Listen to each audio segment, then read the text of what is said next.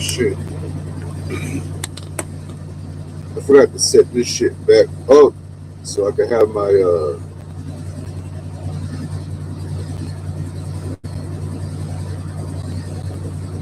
there we go. And to have my intro played. I didn't want to play. Or I didn't have it set up. I canceled my StreamYard earlier this week. I didn't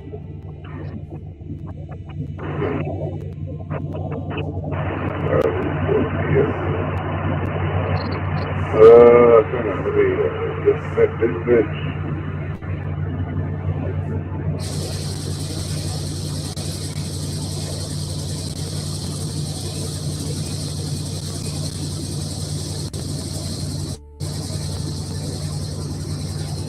Uh, why can't I hear it?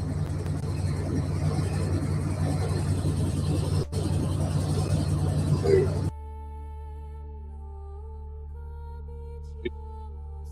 my headphones. What's going on?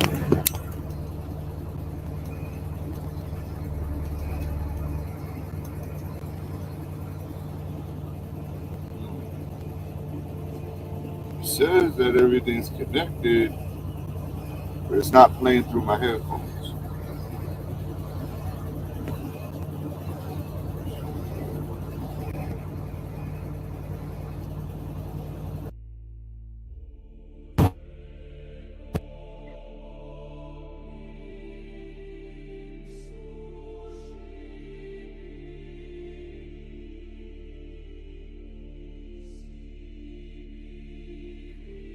There we go.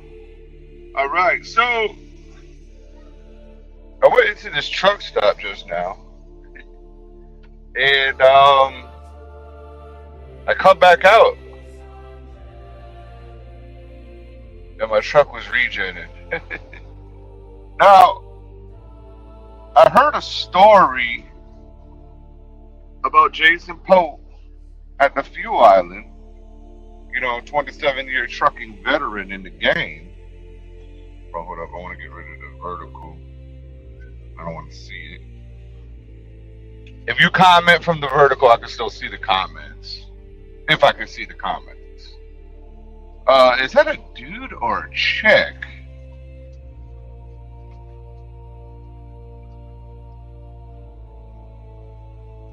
It's a chick with a low haircut. But she's fit. Wow. She's super fit. Yeah. Okay. Okay. Um but Jason Pope was in the Fuel Island, and sorry, Samantha's talking in my ear at the same time right now. And his truck started to do a regen, so he had to sit there at the Fuel Island, and he couldn't move it because it was doing a regen, couldn't interrupt it. It's like, motherfucker, like, just get to driving. You have a modern truck. These motherfuckers, regen, like, what, every 10 hours or something, maybe?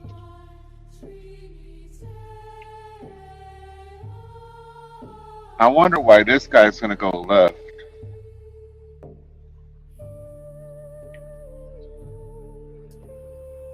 I wonder why he's gonna go left.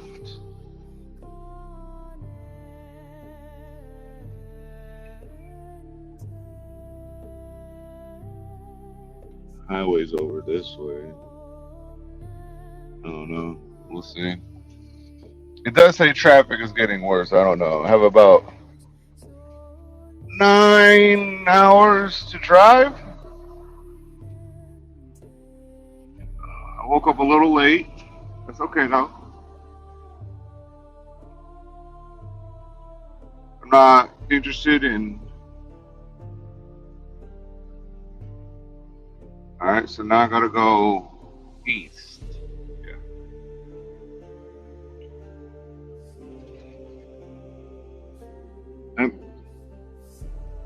I made it to almost Mount Eagle. Stayed here before. They're making a new speedway at this exit where the Love's in the the small. I think it's like a Shell. They have a truck stop there. Um, they're making a speedway there. I forget what exit number it is, but I think it's the Love's before you get to that Tennessee.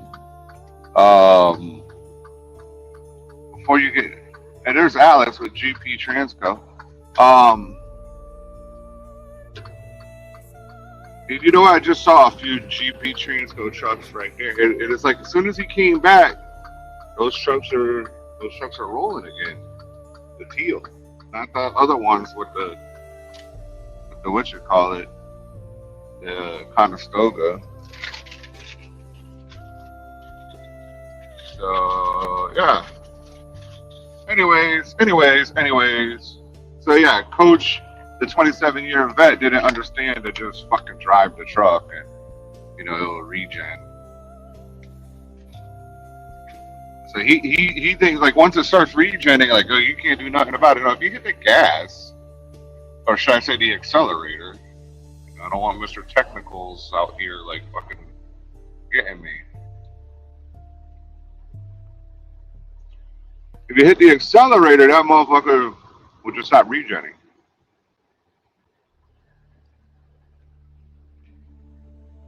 I had a crazy type of sleep last night, though. Woke up with my teeth feeling weird.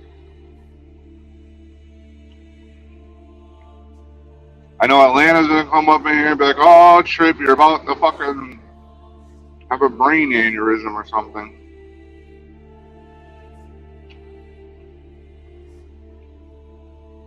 I made a post. I want to publicly thank Joey Eyeglasses and Josh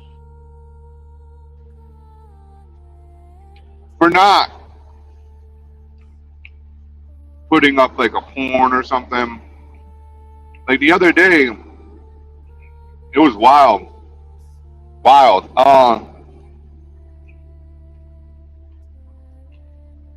Y'all know Stinky, right? Stinky is a young lady that comes out here every once in a while. She seems nice, We showed her the video of Willie's Pub stabbing somebody. So she decided to go look up Willie. And she was on this panel. On the pub. She was on the pub. Her and her homegirl were on the pub. Now, Stinky has beef. Remember, she is a former internet blood. She's in the bloods of the internet. So she got beef. She really do. She really got beef all over the internet. So some of her haters came onto Willie's Pub. The hater of her and her friends, and come onto the pub. They start arguing with Willie, and one of them, put up a naked chick for like a good 30 seconds. And then some other chick came on, was like, Willie, you should end the live stream and take that video down before YouTube, says something about it. I don't know if his channel was taken or not, but that happened.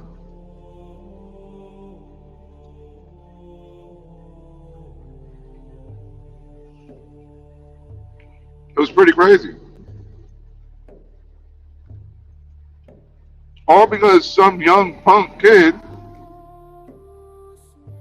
thought that Willie, shouldn't be siding with this other chick that supposedly talked about this kid's daughter or something like that.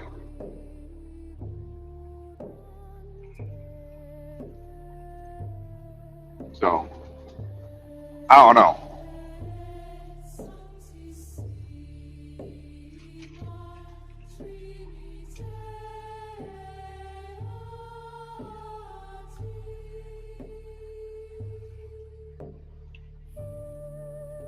What's up, Go Feet, I guess? You're back. Okay. That's what's up. Yeah, you're back. I'm glad you're back.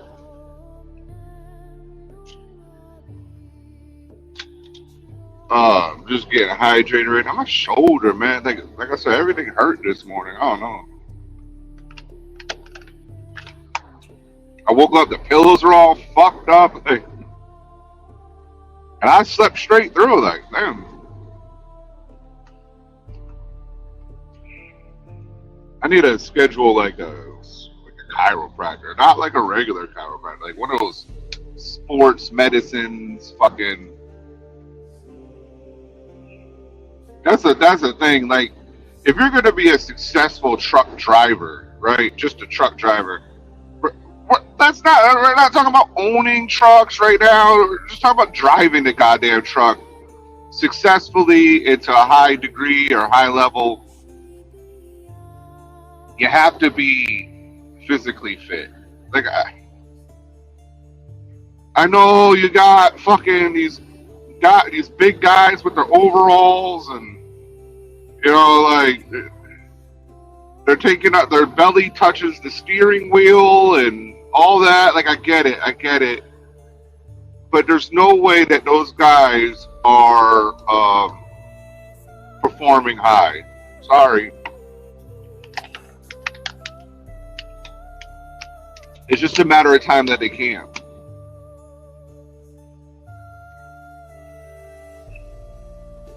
It's just a matter of time before they can.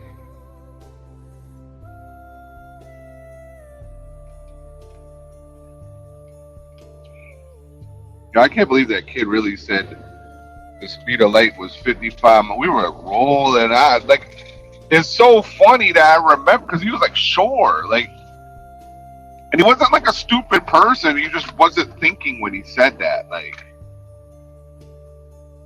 and one of my friends rolled a Ford Bronco into his house. So he immediately hit him like with the, I was racing the light. I was at 56 miles per hour, and I turned the lights off. I couldn't see shit because he was going faster than the speed of light, and that's how he hit his house.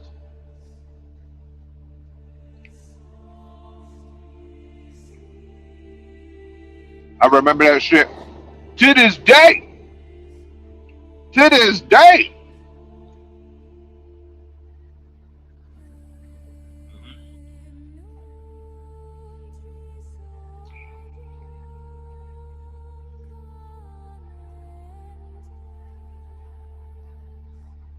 Now, I don't remember the exact fucking speed of light. I don't even think they really know. I think it's just an estimate.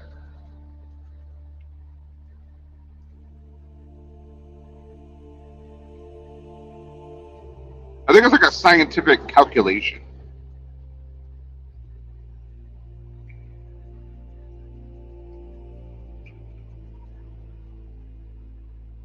Because if nothing is faster than the speed of light, how can you measure it?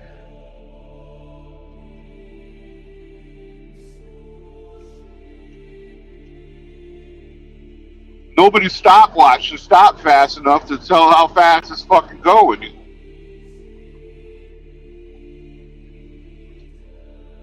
Am I making sense right there? Like, I think it's just like an estimation. It's not like a motherfucker went out to like Jupiter and shot a laser beam because they're laser focused, and They waited, 6 minutes to fucking have the light hit them after they turned it on. Like, that didn't happen.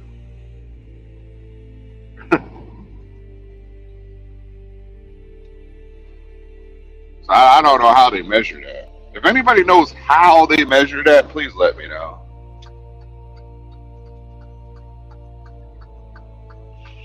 I'll just ask fucking ChatGPT later. The speed of light in a vacuum is approximately, 6,616,629 miles per second, or about 186,282. Okay. Oh, okay. Wait, what? Allegedly. How did they measure that? That's what I'm saying. Like, how the fuck did they even come up with that calculation? Like, the photon, nothing. In fact, they say it moves so fast that it doesn't even move. It doesn't move. The photon, like, okay. A photon's life, before it hits your eye, is instantaneous from the time it was created at the beginning of the universe. No time passes on a photon. That's how fast it moves. So how can they measure something like that? It makes no sense. Zero.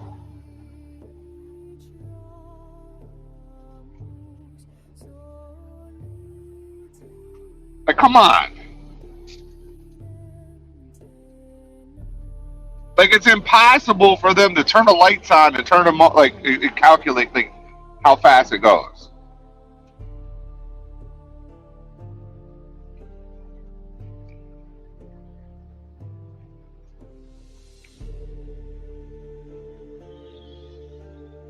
Now at CERN and the Hadron Collider or whatever, they're fucking moving particles at 99.9% the speed of light.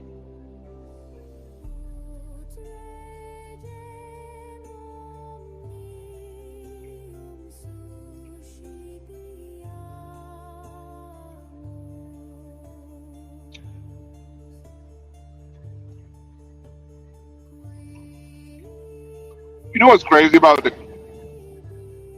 CERN and that thing? Now, in fourth grade, I was a little bit of a drawer, right? I used to draw these triangles inside themselves,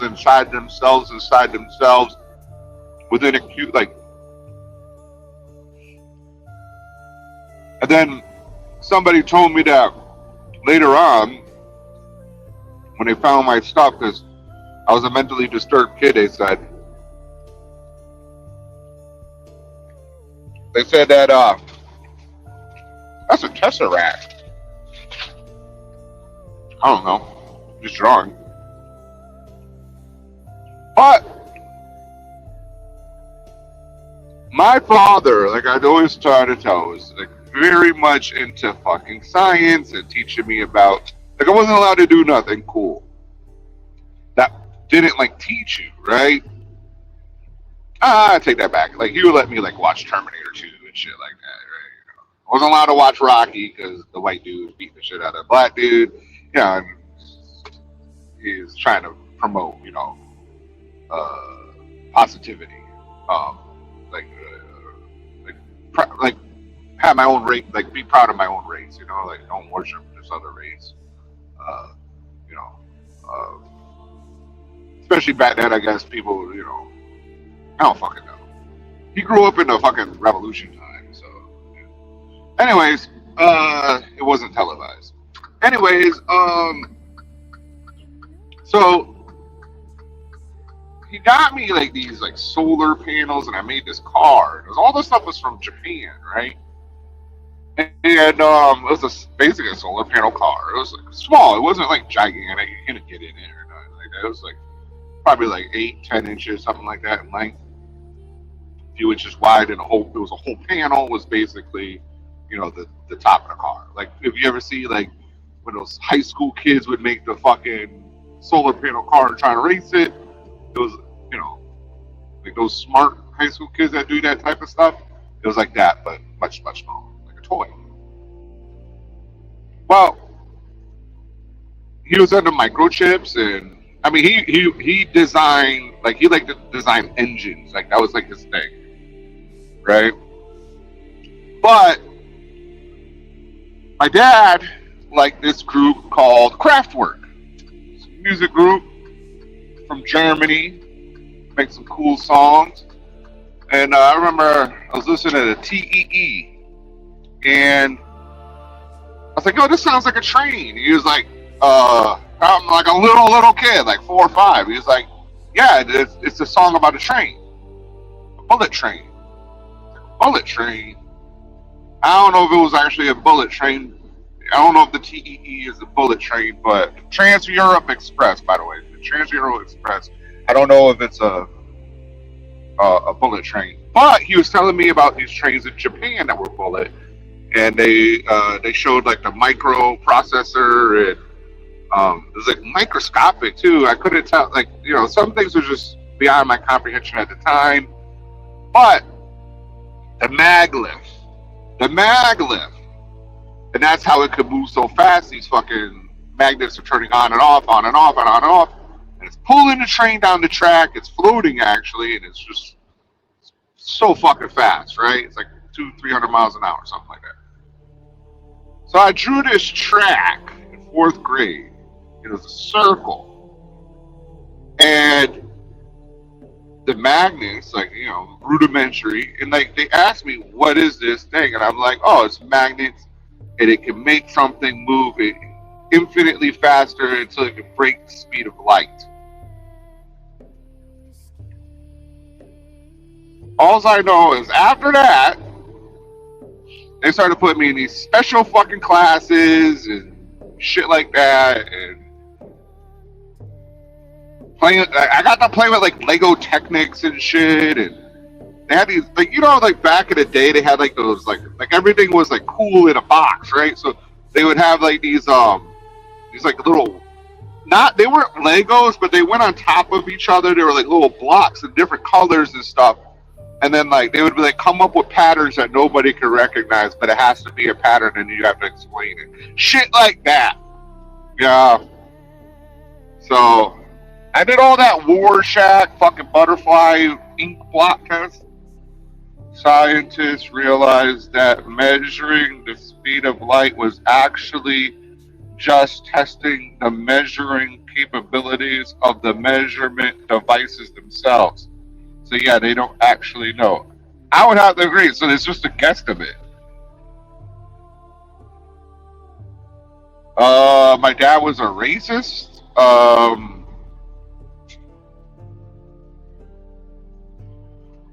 I didn't know that having pride in your race, because remember he grew up during a time of segregation and shit like that, and having a multicultural, multi-race child, um, my life was mostly around white people, right? Um, so my dad didn't want me to forget where I come from, things like that. So no, uh, that's not being a racist. And to actually be a racist, you'd have to actually be in control of the situation. Your race would have to be in control. Being a racist means there's a sub. You believe a race is sub Like your race is superior. You you can't be a racist if the other races are actually doing better than your race. You could be prejudiced, you could be all those other things, but a racist means that your race is superior in every faction. So, who's dominating the world right now?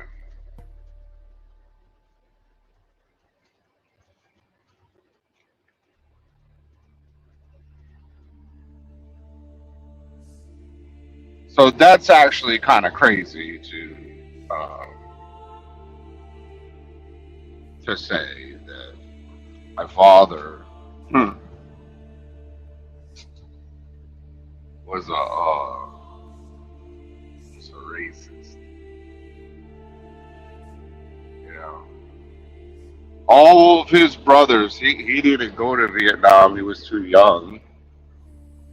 All of his brothers went to Vietnam and fought for the country. And,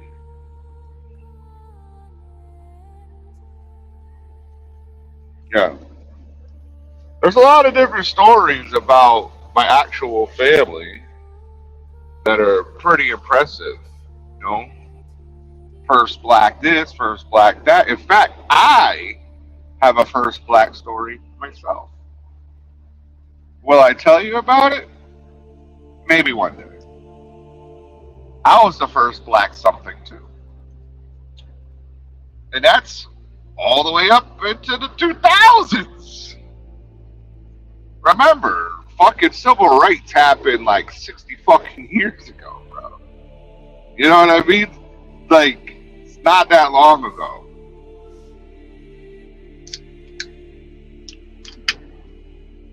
So yeah, I don't know how you can be a racist.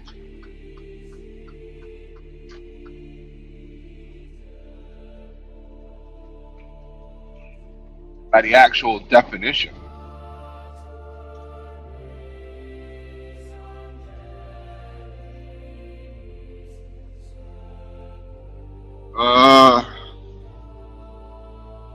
I mean that's a general statement. Hang on a second, I just got a text message.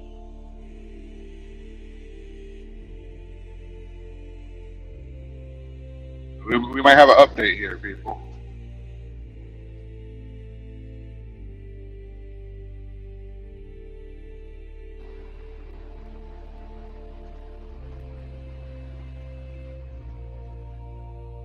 We might have an update here, people. Why does my YouTube up? Ben Shapiro. Remember, today is yesterday, yesterday, today. And today will be yesterday, tomorrow. Remember that.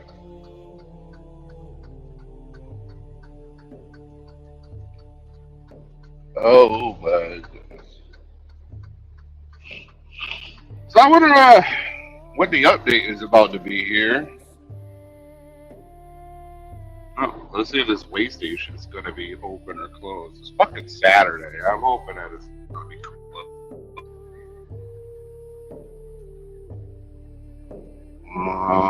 All trucks must exit. Road work ahead.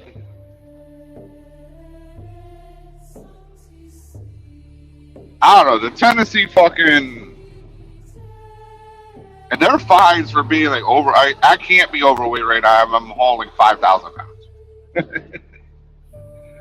Yo, this whole week I had very light stuff. Okay, it said that sign says closed right there, but who knows? Who the fuck knows? I sent you the link.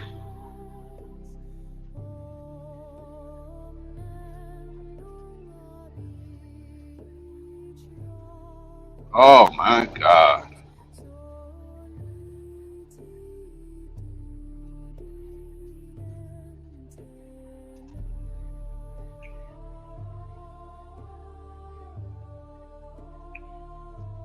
Yeah, so like I said, I drew that stuff, and then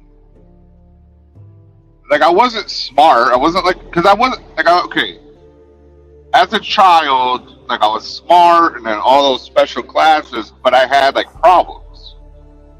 Right, I had like severe problems. Like I'd always fight somebody, always, and yeah. Ooh, almost drove off the road. What's up? Damn, me, you seen You're on. Pope Jason come into your stream and you almost drove off the road. That's ungodly. Exactly. It's Exactly. not Catholic like. Oh, sorry, I'm prepping. I'm getting a couple trucks prepped to do services, so I was prepping stuff. Oh, you know what? Oh, What? I was what do you think of Hercules power tools? I'm sorry, I know you have something important to update us about, but No, I don't have an update. I really don't.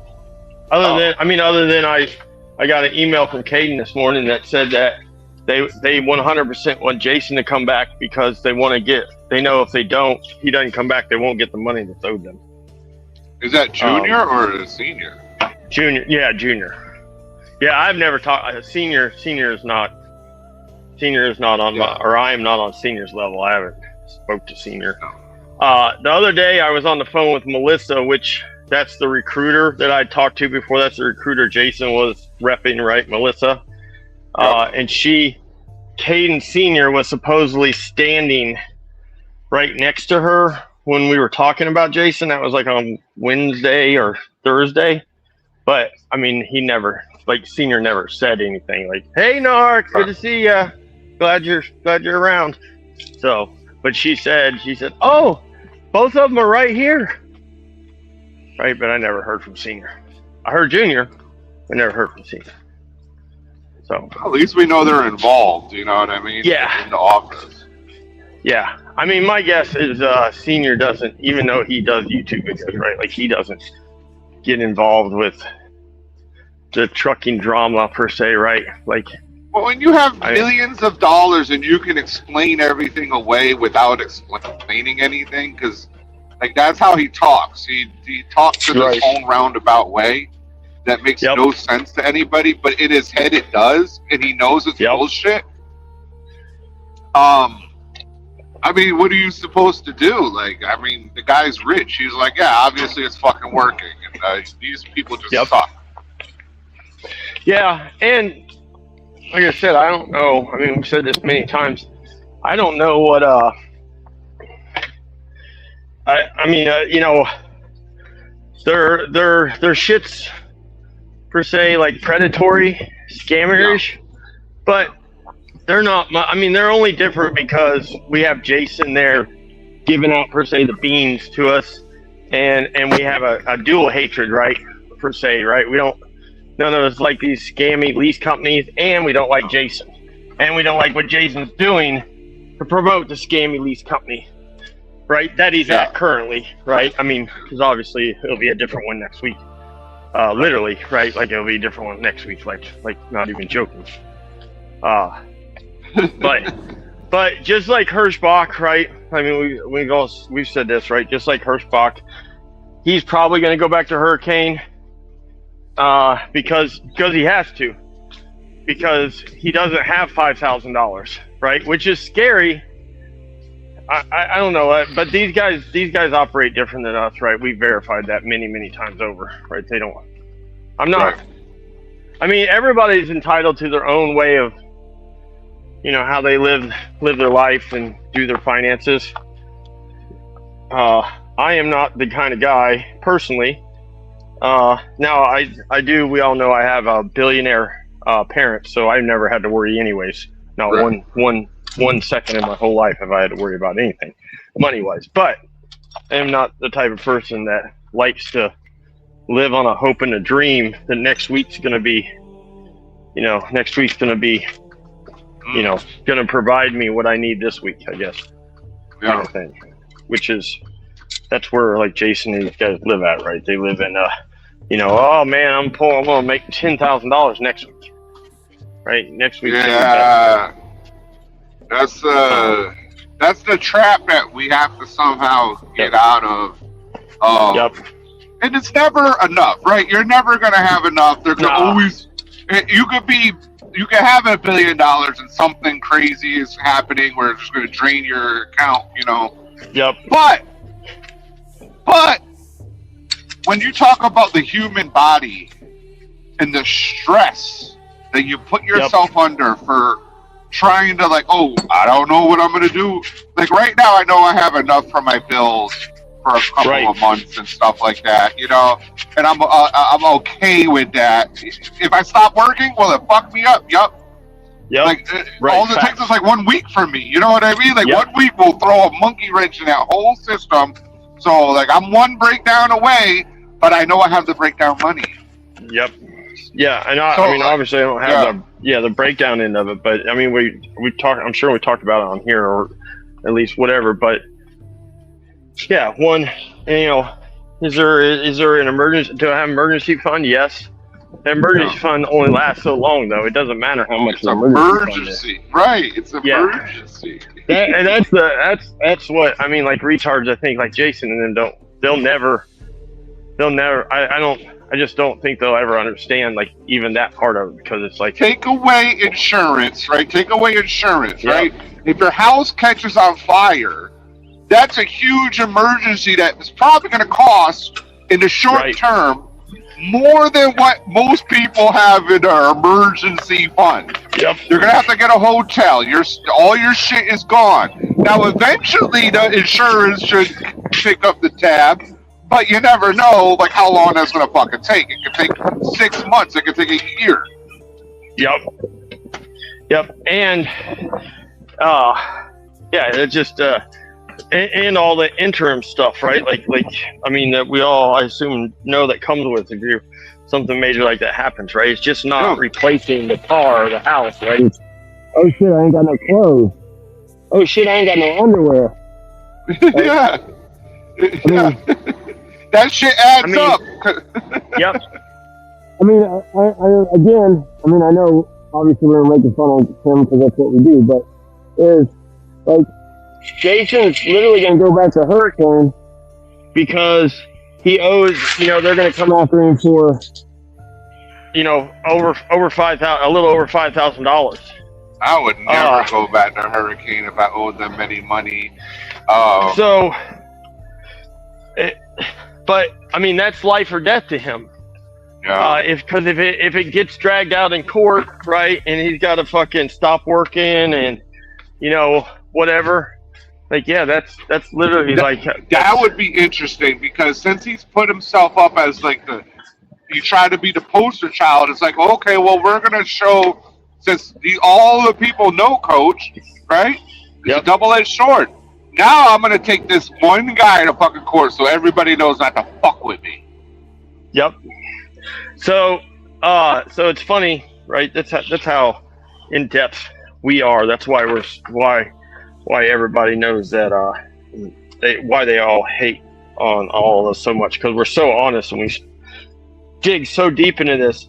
So that is one thing that Caden Jr. told me. Yeah. What's up, Larry? Is that he said that the fucking that because he is such a I don't know what the word is, right? He is a staple. Yeah. Maybe not a staple, but like he's been repping for them, right? So hard that that people think they will just let they'll let Jason slide by. But no, they want to make a point that, hey, it doesn't matter who you are, right? If you come over here and you fuck us, we're gonna fuck back, right? He's like, I just don't want people to think that you can come over here and walk all over us because and claim it that we have a bad lease program, so you're allowed to come over here and try your luck, and if it doesn't work out, you can just walk away and per se screw us out of money. Right. Well, Caden needs to stop giving people $4,000 to start off their Hurricane. It's true. I mean, he's trying to be a nice guy, and I get it, but it's like kind of key for him to get that money back. Well, I mean, he does immediately, right? Because you're running a truck. Like that's like a thing. That's why he gives you the money. But Yeah. You know, it's still you still Yeah, owe that money. You know, that cuts into his profits. True, and I wonder. I mean, I don't. I mean, we do kind of know, right? Just because. Well, I mean, I know because of Jason, right? Thank you, Jason. But I mean, Yep. we know sort of what it takes for him to hire somebody on, right? Nothing. Like what the cost is. Yeah. Well, I mean, technically you're right, sort of nothing, but I mean, there's time involved in because they don't, you know, they don't pay for hotels or rental cars, right? So a lot of some companies do. I don't know if I shouldn't say a lot of companies, but they still have time invested in, you know, paying whoever it is that does the safety guy, whoever does the instructional Consent. stuff, and There you yeah. are. There you are. And, oh, can you hear me? Yep. Okay. Ending into So- the mountains, so it could be me. It could be me. I could be. Oh, okay. But I just think that they're not, you know, they're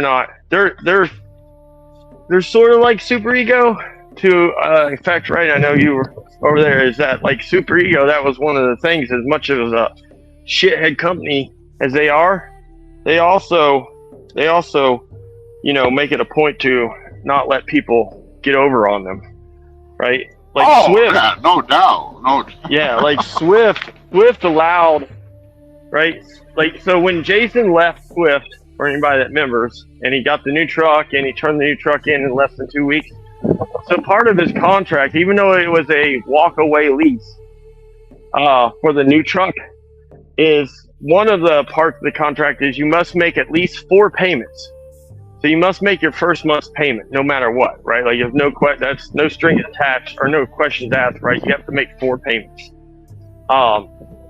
So Jason turned the truck in roughly in basically 2 weeks. It was like 2.5 weeks, right? But like week 1 was them in Phoenix, right? Like they had the truck for like 3 days, and you know they didn't, he didn't drive it, Right. you know, whatever.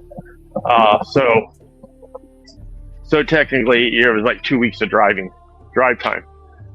He didn't make the other 2 payments, right? Because he turned the truck in, and he did the same thing that he did. Well, technically, he left the truck at a Freightliner, and Swift basically told him, "That's fine, we'll go pick it up." Right? Like they weren't going to make him drive it to the terminal. I've done that, and I got hit with an abandonment. Yep. Even though I quit the company, like I was like, it was in the shop for like 3 weeks, and it's like, oh wait, what? It was in the shop for 3 weeks. I got it removed, but it was a bitch to get that bitch removed. Yeah. Well, I mean, I'll tell you one thing. We talked about this is Jason, for all his shortcomings and all his, you know, mental shortfalls, right? All the brain stuff he has and whatever he's got going on, he is one son of a bitch that is he has good luck.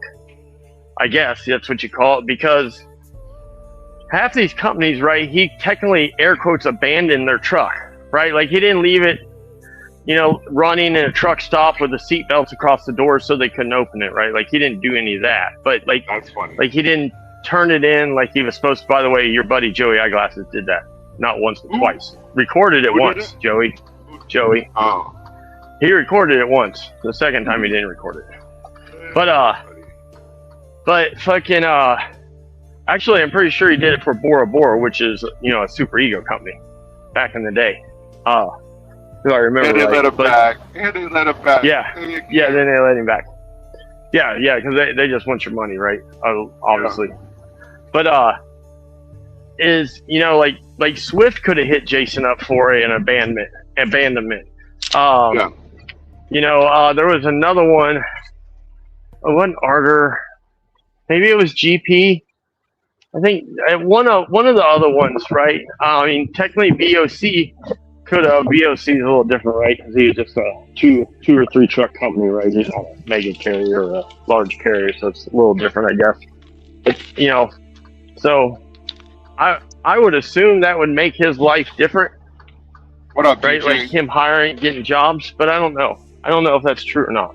I'll be honest. He just seems to be able to Right, chameleon. so I think his DAC is clear of that. especially for the megas, because, like I said, I wanted to go to Prime, okay, and that motherfuckers, that's who told me I had the abandonment. I'm like, wait, what? And it was like a Russian company, and I had to like go file this stuff, and I'm like, yo, your truck was in the shop for 3 weeks, and you weren't paying me, so I left. Like, there's nothing I could do about that. And I Right. also had a company say that I quit under a load, which wasn't true at all. Out in Colorado, it was like I didn't like I was doing what is that called when you move the trailers around? Yard jockey. I was doing a yard jockey. Yeah. Yard jockeying, yard It's like I moves, clocked whatever. out at the end of my shift. It just never came back. Like I was like, fuck this, and I went to the oil field. I was like, it is like under a load. Like there was no load, motherfucker. Like, You gotta love that shit, right? I don't know. man. But so, anyways, I don't know. It'll be interesting. But I'm Jason's setting this up right that he's 100% going back to Hurricane. Mainly because here's the deal, right? James told us this in the Zello thing the other day. Is if Jason wasn't running so illegal right now, right? If he wasn't running 18 hours a day, running 4,500 miles a week. He's only been there a week, right? Obviously, I mean, we all know this. Today literally makes 7 days that he's been there. Which is dangerous, by the way, people, because if you don't tell those Russians immediately that that's not what you are, they will run you into the ground. And this is a 50-year-old man. Yep. Doesn't he have blood pressure issues and stuff? Yes. Oh, yes, he does. man. See, that's one of the reasons why I tell my guys, like, no, I'm never going to do anything like that. Like, I don't want to incriminate myself, people. Mm-hmm. But I'm not against people, like starting the clock an hour early or getting like, oh, I was at the fucking shipper too long. Let me get a couple hours. I'm not against that for people to do that, right? And now the clocks are a little bit different, so it protects us. Like it will literally stop now. But I am against a guy with high blood pressure driving for 18 hours, because if he went and took that blood pressure reading at the end of that day, it's probably extremely high, 180, like a crazy number, right? Yep, and he has his mental problems, right? I mean, not joking, right? I mean, it's kind of a joking side, but it's not a joke because he really does, right? Like, so and he's older. He's not a young. Like the Russians, a young man's game. Like I know I'm not young anymore, but like fuck, like if you're not conscious about trying to be in shape a little bit, just a little, I'm gonna get up and move and stuff. The Russians is not for you. Will die. Right. I can see that. Sorry. I mean, I could believe that. Think about working. Okay, I get it, people. It's truck driving. It's not the most physical job, but it is because it's constant. You're never stopping for 18 hours. Yep.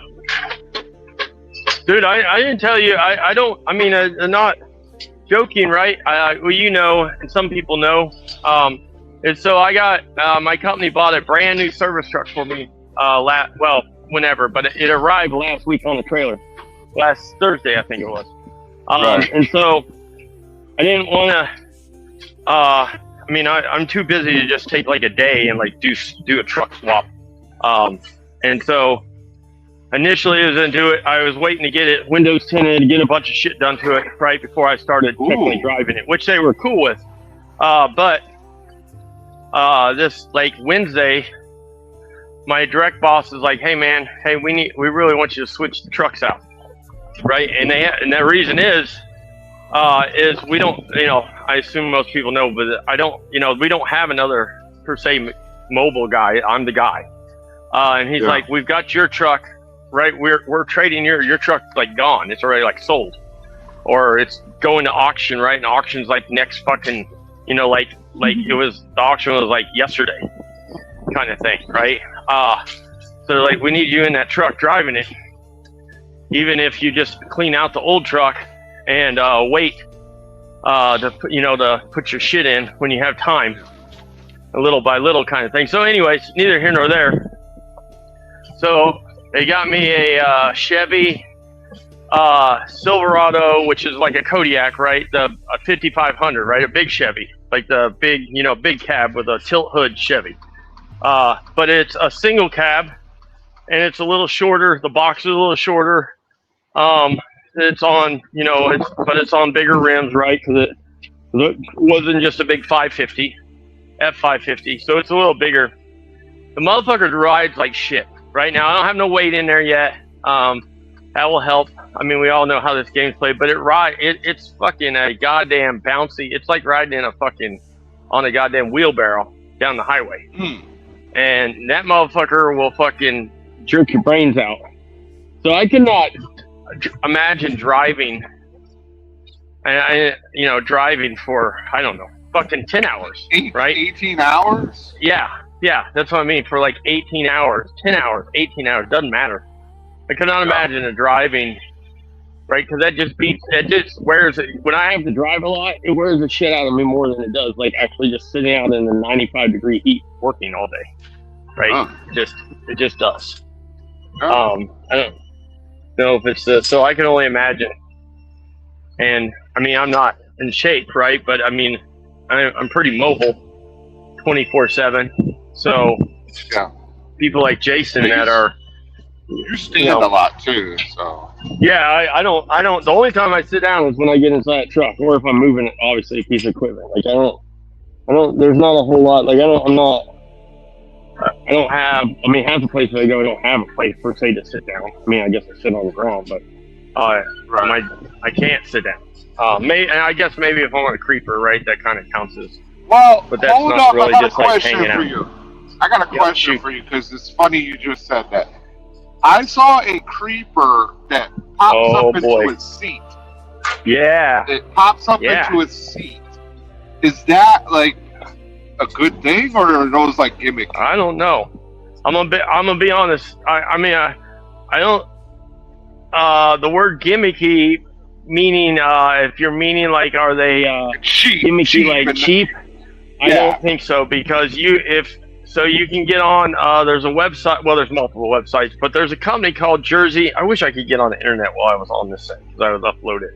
But there's a website, there's a mobile app that, for anybody listening, right, that this called Jersey, like New Jersey, but Jersey Discount Tool. J D as in dog, T as in Tom, mobile app, right? It's a discount. He's basically had a tool truck or multiple tool trucks, and he sold all his tool trucks 5 or 6 years ago and started a mobile app to sell tools. And he has fucking goddamn every brand, every off brand you can think of, right? Like, I mean, and by off brand, I mean obviously not Mac, Snap-on, Matco, right? Like everything that's not a tool truck that you would know, Cornwell, all that shit. But I mean, you got Milwaukee, DeWalt, if it's a tool brand, he's got it. Probably got like 500 or 600 different tool brands. Everything's on his app is like you want Milwaukee, he has his own Milwaukee's. Right? You want DeWalt, you want Gear Wrench, Lyle, you name it, right? S&K, whatever. That's a smart idea for him, by the way. Yeah, dude, it's an amazing idea because he does overnight shipping for everything's overnight shipping, and he doesn't he doesn't actually charge for it. So if you order a tool today, and being today is Saturday, I don't know, maybe it'd be Monday, Tuesday, Monday, Tuesday. Yeah, if I ordered a tool per se Monday by like noon or 1 o'clock, right, it would be here. It would be here when I got home on Tuesday. Like no questions. That doesn't matter what it is. I've ordered a ton of shit from him. He has small shit, right? Like little mini. They make their own stuff, right? All their employees have their own little lines of shit, like little pry bars and little chintzy stuff, but usable stuff. So you could order fucking $6 worth of mini pry bars, and they'll overnight it and have it to you the next day. So anyways, Nice. neither here nor there. I say that to say, to say that he sells he has the company on there that makes those chairs, the Okay. legit ones, the ones that fold up. They also make Yeah. badass shop stools and badass shop like seats, right? Little like like the little roll around seats. Yeah. They have like roller blade wheels instead of regular plastic ass cheap ass creeper wheels and shit like that. And those seats, I think they're like $1,200. Those creepers that sit up. Yeah. But they are not cheaply made. At least the way they look, right? I mean, I never owned one. Yeah, the ones I they saw were look like- not $1,200. That's Yeah. why I was like, Yeah, so I would assume a knockoff one is probably obviously. But yeah, these are like $1,200, but like I said, they're nice. Like I would assume if you don't like drop them off the fucking back of a truck every day, that like they're not gonna break. Yeah. Okay. The only thing that I would say about those that I don't know is depending on your environment, I would assume that over time, they would get be hard to use per se, right? Like they would be, they would get to the point where they're, like where they don't just sit up, like you have to help them sit up because I think they're just Yeah. like, like little cheap shops. and stuff Hydraulic on them. or whatever. Yeah. Yeah. But I mean, like I said, I could be wrong about that. They look cool as shit. They look cool. I can tell you that. I mean, I would assume, much like anybody, is the older I get, the harder it is for me to just get up out of my off the creeper, or even get to the creeper. Right? Well, Like that's the problem with that's the that hard is I part. have a solution for you. Every day before you go to bed and every day when you wake up, you got to do like 10 burpees, 20 burpees. You know what that is, right? It's like, I do know what a burpee is. okay, so yeah, Yes. do that, and that's going to help you keep that range of motion, which is kind of what you need to do Yep. for your profession. Like, you know what I mean? Yeah. No, I practical. believe you because it's. Like anything, right? It's definitely noticed. Different days, different days, different strokes. But You got the know, one like- D. I got to get up. Yeah. Oh. yeah, that's what literally. So my well, no one sees me. I mean, basically in person, right? So, Yeah. but on my left, about 2 years ago, it probably was about 2 years ago now. 2 years ago, as I was getting off the loader. At one of the yards, and for anybody that doesn't know what like a tool hander or a wheel loader, right? Obviously they have a ladder on them, but usually the last step's like chain or rubber, right? So because obviously it hangs down, so if he gets into something, right, it doesn't rip the steps off of it. So that last step usually is all jacked up from them running into shit or whatever. What up, Joe? So I wasn't paying any attention. And I stepped down, right? Like I was back stepping off, and I missed the step. And when I went down, right, I didn't fall, but like I hyper extended my left knee like backwards. Like I guess I don't know if that's the way to say. Like it opened up instead Did of it it hurt? opened up more than it should. At the time, I'll say it technically didn't hurt. Right. But I definitely knew. Like I immediately knew I was like, oh, that wasn't right. Like 2 days later, you were like, yeah. my fucking knee But won't work right. yeah, like no, yeah, exactly. So yeah, that's actually what it was. It's like there wasn't like swelling. There's no bruising, right? There's none of that. Yeah. There was no like, oh, this is tender. You stretched the But, like- ligaments too much. That's all. Yeah, yeah, like literally like 2 or 3 days later, it's like get up in the morning or something, and I'm like, Yeah. I can't barely bend my knee. The fuck's going on here? And then I'm like, Motherfucker and thinking of like, snapped did I his smash it? ACL. Yeah, Yeah. the motherfucker Well, and- snapped his ACL. Has no clue that it is. Just let it go. Yeah, well, and MCL. that was my thought was like, oh, I must have bashed it into like a fender or something, and I just didn't think about it at the time because it's not too uncommon, right? For me, and it will go away.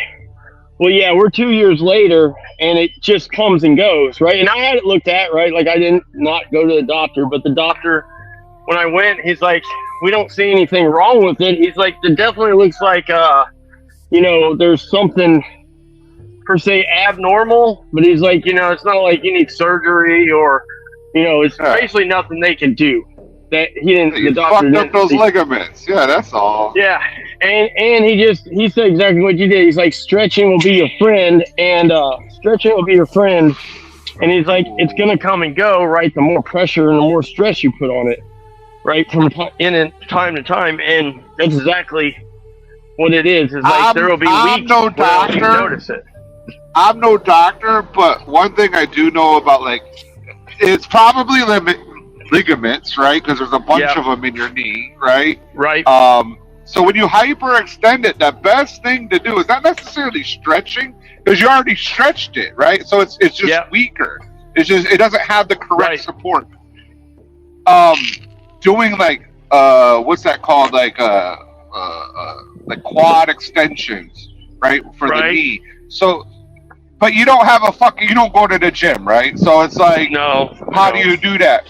But there's a little solution you could do. You could get like what's called like a monkey's foot, and it's like this little thing you put on your feet, and then you can have one of those dumbbells, right? You put the dumbbell on it, and you can lift your leg and build up your strength and ligament.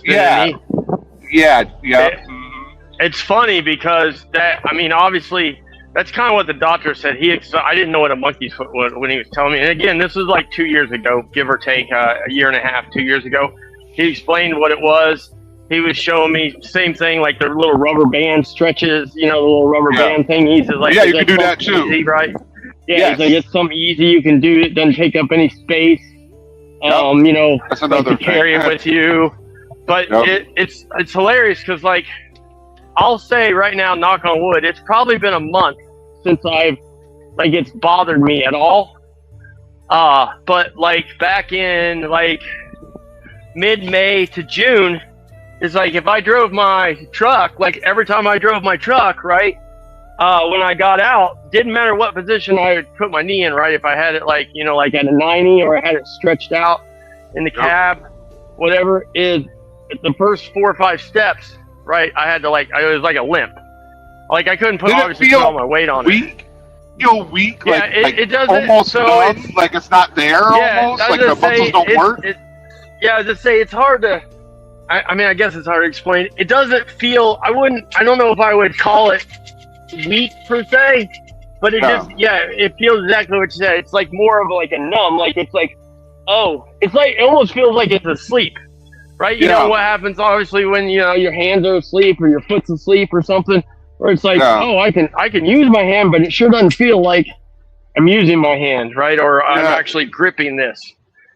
Pins and needles, right? The pins and needles thing. Good thing you don't have anxiety, because then you might think that you're about to die, because you'll start looking up with Chat GPT, and it'll say, yeah, motherfucker, you have water or was it whatever it is when you sit too long or whatever, and then you can fucking die. Lymphedema.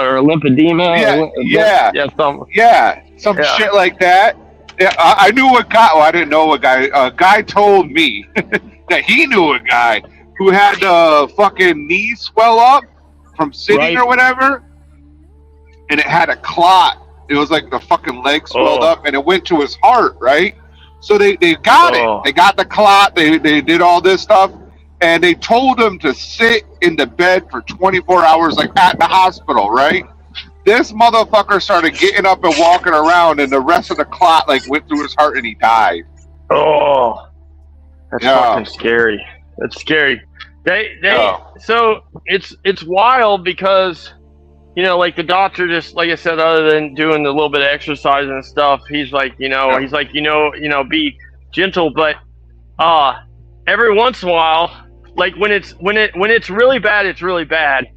Like obviously I do a lot of walking, like not distance walking, obviously, right? But get out of the truck and oh shit, the truck I gotta work on is fucking 9 houses deep in the subdivision, but I can't get back there, right? So it's a football field away. So I gotta carry shit and I gotta make maybe multiple trips. is on the days when it's hurting, is like making those walks. It's not like it's not like it's really like a pain thing, but it's like you know that it's hurting, right? Like I wouldn't even call it hurting. It's just that it's annoying, and you're not sure, like, man, is this motherfucker gonna work when I put my foot down? It's kind of spooky, but like I said, it comes and goes, and I would say even worse than like during work is like when I'm home, right, and just doing nothing, is like trying to get comfortable, per se, on the couch or in the bed or anywhere, because there's always, again, it's not like a pain, it's just like a discomfort, right? It's like it's a discomfort. I don't know how else to explain it, right? Like, it's not like, oh shit, this hurts really, really bad. It sounds like you have to fucking get you have to rebuild your knee. You're gonna have to. It sounds like I got a Jason problem. Yeah, it sounds like you're gonna have to rebuild your knee, whatever the fuck that means. That means I can't work at Hurricane because that's my left knee. I'll be like Jason. I can't move the clutch. I knew this professional soccer player played for the New England Revolution, and all his cartilage was gone, right? So he had to stop playing. Believe it. And but he eventually went with this. He was an experiment where they regrew cartilage and put it back into his body, and then he played another 2 years. In the A League, which is just below MLS at this point, but he still got to play, and like that was like an amazing thing. So I guess that's what Jason's gonna have to do, you know. And that player's name was Rob Yakum, if anybody's worried about it. Fun fact is, and of course, and I've heard of that stuff because of Rogan. Joe Rogan talked about that rebuilding cartilage and stuff. Actually, I think it was for Joe's knee, right? But he's talked about that at length, right? Especially when he has some guys on the do. This is the early 2000s. This is the early 2000s. Yeah, so this is a long. When I knew that guy, yes. But fucking God damn it, I lost my train of thought now. We were talking about it. We were talking about Joe. I saw it from Joe Rogan. Jason. I know what to say. Is Jason's gonna have to do that whole? He probably needs to go to Mexico. That's what I was trying to get out there, right? Like, he needs to go get stem cell research done too. I think that's like Bolivia or some shit like that, and Guatemala, because, well, first of all, it's going to be very expensive, right? Right. It's going to be extremely expensive. I saw the sheriff of Baghdad, I forget his name, Mike McAfee or something like that. Some badass, A-team fucking, he'll kill you with the knife in 8 different ways. Yeah. He went down there to get stem cells, and he said at first, like, he thought he was going to die because, like, he could feel it in his body, like whatever they put into his body. Yeah. And he's like, yeah. It's fucking wild, dude. Yeah.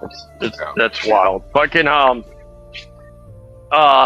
it, I lost my train of thought. Well, anyways. Yeah, so, and I probably, I know as I say, is, because you were talking about the stem cell, is I probably would be smart for me to go revisit my knee thing, since we're on the 2-year mark in it. It doesn't feel like it's changed, but there's obviously no improvement, right? Like, I don't want to say it feels worse than it did 2 years ago, but it definitely hasn't improved. And I know what I'm saying is, so like as we're talking about it right now, and I'm thinking about it, it's like my knee, like I can just feel, it just feels sore, right? Like I said, I don't want to say it's a pain sore. It just feels like I can feel it moving, right? Yeah. Where obviously my other leg doesn't feel weird at all when I'm moving. Now, when you were a kid, could you move your kneecap as a child? Yeah, I don't think so. I remember kids, buddies that did that. right? Like they Yeah. would move their kneecap around, like on their, they would be like, look at this, and they could shift their kneecap left and right, and like up, down a little bit. And now as an adult, I can't do it. Like, it doesn't work. Like, what the fuck? Yeah. The shit people do, man.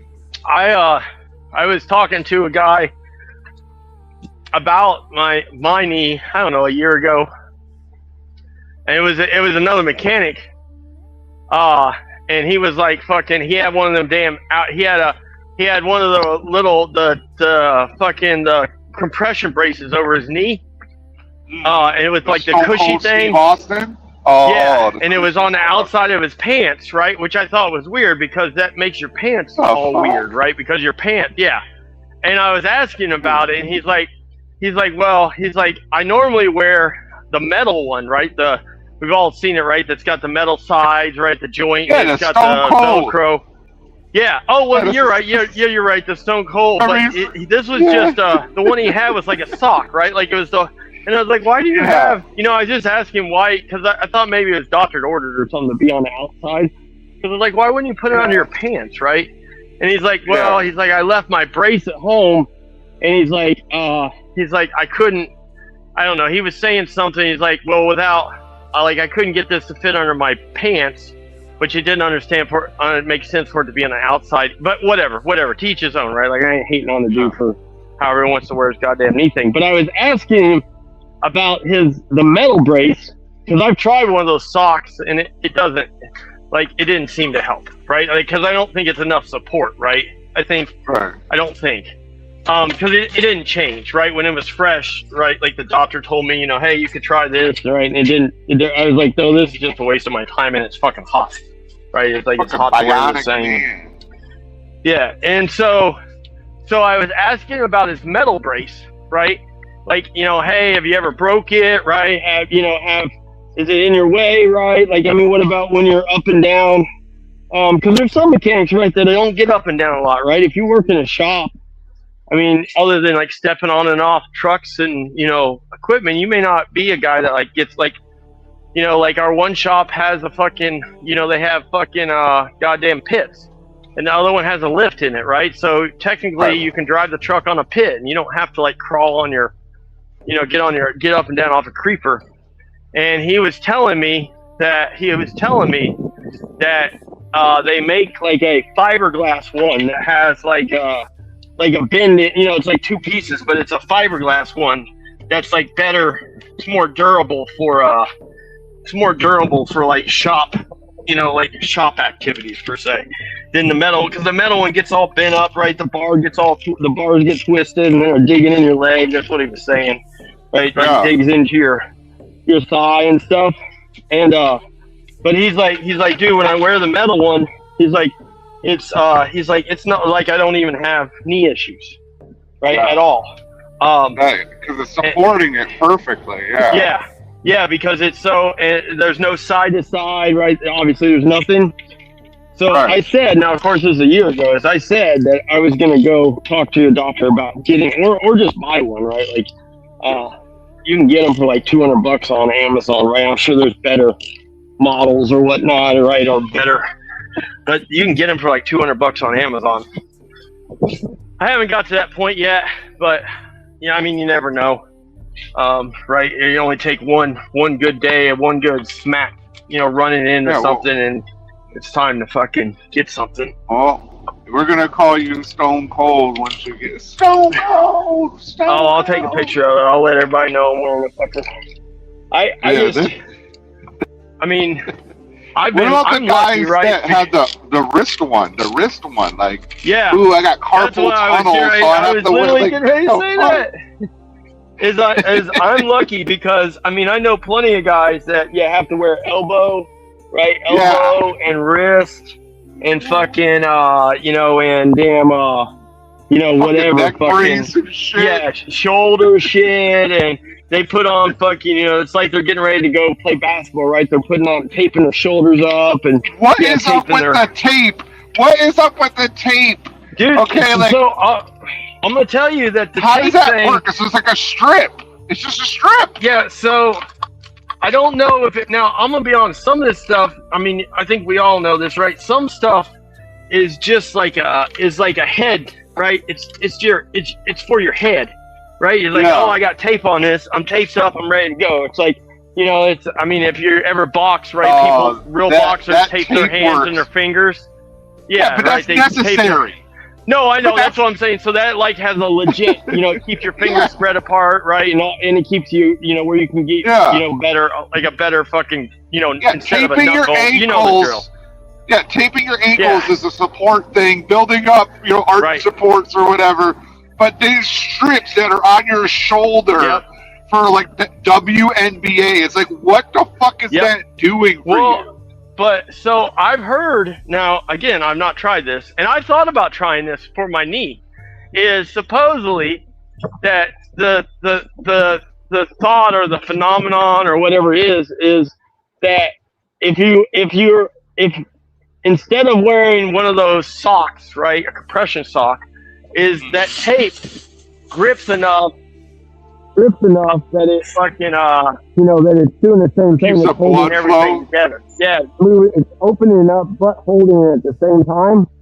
Yeah. But I'm like you, I don't know. It seems like it might just be a head thing, right? Like I don't know. Yeah.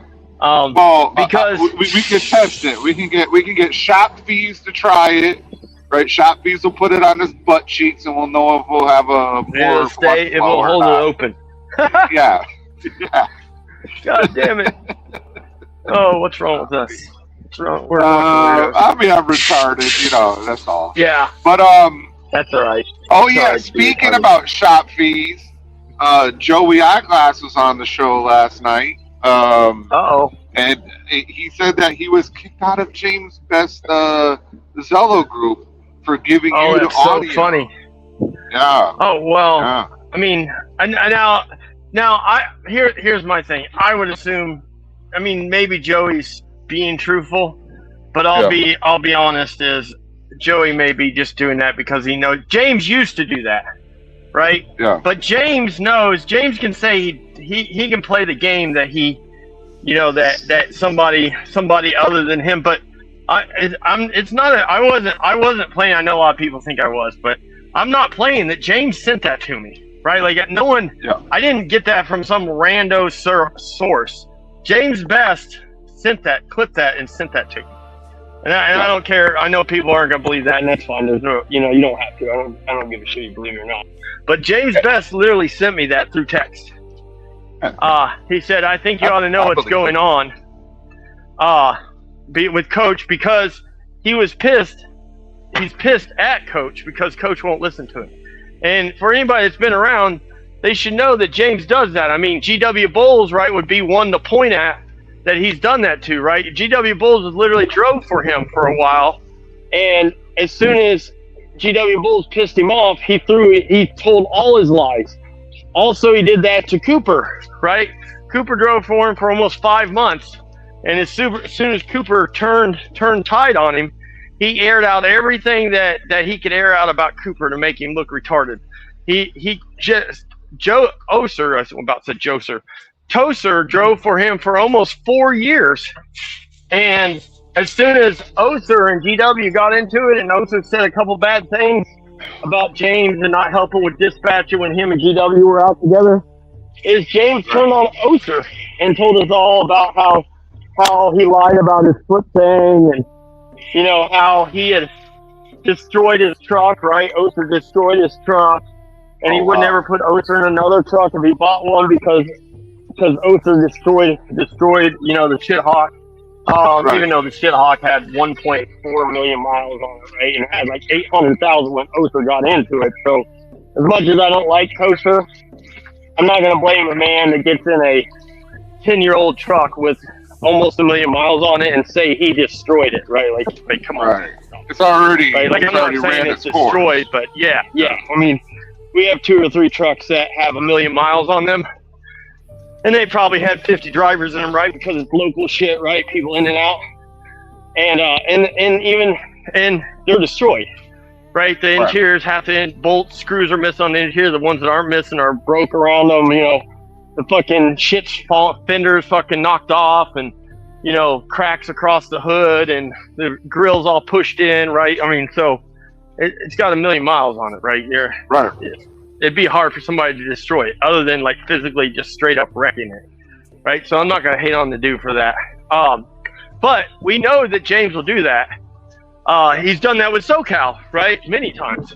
Obviously, did that with Quick, right? I mean, anybody that crosses Best, if he's your buddy, right, he'll throw you, for anybody that remembers the Clampett days, right? James and Clampett were semi-close, and as soon as Clampett, air quotes, crossed him and became kind of my friend, he immediately threw him under the bus.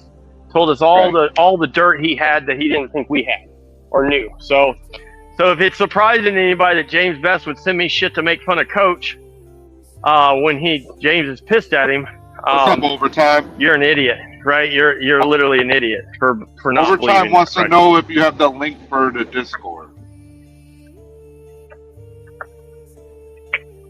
For Sages? Is that what he's asking for? I can't see the just chat said for Overtime. I don't have my phone because I'm doing a service on a truck. He just said the Discord. I'm assuming he means Sages. Overtime, I can't do it on here because if I kick out of this, I'll be kicked out. But I will either link it, I'll link it in a community post, or I'll make sure next time I'm live, I'll get it to you. Or you get. So Discord's really weird for anybody that doesn't. I don't know a lot about Discord, but if you go on Sage Outcast's website, channel, and go to his community post, I guarantee he has links for it on his community post, probably multiple links.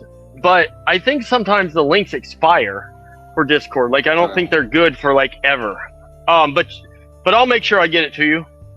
And for anybody that cares, right, between Sage, Jenny in the Bottle, I'm trying to think of people that you guys know in chat. Justin that comes in my chat, and Teach or Saint Anubin, right? Truck Diver, we're in there basically 24/7, right? Like, I pop in and out during the day because I can't always be in there. But I mean, like, they're playing audio. I mean, hey, there's always something being played in there, and there's always that's why I had to turn off the Discord, because that motherfucker, like, it's not just that, but like for the most part, it's always something like. So I was like, I gotta turn this motherfucker off. Yeah, he always has something, whether it's a politics video, right, or it's fucking. I mean, I would say it's more trucking than it is politics, but obviously we're Trump haters, so anything negative. But we listen to, I think, a lot of funny people that hate Trump, right? It's like, if you don't know the dysfunctional family, the Trump dysfunctional family, right, where it's a podcast of a mother, father, and a son and a daughter, and you know, the son and daughter hate Trump, the mother, father love Trump and think he's a savior, right? And of course they're in their 60s. Yeah. And they argue all day long. I think it's pretty funny, personally, right? Oh, and wow. I fuck around, but I don't want to say I don't care, but I don't care. I don't make enough money that technically anything that Trump or anybody else does. I mean, I guess if fuel prices go through the roof or something, but I don't even buy fuel, right? Price? Well, there you go. I guess like silver and stuff kind of affect. No, it's down right now. I know. So I lost money on the last purchase. Yeah, but you're holding, dude. So it's like Bitcoin. You know this. Oh, but I think I have to like buy more now. I'm like, oh my god, I'm gonna miss out because it's gonna go to $80 next week. FOMO. Yeah. FOMO time. Yep. Facts. Speaking of silver, yesterday I was gonna send you a picture. Listen, so I did my Friday afternoon pawn shop run, and I think I told you that the lady told me they bought a bunch of quarters and walking liberties and Kennedy $50 and just a bunch of rando shit. Some 1 ounce coin, some 1 ounce fucking coin, well, not coins, but 1 ounce whatever, bars and shit. Bars around, obviously from somebody. Yeah, bars and so anyway, so I basically bought all of them. I didn't buy all of them because they kept some of them out right on the shelf and people were buying them. But they were originally selling their fucking their 1 ounce bars for I think it was either 80 or 85. I don't remember which one it was. And I told her, I said, well, that's above melt, right? And this was a couple weeks ago. I was like, that's above melt. And she's like, well, we bought them when it was 85. And I was like, well, I don't really give a fuck when you bought them, right? Like, I mean, that's your deal, right? It's the same as it'd be my deal, right? If I was trying to sell them to you, I'd be like, man, I bought this shit at $100. And they're like, yeah, it's only 60 now, so we'll give you 40, right? Yeah. I mean, that's the game. I think we all know that, right? Especially at a pawn shop. Yeah, you're always gonna have a premium, but yeah. Like, so I held off on some of the shit because I just like, I'm not paying it. So I bought a bunch. I think she had 25 pre-64 quarters, right? So 25, whatever it is, 80% silver quarters. And so I bought all those, and she was selling them to me for $15, even like a month ago when prices were up a little bit. So that was semi-fair. I mean, that technically probably a touch high, but it is what it is, right? I wouldn't get argue that point with her, right? I wouldn't get argue fucking, $3 a coin, which I should maybe, right? Because money adds up, but I'm not because of gun prices and anyways. So I bought those, but so she had whatever it was. I'll say she had 50 walking liberties originally. I don't know, maybe between 40 and 50. And she had them on the shelf, but she wanted $25 a piece for them, which when silver was up a couple, 2 or 3 months ago, or whatever, with the collector part and all that, is they probably were worth $30, right? Give or take, right? That 25 to 30 range. Yeah. But they're definitely not, and I mean, even though they're silver, right, the collector part not there because they're worn down, right? You can barely see on some of them. You can barely see, like they're just worn down, right? You can barely see the dates on some of them, so they're not in good shape. So I went there yesterday, and they had like I think it was 11 left, either 10 or 11. And she said, I'll sell every one of them if you buy them all for $18 a piece, right? For the whole lot. So I bought all of them, which was, I think I paid just under 200. So there probably was 10 of them. I bet there was 10 of them, but whatever case might be is, she said, hey, we got these, they came in they had them just sitting on, like a felt.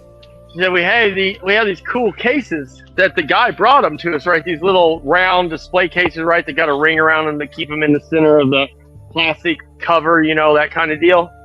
And I was like, oh, cool. Okay, I'll take them. I mean, I'll take cases. So they were back in the back, putting them in the cases for me while I was paying and fucking looking around. And they got a bunch of new pistols and shit, like brand new ones. So I was looking at their new pistols and shit.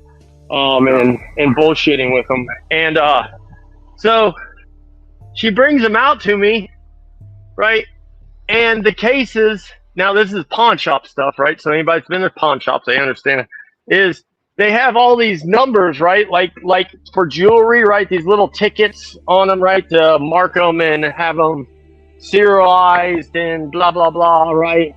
And all this shit. I'm like, what is all this shit? She's like, oh, well, that's how we originally had them. And she's like, people couldn't see them. That's why we took them out. And I was like, yeah, I guess so, because you got them, right? Like, you got stickers all over the cases. And so I took them home, and like they had just, I mean, they didn't destroy them, but like the fucking things are like sticky now. And I don't really know, I guess because they're all worn out, I guess it doesn't matter. But I don't know how to clean, like, I don't know. WD-40?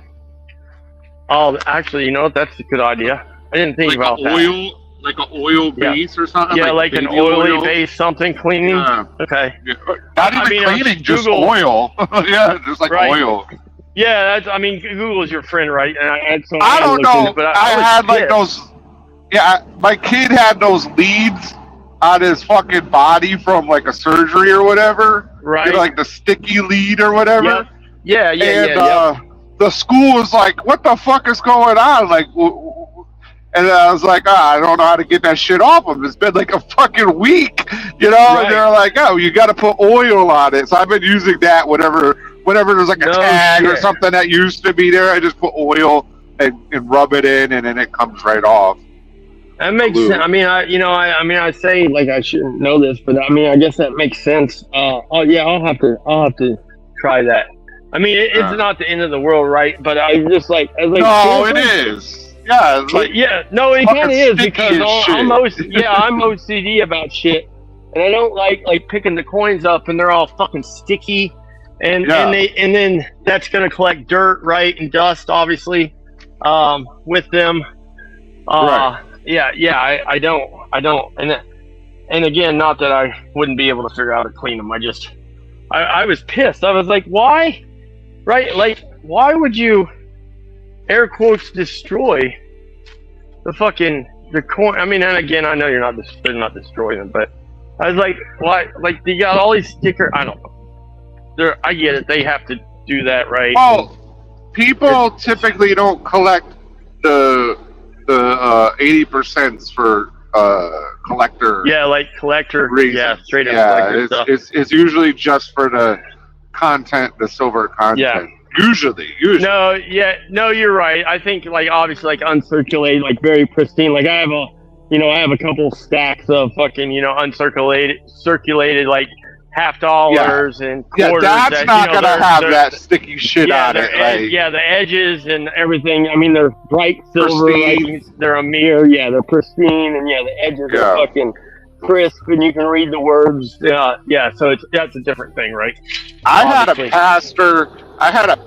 pastor. He liked to collect like old coins. I'm talking like Right. he had coins with like Pontius Pilate stamp on it, and from like Rome and shit like that. Like, I don't know. Like, some people get into it, man. Yeah, I've been watching like on those eBay auctions and stuff. Like so watching like fucking oh goddamn paper currency.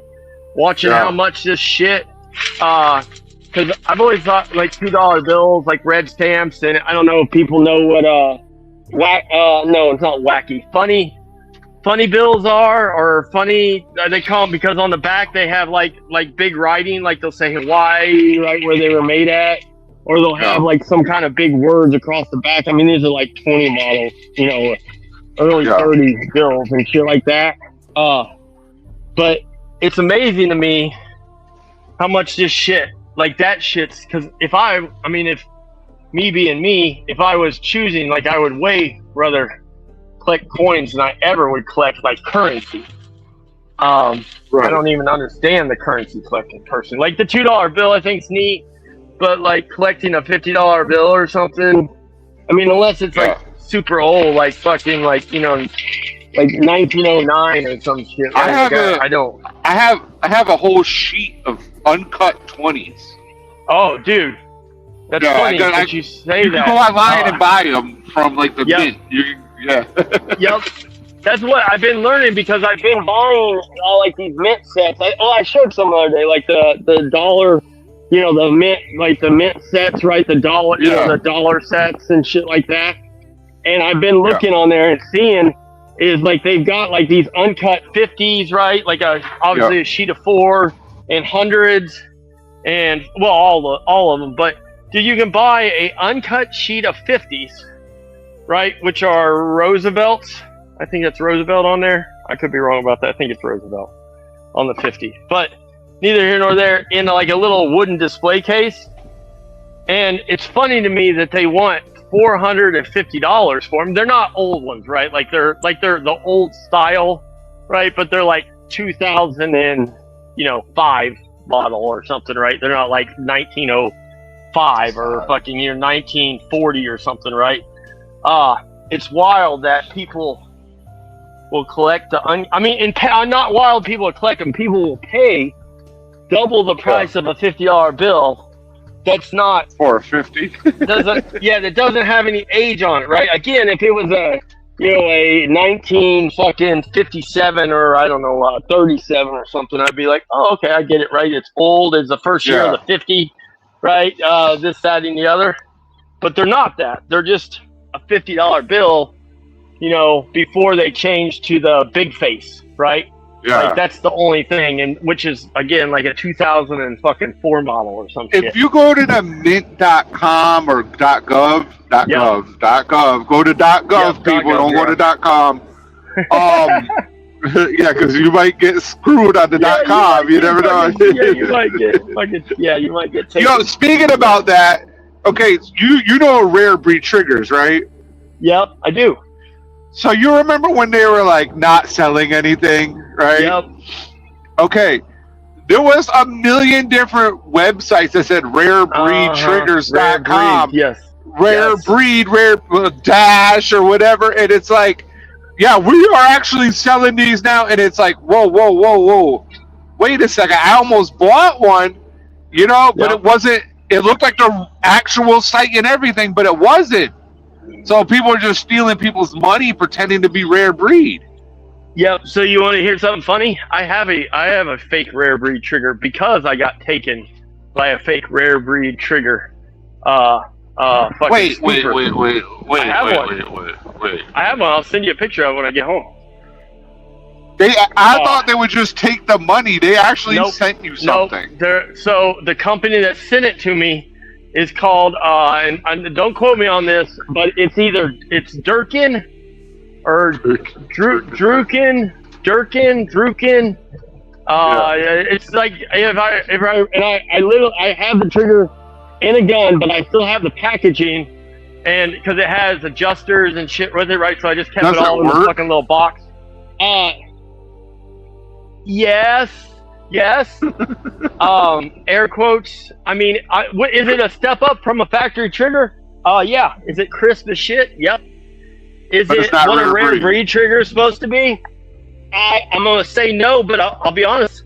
I've never shot a gun with a rare breed trigger in it, so I can't really tell you. Right. I just know that. You need the right coil. You change over all the shit, the fucking your goddamn buffer tube, and you gotta change. Your buffer tube, your goddamn your weights and all that shit.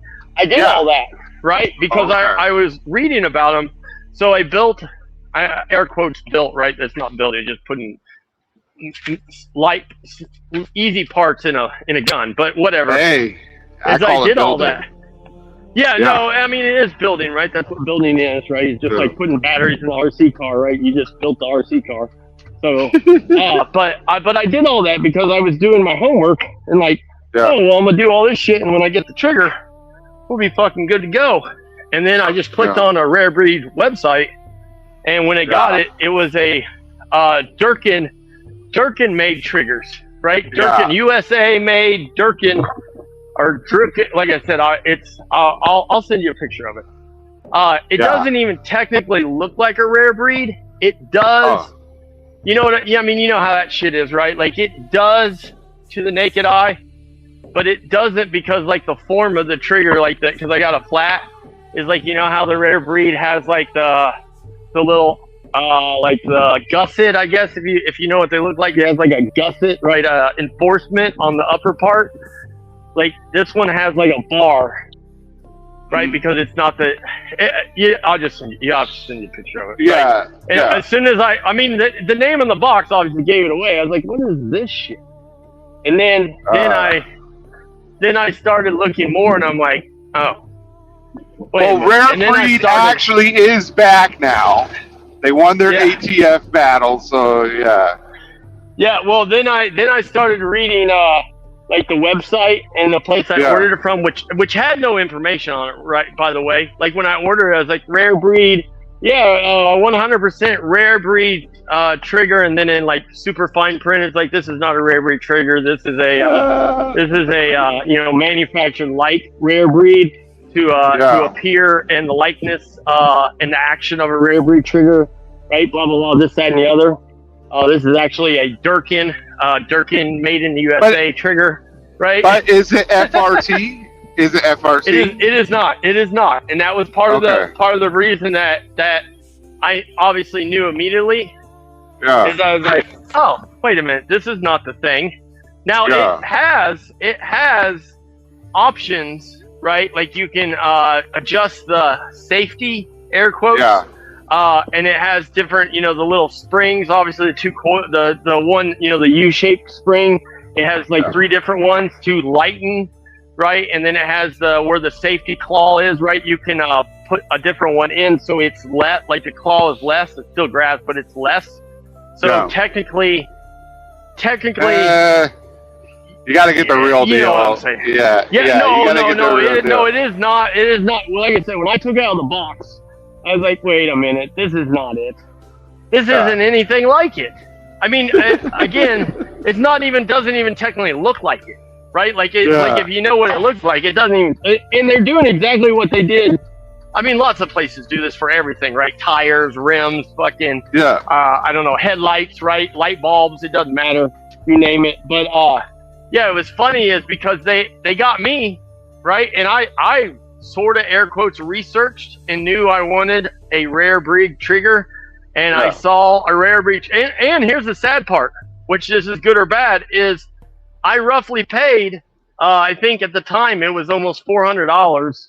So you paid rare breed fucking price. Yeah, because I thought it was a rare breed, right? If it would have been $120, I mean, some people may be like, "Damn, I'm getting hey, bro, I just got this great deal on this rare breed trigger. I only paid $42 plus shipping and handling, right? And I got a real right. Like, I'm not that guy. If it's $42 and it should be $500, I'm pretty sure I ain't getting no fucking the real deal, right? Like, I get it. But this is what I do. Rare breed price. Yeah, that is a rare breed price. Yeah. This is what I do, people. Like, I buy gun parts and stuff, so like when fucking shit happens, like the gun parts, like whenever something bad happens, flock to the guns for some reason, right? So then they're all gone, and so let's just say the ATF, because they're trying to get rid of that fucking part, so they failed. They don't like that already. No. So they failed, but now they're drafting more shit to get rid of it again. So you might as well stock up on a couple of these. Yep. If you have an extra $400, $500, whatever it costs now, buy them, hold on to them, and then when the fucking ATF finally gets to shut that bitch down, well, 2 things. First, you have to lose them, right? You have to lose them because the ATF's going to show up at your house. Okay, they're gonna show up at your house. That's what they did to everybody that bought these triggers. Then you have to, then you can sell them for like $1,000, $2,000.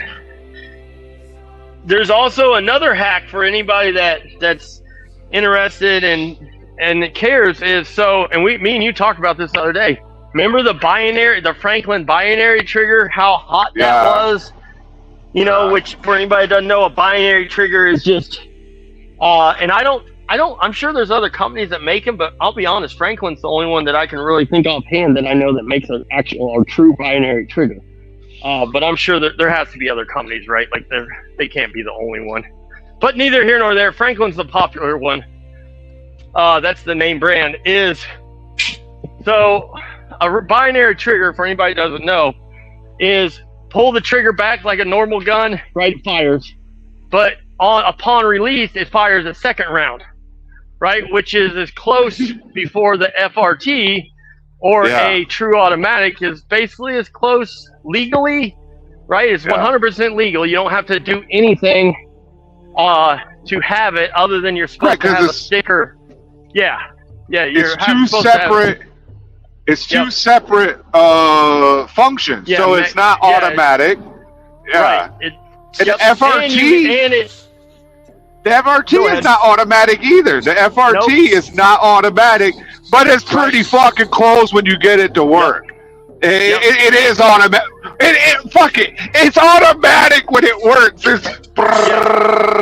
And the binary thing, right? The binary thing was literally is also, and the FRT too, is you can, while it's installed, right? Which obviously you can do this for true autos, is you can turn it to single shot, right? And put it in safety mode, just like a regular gun per se, right? Oh my God. What? Zip said you got like by a fake advertisement, just like the coach. Oh, I did. I was just like the coach. Just God like damn it, coach. I did. Yeah. Yeah, but here's the difference. I'll tell you the story and admit it. He Jason's actually never gonna got tell you that he something got out of it. Yeah. And you got something out of it. Yeah, that trigger's in my my Diamondback 556. It shoots. Yeah. I'll say it's an upgrade 4.5 pound, 3.5 to 4.5 pound trigger. It's just not. It's not. Now I have to look it up. The trigger I have in the 300. We were talking about. I forget what the actual brand is, but it's considered the Ferrari of triggers. Yeah. Like a Geisel or something, or is it? I think it is. Diesel? I think so. I think it is. GES.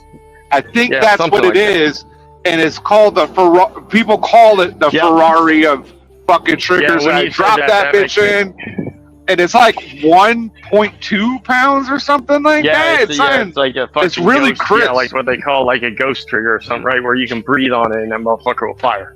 Yeah, I haven't fired it that much. Because that particular 300, how do I put it? So like where that hole is, where the little tiny spring goes, where the pistol grip is and shit. Like there's like a little hole there. Yeah, there's a little baby spring detent in there. Yep. Yeah, a little detent. Well, that particular I put together, and I made that out of a polymer. So the hole is just too fucking big. Like it went through. I pushed it through. So the safety doesn't necessarily work correctly. Like grab it. Right. Yeah, it doesn't grab. Or I know what you're saying. It doesn't. Yeah, when you move. Yeah, so the safety doesn't work correctly. So I don't fire that weapon. I have to disassemble it. I just haven't had the time, and I want to put it in something else. Something metal. So, I don't know, we got sidetracked, but you were talking about buying parts and putting them away, and I was saying about the binary is literally before the FRT came out, which was, I don't know what, beginning of this year, fall of last year is when they like really pushed that shit. I mean, that's when they allowed it to be bought, right? Like you start. Yeah, it is. It's back now. Yeah. So before that, if you wanted to buy just a straight Franklin binary trigger in a package for an AR, they were easily $350, but more like $425, $450 for a trigger, just easily. I mean, just a sale would be $350. As soon as the FRT came out, right, and also you could buy Franklin lowers that already had the binary put in for like an extra $100, right, if you didn't want to deal with putting them in, which anybody that knows there's nothing to putting that kind of shit in, but whatever. It's so much fun. It's so much fun. Yeah. So we'll just say for $400, right, you can get one of these binary triggers. As soon as the FRT, right, they passed that bill, those things immediately went to a normal medium scale trigger price, $150. No, $150, $200, right? They got dropped because no one wants a binary anymore. They want the FRT. Oh, yeah. You know what I'm saying? So, as soon as they did that, I bought 2 Franklin binary triggers. They're sitting in my house in my box. For the same reason that you're saying is, now I'll probably put one, and I have a rifle with one in it, right? A 300 Blackout that has one in it, and I bought 2 more, and I'll probably put one more in a rifle and save one. But because at some point, because they don't like this FRT thing, right? They never said much about the binary, right? They've never really pushed on the binary to take it away, that I know of. Now, maybe they did at some point, because but the FRT resembles the fucking since it's enclosed, right? It's enclosed, it resembles exactly the M16 fucking mechanism, right? With the third, third, right? It resembles it. It makes sense. Yeah, and people that don't know, they don't know, right? Like, I mean, we know that that's a gun thing, right? People that don't know, an AR means automatic rifle, right? Like, we all know that means Armalite. If you know anything, you know AR doesn't mean automatic rifle. It means Armalite, which is the creator, right? But neither here nor there. That is what it is. Is eventually, maybe. I mean, it could not happen too, obviously, like anything. But if they outlaw this FRT again, or certain states start outlawing the FRT, right? Not even like federally, just certain states. The fucking binary triggers are immediately going to go right back up to $400 and $500 a trigger set. That's exactly what's going to happen, because more. The next thing that people are going to want to buy is they're going to want something legal that the feds ain't going to come knock on their door when they're at a gun range, right? Then the guy ain't going to tap you on the shoulder and say, "Hey, how you firing that gun like that? Oh, by the way, here's my badge, and maybe we can step outside so I can take apart your gun real fast and see what you got in there." Yeah, see what you got. And if this one's illegal, I'm gonna follow you home, and we're gonna go through your house real quick too, and see what else you got cracking up in there. Oh, you smoke weed, but it's legal, but you got guns? Oh yeah, federally that's not legal. So we're gonna take everything and give you a fine. Oh, and we'll probably take you to jail tonight too, real quick. But no biggie, right? No biggie. You have to be careful. Yeah, but yeah, so that's part of that. But yeah, I bought those, and honestly, every time, like on Gunbroker or something, is I see a binary, like a lower that's built, like a Franklin lower that's built for sale for, for $220, or on sale for like $199. I tell myself, I'm like fuck, I should buy that bitch, and just set it away, because eventually, the shit's, like I said, the shit's gonna come back. And not technically, is unless they change the law, right? Like anybody can sell triggers, and 80% lowers, right? I mean, anybody can. So it's there's I sell gun parts all day, all day. Right. Yeah. There's nothing. I mean, I say technically, right, because anybody can 2020, be a dick, like a GW. 2020 was a great year for me, because like what I was doing, like Bear Creek Arsenal sells uppers all day. Right? Completed uppers. They're not the best, but like they're it's a fucking machine. It works. They're I would say they're meat. I would call that shit like an arrow, right? That's a middle grade, and middle grade's just fine for me and you, right? Like it's better than just fine for me and you, right? Like literally, it's better than just fine for me and you. It's fucking amazing. People in California, for some reason, I guess they couldn't get their hands on fucking uppers and shit like that, right? So like, I was just putting up in groups that I had this stuff available, and people were reaching out. Like I would buy from Bear Creek, right? I would buy from Bear Creek $300, $400 for the upper or whatever, and then sell it for like $600-700 to somebody in California, and it's 100% legal. Like there's nothing illegal about a fucking upper. Nothing. Complete. Like you could send it to anywhere. There's no state saying that they can't.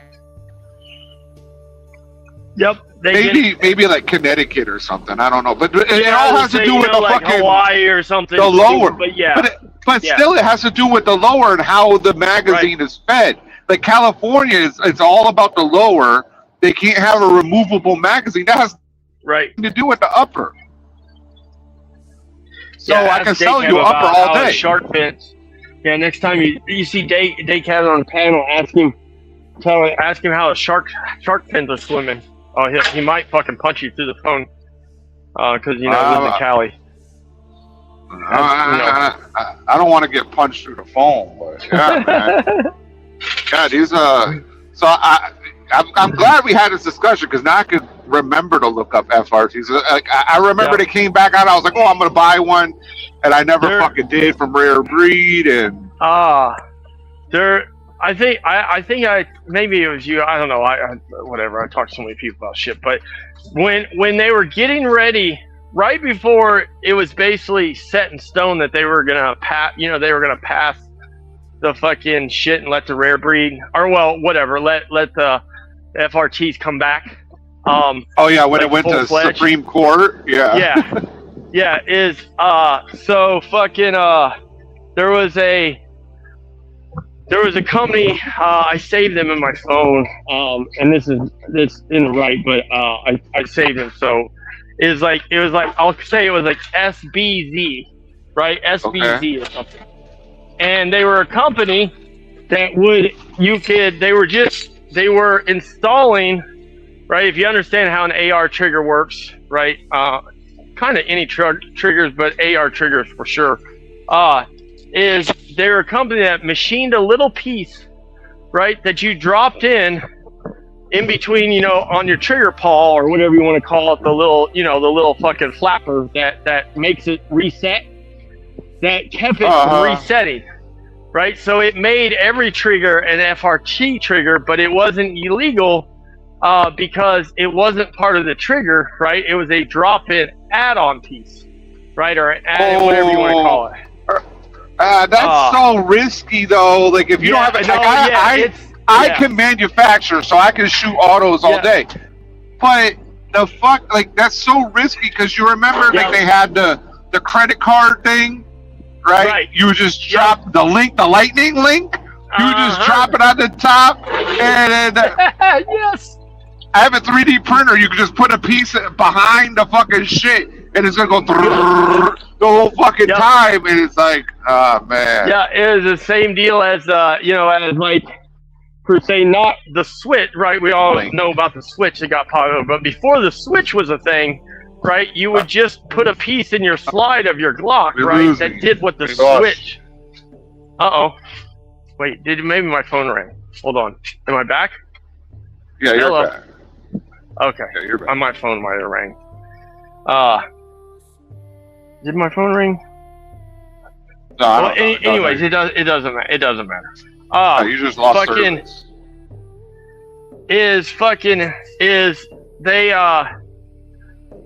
Fuck, I forgot what I was saying. Oh, the Glock is before the Switch was a air quotes thing, right? You would just the Switch, for anybody again doesn't know, is the Switch just holds the piece that resets your trigger, right? Like by the plunger on your slide of your Glock. In the back, so, and honestly, pretty much most semi-automatics are made the same way for the most part, right? So it's kind of the same. And fuck you, Glock. Glock, stop in that shit. Yeah, with the V, baby, the V series. V series. You better go buy these slides while you can. Well, there's so many different clones. There's so many different clones. You don't need a Glock. You can do any Glock style. PSA, the Palmetto State, all that shit, right? Like you can any slide that's based on the Glock. Yep. I'm not gonna say. Good. Ruger's doing one now, which I think they have been. I mean, I say now, but they have been for a couple of years now, right? And obviously the PSA or the Palmetto State, the Dagger, same deal. But anyways, you could buy that piece and put in there, right? I was just saying, you could just buy that 3D printed. It just was like a little square that locked in, right? Yeah. And it made it, and it didn't have a big ass switch on the back of it, right?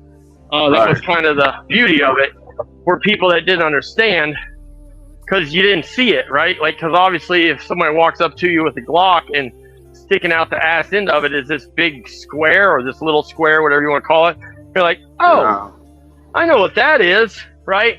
But if it's inside your slide, you never know until they pull the trigger, right? But that's the same thing that like that FRT that bolt, that drop-in piece is the drop-in piece, still air quotes illegal. Air quotes. It's definitely illegal, but if you don't see it and you don't know about it, then you don't know, right? You don't know it's illegal. I guess right is the way to look at it or say there's it. There's a lot of gray areas. So like a lightning link or anything you drop into something is not illegal in itself, but to use it is the illegal part. Like you can have a switch. Well, a lot of states are making switches themselves illegal. Right. But true. It's a piece of fucking metal. It's a piece of metal. So like, what the fuck? It's just a machined aluminum block. right? That has Yeah. a little. That's it. That's it. I can't even say it has a little. It's just that's what it is. People are ordering these fucking oil filter tubes, and then Yep. with the baffles, like, if you drill it, it's a thing. We'll sell you it this way, and now you have a silencer or suppressor. Yep. You know, like, Right. Yep. No facts. Right. That shit's funny as fuck.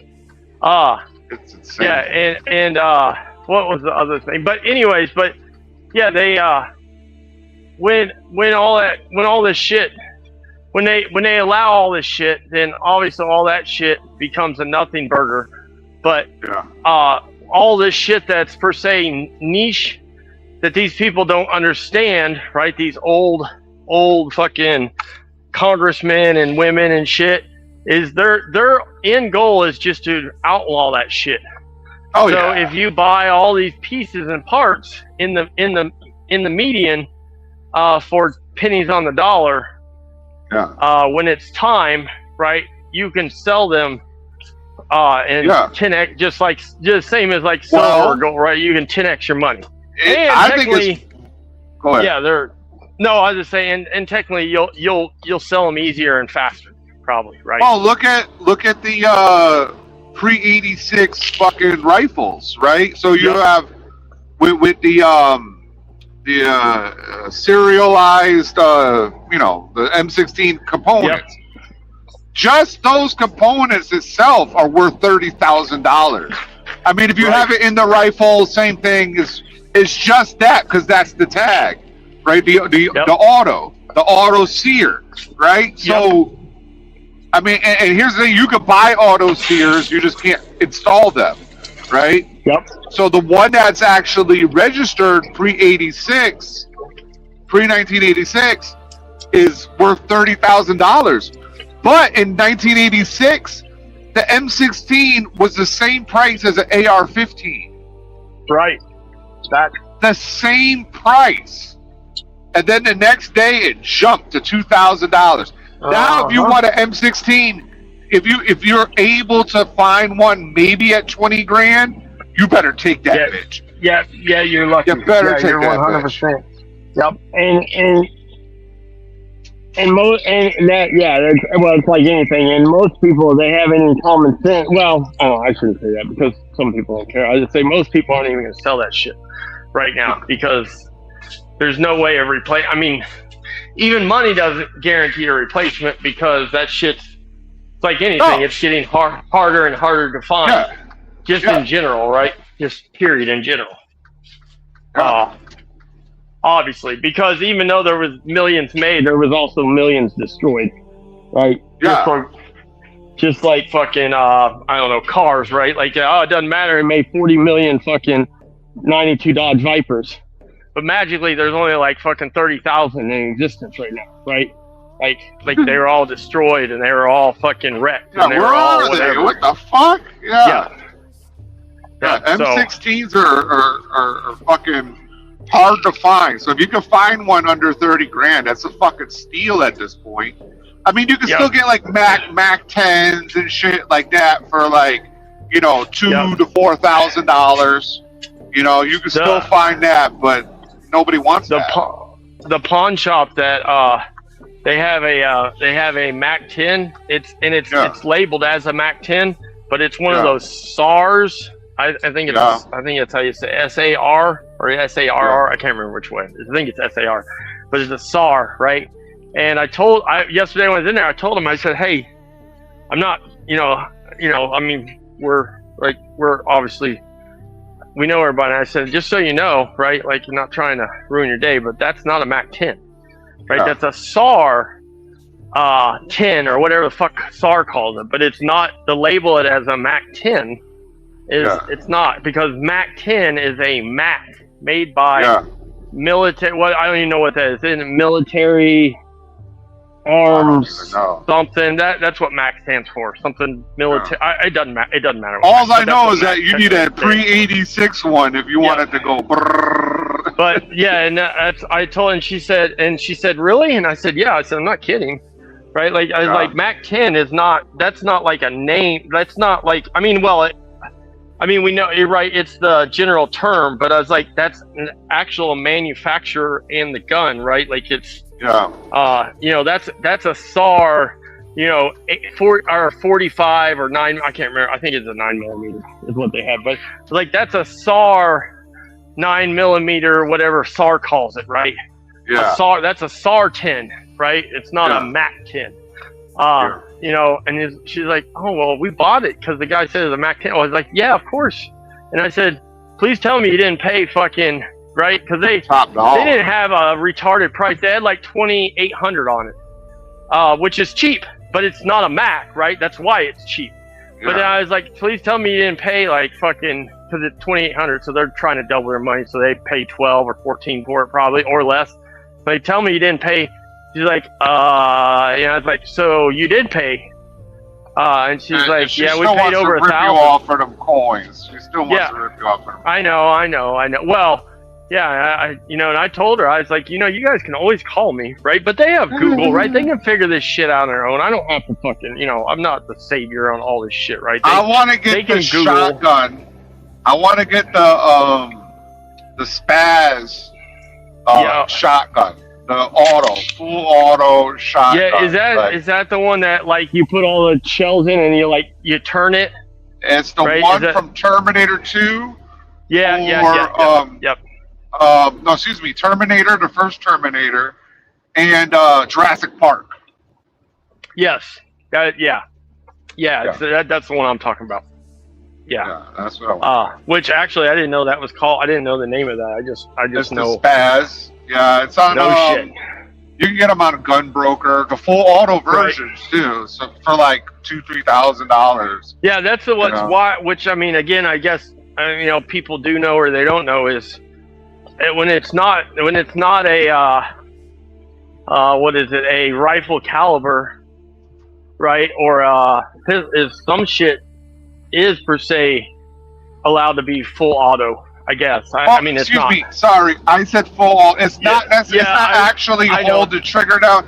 It recycles itself, so you don't have. You can pump it. Right. Or it's auto loader. It's auto loader. My bad. Yeah, I was gonna say it's not technically full auto, but it's full. Yeah, it's not. It's past semi-auto, right? It's not semi-auto. It's like in between. Well, I guess it's semi-auto. Because but they don't make shotguns like that anymore. Yeah, reload themselves. Yeah, yep. I know what you're saying. I mean, I agree with that. I think they got rid of it in '92 or '93, maybe '94. They made a law saying they can't because it's just too powerful. It's just too fucking powerful. They're running into problems with it. The government. Yeah, it's a Spaz auto loader. Sorry, not an automatic shotgun. It's so funny. That's fucking actually hilarious, is what it is. What it turns out to be. 12-gauge auto loader. That's how Arnold says it. He's at the gun store and he's like, the 12-gauge auto loader, the Uzi 9mm. Oh, you know your guns. And Uzi 9mm, that's another one you could get on Gun Broker, free 86, full auto for like $3,000. So if you want to get into automatics, it's available for you. But you know, there's a lot of you gotta be right. You gotta, if you can get a normal gun, you can get these guns too. There's no like real extra steps, except you have to get the tax stamp. You have to get the tax stamp, and then it was just like $200. Right. What the fuck? Sorry, I'm reading a fucking work order that just came in. Grenades, all that, explosives. You can get all these things. Hey, did you see? Okay, so the AR, right? Let's say you have like a 16-inch, right? You could get the 41mm grenade launcher. Oh yeah, I love every time I go to. Not the little baby local gun shows I go to, but when I go to the Indy, like the they call the big ones at the state fairgrounds the Indy 500. I mean, I'm sorry, the Indy 1500 gun and knife show.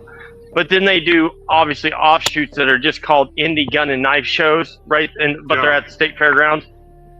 But any of those, which they have the Indy 1500, the bigger ones, like every quarter, right? Like so, January, June, they just have one in June.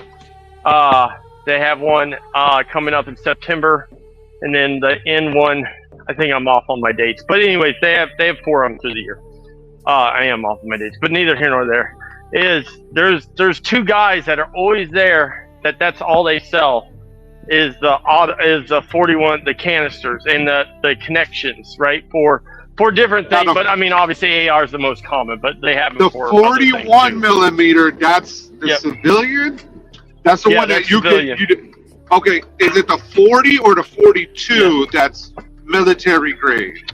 I'm pretty sure it's 42 is because that's the biggest. I think that's. Now, I think you're right, but don't quote me on that. Yeah, I don't remember which number it is, but I know you can own it legally, 100%. But at that point, when you get the canisters, right? You need a destructive device. Yeah, you need a destructive device at that point to be able to shoot that motherfucker because it's a fucking grenade launcher. It's considered. It has to fully do with the destructive part of it. It's not even the. Yeah, it's not even the type of canister. But the 41 is almost like a flare. The 41 will still fuck you up. It's like a that's what it's considered as. Yeah, it's considered a flare. Lots of them, obviously, they'll call them golf ball. You know, like they're golf ball or fucking can launchers, and then they'll have an insert. Yeah. Well, if it's a golf ball, right, it's different because it's smaller. So they'll have an actual. See, this is like what I'm talking about, people. I love America. Like, come on, we're talking about shooting fucking grenades or what is not considered a grenade, but it's still a grenade. Like, I've obviously never done it, and I keep saying that's one of those things. When we talk about this, is I say I've said for fucking I probably said it for 5 years now. I bet I've said it for 5 years, and it's just because I'm lazy. Is I've said, I'm gonna pick a rifle. Right, or a pistol, at the beginning, whatever, just at some point, and I'm just gonna focus on it, right? Okay, I want to buy an upgraded trigger. If that means I got to take it somewhere to get the trigger put in, right, or get it someone machined or whatever to buy upgrade, and I'm gonna buy upgraded plunger, slide kit for it. Same deal. If I got to take it somewhere to have somebody install it, right, then I'm gonna do that. And I'm gonna buy sights, right? Whatever they might be, right? Glow in the dark. I know everybody's into this red dot shit. I don't really care for it personally, but I gotta get sights put in and whatever, all this shit, and then I'm gonna move to the next thing, right? Because everything can be upgraded, but I never do it because I'm just lazy, I guess. Red dot on a pistol, I think, is superior than the sights for I know that's untrained people. Yeah. Because if it's what's the word? If it's laser focused, if it's zeroed in, if it's laser focused, you can pretty much put that dot anywhere, and you're gonna hit whatever the dot is on. Now the sights. The sights, you got to kind of like practice with it a little bit more. That's all. Right. No, true facts, and I fully agree. Is right. Like if you have any common sense, you should go with the red dot over the other shit. Pretty much. Oh yeah, because you can just put it in the general area. You're gonna hit it. Like. But yeah, I personally don't like. But I don't know. Again, maybe that's just because. Not to say that I'm like a great shot, but I go to the, like I can usually hit whatever I'm going with the sights. So if I was having trouble, I guess it'd be a different thing. Right? But that's because I go a lot. And I don't even go that much anymore, but I used to go a whole lot, right? Like every other week at least, if not every I like to throw the ball. I like to throw the ball like on the ground or something. And try to hit the fucking ball, like this little, like those target balls. Yeah. I throw them on the ground and I try to shoot that. And shit on. Because it's fucking hard to hit smaller targets. Right. So I try to get that ball moving. Yeah, you were talking about the grenade or whatever, the flare launcher, air quotes. That's what I was laughing as I was saying that's the like I've never done it because I'm too lazy. But the guys that always have those there is they obviously have sell the blanks and they have just the golf ball launcher you thread on the end of the barrel or they have the golf ball that's just part of that you put on your Picatinny underneath. And I'm like, you know what's amazing is if you fucking take a golf ball round or a golf ball and there's somebody fucking around at your house, but you don't want to fucking end their life. If you're good enough, right now the problem is that shit doesn't fly like it's air quotes like it doesn't fly straight, right? Like none of that shit flies straight. Rubber bullets and shit don't fly straight. So you just have to have a lot of them to shoot. So you can.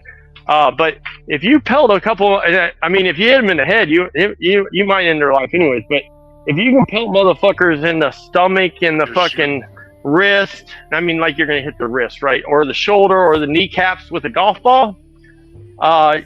Your days. I don't give a shit what they're doing, right?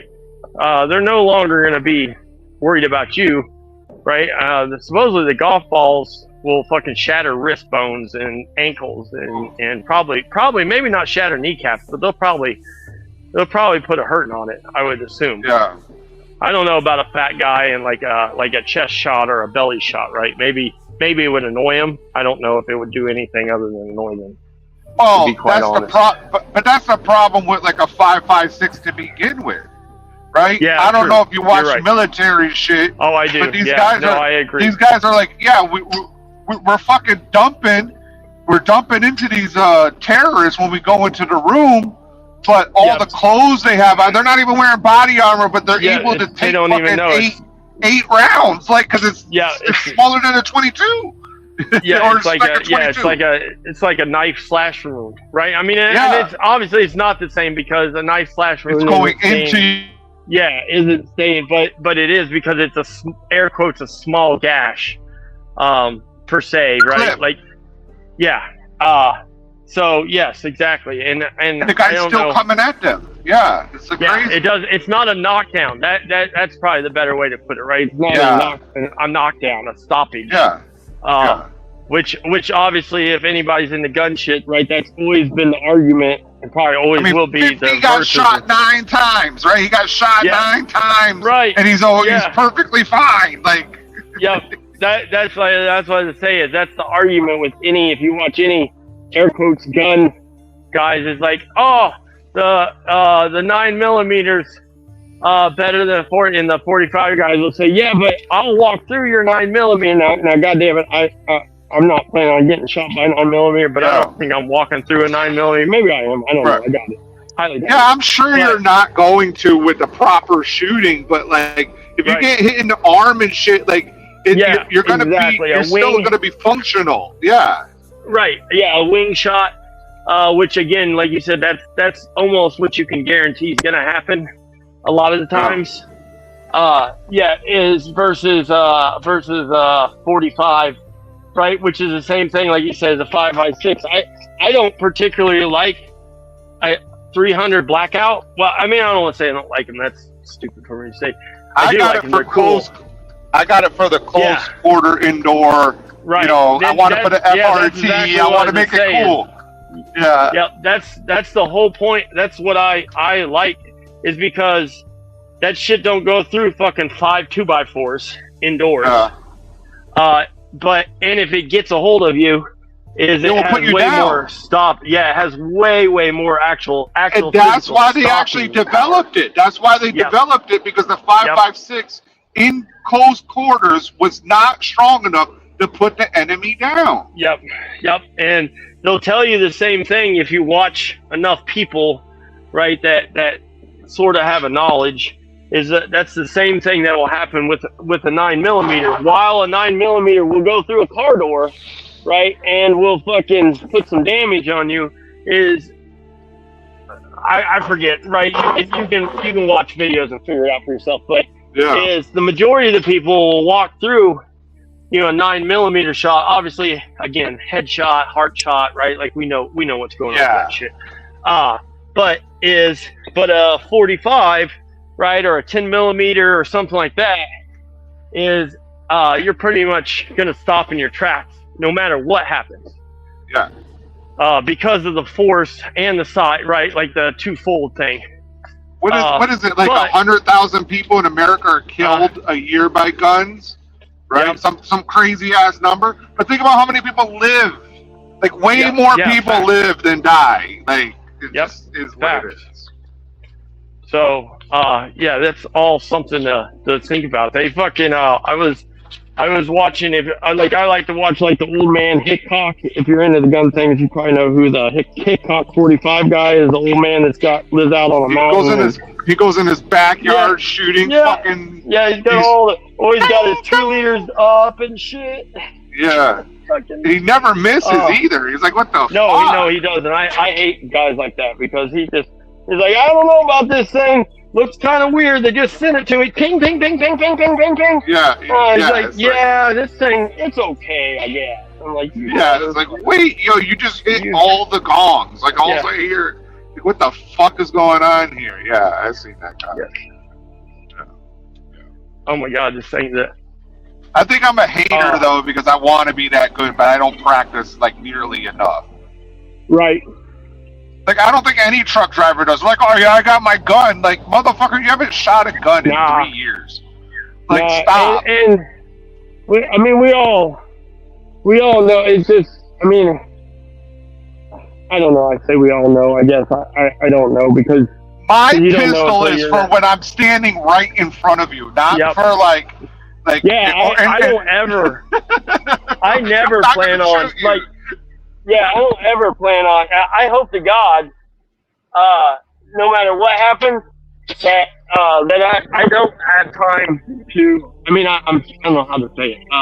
That I do have time to not pull out my pistol because I don't want to use my pistol. No, my pistol not because I don't want to use the driver's seat. Because I want to go get my rifle because I'll tell you right now that when the rifle comes out, you're in trouble, and I don't really give a shit who you are, right? When the rifle comes out, you're in trouble. That's just a fact of life. But that's anybody, right? Like my cat loves to go shooting with me, right? The cat can't hold a pistol, can't shoot the fucking pistol, scared the fuck of the pistol, don't know why, right? A 380, doesn't matter what it is. Ain't worth a fuck with the pistol, which is okay, right? But you give her any kind of fucking rifle, and the cat can shoot the fucking rifle and scares the fuck out of me, right? Like, probably shoots it better than I do. The check is, okay, speaking about cats, right? There was this guy. He's like a fucking former Navy SEAL, whatever, right? And he has like a pew pew channel on YouTube or whatever. Him and his wife, like, shoot and shit, like, cool, right? So they get out, like, they make a mock bedroom outside, right? They're in their bed. They're like, okay, so we're gonna do, if somebody comes into our bedroom, I'm gonna grab this pistol and you're gonna grab that, right? Or whatever they are. Right. So they time who's better, right? And so he gets out, he takes like fucking 7 seconds to like put center mass shots or whatever. She gets out with the fucking shotgun, right? And fucking shoots it, and it completely misses the motherfucker, right? But at the end of the video, she was like, yeah, I was faster, and he was like, it was so funny because he was so supportive. He's like, yes, baby, you did really good. Even though she missed, like completely missed. Like, I don't know, I just thought it was funny, like, that he had such good support for her. And her shit was the shotgun. She completely missed the shotgun. From like 2 feet away, like 2 That's fucking missed the guy. That shit cracks me up, but that would probably be the majority of the people, right? Even, guys or girls, right? It doesn't matter, just is what it is, right? If you watch enough videos and you watch enough people videos of people pulling their weaponry out and seeing that, like in a road rage event, right? Now, of course, there's an anger portion of that, right? and whatever. But I mean, there's going to be an anger portion or a scared portion to anything. And you know, the guy walks up to the car with his fucking Glock out, and he fucking unloads, you know, his 15 rounds on his 9mm, and he misses. He gets one shot into the car. One, right? Like not, you know, one went, you know, where it was supposed to the car. Just one hit the car, right? The other 14 went somewhere else, right? To the concrete, I guess. I don't know. Well, that's why they Or the say air. run straight if you're, you know, like, like run straight. Yeah. Like, it depends what kind of gun you're shooting. They're just wild, right? They think they're doing something, but they're literally just wild, right? You know what's crazy? You know what's crazy to me is that we have all these mass shootings. When I say mass shooting, I'm not talking about gang violence or nothing. I'm talking about like, you know, like when some crazy white boy shows up and like fucking kills a whole synagogue of people. That's what I mean by mass shooting. Okay, so but like they show up to like Las Vegas concert, right, where there's like 10,000 people, but they're only able to kill like 7. It's like wait, what the fuck are you talking about? Like you just had hundreds of targets to shoot at and you only hit 7? Yep. Like what are, okay, so these guns aren't that fucking powerful if you think about it. You kill 3 people, injured another 10, and fucking you're dead. Like this, and there was 10,000 people in a crowd. Like what, just shooting in a crowd, you should have killed like 4 or 5 people. Job. Yep. I wish I could I hope I don't lose you. I gotta check this message. Oh, there we go. Okay. I wish I knew the link, and I'm sure I can find it by just searching it. But someone sent me the other day. I'm sure it's in my week's history on YouTube, so I can find it. But dude sent me, and I guess I could look his. He didn't text me. He sent it to me through Facebook. Is a dude sent me this fucking video of, I think it's the Russians, but don't quote me on that. Maybe it's Ukrainian. He was on the turret. Where he was on the turret. That's it. Did you send me that? Maybe you sent me that. Yeah.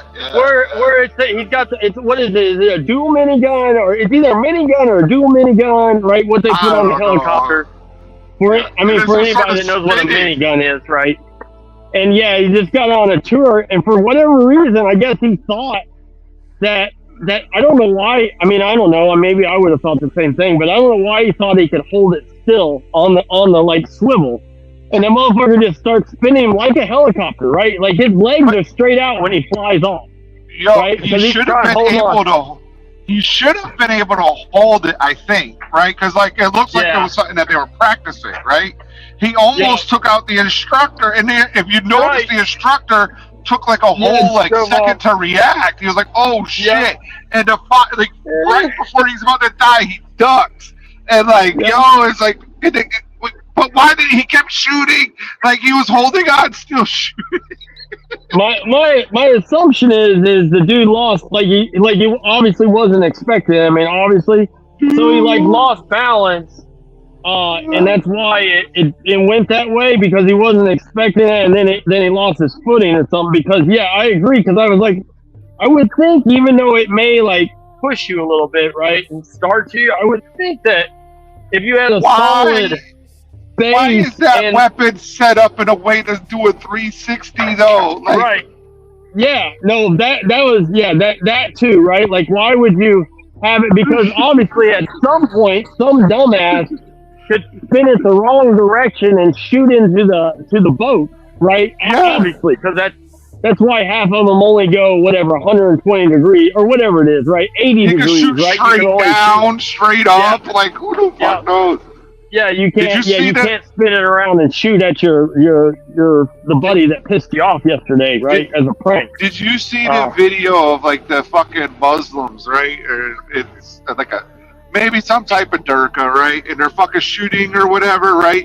And the guy has the AK and he shoots, but he doesn't control it. It shoots like fucking one guy like right in front of him, and everybody's just like starts continuing walking, and the guy's like, and then they realize, oh, he's fucking dead.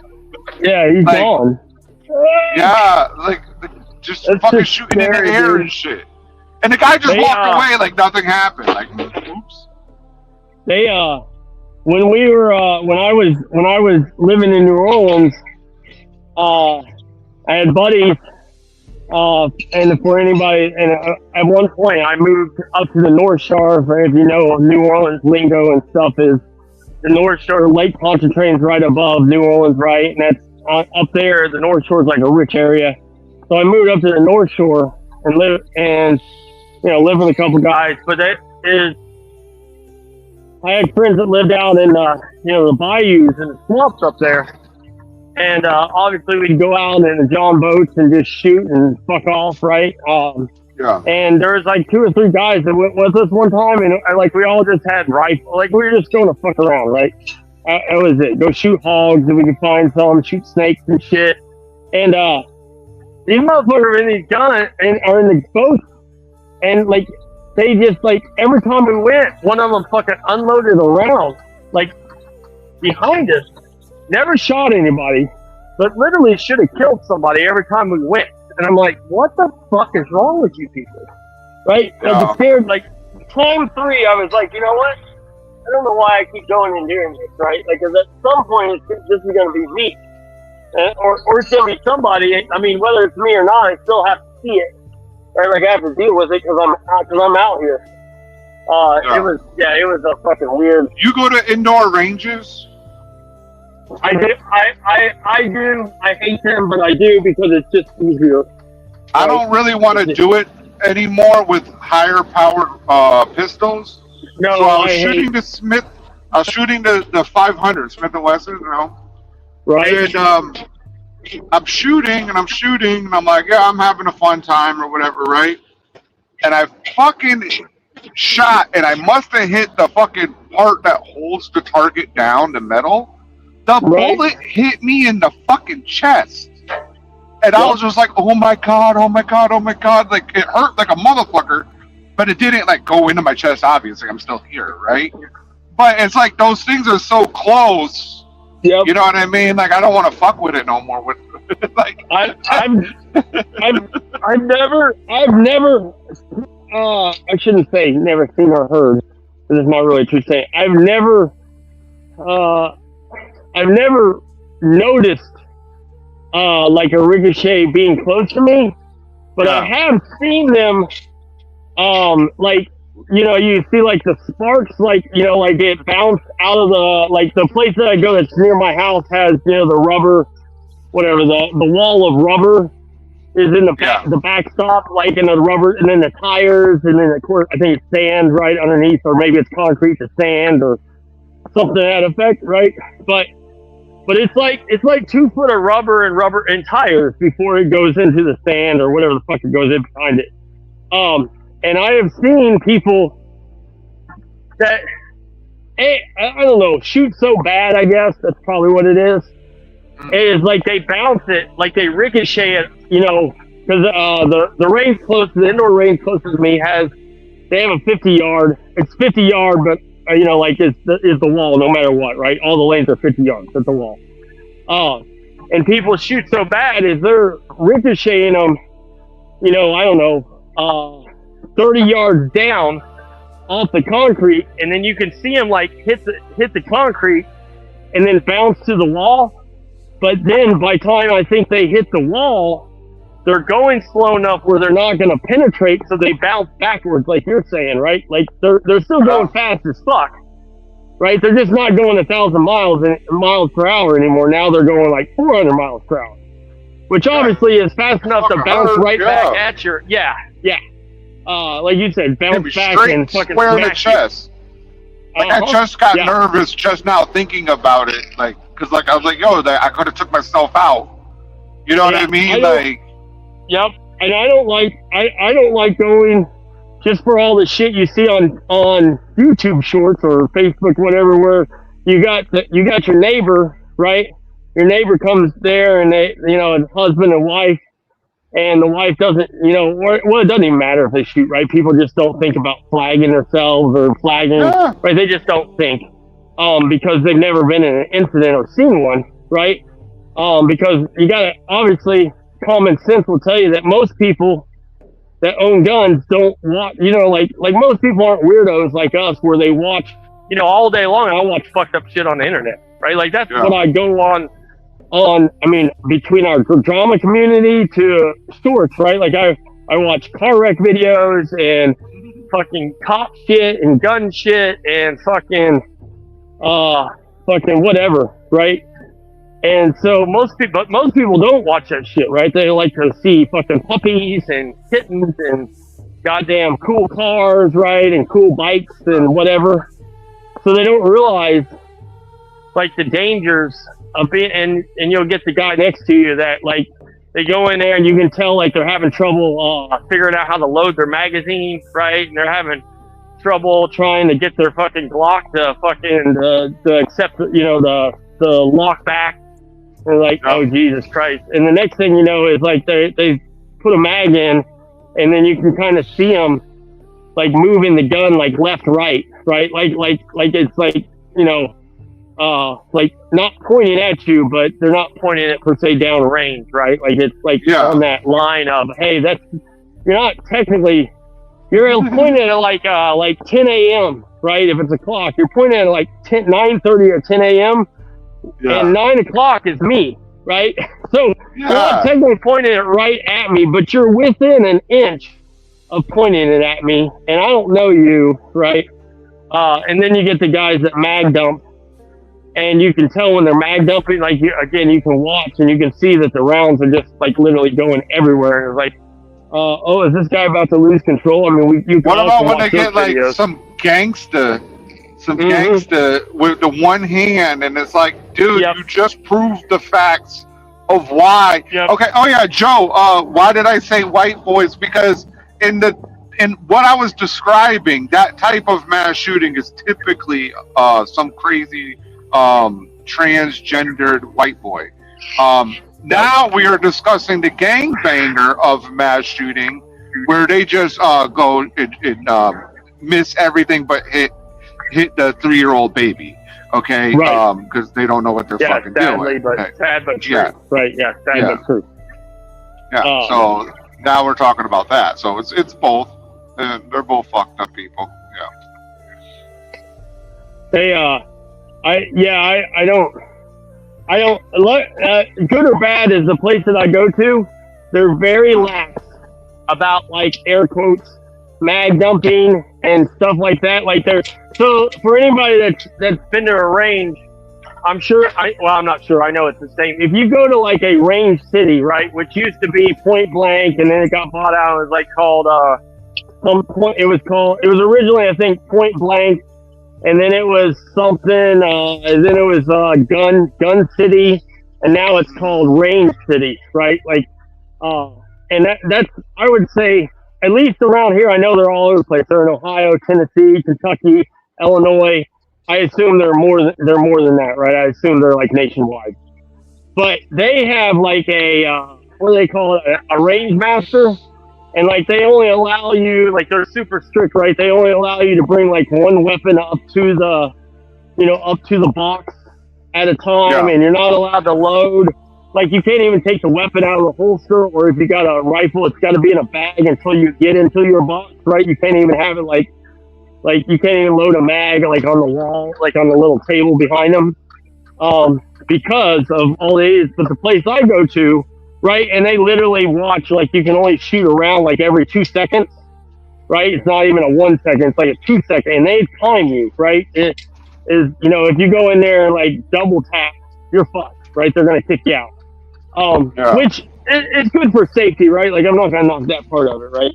It's great for safety. It's not good if you're somebody that's like somewhat responsible and you're just trying to get some rounds off, right? And just to see, but you know that going into it, so it is what it is. But the place I go to is they literally will tell you, hey, what kind of ammunition are you shooting? It's not green tip, it's not, it's not metal, it's not any of that stuff, right? Just regular copper, target round. Yeah. Yep. Yeah, or whatever, as long as it's not, armor piercing, whatever, right? Okay. Like, what other rules? Like, there are no other rules. Like, what do you mean there's no other rules? It's like, there's no other rules. And they're like, what? And they're like, yeah, they're like, we don't care if you mag dump, we don't care if you're shooting a fucking goddamn Beowulf 50 cal. Air quotes, I have a Beowulf 50 cal, right? We don't care if you're shooting a 45-70, right? Like any of that stuff. And I'm like, sometimes Have you that's shot not the the greatest Beowulf yet? I have shot the Beowulf. I am, what's the correct wording? I am, I don't want to say I'm not impressed because that's kind of a lie. I will say that it is not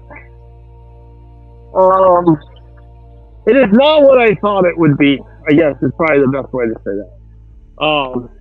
In my mind, from watching videos and whatnot, in my mind, I was like, oh, this is going to be like shooting a 50 cal. Now, I knew it wasn't. Oh, no, not even close. No, I know. I mean, in my mind, that I know it's not a 50 cal. In my mind, I know it's not a Desert Eagle. Well, it is. It is a 50 cal. It's just not. Yeah, it just has enough power behind it. Yeah. Right. That, like I said, I mean, in my mind, in the real world, I know it's none of those things. But I'm like, oh, this fucker will shoot through goddamn fucking engine blocks, right? Yeah. Like through a car. It's like, through a that's what you want. Engine blocks. So that's like the point of it. So like, I have a video. Maybe Josh has the video too. So because I don't even know where it is, but I know I have a video out there. Remember, I told you I was selling parts where I took apart the 5.56. Right, I took the top. Then I put the Beowulf on, and I went to work. Right. You know what I mean? And that motherfucker, that's for like when you have to get through a door, right? Or of a car, or your target's in the car. You need to hit that motherfucker hard. You know, and you can hunt with it, and it will be good enough for like any big game. But you have to be close. You have to be like within 50 to 100 yards. That's probably that. You know what? That's probably the best way to explain it. Is right there. Is that is probably now. Of course, I have not fired it at my outdoor range because my outdoor range is like 50 miles away, so I just don't go there as much as I used to. But so is at the indoor range, even at the full 40 yards out, right, 50 yards out, it was not as impressive as that. Well, I mean, up close, yeah, I wouldn't want that thing coming anywhere near me if I was walking up to it, right? I mean, it's gonna. Yeah, it's gonna be game. I mean, obviously, right? Like it's a bad day, and it's a bad day if you got a steel goddamn fucking shield in front of you. It's a bad day. Yeah. Because if nothing else, it's gonna do that thing where it shoves your ass. I don't care if you're a 500-pound fucking blob, right? That rolls around on a cart. It's gonna knock your ass down or push your ass backwards. Yeah, that's what it's designed for. Yeah, much less what else it does if it makes it through whatever is in front of you. Yeah. What it disintegrates. So in that aspect, it's great. And in the range aspect, which is where it would be fun, right? Because if you want to shoot a goddamn pineapple, now obviously at 100 yards, it's gonna explode a pineapple, right? Like, I mean, come on. If you can hit it. That's true. That is so. That I would say that was air quotes let down, but I shouldn't say that either because it's not really a letdown. It just I was expecting more. You wanted that, but at the same time, remember it's in the fucking AR platform, so the recoil is so protected. Like, yep, no, true. It's like like I said, the feeling, all that stuff is not what. It's not what. I love the AR so much because it's like, okay, so being, I don't want to talk about the military, right? But I learned that as a soldier or anything like that, even in the civilian world, you have to have tools. You have to have tools. And the AR-15 is the perfect tool. It's a nail gun, right? Yep. Basically, when you shoot that motherfucker, it feels so. It gives me like an orgasm, right? Like that's the only way. like it's so sexy smooth. When I'm listening to it, like, when it's tuned right, and you have the ghost fucking what's it fucking called? We were talking about them earlier. The buffers, Oh, the ghost buffers, yeah, good. the spring, the buffer spring, right? So fucking Yep. you could it's and it's Right. like Yep, there's nothing there, and it's like, oh my god, this feels so good. Like it's just, I don't know how to describe it, people, but it's like the Yep, and AR they is the shoot- only yeah, they thing just that gives shoot. you. Yeah, because Yeah, if And you people hear have it, been, you hear yeah, your an spring AK, going. an AK is not the same, right? No. It's not because it's not gas. It's not. It doesn't shoot. The AK is like driving an old beat up fucking car, right? Yeah. It's very clunky. It's very what's the word? It's very jerky. Maybe, I don't know if that's the right Yeah. word, but it's very jerky. Where AR, yeah, is smooth, very smooth. Smooth. Yeah. It's When it's super working light, properly, right? Like it's Yep. super light if you have it set up right. Like my 50 Beowulf. For anybody that knows, right, a 50 Beowulf, you can use a regular 5.56 mag, right, a 30 round mag, and it just takes 10. It will only hold 10 Beowulf rounds, right? yeah. 10 50 cal rounds. You use the same. You're supposed to use a metal one because obviously the plastic or polymer ones, it will wear out the fins. Yeah. And it won't Well, feed what is right that? over time. What's the one that starts with a G? What's that one? I forget. But you can use those plastic ones right there. But like any off-brand, PMAG, I'm trying to think. the PMAG. Yeah, That's a G. yeah, The Pro PMAGs, Mag supposedly Yeah. is okay. Yeah. I can't think of the G one, but now you have me wondering. No, 'cause I wanted to say G for it. no. It's Pro Mag. It's PMAG. Okay, PMAG. but Yeah.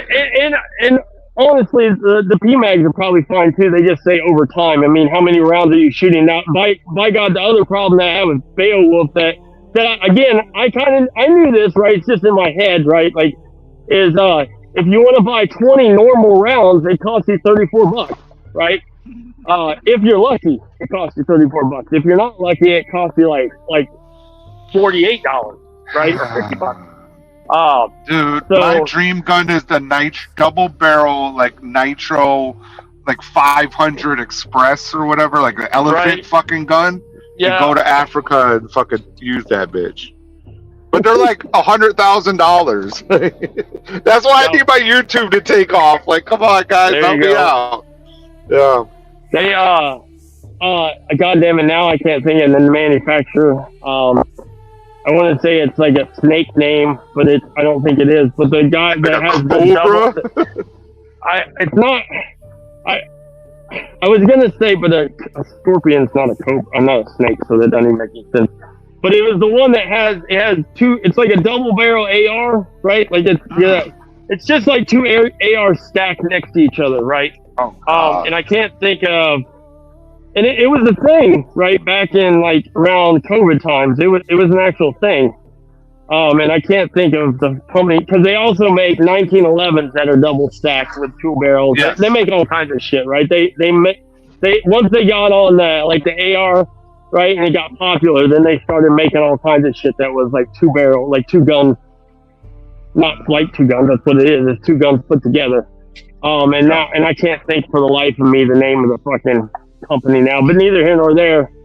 Is I would love to. Because they look cool as shit, right? Because you can double pull them, and yeah, they look cool. Might as well just do a quad. Quad. Yeah. Just go quad. What's that guy? Brandon O'Hara or something? What's that guy that's doing the AR? Not the AR. The 50 yeah. AK. AK. Yeah. 50. Yep. The AK-50 that has. Because doesn't he have something like that, like the quad thing? Yeah. Or is that a different? There's somebody I think that it's has. him. I think it's him. Yeah, I think it is him. I can't remember because I don't remember his name exactly. If you're into AKs and you want to build one, which is, you can't just build one. You have to be, okay, I'm going to build these, right? He has a it's not the same. detailed part list and tool list on Right. his YouTube page that they haven't taken down. Yeah, that shit. True fact. Yeah, they haven't taken it down yet. They haven't taken it Yep. down. There also, and I'm speaking of this and just talking to the random, but if you're one of those people, right, and I get in those moods, right, where I'm one of those people,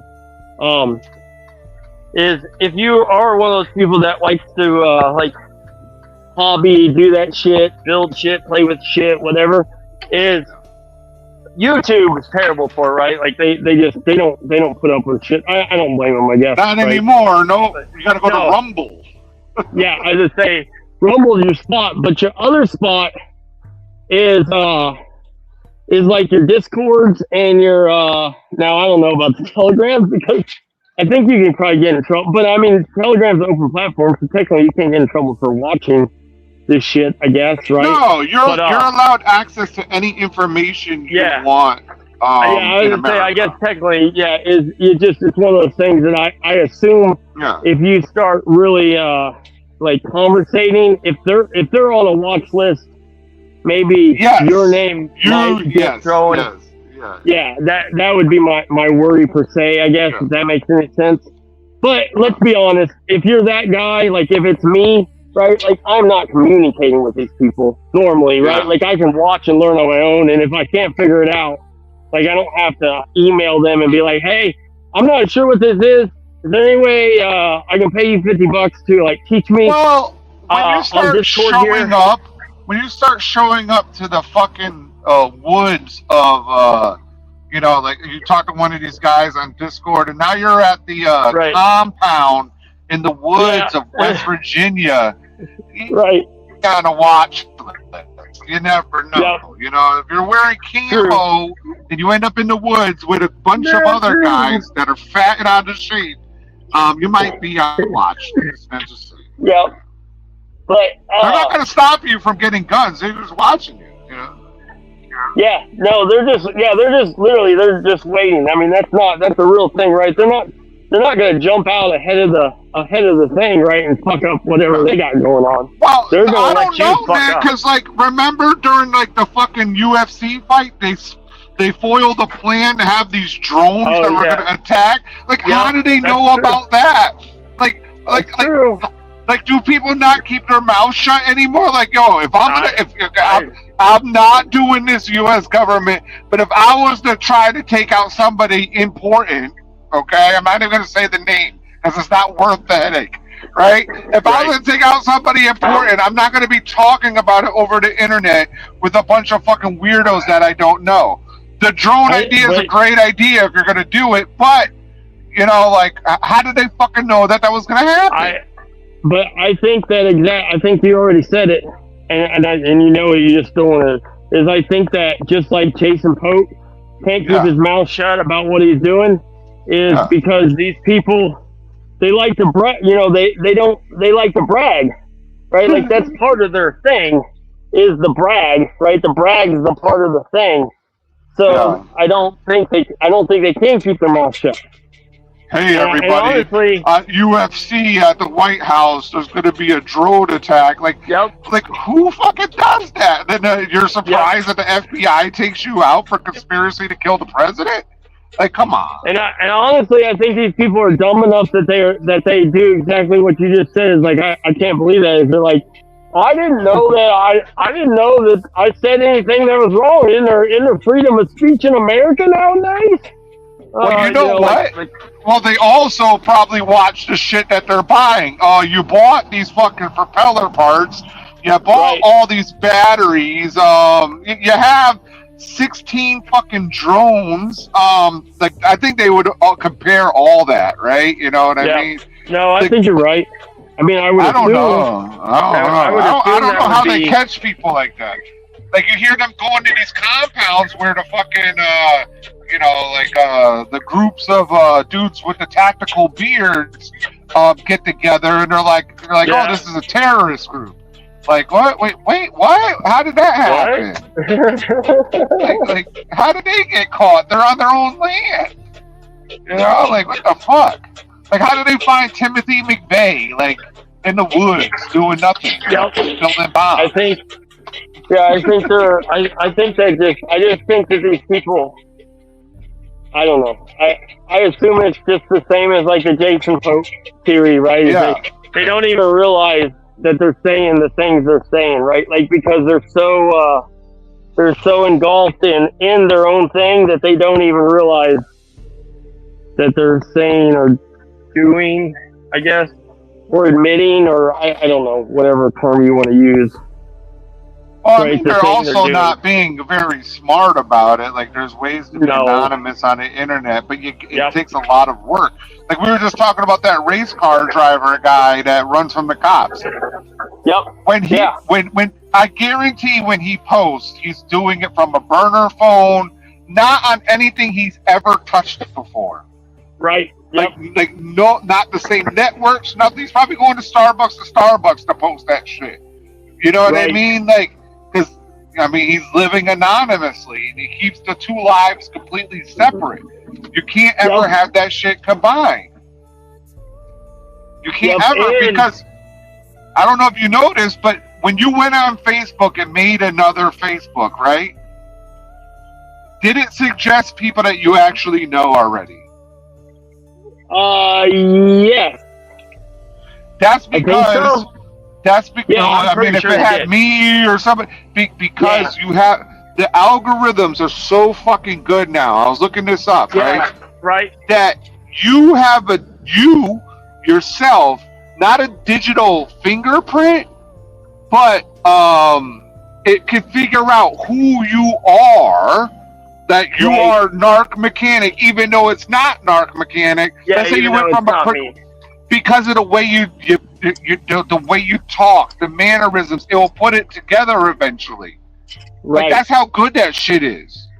Yep. No, I mean, it makes sense, right? Like, I Yeah. I think we all know You that have to be now. a whole different person. I would hope people know that now, right? Like legitimately, I would hope, but I'm gonna assume, I'm gonna say a lot of people don't because they're. I don't know. I think it's the ego, right? Like that's what it has to. And at the end of the day, it has to just be. It's the same as Jason, right? Like it just has to be his ego. Yeah. Right, his ego is what overrides his actual, because he can't be that dumb, right? Like he can't be that dumb, right? I mean, Pretty stupid. Yeah. yeah, he is pretty stupid. I don't know. You're right. I guess he can't be that dumb. And you know what hurts me right now is that I was listening to or read the post yesterday. Is that you earlier that day he was talking about going to Hurricane, ask for the fucking the thumbs up or the hearts, right? Yeah. Everybody wants him to go to Hurricane, but then that doesn't even matter. He went and talked to his wife. Yep. Imagine that conversation. Like, I don't know, babe. Like this is where we want to be. My wife and I want to be doing this, and it's like I guarantee your wife just wants you to fucking be successful at whatever the fuck you do. Just choose something and do it. My guess is being a Jason Pope hater, right? And a Daphne hater because of her husband. Is my guess is exactly what you said. Is Daphne, what Daphne wants, right, is for him to leave her the fuck alone. And I don't mean like she hates him and she doesn't want him to. She doesn't want to communicate with him. She doesn't want him home, right? Like nothing like that. Right. Is that she, just like my cats, doesn't really. I'm not gonna say gives a fuck, because there's a give a fuck there, right? But just wants to hear her husband say, "Man, I really like it here, and I'm planning on staying here with no drama." No calls on a Friday night saying, I can't do this anymore.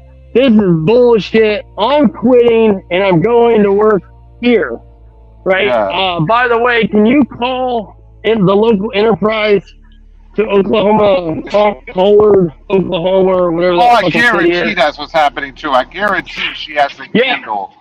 She Yeah, has to because- call no, up Caden Jr. and be like, "Hey, my husband is not coming in today." We used to have a guy by that the- did that at like the aerospace place. Like, if he was not coming in, his wife would call Right. to say that, oh, he's too sick to come in. Well, the reason I believe is because he's just that. He's told us that he's that chicken shit of a guy. And by the way, right, he involves his wife, right? He involves it to us on the internet, and we're a group of haters. So he's letting the haters know. So that definitely tells me that he's also know the drill, right? Yeah. You know what I'm saying? Like, he's telling Kane and them exact. Oh, hold on, I got a phone call now. You can't hear me say that because my phone's ringing. I heard you. Oh, okay. Well, he's also, because he's involving us, so he's definitely telling Caden about his wife. And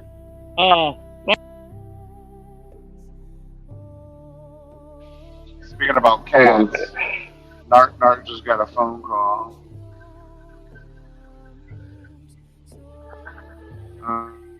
Comments here haven't been. All right, can you hear me? I'm in Atlanta. Yeah, I can hear you.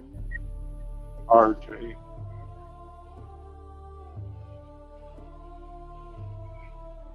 Yeah, Jason's funny, man. But because on top of he tells his haters about her, is he has shit of hurricanes, right? And this came from Caden Jr. himself.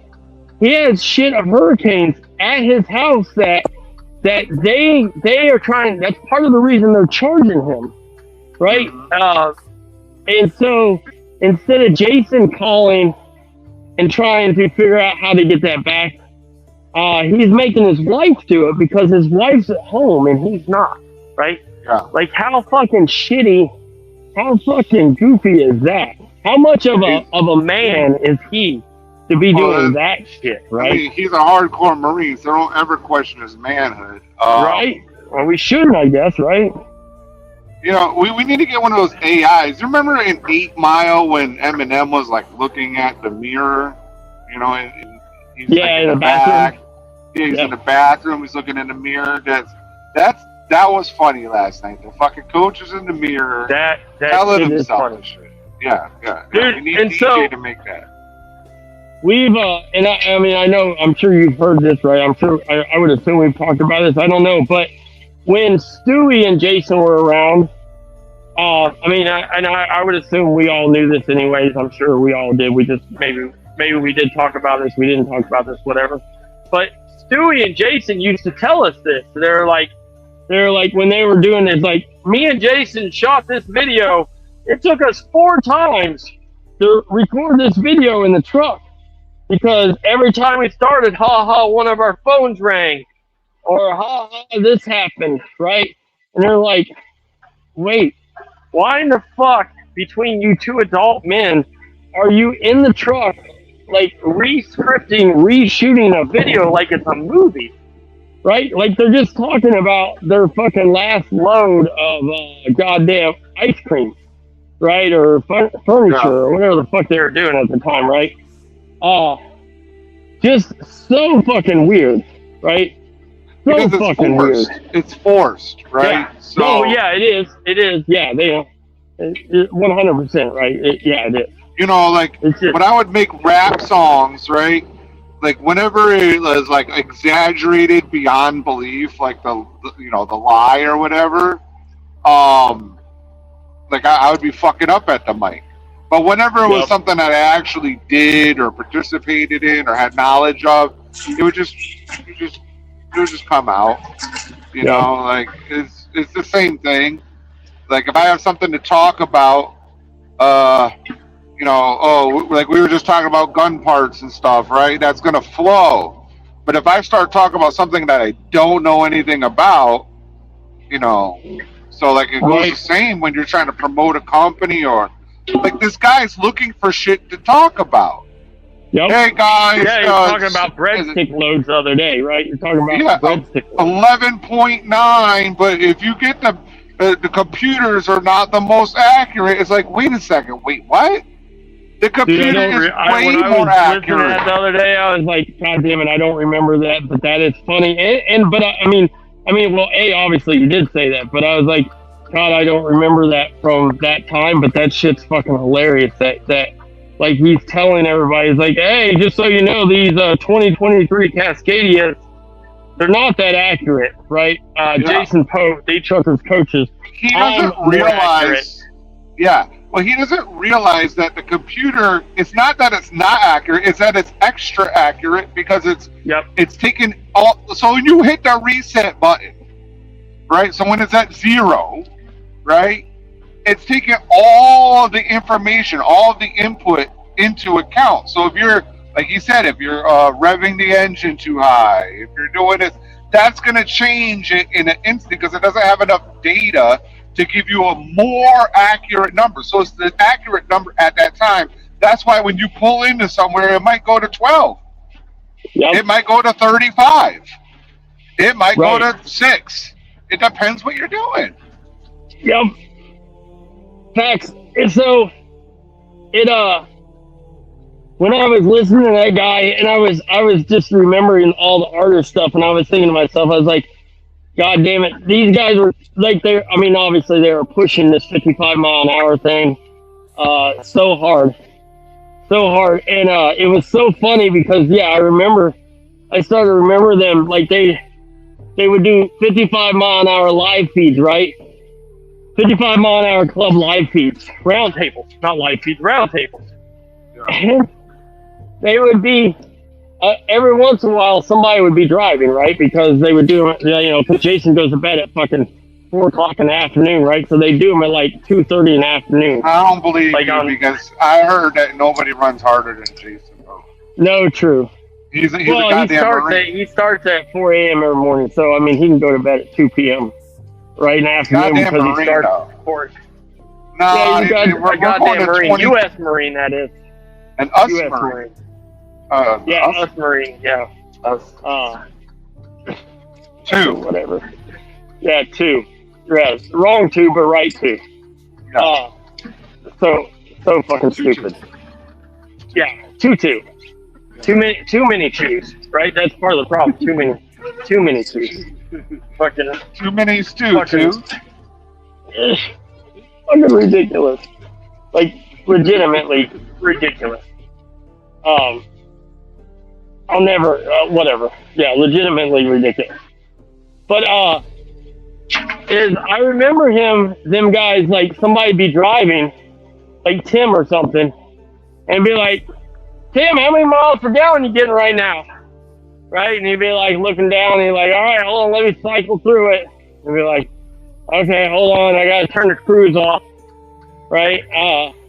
Gotta turn the cruise off so I can get to the screen, right? And it's like turn the cruise off. I don't know. I just remember it was always a process, right? Like I remember it was a process because Tim's stupid. And he'd be like, "Oh, I'll be damned! I'm getting 9.75, and I'm pulling uphill, loaded down with 38,000 pounds of fucking pallets, right? Because Artie does a lot of pallet loads, right? With 38,000 pounds of pallets, right? And then he'd be like, "Oh, hold on a minute.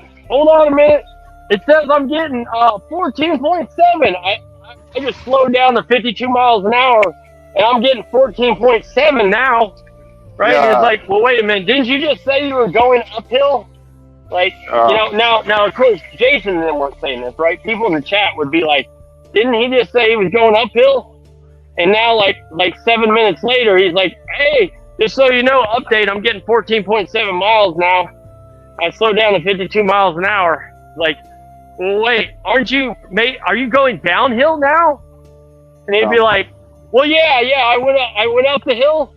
I crested the hill out here in southern Tennessee, right? I crested the hill, and now I'm going down the hill. But man, I'm getting 14.7 miles per gallon. Like, well, yeah, but that's because you're going downhill.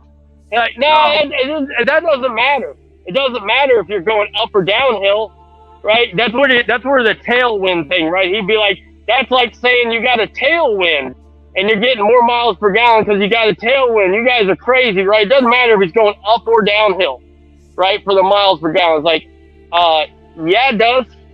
For the computer, it does, because the computer sees that he doesn't have any throttle input. He's coasting, which means, right? Like, we don't have to explain this to us normals.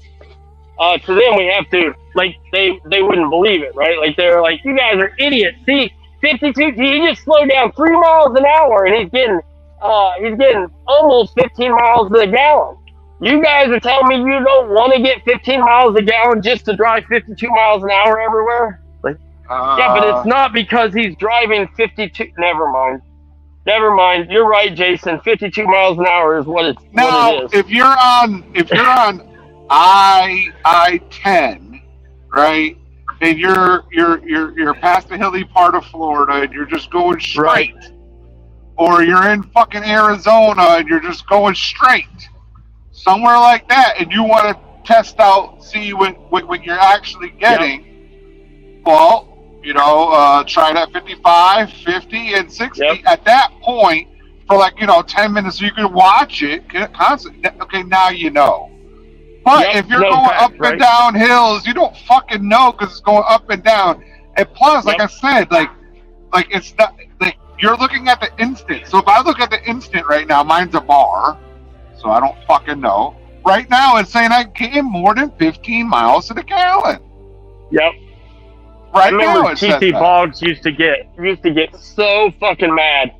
He used to get so fucking mad at Jason about the computer, about the Insta.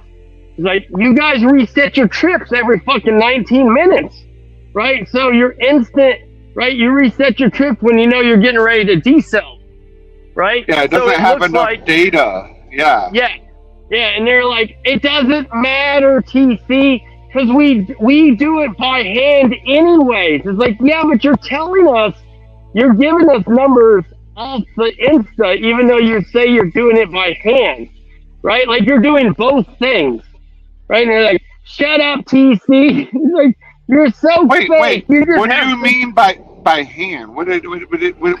So by hand? So the argument would be, so you know how Jason last night was talking about how, well, I put the math, you know, I did the pen to paper, right?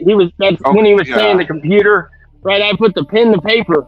Well, so because again, even back then, right, Jason would think we're all stupid. So in some videos, right, when it worked for them to use the computer, What up, Joey? right? When it worked for them to use the computer to make their numbers look way better, they would use the computer. But then when they could do it by hand, right? They would all have their pen and paper out and be like, see, if we do it by hand, right here. Go ahead. Yeah, but wait a second. So I know. What are they doing by hand actually? Like, do they have a measuring stick in the fucking in the fuel tank to know how far it went down? Exactly what you're getting ready, what you're thinking is exactly what they were doing, right? Exactly what you're thinking. The information that they're looking at on the screen. Yes. Okay. They're not actually doing it like you would do it in the 1980s. Right? Yeah. On your Chevy Caprice to figure out what your fuel mileage was. They're not doing it like that. You would start your odometer over at 0. Yeah. Right? You would take a measurement of what your tank is at. Then you would drive for a little bit at whatever speeds. Then take another measurement with the actual stick. It's like, it used, 2 inches or whatever. So we got to figure out what that is in gallons. Right? And then this is how many miles. So we're going to divide that. That would be by hand. Like a lot of input.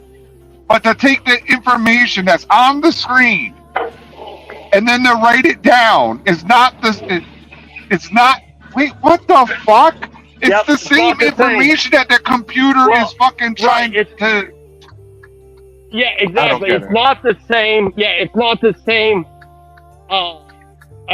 It's the same information the computer has. It's the same same information, right?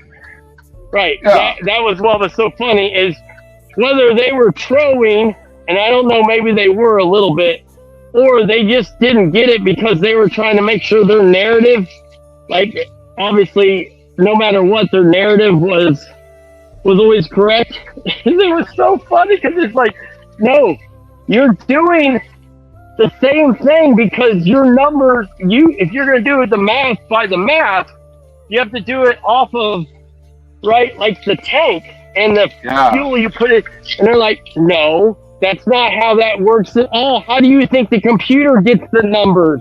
The computer doesn't know what the gallons I put in are, right? Like, that's what they would say, is like the computer doesn't know what the gallons I put in is.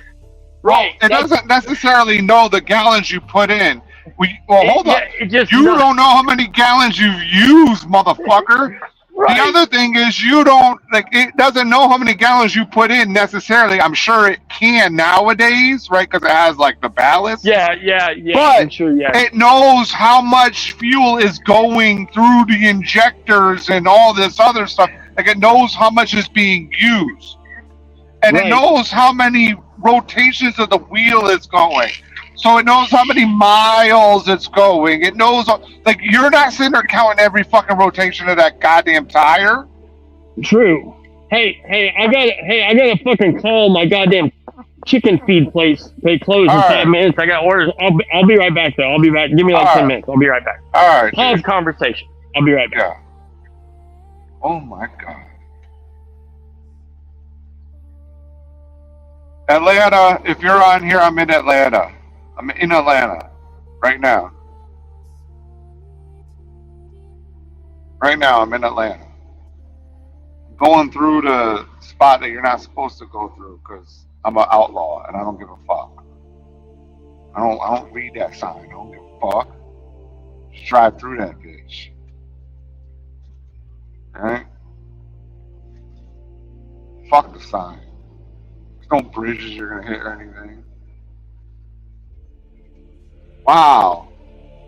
Okay, so like to be the most accurate, right? You would have to have a precise. You have to start off with a zero tank. Then you would have to put in whatever gallons, call it 100 gallons, right? Drive. Have it controlled of, this is 40,000 pounds and, whatever the fuck else, right? On a track. Then you would drive, right? Flat track. You would drive. Then you would drain the tanks and figure out exactly how much fuel you used. And then have a plus minus for, any deviations. To do this by hand. I'm not talking about computers. And then go in to figure out how many miles you drove, how much fuel was actually used. That is by hand. When you're taking computer data and just writing it down, and then you get a different number than the fucking computer. Number one, how is that even fucking possible?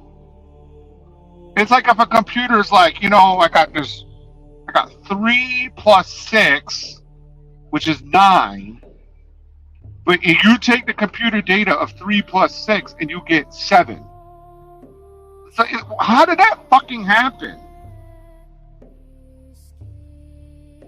Before I came into this community, I didn't understand the fucking thought process of Kentucky math. I still don't understand it, but I know it exists now. All right, you're back, bro. Oh, wait, you didn't? Are you saying you didn't understand, or you didn't believe it was a thing? I've never had to deal with it, ever in my life. I always thought people from Kentucky were kind of stupid. You know what I mean? Because I'm racist, right? So it's like, or whatever that would be. I don't know if that's racist. Yeah, I think people from Chicago are stupid because I'm racist. So yeah. Anyway, same difference. Yeah, I think people from Kentucky, I'm like, You know what I mean? Like, but it's just a thing, right? But I never thought it was like real. I'm like, obviously, you know, but quite honestly, the people I'm meeting from Kentucky or learning about, in this case, somehow takes computer data, does the mathematical equations, and gets a different number than the computer. Like I just said, if the computer data was a 3 plus a 9 or 3 plus a 6 equals 9, that's just like you getting that same 3 plus a 6 and getting 7. Like, that doesn't make sense. How did it change? Why did it change? What is the factor that changed? It's just made up bullshit. I don't know. If I was TC Balls, I'd get mad too. I'd get mad too. I'm sorry. Like, it's frustrating. It's frustrating to deal with somebody like that. More power to Daphne, because I would never be able to put up with it. Like, wait, what? Like, the calculator says this. But what are you talking about? So, to add to this for everybody that's been around for a long minute, which I wasn't really around for this, but I was, sort of, because I was starting to come into the community at this time, is when Jason, his last attempt, well, technically not his last, because Stewie and him was his last authority numbers, but, so maybe that doesn't count, because Stewie was doing the math then. But before, his last, when he was Pote Logistics, right? When he was Pote Logistics, is Daphne did the paperwork, did the books, and they had Jason. Jason claims he had 4 trucks. He had his truck and 3 others, right? So I guess air quotes that is 4 trucks, right? But Jason didn't hardly run a whole lot, right? He didn't drive a whole lot. So, but whatever, it doesn't matter, right? There was 4 trucks in there. So can you imagine? Can you just imagine what we know per se today, right? About Jason's fish brain and Jason's fucking spaghetti and Jason's hey, I'm smarter than a computer and hey, this makes sense, right? Kind of thing. Could you imagine what kind of hell Daphne would have to go through, right? On like a fucked up load, where, you know, the factoring's all screwy and all the broker overcharged for this. I don't know. I'm just throwing stuff that would throw it a wrench. I don't like to like use other people as an example necessarily, right? Right. But Tim Gentry, right? I was watching one of his episodes recently, and his wife comes into the room, right? And she's like, look, she's like her show at this point, right? She's like, I got to talk to Tim about this. And she's like, look, these are the numbers. If this truck doesn't start producing, like, we're going to have to like just shut it down. Like, it's costing us too much money. Could you imagine? And he was like, yes, I agree, you know, right? The numbers speak for itself, right? Jason would try to find a way to disagree with the fucking numbers because he knows better than the fucking math. Yep. Like, it's just crazy to think about. Like, that's why he can't figure out how to make any of this shit work. Right, yeah, I mean, I know you've heard the story a million times, right? But Jason literally argued with people when this bump fuse thing went down. He literally, that was during the still the call-in show days. That was when he would go live and actually have 120, 150 people in his live feed, like legitimately, right? Like he'd go live and within fucking 3 minutes, right, there'd be 150 people in his live feed. He had fucking Quick and SoCal, and I feel like there was other people, right? Those guys remember, they said it a million times, on his live feed with him about the bug fuse, and they're all telling him, hey dude, you don't have to drive home, right? It's just in the butt, because like the reason for, and I know you probably heard this a million times, but the whole reason Jason drove home when that shit happened, right, was not really technically, I mean, it was because he didn't want to deal with it, but it wasn't technically because of the actual, it wasn't actually because of the fuse. I mean, it was because that was the problem, but he drove home for 600 some miles for a 20 amp fuse because he thought the truck was gonna fucking break down. Right? That's why he went home. I mean, that's like his reasoning was, well, That's an excuse, right? That's an excuse. My lights aren't working in my bunk. What if this disables the truck and I'm loaded in New York? That was his excuse to run 600 miles, right? It wasn't just flat out, I want to go home. I mean, now that was the reason. That's what he wanted to go that's home. the reason. Because how many of us have accidentally turned off the truck while driving on the fucking road? I've done it, and it's still running. You know what I'm saying? Like, it's still, like, you turn off the truck by accident, you hit the key or whatever, and like everything shuts down, but the engine is still going. Yeah. So, like, I don't get it. I don't understand. It's I don't know, man. It's fucking wild. I don't understand this guy. I can understand why, like, TC Boggs, because TC Boggs seems like a smart guy or smart enough guy. You know, and it's like, that hurts your brain to try to fix. Like, and that's the thing. Like, a lot of this YouTube drama is just trying to figure out why somebody is like doing what they're doing. Yep. It hurts your brain to try to wrap your head around. It's like, wow, that's so stupid. Why? What's the point of being that stupid? There's no way he's that stupid. Yep, he's that stupid. No, there's no way. Here's why he can't be that stupid. Right? Like, he can't be that stupid, and here's why he can't be that stupid. Nope, he's that stupid, and here's why he can be that stupid. Right? Like legitimately. Oh, man. This shit's funny. It's fucking funny. I don't know what else really honestly to say about it. It's crazy. I mean, again, we know this, but I do, again, find it funny that, like we were talking about last night, is this motherfucker is on the internet talking about, his year plan, right, to buy a truck or whatever you want to call it. Meanwhile, he's doing the year plan right now. He doesn't realize it. Right? Yeah. He's doing the year. He's gonna do the year plan, technically twice, right? Yeah. Like, so he's gonna make the year plan a 2-year plan, but he doesn't realize it. Now. Right? Yeah, he doesn't realize that he's gonna make the 2-year plan. I mean, the 1-year plan is a 2-year plan, and he doesn't even realize that he's already doing it. It's fucking wild. And if you or me or anybody else were to tell him, or do tell him that, is we're complete morons and we're just haters, right? It's just we're just fucking idiots, right? And we're straight up haters.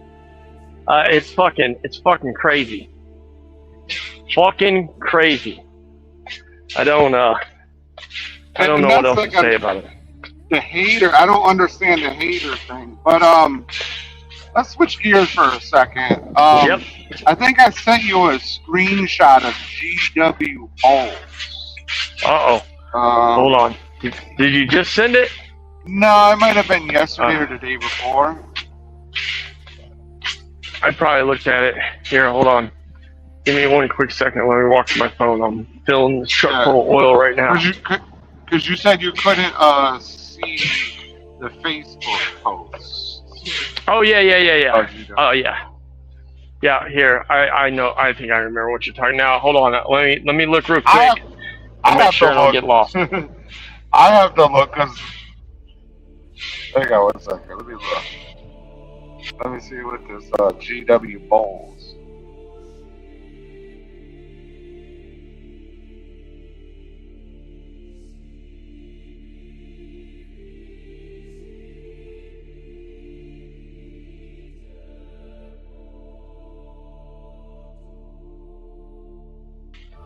Or is that you driving? Yeah, I cut out for a second. I have to piss like a fucking motherfucker. I should But have I'm on- this. I'm on my second Mountain Dew in a water, and I haven't yet, Yeah. which is not good. Well, I hydrated. I took electrolytes and all that other stuff. I don't know which way it wants me to go because it says it's going to save me 50 minutes. So 50 minutes.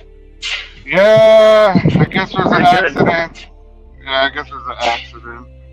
Yeah, I don't know which way this thing is. Hang on, look at the GPS. It's pretty sad. I have to pull the second truck in. I'm about fucking ready to get out of here, but to make sure that the dude that did a service this morning did what he's supposed to do. Isn't that sad? There's an adult man that gets paid good money to fucking be a mechanic, and I have to check to make sure he greased the truck. It's fucking ridiculous. But you're the boss. I know you say you're I'm not the boss. I'm You're not the boss. no. I get it, but you're the boss. I'm not the You're the boss. boss. You are the boss. I'm just the senior guy that is trusted enough to go out in the field and not fuck off the whole day, and not fuck most of the shit that I touch. Not fuck most of it up. Good or bad. Which, let's be honest, most days I don't do a lot anyways. I mean, I do a lot. I call them putting out fires. I put out a lot of fires. Right? I don't really do a whole lot. Every once in a while we get into something big, but most of the time it's like, hey, this truck ain't got no lights. We don't fucking know why. Can you come over here and take a look at it? Hey, this truck ain't got no fucking AC. This motherfucker's got an ND rate and we can't figure out why it won't regen. Right, like that's what most of it is. It's not actual things, right? Hey, this guy's broke down the side of the highway with fucking air coming out of his ABS box. Oh, nope, it seems to be a rear brake chamber. Never mind, right? Kind of thing. That's what it is. That's what it is. Hopefully this road will open up a little bit. I'm going through downtown Atlanta. Fuck trying to stay in that goddamn. I was joking earlier when I said everybody I was going through downtown. I was joking.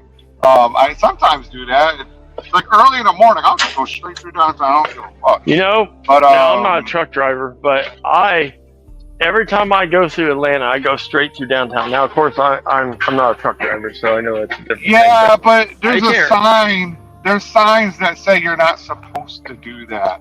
Like, now that you say that, you're right. I do remember that. Trucks aren't supposed to go that way anyways. Yeah. That's right. I But forgot. I do it anyways. There's nothing stopping Yeah. you. Because like, No, right. if you're going to Coca-Cola, you have to. You know what I mean? Like, there's stuff there. So it's not like there's a reason. Yeah, it's not like you can avoid. Yeah. Right, I follow you. Yeah, you can't avoid. But, you're not supposed to just do it. But I'm fucking doing it because I'm not going to be stuck in 50 minutes of traffic. I'm just going to go around that bitch. No, that's wild. I mean, an hour's, right? Yeah. An hour's wild. Like, oops, I got stuck in this little section, officer. I've never gotten I drive through it all the time. I've never gotten a ticket, not once. But today, I'm pretty sure I'll get it. Oh, don't say that. Don't jinx yourself. Oh, yeah. So, I was going to say, G.W. Bowles said that his entire childhood was fixed on an AI Chuck Norris video. Oh, that's right. That's funny. Yeah. The 70s Why? and the 80s. I don't know how that, but but see that's where these fuckers, that's where these fuckers lies, or whatever you want to call it, right? Whatever terms you want to use for them, that's where all these fuckers lies and shit catch up to themselves. Because but he'll also have you believe that at a young age, and I think he said like teenager or something, he'll also tell you that he was in mental hospitals, right, at a young age. Oh. So, yeah, I mean, remember when he said that he was the bad kid and they sent him to like the psych wards and stuff?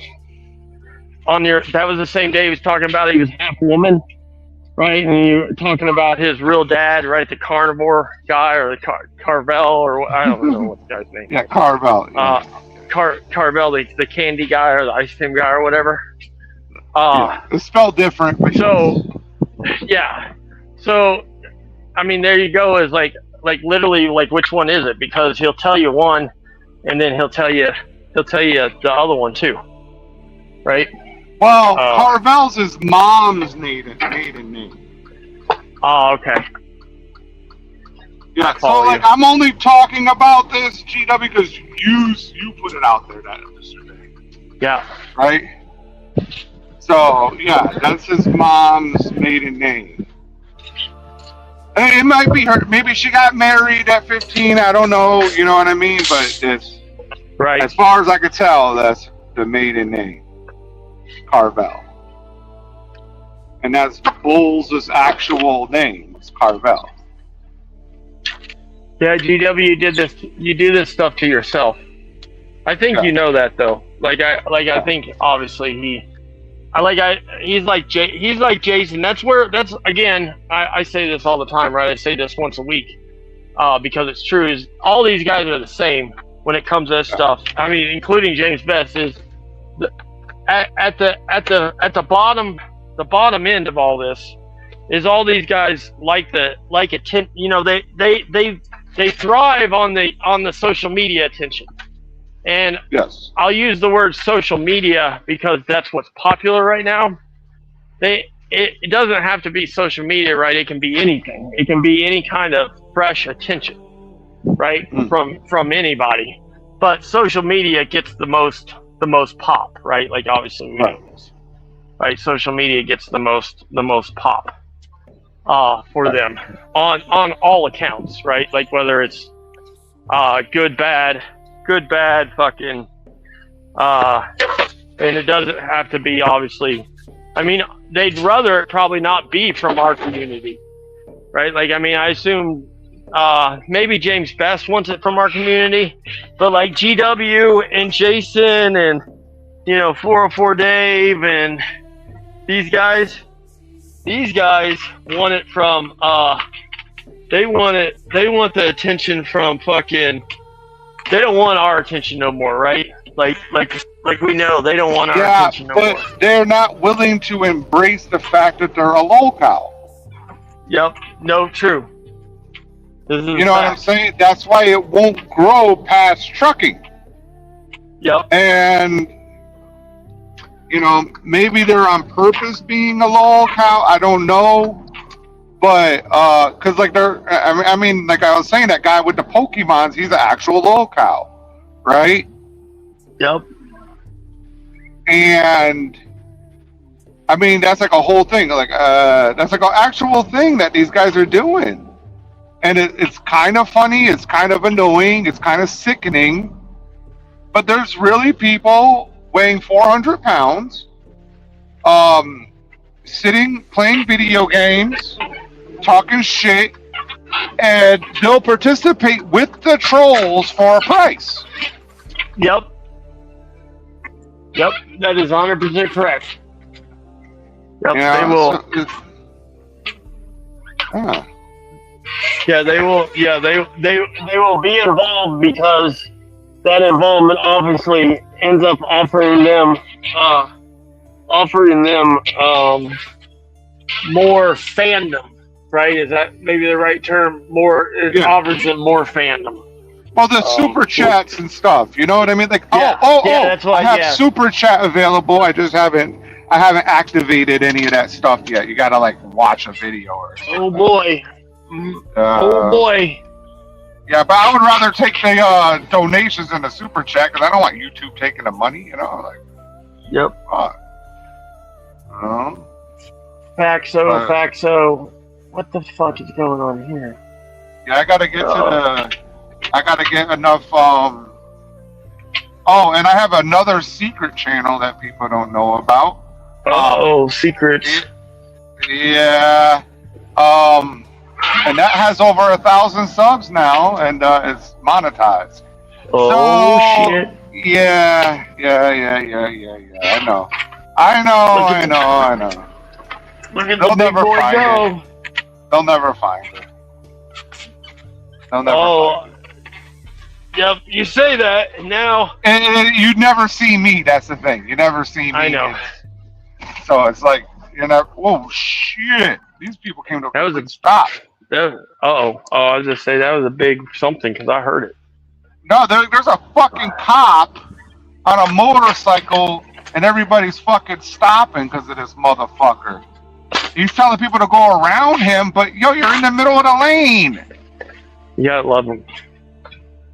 God damn. He's fucking up the whole traffic. Fucking up all the traffic. Oh, he is. But yeah, yeah, it has like nothing to do with me. It has. I make it, so it has to do with me, but it has nothing to do with me.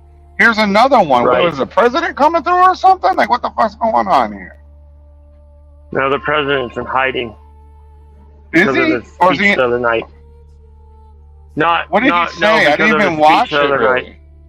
Oh, well, I mean, are we gonna kill Iran or like what are you doing? No. He said he said a bunch of dumb stuff, so he's hiding because he's ashamed. He's ashamed of what he said. What did he say? Oh, he just did he did Joe Biden. I would call it Joe Biden-esque rambling. Oh, okay. That's what I would call it, Joe Biden-esque rambling. Now, let me ask you something. Do you know that he said all this, or is this like from the Discord? I heard that. No, I heard the speech. We listened to it. Oh. And we were making fun of it. He did. Should I go listen to the speech and then be the antagonist and fuck with Sage? Like, no, this is good. This is awesome. Like, this is what we're doing here. You know, fuck the trannies. Like the trannies. You know, like you could. He just said he did. Oh, he was did the Trump thing really where that bad? No, I'm gonna be honest, right? Like I'm a Trump hater, but I'm a Trump hater, but is like he said, he just used. He did the thing that he's been doing recently that they always make fun of Biden for, where he just like kind of rambles. Yeah. Like he's saying stuff, and but he's not saying anything. The stuff he's saying is stuff that he's interested in talking about, right? But he's not really saying anything. He's just like, I don't know, man. Biden. Biden had a whole speech where that motherfucker had a stroke on the stage, I believe, as he started talking gibberish. Like literal gibberish. Like there weren't even words. I'll be honest, I would say that Trump was talking gibberish the other night too. Oh wow! Not hating, not being a Trump hater. Yeah. I am a Trump hater, but I would say Trump was saying the same exact gibberish. Incoherent, like. Yeah, he was just like using terms. That he had a stroke last year, right? Yes. Oh no. He denies it, but he fucking had a stroke last year. His whole face was fucked up. Remember his ankles and shit swelled up and all that? He had a fucking stroke last year, and it just didn't affect his brain too much, I guess. And but he definitely had a stroke. 100%. I can believe that because I mean, for starters, these guys have the best healthcare right? Like, Yeah. I mean, we all know this, right? Obviously. Yeah. I mean, They obviously. hit him with the it's- clot. fucking They hit him with a president. clot buster. Yeah, they hit him with a Yeah. clot buster immediately, and it went. Yeah. Yeah, and they have the best way of hiding it because again, Yeah. he's the president, right? Like, Well, so, remember I mean, they gave him, they put makeup on his hands to cover up Yep. the spots and Oh, yeah. stuff. His ankles are now cankles. Like, it looks like he looks a lot healthier now. Like, Luke's a lot healthier now. But he was fucked up for a little bit. He was Right. fucked up. He had a stroke. His whole face was droopy. Like, it's just what happened, and he could deny it if he wants to, but that's what happened. That When or I- balls when it- palsy or when it whatever. when it comes to that kind of shit, right? Like we all, I think we all. I mean, I mean, I realize lots of people don't. I like again. I don't like. I do more than any because more than most because of Discord, right? Because Sage gets in this shit, and I listen to like Midas Touch and Adam Mockler, and I listen to some of these Trump haters, but I also try to listen to, per se, non-Trump haters also. Yeah. Right, like that are people that are just actually talking about current events and war and whatever. I try to listen to all of them just to understand the whole thing, right? But I get bored with it, even with like Midas Touch and the people that are anti-Trump. I get bored listening to them because it's always the same thing. It's like, Trump just said the dumbest thing ever, Wait. and he's burning in hell. Or he's in purgatory because of it, right? And it's like, well, you guys said that last week, right? You said that he did that last week too, but, but he's still here, right? He's not. You can say that about like, anybody, right? Yeah, exactly. Like Trump's Okay. losing his mind Oh, over the wait. reflecting pool.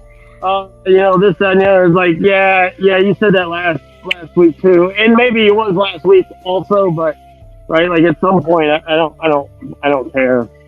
Right? All right, 'Cause we it got a doesn't affect grand me. total. We have a grand total of 4 people in here right now, and if we Uh-oh. include ourselves, it's like 5. Right? I Nice. don't know. It just fell off. So, considering that you are one of the most racist people on the planet, Yeah. how the fuck are you the guy that hates Trump? Here's what my hatred for Trump is, and it's the same reason I have hatred for.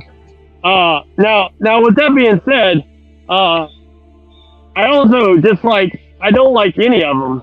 Right now, I said I like Joe Biden because at the time, the amount of people that lost their shit when I told them back in 2024 that I was voting for Joe Biden and then Kamala, when Kamala came around, the amount of people just in our community, right? I mean, because I don't obviously reach out, we know that, right? Just in our community and said that, and everybody's like, wait, I thought you were pro-narc, aren't you into guns? And you like Biden? Narc, aren't you into Well, diesel Trump's the engines? only one that did anything about guns. Right. And like all this stuff, and I was like, yeah, but I like Biden and I like Kamala. I think Kamala's sexy, right, for a black woman. And I was like, I think, and I was like, I think now Biden. she's black. Now she's Yeah. black, but any other time she's Indian. Okay. But Trump's the only one that was anti-gun, like completely anti-gun. I know. He actually That's what pisses me off about that. Like, got me into really like hating the MAGA and the Trumpers, because I'm like, listen, we all know there's bullshit with all of them, right? All politicians, I don't care if it's your local mayor, it's your local sheriff, it's the president, it's the goddamn governor of your state.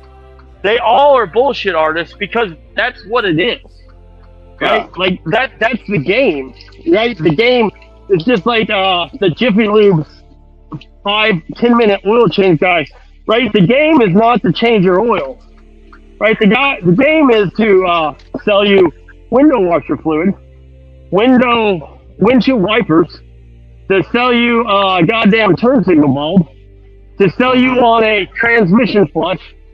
Oh, and also we're going to change your oil. And oh, by the way, you need a cabin filter or your AC is probably going to quit working tomorrow. right? Like that's the game. The game's not to change the oil. You came in there to get your oil changed, right? Because that's why you pulled into the 5-minute oil place to get your oil changed. The game's not the oil change. So in politics, right? The game is not being the president, right? Because we know there's a president, right? We know that you're electing somebody to be the mayor. That's not the thing. The thing is what the mayor and them are gonna do when they're there, right? What the fucking or what the sheriff is gonna enforce or not enforce when he's there. Right? And so if he lies about that from the get-go, right? Hey, I'm gonna start enforcing the speed limit around the city of Avon because we got too many punk kids with V6 Chargers and Mustangs racing around annoying people with loud exhaust, right? I'm gonna start calling, and then he gets elected and he buys the whole fucking police force V6 fucking Chargers, right, for cop cars and puts exhaust on them, right? Yeah. That's what is annoying to me about this shit, right? And it doesn't matter who that is because I mean I would call myself an independent. Am I an independent? I don't really know, right? I don't by the term I don't really know because the term changes kind of depend on who you talk to and who, you know, what I mean, like I live in a red state. I'm sorry, I live in a blue state, but if you were to look at the mayor and Indianapolis, it's a red. I mean, they're red cities, right? They're red.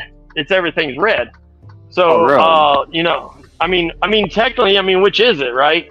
But I would consider myself a liberal because even though I'm the most racist fuck in the world, right? And even though I hate gays like GW Bulls, I have no problem, you know, being around them. I'm gonna make fun of them, but I mean, I have no problem being around them. I mean, listen, me and GW Bulls talk on the phone daily, right? Or almost daily, maybe not every day, but every day, every other day or something. So, I mean, if I hate it on you, well, here's what he does, and we've all heard him. He doesn't outright hit on me. He just makes comments, right? You know, like, oh, Narc, you know, I bet you like dick, right? You know, and then he'll be like, oh, Narc, I bet you like dick, and then he'll say, you know, I know a guy that has a big white dick, right? That likes dudes. So like, if you put those two statements, you know, those comments together, right? It's like, Narc, I know you like dick, and then he talks about a dude that has a big white, pretty dick. Then he's hitting on you. That's why I'm trying to say it's like Peter gazing in prison, like, you know, like you test the limits, and like, you know, like, oh, I bet you like no, motherfucker, you already got getting beat up for that, that's why he's like trying to get me naked and stuff. It's just to see like what could happen. Like that's what he's trying to do, and it's just fucking weird. Like we all know that he likes black guys and black chicks. You know, we know that because he's married to one. And right. You know. Yeah, and he's. I mean, again, yes, we all know this. He's the guy, right? And he's always been this guy. He's always gonna be this. He's the fit-in guy, but the fit-in guy, a lot of times, right, at least used to be, is the fit-in guy didn't really, right, like he just said stuff to fit in. That's why he's the fit-in guy. But GW's the fit-in guy, but he'll go far enough because he wants you to believe he's the fit-in guy, so he'll go far enough to make sure that the fit-in guy, that you believe he's the fit-in guy.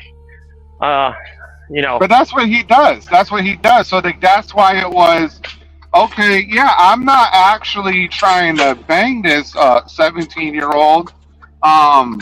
So you can say that, you know, but in reality, we all know what was really happening. Yep. You know, like if he had the opportunity, he would. He would do it. That's what it was. You know, I don't know how that describes you not fucking with Trump, but I get it. I get it. It does. It does somehow in some way. It does. Yes, it works out completely, and yes, and that's crazy. You and GW are both on the same side, supporting LGBTQ and Kamala Harris, and you know, but he really thinks that you're against the gays. Yeah, and again, I don't know why, right? Like I don't know why he. I don't know why he thinks that. I'll be honest, like because I think part of it is just so he can be difficult, right? Like that's just an easy, good way for him to be difficult. And it's an easy way for him to be difficult. He likes chaos. He likes chaos, like just making up shit. Yep. He likes to be difficult. He likes to fucking be chaotic. I'm trying to think of you know, another way, you know, per se to say it, but he likes shit to be difficult. He likes shit to be chaotic. He doesn't have a problem. This is the problem I have with the Democrats, right? When we're talking about guns, which kind of been the topic of today's background, right? The federal idea of a universal background check in registration. The background check I don't have a problem with, right? Don't care. Registration, you don't need to know what I have. Because if the feds if the feds do have a problem with the people, they'll have a list of every single thing that that citizens have. I don't agree with that. I do agree with everybody should get a background check, and I don't know where the Dems come up with saying that people don't, because everybody does. Everybody does. There's no place in America that you could go get a gun and not get a background check. Nope, it doesn't exist. You could build a gun, right? You could build a gun, but so can a criminal. You can go to Home Depot and get the parts to build some makeshift type of weapon, a good one too. Yeah, that I agree. That's one of that's. But again, I can't. Same thing. I mean, as you're saying, is I can't hate on the. I can't hate, because they both sort of do it, right? They both sort of do it. The Dems and the Republicans is, like you said, is the same. It's the thing of is like the federal background checks, or the fucking I'm trying to think of something else that's not just gun related straight up. I'm okay with a federal background check. I just don't like the fact that they want to have like a database of ownership of all these weapons. I think that's fucked up. Because let's say I get my background check and I buy 6 guns at a time, right? But you only need one background check. You don't need 6 different ones. So it's like, okay, I'm okay with them knowing I bought at least one, right, at that time. You'd have to change up your strategy for buying. I don't think that the government should know exactly what you have in your house at any time. I'm against that 100%.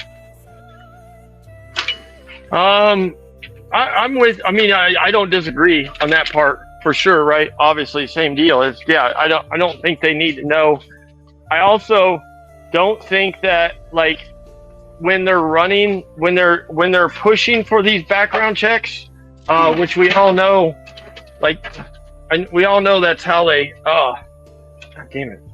I got this new service truck. Think about it. Get some like shit Obama, when Obama had like the House and Senate and everything, they didn't pass anything like that, and they could have. You know what I mean? Like, it's just it's weird. I do think that we need deeper background checks, right? like, and I know this is like a problem per se, right? Like, like where's privacy? However, when I do a background check, right, it says, have you smoked weed or done any type of drugs? It's like, Right. no. Have you ever been in a mental hospital? No. Have you ever, like, you could just say no. It doesn't fucking know. As long as you don't put yes, it's not going to fucking know. So what I'm Yep. saying is if you went fucking cuckoo and it, like last year, maybe you shouldn't be able to buy a gun this year. Maybe you should have to wait Yep. like 5 years of being clean out of the hospital. So they should Right. be able to check certain mental type. I don't know. Like, how do you make that happen? Yeah, I don't know because obviously, as you're saying, is you don't know. Like, half the people are gonna lie about that shit anyways. Yeah. So, which I don't blame them. I don't blame them for lying because, is if you don't lie and you get tagged for something, it follows you forever, right? Forever. Yeah. Like, because there's basically no way out of it once you get in that circle, right? Yeah. So, for anybody that's been, what happened? Oh, never mind. The music went quiet for a second. For anybody that's obviously been around for a minute,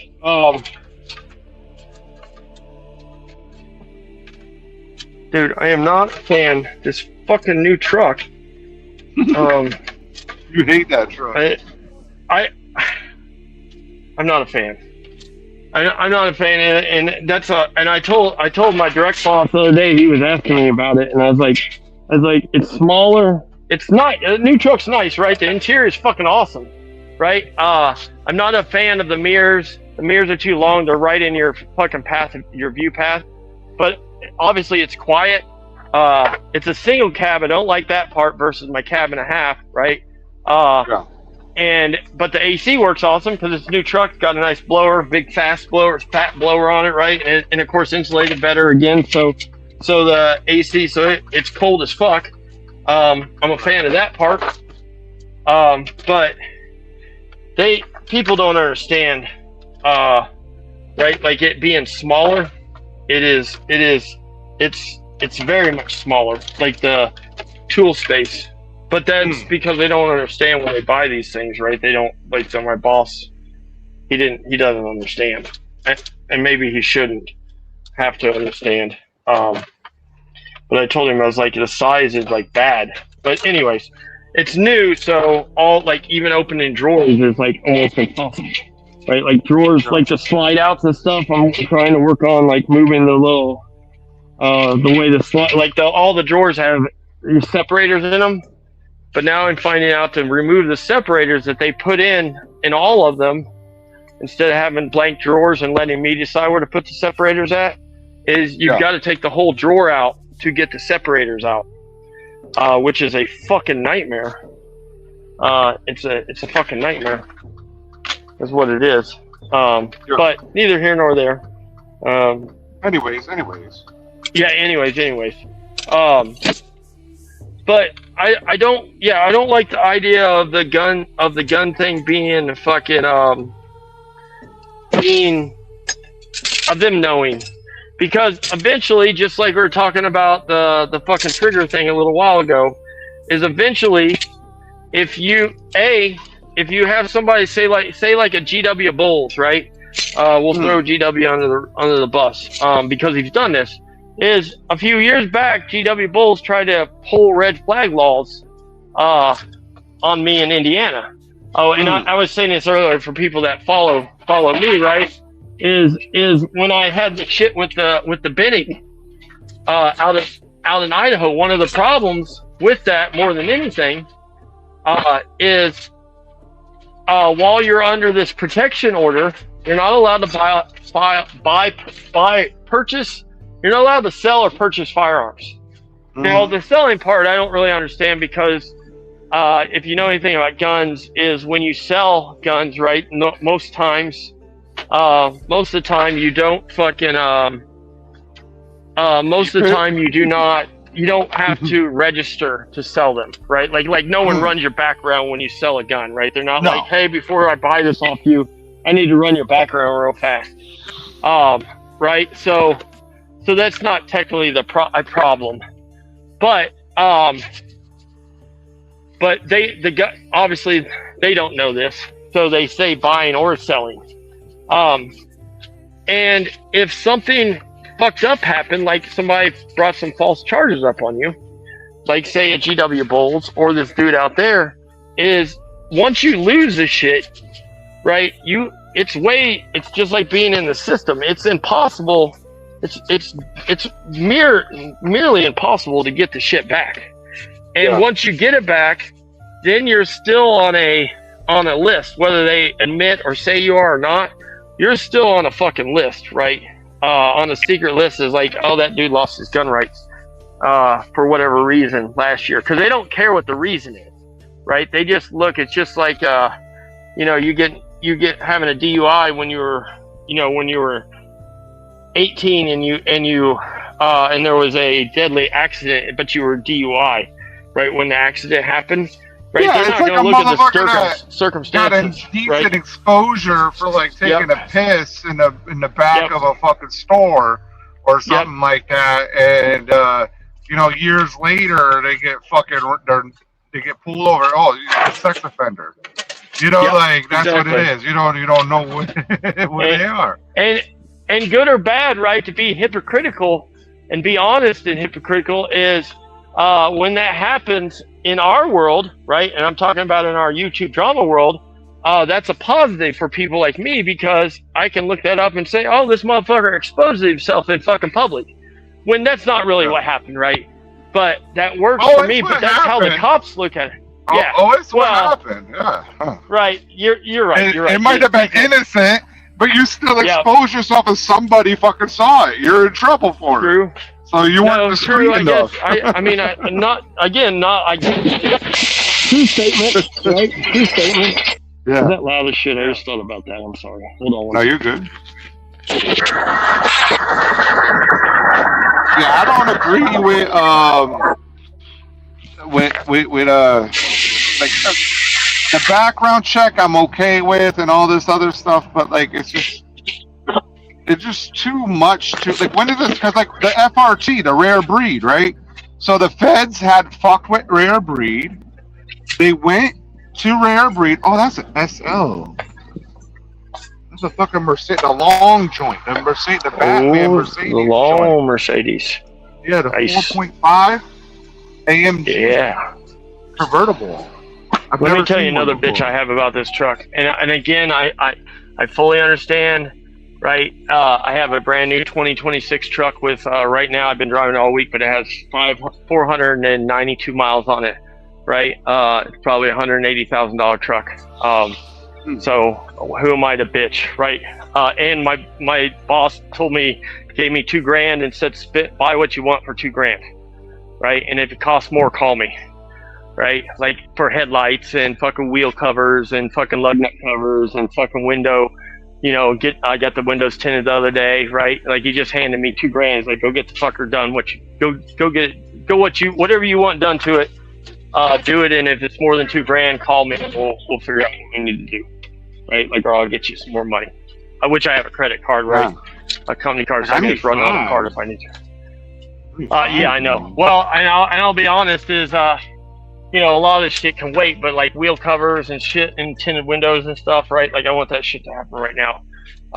Because over time I'll forget. And this thing's pretty. I'll give it that. I think it's a good looking truck because it's a little short guy. I'm getting ready to take pictures of my old truck and this truck next to each other. Of course I can't show them because the company name's on there, but some people will get to see them.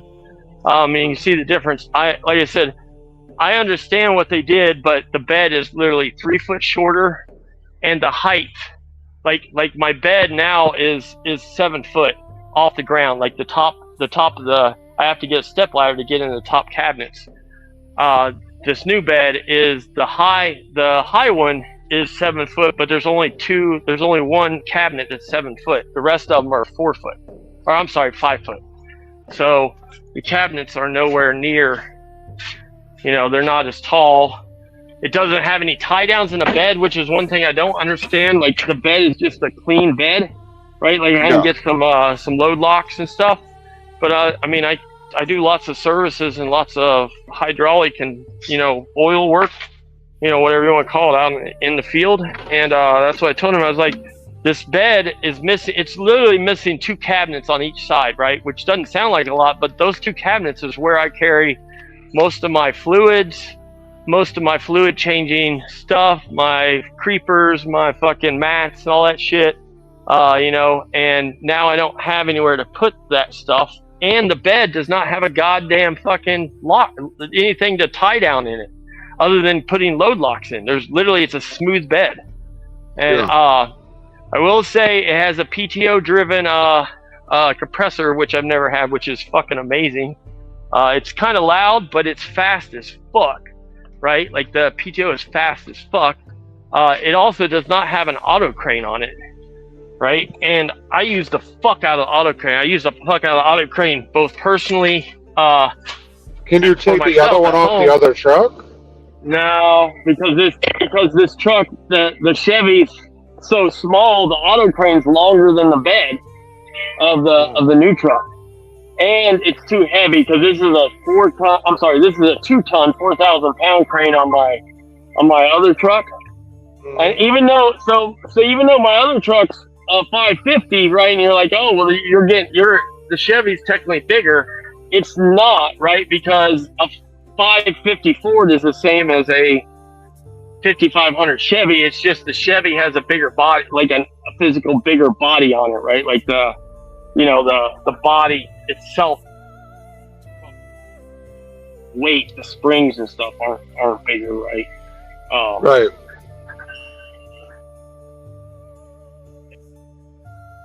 And I said, why didn't you put like I don't need a 4,000 lifting capacity crane. I was like, why didn't you order one with like a 1-ton crane on it, or a 3/4-ton crane on it, right? I mean, a 1-ton obviously will lift 2,000 pounds, or even a 1/2-ton crane on it. I mean, I ain't lifting. Most cylinders and stuff aren't over 1,000 pounds. He just said, which I know he's not. I don't think they're lying. Is he said that this is by the way they built them, right? This is what they offer, kind of as a generic build, right? Which is as a generic build, right? They put them that this fits real well, like weight wise, and he said it's not overweighted to one side. It's not this, that, or the other. I also am not. I don't know.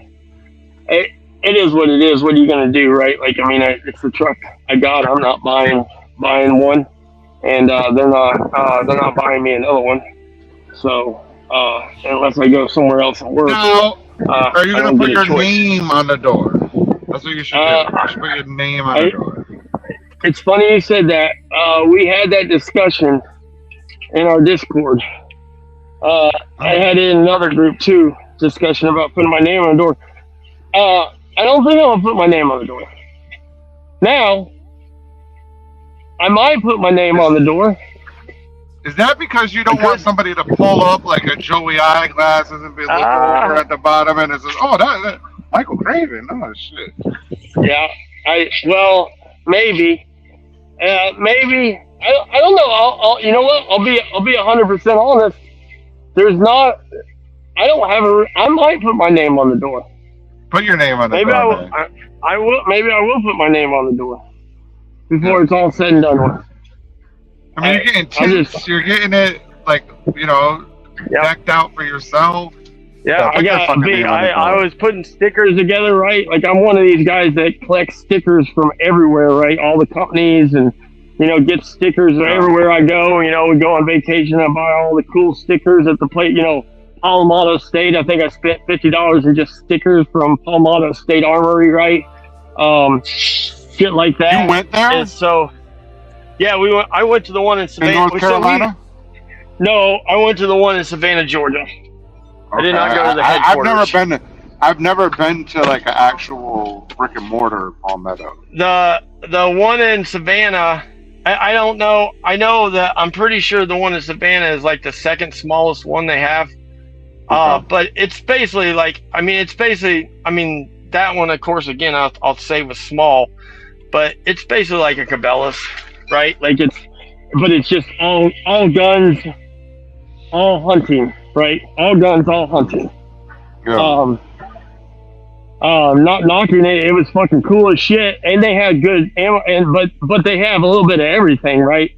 Mainly AR, right? Lots, I mean, I'm sure you've been to lots of gun stores. Lots of gun stores have lots of gun stuff, but it's like they have all they got is Magpul, right? That's what they got. And I'm not knocking Magpul stuff. I'm just saying that, what they got there? They got all the different Magpul stuff. So Like, there's a store. There's a store in Sanford, Florida. If you're ever out here, go to it.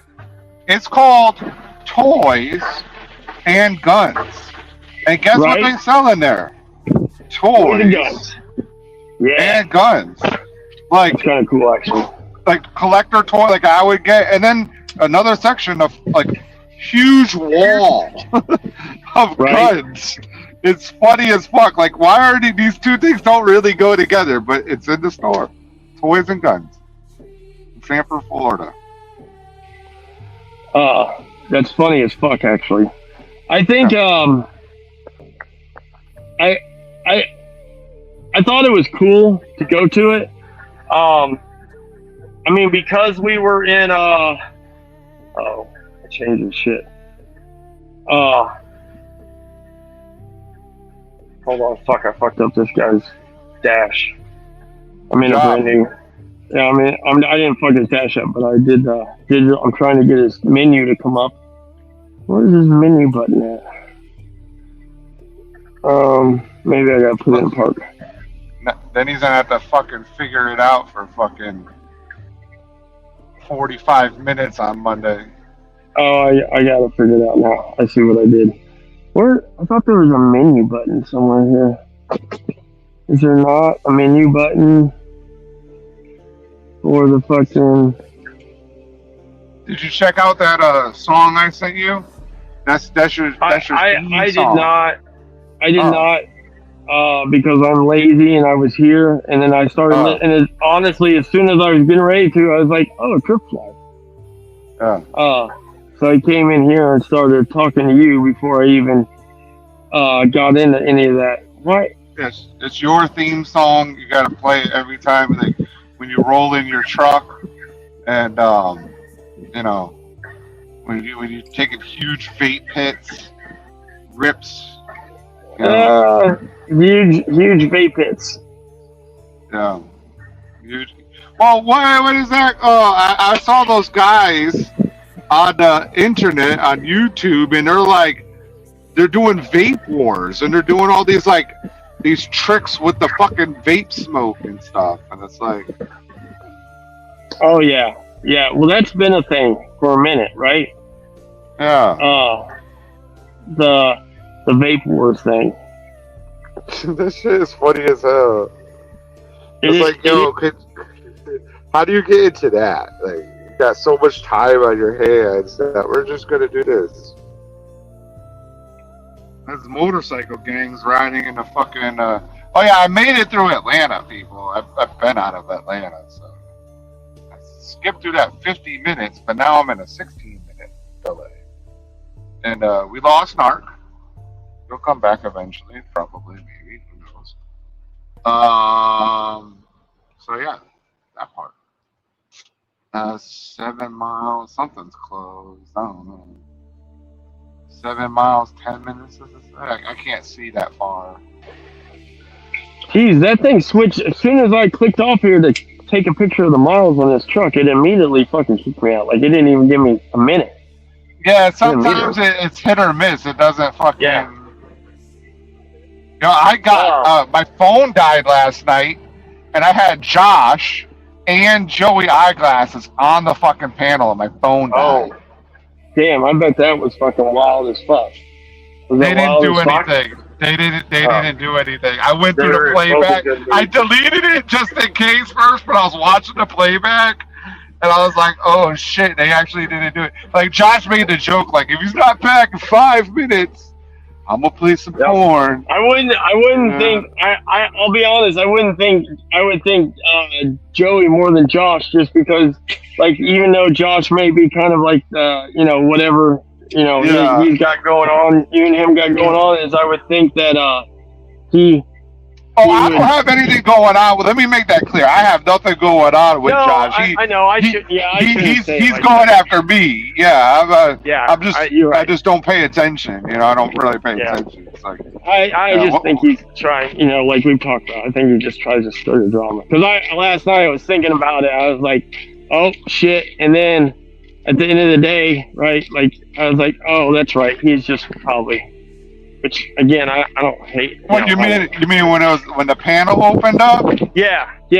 Oh yeah. Well, I didn't know. He's gonna, try to stir a little whatever. Probably it's whatever. I don't have a problem with him. I said what I said. He said what he said, and it is what it is. We've talked about this, at length, both on here and office. I understand. But being an open book in our community still doesn't give you the what's the word, right? Like it's like people still question it, right? Yeah, the gusto. Well, yeah, because people still question, even though you do the open book thing, right? They still question you, which is weird as fuck. I don't care about that part. I thought we were cool, right. That's all that was. Like I had a problem with that. That's what I mean. That's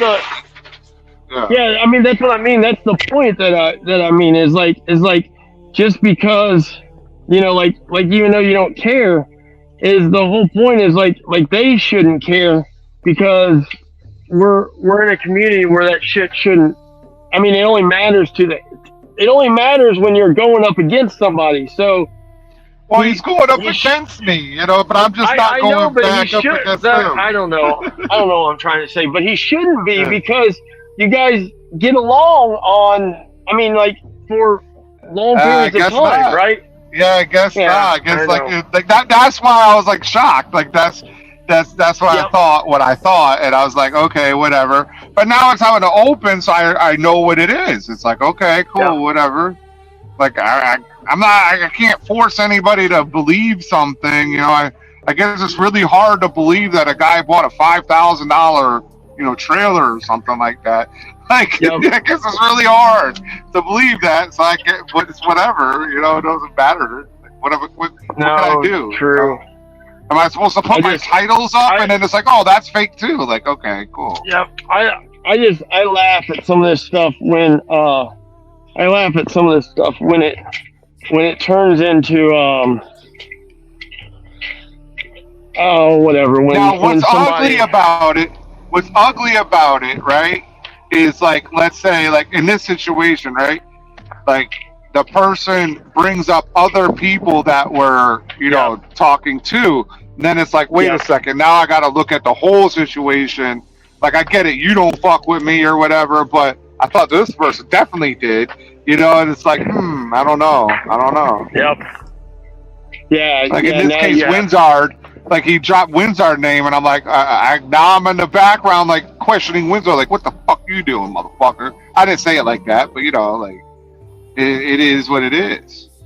So then I'm like, now I'm cautious for what I say to anybody. It's like weird. And I don't want to be like that. So I'd just rather not talk. He must be looking through text messages or something. Because we lost him again. But I am through Atlanta. Oh yeah, the Palmetto State. We were talking about guns and shit. We got fucking we were talking about Paul. Yeah, we're so. You fuck with the AK at all? Nah. Yes. No. I don't. I mean, as far as. No. I'm thinking of getting one. I don't have an AK. I probably shot fucking eight. I probably shot an AK 8 times in my life. No. I don't. Yeah, I don't fuck with them. And the only reason I don't, right? The only reason I don't fuck with AK is the same reason I was saying earlier, is because I'm lazy. Because I think AKs are cool. But I don't shoot the fucking ARs a lot. And I don't do the things to the ARs, right, that I would like to do, like fixing them up and whatnot, right? So, I don't think that, so if I got an 8, which, I mean, I guess that's the beauty of the AK is, right, technically the AK is not like a, let's fix it up platform. The AK is more of a, you take it and you just shoot it as it is, other than putting like furniture or something on it, right?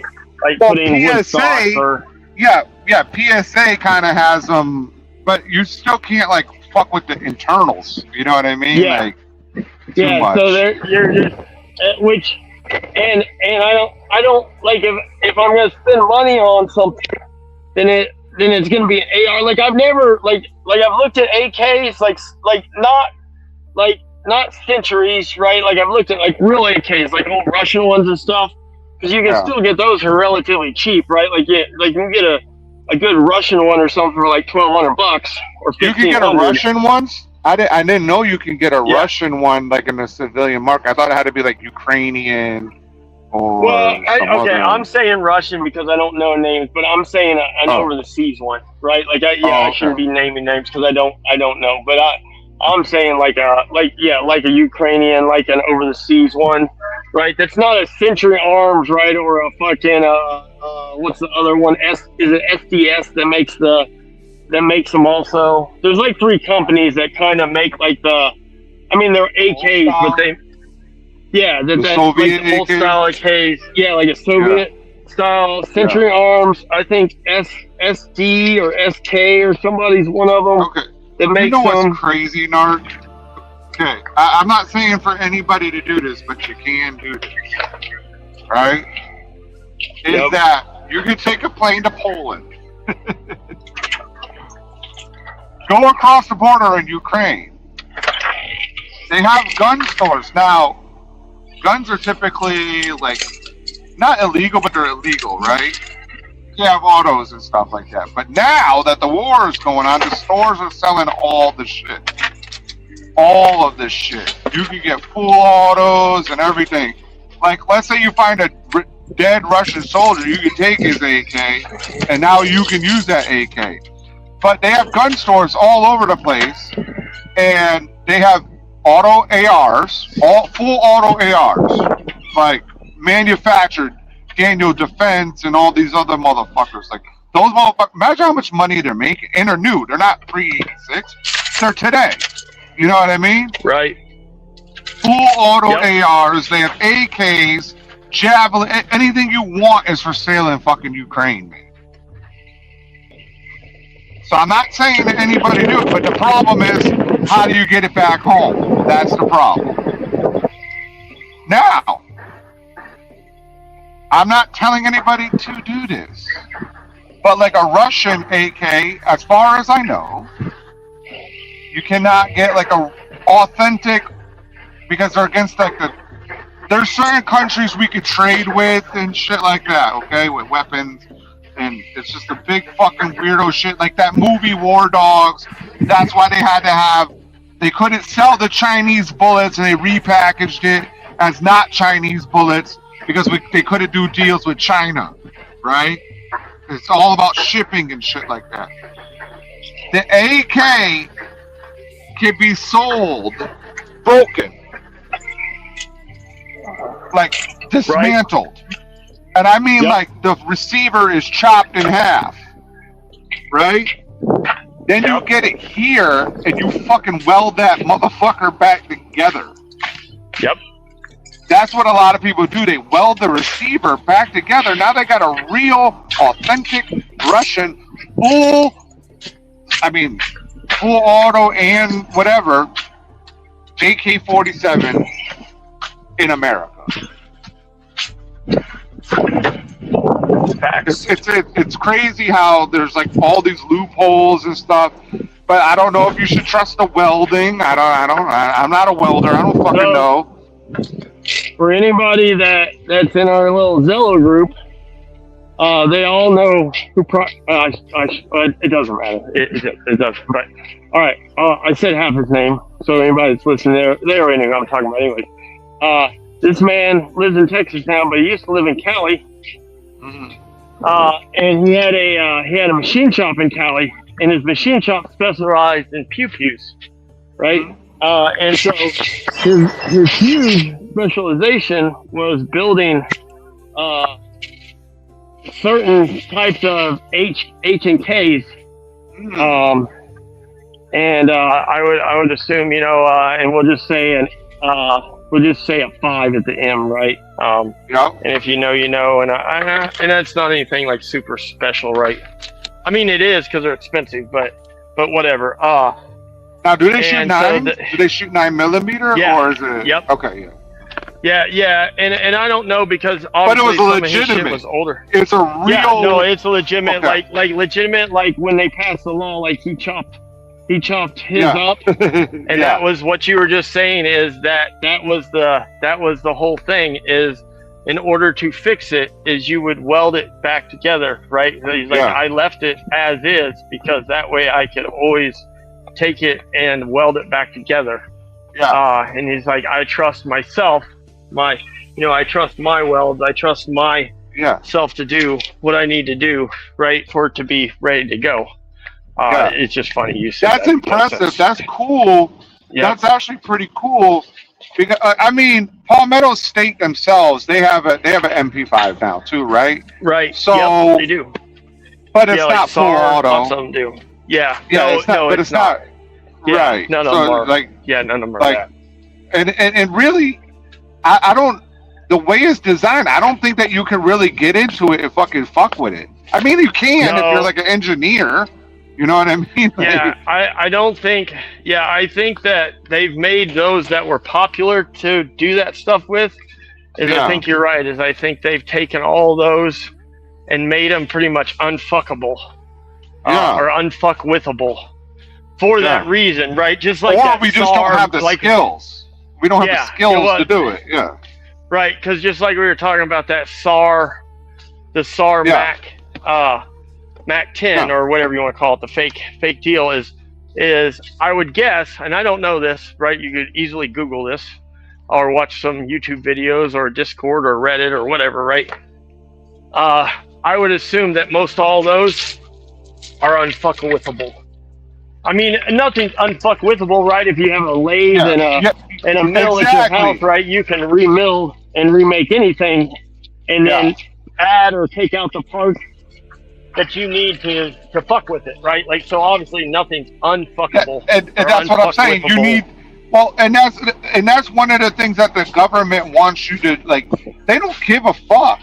As long as like the average me, like a regular motherfucker that's sitting in his fucking, like some guy playing fucking PlayStation 5, can put it together an AR. They don't want that anymore. But they don't care if you have like an MP5 or anything like that, because like you said, you're going to need all this special machinery to fucking make it worth anything that's beyond consumer grade. Any weapon that the U.S. government has, you can have access to in some degree. Yep. Not maybe Sorry, not I'm a taking nuke. a piss. They're going to stop you from having a fucking nuke, but like you can have like. I mean, there's some stuff, but I'm gonna be honest. I don't even know. Well, you're right. Like a nuke or some missiles or something. I don't know, but I mean, as far as handheld weaponry. Yeah. Like, I mean, like you can get Ma Deuces, right? You can get goddamn 50. I mean, you can get miniguns. You can get fucking 50 cal. You can get fucking RPG. The RPG, you can get that motherfucker plugged, but then you can just clean it up and fucking fix it. Yep. And you can get those. That's what I say. You can get a minigun. You can get those. Is it the The 240, no, is it 47, 240? The anti-tank one. They show them all the time on YouTube, guys shooting them. It's smaller than the Ma Deuce, but I mean, it's a big table gun, right? Like a Ma Deuce. I mean, I don't know how to explain what it is if you've never seen one, but I mean, they're like fucking 6 foot long.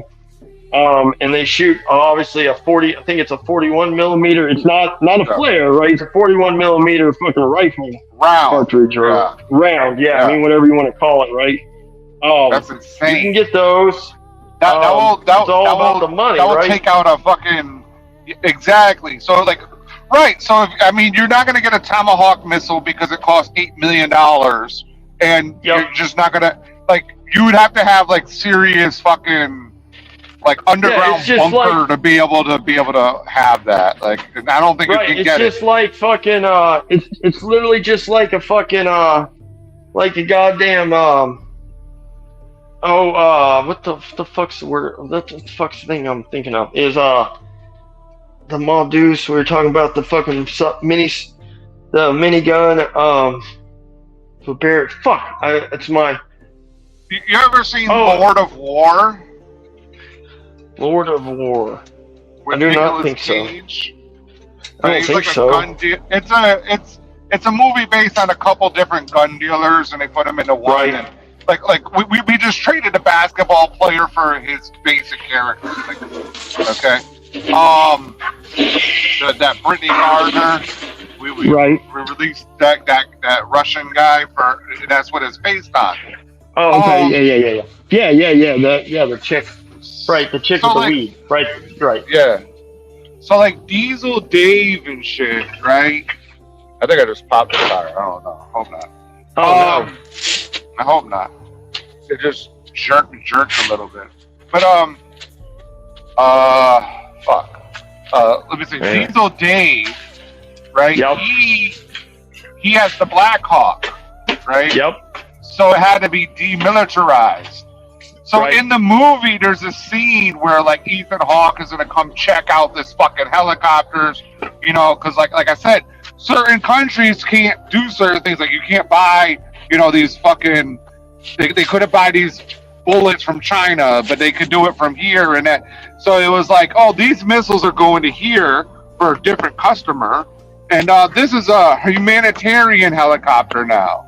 Like, but the guy, as the guy's walking onto the base, the mechanic was taking it apart right then and there. Like, so, it's just like that. I wish y'all could see this. There's a storm coming in, and it's fucking like weeping. Like I can see across the fucking treetops from the shop, but it's fucking like it's raining. It's raining fucking bad, son. Bad. There's another now that I'm just now thinking about this goddamn truck is so I'm getting ready to go pick up chicken feed in paper bags, and it's obviously getting ready to fucking rain like a motherfucker, and I only got a single cab now luckily right now my truck bed's empty, right, so I can fucking stuff them in one of the fucking one of the fucking doors. But by the end of next week, right, or whatever, by the end of next week, my fucking truck bed's not gonna be empty. I mean, I'm sorry, my truck boxes aren't gonna be empty to be able to fit a fucking 4 bags of chicken feed. DJ, we're live right now. How can we see your Kentucky missile launcher? And did you do the mirror video? We need you to do Jason, like be Rabbit, looking in the mirror, convincing himself that he's a Marine. Oh shit, it's fucking raining. I better out. God damn it. God damn it. You should have parked closer to the shop. Oh damn it. And now it's raining right into my door. Second, third, fourth, or fifth bitch about this truck is it has light gray seats. And they didn't, again, I know they just bought this as a general truck, right? But it has light gray seats, which is terrible. Well, he gave you $2,000. You can switch that out. Go get a different bench. I know. I can get. That was one of the things. Honestly, I was going to do is seat covers. Hold on, I got to text somebody.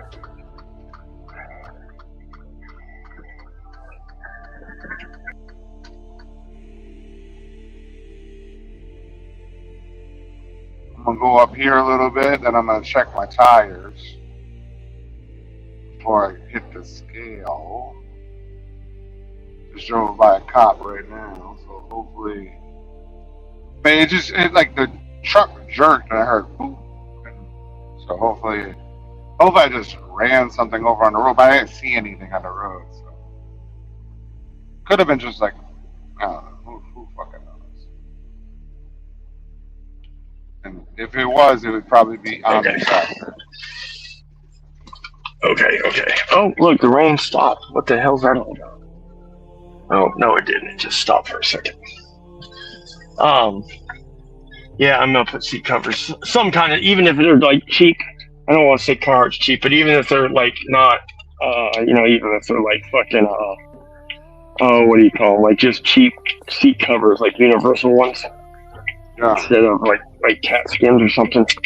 I don't need one really for the passion side. It's more just for my side. You should get some alligator ones. Yeah.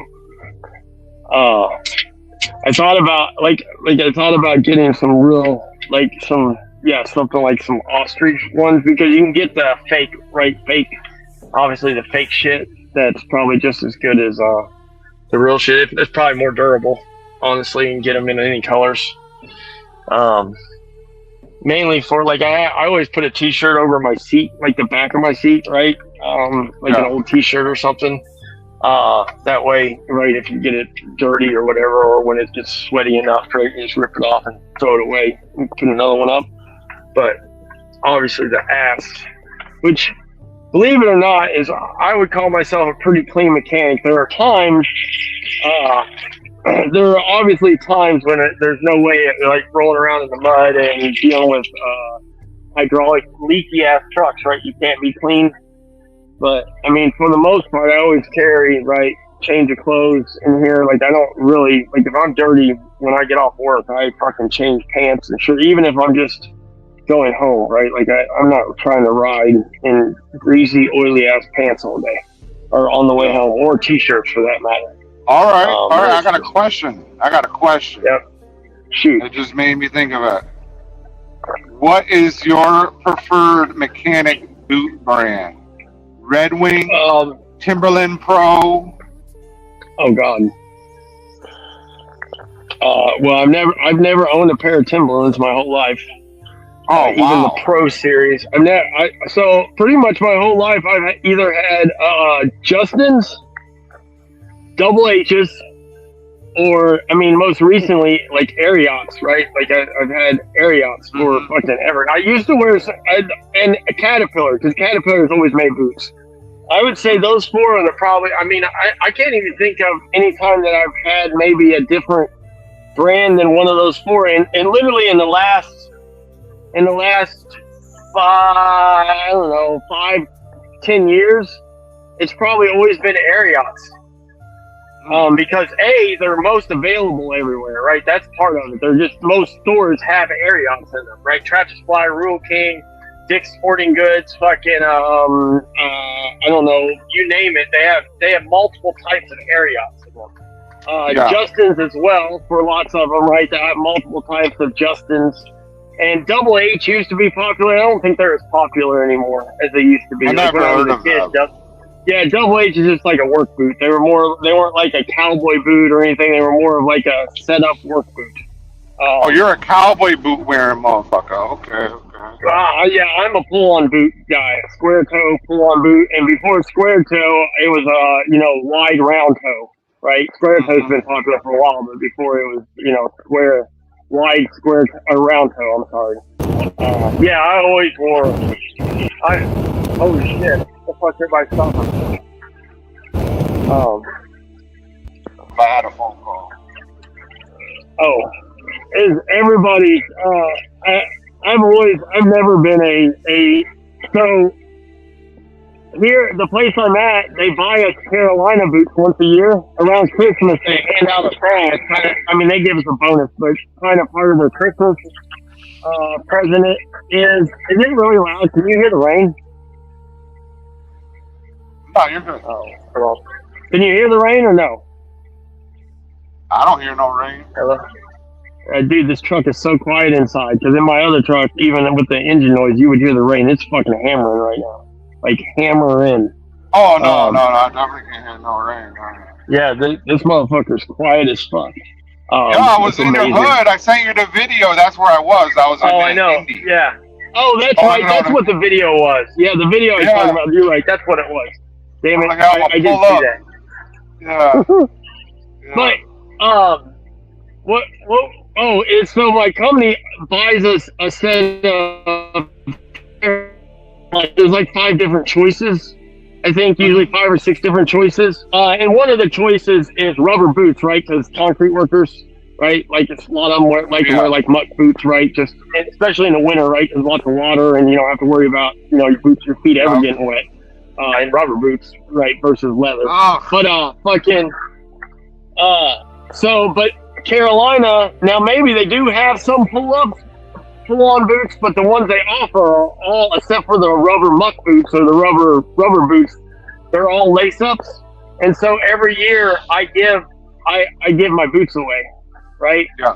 I just tell them either don't buy me a pair, or if you've allocated, right, that's part of the deal, then I try to find somebody that I either get, I just order boots for them. Yeah. I mean, everybody gets them, but I try to order somebody an extra set or whatever the deal is, right?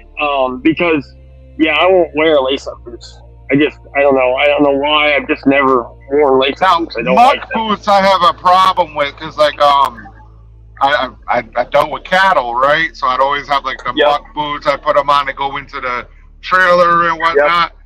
But since your feet can't really breathe, like them motherfuckers would give me like a rash, like real quick. Yep. You know what I mean? I'm Like not a real fan fucking quick. Yeah, I'm not a fan of rubber boots. I have the same problem because my feet. I believe, as crazy as it is, right? It's probably TMI, but that's okay. That's what we're the people of honest, unlike Jason and them and GW, right? We're the society of honesty. Honesty. I'm a sweater, right? Like, I mean, it doesn't matter when it's hot like this, right? Like, as soon as I get out of the truck, I'm fucking sweating, right? I don't have to, even though I'm somewhat thin. That's because you I don't have to do anything to start. Yeah. That's part of it. That's what people here tell me is like, you drink so much fucking caffeine,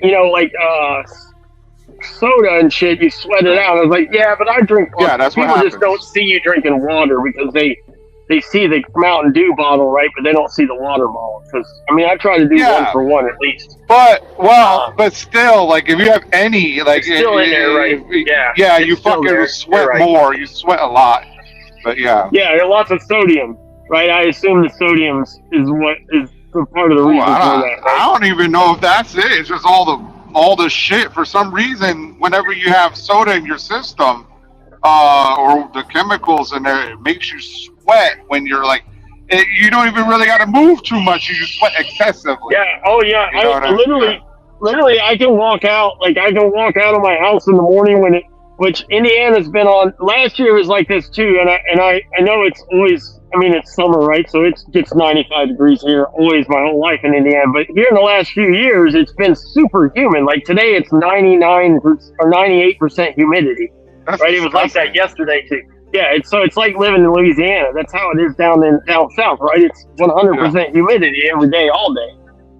So like I can walk out at fucking 4 o'clock in the morning, and between walking out and going to the fucking chicken pen, and going in the garage and get to the truck, like I already, by the time the AC hits me in the truck, I'm not like sweating profusely, right? But like there's sweat on my brow. Like I can take a napkin and dab like sweat off me and not doing anything.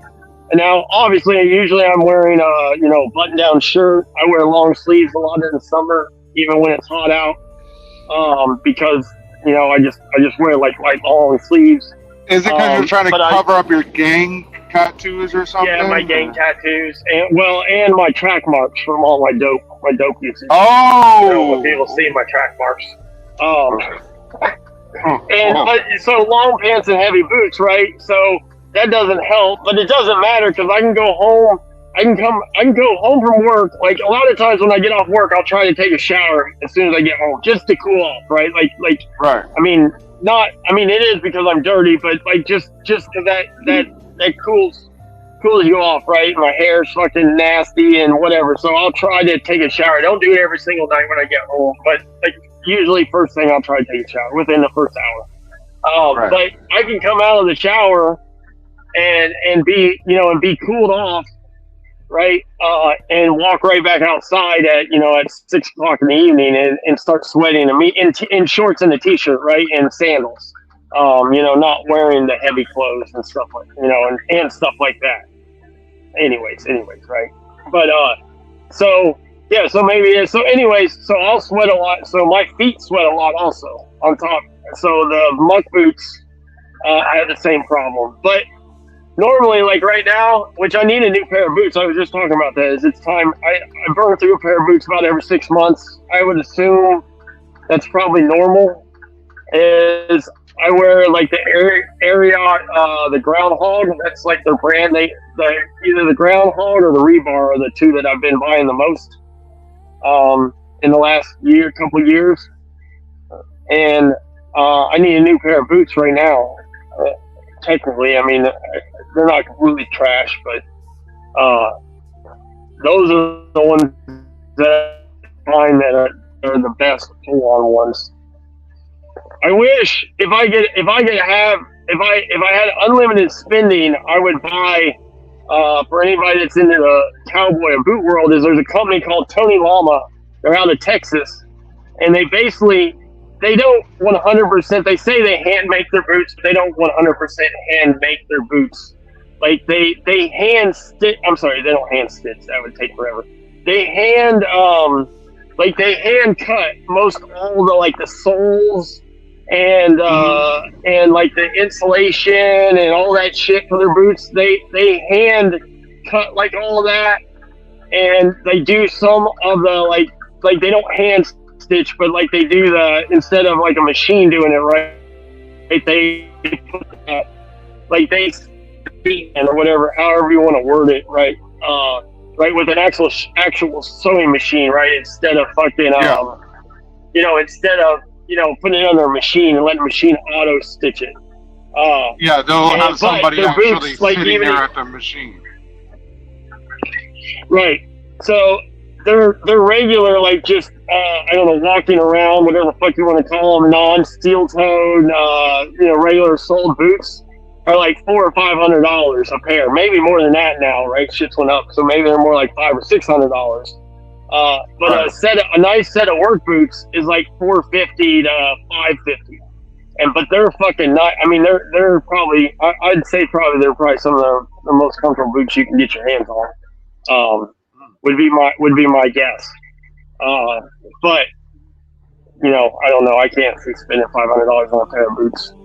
I mean, technically, it's only $100 a month or a little less if you get 6 or 7 months out of them, right? That's a little less than $100 a month, so that's not bad, I guess. Well, you'll probably, if you start spending that kind of money, you might get a little bit more.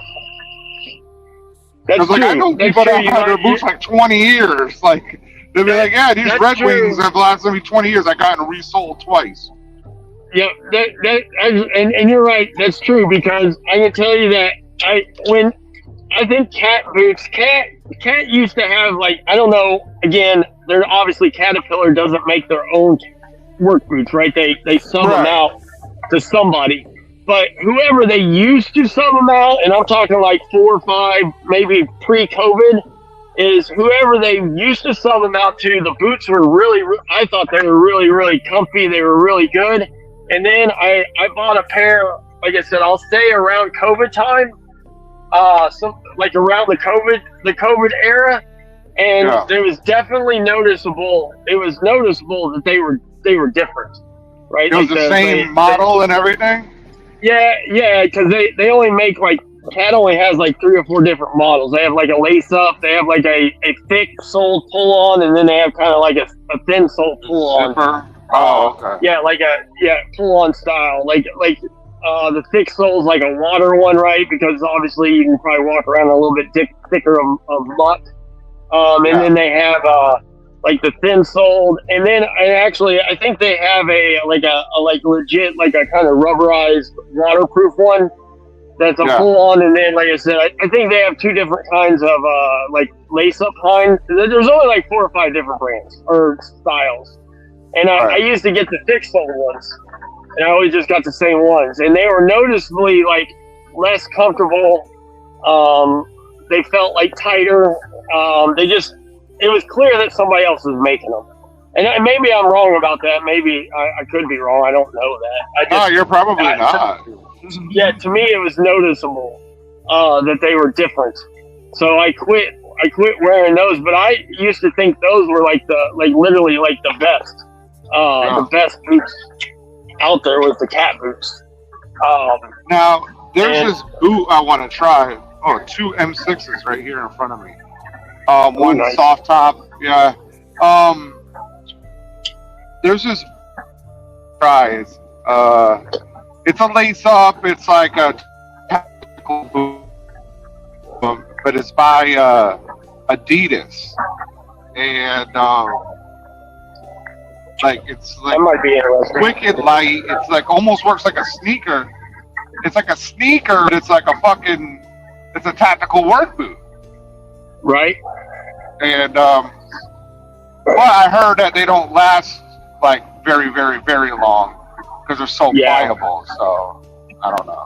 So I've always been told by all the service people, right? I've always been told by all the service people, which most of them still wear them, right? Is they wear the lace-up service boots, right? The big, tall, obviously the high. Well, you know, right? The high. I have them in my truck. Yep. Well, I have a tactical version, but yeah. Yeah, the high side, whatever they are, they go up like a pull-up, like halfway up your ankle or above your ankle, right? Like halfway up your calf, or maybe not halfway up, but you know what I mean. Oh, it's up there. They're wearing that every day. For sure. Yeah, but it's okay. I'm down for the fucking tough guy truck driver look, but that takes a lot of effort. Okay, you gotta get up. You gotta fucking get dressed. You gotta fucking put your pants on. Then you gotta fucking have a belt to go with that motherfucker.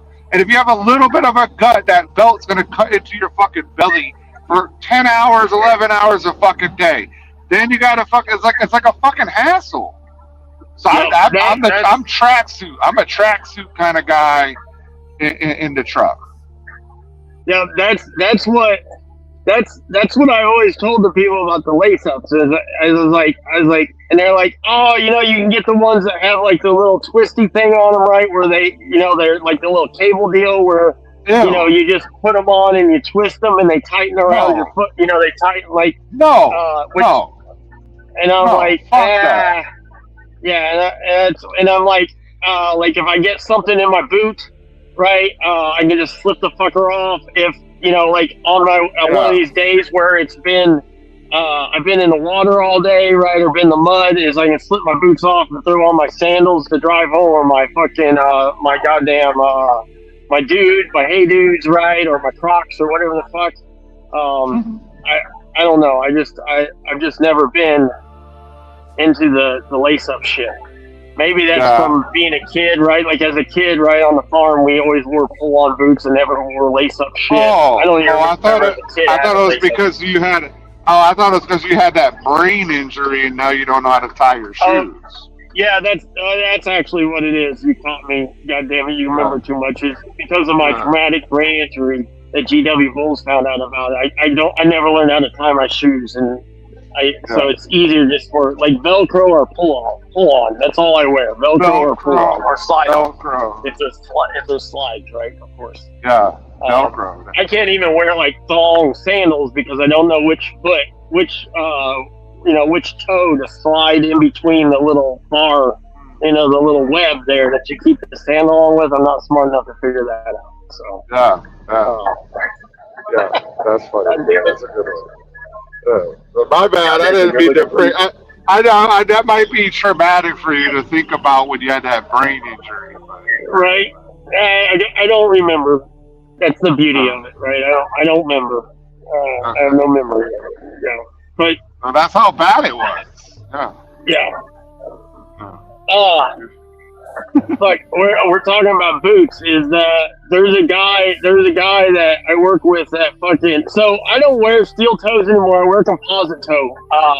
That's another thing I like about Ariat. They offer like 6 different styles of composite toe if you so choose. Right? They also have that metatarsal shit, which I don't always buy. Which that's just the flap that goes like on your sole. So if you step on a nail or a piece of rebar, it won't come up through the bottom, right? Like it's like a piece of carbon fiber, I'm sure, or hard plastic or something, right? That it won't go fucking through your goddamn. It won't go through your fucking foot. Yep. I've noticed the couple pairs of metatarsal ones I've got, they're super stiff, which makes sense, right? Because they have a super stiff fucking piece of plastic in the sole of them, so they don't flex very well, even after you like break them in, right? Which again makes sense because that's the whole point of them. So,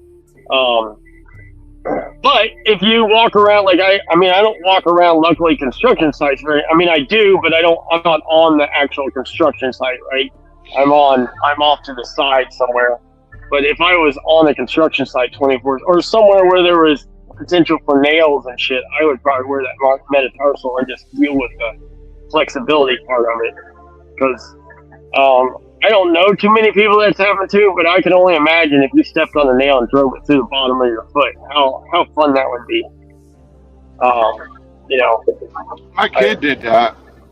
Oh God, I can only imagine. I couldn't imagine. I'm being lucky that I've never had that happen ever. Right? Like I never stepped on a big chunk of glass or anything that's at the bottom of my foot because I don't know. I couldn't imagine, I guess. Because what's up, Terry? She said blah blah blah blah blah blah blah blah blah blah blah blah. Most like most anybody, I would assume with common sense, right? I've just always been told my whole life is, especially for me, is like. Your feet, I mean, obviously there's a lot more other, your eyes and, I don't know, your ears, I guess, but, your hands and your feet, right, are the 2 things you need to try to protect the most, because that's the things that you need, right? You fuck your foot up. My hands are fucked up. My hands are fucked up, like, really bad. Like, to the point where, like, okay, so I have, like, a crazy, crooked, fucking, I've broken pretty much every bone in my right hand at least, and it's like, okay, how do I get this one finger fixed? Because it's starting to like cause me pain all the time. So it's like, do I just get the finger removed, or do I have them like take it apart and then fix because it's like right on the joint. I can make a fist because I practice. You know what I'm saying? Right. But it doesn't make a complete. It doesn't fold completely right. It never will. It's impossible. Like, I'll show you what it looks like. And it's like, okay, or do I spend, $15,000 to have them give me a new knuckle, basically, or whatever that is. I guess not a knuckle, but one of those things. Like, I don't know what to do. Like, I have no. Do I just take off the finger? Like, I don't know, because it's starting to hurt. It's starting to cause problems. I couldn't imagine. I know there's an older guy that drives a mixer, and his fucking right hand, I forget, he got it crushed, but I mean, it didn't destroy it right at the time, but he crushed his hand, I don't know how many years ago, dude. The dude's probably in his late 60s or something. I'm not even 100% sure that he still has to drive. I think it's just one of those deals that he drives because he ain't got nothing better to do. Because he's not married and whatever. But his right hand, and of course, I mean, he's a driver, so I don't want to say technically he doesn't need his right hand because that's the joystick hand for like a mixer for the slides and shit, right, and for the hopper and stuff. But like it stays in a constant. Like he can straighten it if he wants to, but like he has to really kind of work at it. So it stays at a constant, like, kind of a C, sort of, in a way, right? Like a bent. And he's right-handed, right? So that's his dominant. And he's like, I was like, how do you fucking, like grip a spoon or do it? And he's like, well, I do everything with my left hand, right? He's like, and obviously, like, he can hold on to the steering wheel, right? Because he can still, like, tighten it. He just can't open it up all the way. So, if he grabs the steering wheel, right, or, like, the joystick, obviously, he can, like, tighten around the joystick to move it. He can grab the shifter and, like, shift it into fucking, drive and reverse and all that shit, right? But, yeah, I couldn't imagine. What the fuck would you do? Same way if you fuck your foot up, right? Yeah. So, it's like a knee, I guess. It's just like a fucking knee, right? What do you do when my knee's fucked and I can't walk on it? What do you do? Hopefully by then they can make a robot knee. It's just like, robot knee. I was at a factory. Go ahead. No, I was just gonna say, it's just like the kid that I worked with. I told you, I think I talked about on live feed that got hit by the side-by-side, whatever, roughly a month ago now. I don't know, maybe a little over a month ago now. That he destroyed his knee, his right knee, and he's like 23, I think, or 25, or he's in that range somewhere. I told him that I told him, right, like whatever you do, you better make sure you get the shit fixed. Like surgery, all this, and he's like, yeah, and I'm like, nothing. I said, because, dude, it doesn't matter now, but when you're my age, right, your knees I fucked my knee up, we were talking about earlier, a couple of years ago, but not bad enough to have it fixed. But I was like, it's not going to get better. And I was like, if you get your shit fixed in 15 years from now, you can't move your knee, right? Like, what are you going to do? Because your whole life it's your right knee, so it's your accelerator foot. So even like driving or something might not be an option, right? Because you don't have to turn wrenches your whole life to get a CDL or something. If it's your left knee, then you can't shift 18 gears. So true, you'd be like Jason, right? You don't want to be like Jason. You have to get a rebuild. But that's why I was telling him. I was like, you can't, because it's the same thing he's dealing with this right now. Is like they told him, he's out of work for, they're telling him 6 months. That goes right. It could be sooner because they're just being safe.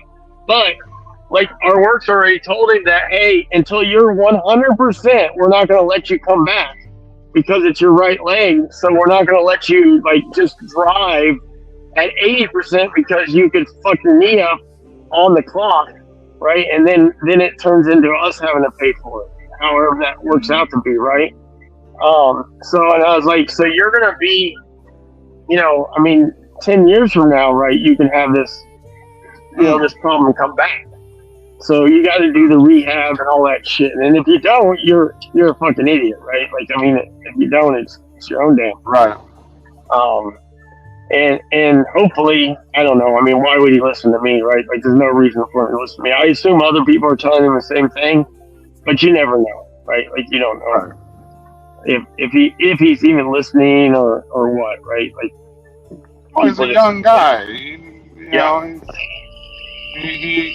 Every man thinks they know what's right? So it's like when you're young.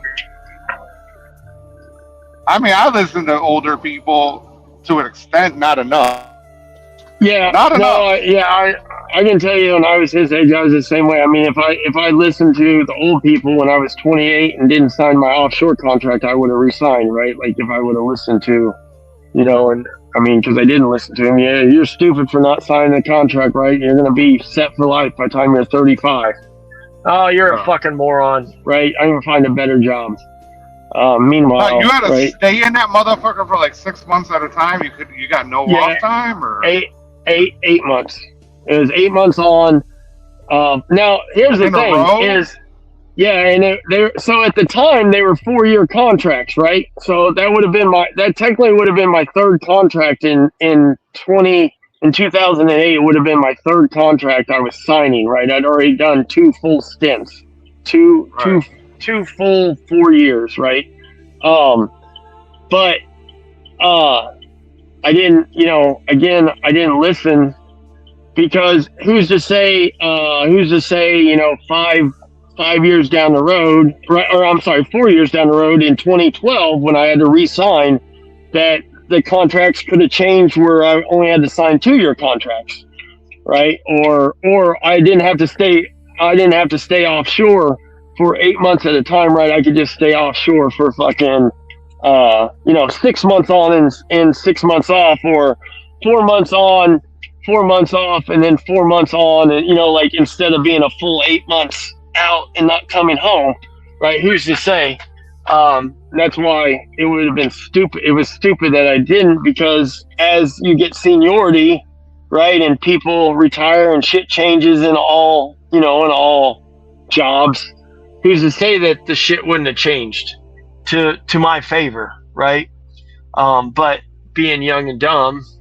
Now, what's the pay for something like that? So it retarded good. That's part of the reason why it was stupid I didn't sign. So when I graduated college at I was almost 20. Because I graduated high school early, right? So I was almost 20 when I graduated. Whoa. Yes. You're getting too much information now. You're a smart motherfucker. I've told everybody these stories. It's just been a while. So, all right. So my high school that I went to did trimesters my whole high school career. Oh, right. So we did So we did 3 semesters you went a year. all right? year long. Yeah. Yeah. So all my not all of them, but most of my buddies, the majority of my buddies, stayed through their whole senior year, because that's what you do, right? And they just, their last couple semesters, because they were technically we were always, when my senior year, after our first trimester was over, which was mid-October, or maybe, I don't remember. Maybe it's early November. I feel like somewhere in there, around Halloween, was the end of the first trimester. Is technically we had all of our senior credits to graduate, but we still had a full school year, right? Until, I don't know, end of May, whatever it was, I don't remember. I feel like it was Memorial Day when we got out of school, which is when it is now. So anyways, whatever, is most of my buddies stayed in, and some of them obviously took more math or whatever they were going to college for, right? Some college level classes. But they took a bunch of fuck off shit, right? Which the school is set up for that, right? Took shop classes and study halls and PE, fucking fit, just bullshit, right? But I was a troublemaker, believe it or not, and I was asked to graduate, to leave the school at the end, because I had my credits, right? I mean, I'd done the work. I just was doing other things I shouldn't have been doing. Right. Sure. Which were drug involved and party involved and, shit like that. Right. Skipping school and all the fun stuff. Causing trouble in general. So, I was asked to leave. So I was able to start college, right? I started college in December of 20, because we graduated in 99. I started college in December of 98. Right. Right. Auto mechanic school was a year and I think it was a year and 9 months. Is it a year and 8 months or a year and 9 months? It wasn't 2 full years, right? So when I was done, right, and my birthday's in September, so in 2000, right, I was turning 20, but in November of 98, November of 99, which was my 1 year of school, I was still 19.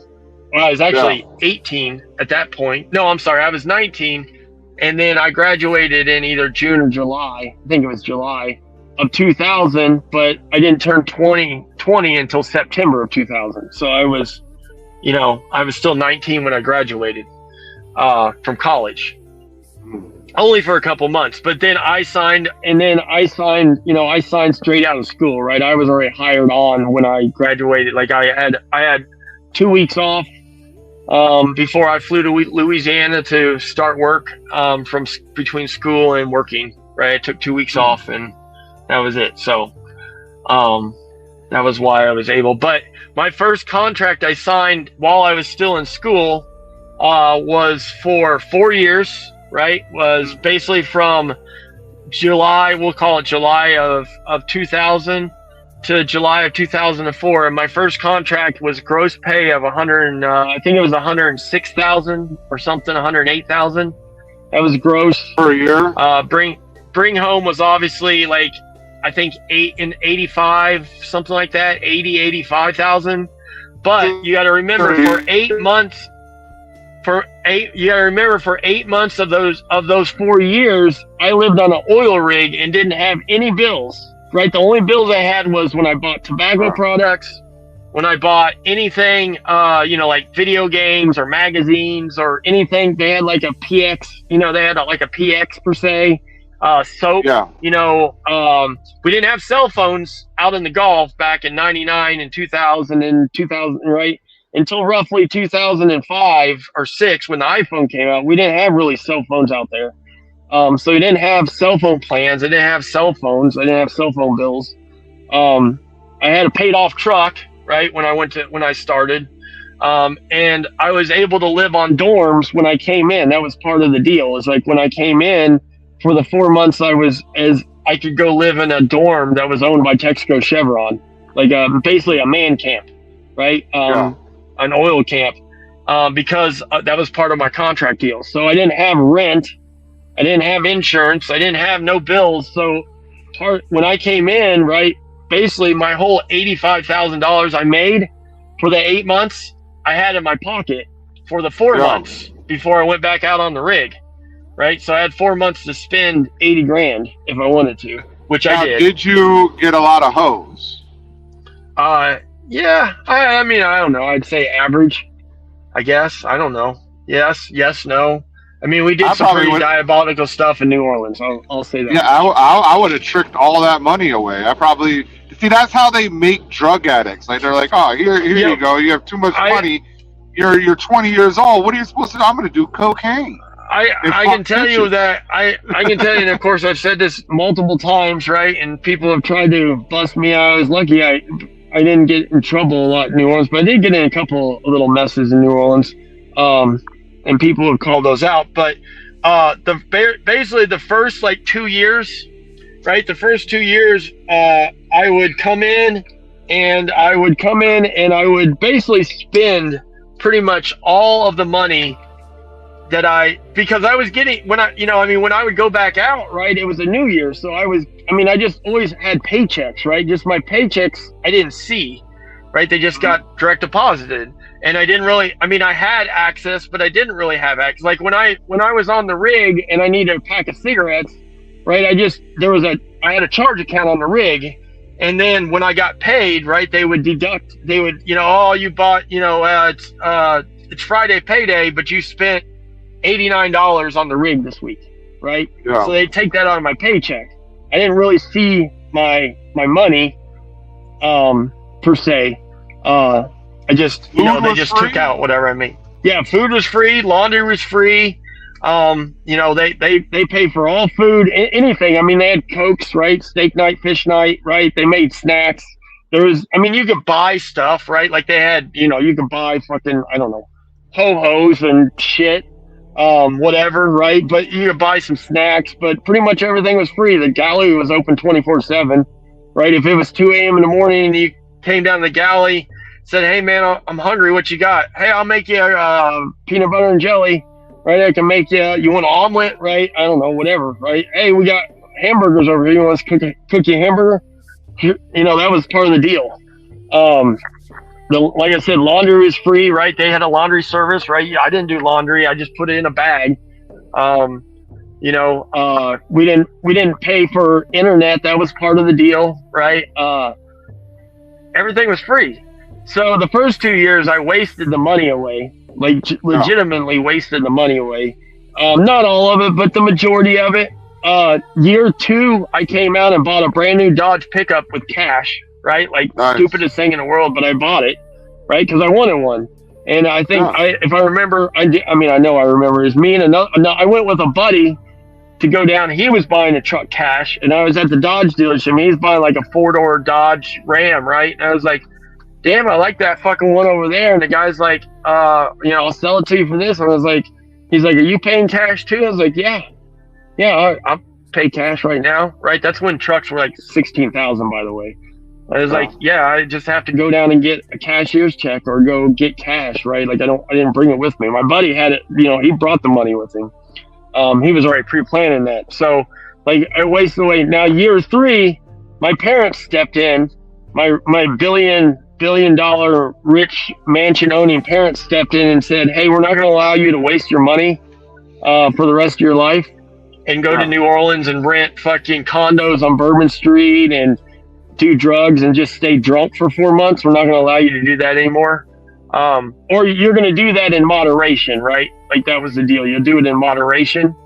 So they opened me an IRA, and then they started, they started taking my paychecks. So when I would get paid, right, they would just put my checks in the IRA and fund my IRA. And they did that basically from then on out. But with that being said, is like when I came in after a few years, right, I just started working because that kept me out of trouble. That kept me from being able just to lay around and do. So I would just work. I started working for a pool company. And part of the reason I didn't sign my contract in 2008 was because I bought into a pool building company, a construction company. And so I was going to be a multi-billionaire pool guy, right? Yeah. Which did not work out, by the way. In Louisiana? Yeah, in Louisiana. Yeah, it was called, the company was called Pools. It was Pools by Vincent or Vinny. It's just my buddy, and I was helping him like work on his equipment, right? Like on his mini. Your friend was Vinny. Your friend was Vinny. No, I don't even remember who Vinny was. Okay. I don't know if that was a grandpa or uncle. I'm gonna be honest. I don't remember. It could be like, it sounds like Arnold and Franco when they were like fucking going up. They never did like roofing or anything like that, but they just started a construction company and it just started doing it, figuring it out while they were up on the roof. Yeah, well, and this dude had been running the pool company for a minute, right? Like, pool company had been around. It wasn't like brand new, but I was just helping him because that was kind of my job, right? And I would just help him work on his dump. Like, he had a little 3-yard dump truck, little single screw, had, a bunch of Bobcats and, little equipment. So I was like his mechanic. And then I started helping out with the pool stuff, right? Off and on. And then he knew I had a bunch of money, right? And so he offered me to buy in, and I bought in, and I sold out in 2012, basically with what I put in, right? Like I pretty much just was dead even, which I don't know if that's good or bad because it didn't cost me anything, and I was able to live and do what the fuck I wanted when I was home, right? When I bought in before. Yeah, I bought in before I like in 2000. I think I bought in like 2007, but then I went out for offshore one more year, right? Because I still had a year on my contract. So you bought in 2007. Then you had the housing financial debacle 2008, where nobody was getting a goddamn pool for that. Yeah, but it didn't. By then we were on the North Shore. I mean, that's where his company was, the North Shore, and that was like the Richie Rich area. I don't even remember that it was a problem. I don't remember it being a problem at all. I mean, and I wasn't there for 8 months, right? I was just, because I was offshore. But I don't remember it being like, because by then we had phones that worked in the Gulf, right? Because we had fucking iPhones and shit. So you could receive, like, they weren't the best, but you could receive texts and you could send emails and shit. And I don't ever remember him being like, hey, by the way, we're out of business, right? It just, in like 2000, I think it was 2012. I don't remember the year. Somewhere around there, year 4 or 5, he was selling out. And I'm pretty sure he made out like a bandit, but I pretty much just got my money out of it. Like, I think I came out a little ahead, and I'll say a little ahead, like less than 15 grand or so ahead. but I also wasn't like I wasn't like a 75% owner, right? Like I bought in at like fucking, I think like 40% or something, right? Yeah, Like and I you was weren't literally just really funding like doing their too equipment. much. You're only No, working right. sometimes. Yeah. Yeah, when I was after I quit offshore, obviously that was my full-time job, and I worked Yeah. there during the day. But I mean, I didn't really do anything, right? Like I was just, I mean, I was there working on equipment, right? But I mean, I was the owner, so I just kind of I fucked off, right? I was just a person that was there, right? Like I didn't work like 80-hour weeks or anything crazy like that, right? And it funded me to, I mean, I owned a house. I did all the normal person things, right? Like we weren't killing it, but we weren't losing. Yeah. And then after that, when I sold out to that, then I moved back up here. Yeah. That Which- sounds like that's a crazy story, actually. Yeah. I didn't expect any of that. Yeah, I wish I have 2 or 3 buddies. I don't really talk to them on a regular, but that still work offshore, and they're pretty much retired now. And they're I mean, I don't want to say they're multimillionaires, but they're retired at age 45, right? And they're not going to worry about shit. They're not going to worry about shit for the rest of their life, right? Like, That I mean, they're sounds not so they're not sexy. buying Lamborghinis every year, right? But they're living a retired life at age 40, at the same age as me, right? They're retired now, and they could There go you back go, offshore GW. probably. Yeah, they could probably go offshore and work again if they needed some money, and probably go right back out with their experience and work again. The way mechanic shit is right now is they're probably dying. You know, places are probably dying to fucking get mechanics to work offshore, right? They'll probably pay them a fucking arm and a leg, and they'll probably let them do back to that. Hey, do you want to work 2 months on and a month, a month off, wait, and so 2 you months on and a month off? You weren't like fucking with the drill or anything like that. You were just fixing stuff. No, I was so my job offshore was I hired in as what they would call a third party vendor. I gotta run into my bank. I'm gonna pause for hopefully less than 10 minutes, and we'll get back. You're good. Remember where we're at, because then I have to drive to go pick up chicken feed. Chicken feed. All right. Yes, chicken feed. All right. Go ahead. Interesting, people. Learning who Narc is today. Learning about, what's up, Terry? I saw you saying that somebody wants to buy my finger. It's fucked up though. It's like broken, so I don't think it would be good for them.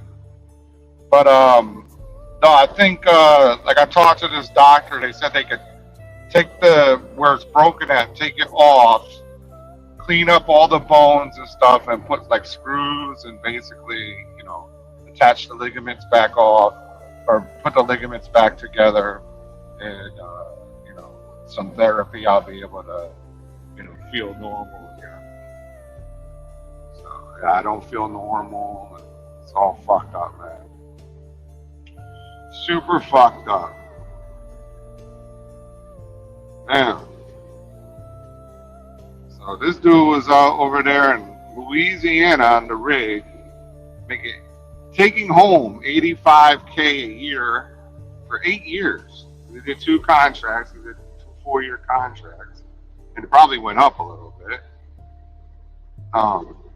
So that's how y'all hater motherfuckers don't understand how he has a house. And if you listen, he said he had another house, so he sold a house.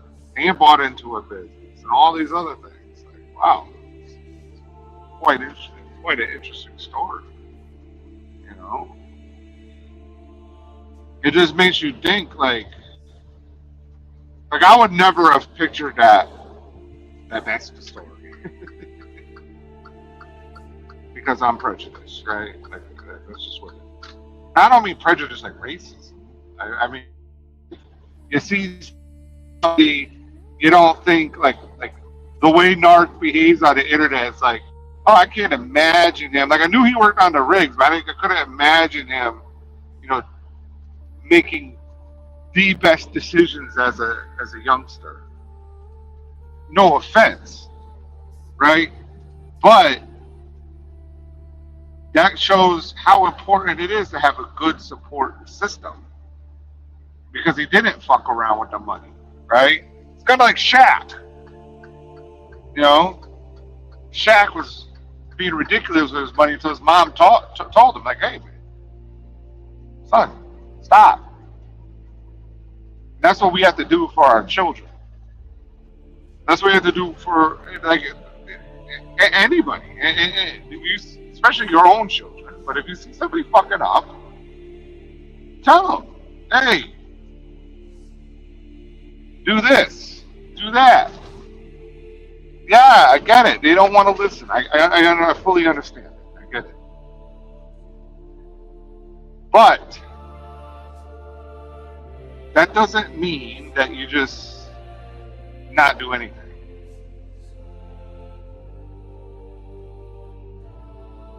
It's important to help out the next generations of youth and all this other stuff. So,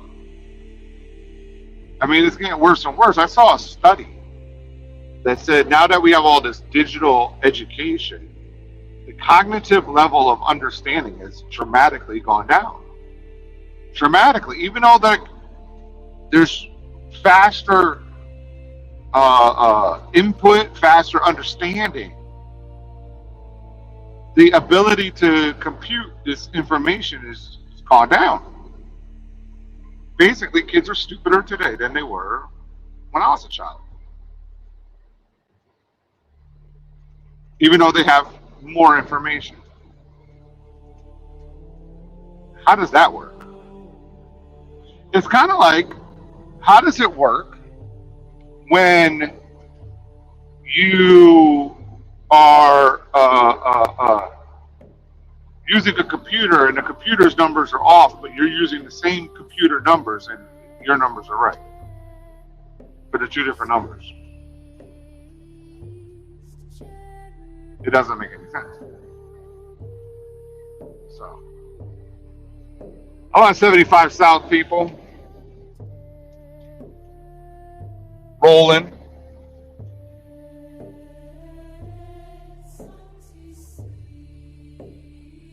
Let's go back. See who else is DJ.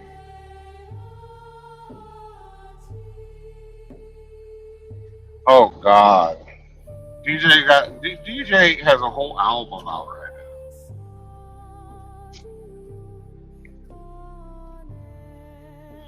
now. Go. Hold I don't on, know what I'm almost gonna done. do. 2 minutes. I don't know what I'm gonna do tomorrow. I might go to Harbor Freight. I was at Harbor Freight yesterday. I had to buy a hard hat, which I actually didn't need. But I'm kind of fucked up at work right now.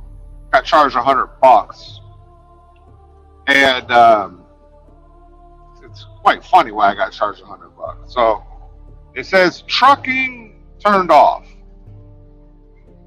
So I hit up the finance guy. He's like, "Oh, talk to the dispatch." So it's tracking, and it says what date.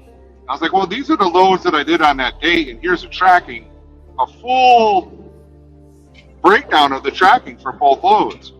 So I sent in to the thing. Then he's like, "Oh, it's because of unloading fees." I was like, "Well, what the fuck does that have to do with me?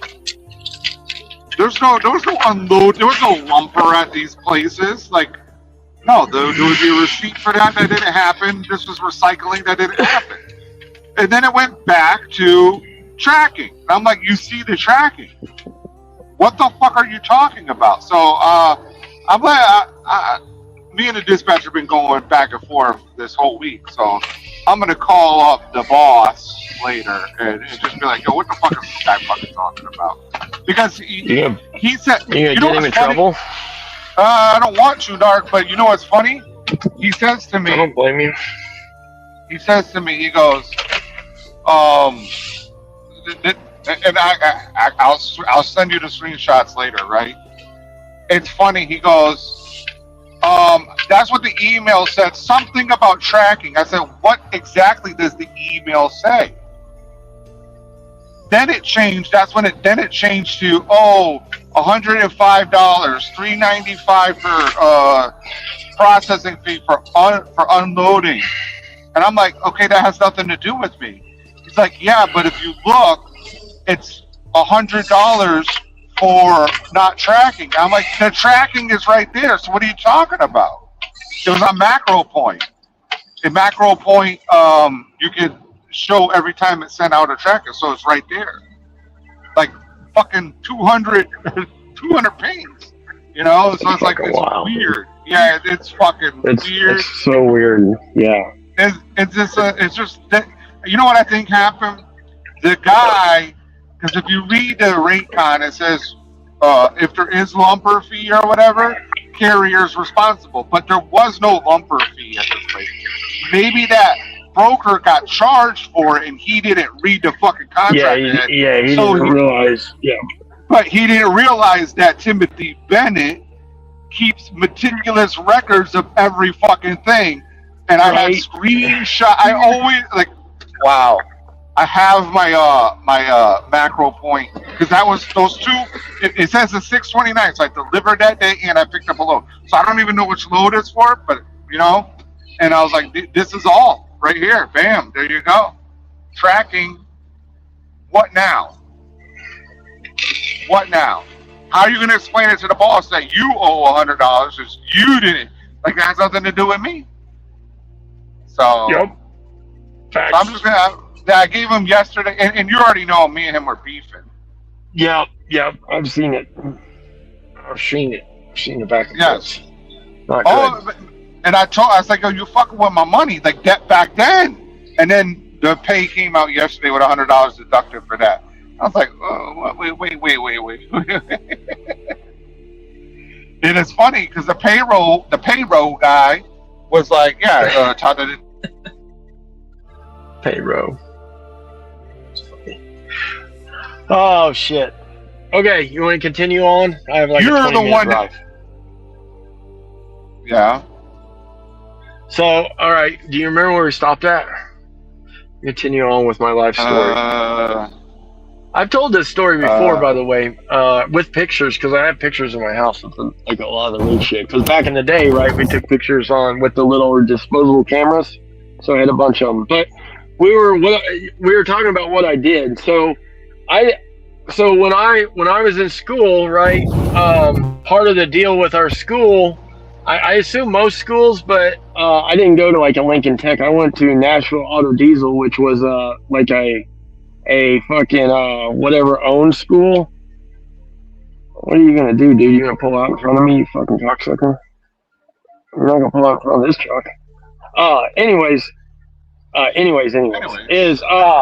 they did every third month or so, right? Because they always had graduating classes. It's like every third month they had a career fair, and like it was a legit career fair, right? It wasn't like the local car dealerships came, right? Like it was like Ring Power Caterpillar from Florida came up, and Georgia Caterpillar came up, right? And Texaco Chevron offshore, Dow Schlumberger, Halliburton, right?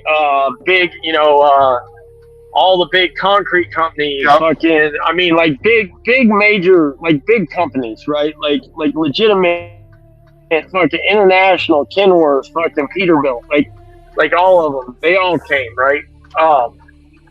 And then local shit, right? Like somewhat, small local shit. Corvette, General Motors was there, right? So you had like real shit to pick from, not just chicken shit stuff. And so I wanted to work for Caterpillar is what I originally was going to do. Is I knew I wanted to move south. I didn't want to live in Indiana. My parents at that point were getting ready to move to Florida because my brother's only 3 years behind me. So when I was getting ready to graduate school, my brother roughly had a year left of high school. My parents were both already retired when my brother was graduating high school. My mom was a teacher. So my mom was still teaching, but she was able to retire. She just hadn't retired yet. But my dad had already retired from General Motors. So he was done. And they were 100%, they'd already bought a place in Florida, in Ocala. And so they were 100% selling the farm and moving to Florida as soon as my brother graduated school. So my brother was going out to MMI, Motorcycle Mechanics Institute in Arizona. right? Like he was going to work on dirt bikes and shit. That was his. He wanted to work, which that's what he did until about 5 years ago. My brother worked for Team Honda, which because of my YouTube trolling career, we don't need to talk about that much. But he worked for the race team, the Honda race team, and the people that know me, I have proof of that, right? He worked with all the big. He traveled with them, right? He was like a lead dirt bike mechanic or motocross team mechanic. But neither here nor there. Is so like 6 months left, the school forced you to like go visit like 4 or 5 different jobs, right? That was part of like graduating. It's like you had to, like, if you want to work for Caterpillar, like I had to go meet with Ring Power out of Florida, right? That's the Caterpillar dealerships in Florida is Ring Power, right? Indiana, it's McAllister Cat. Ohio, I don't know what. Sorry, Ohio, I think it's Hughley. Cat.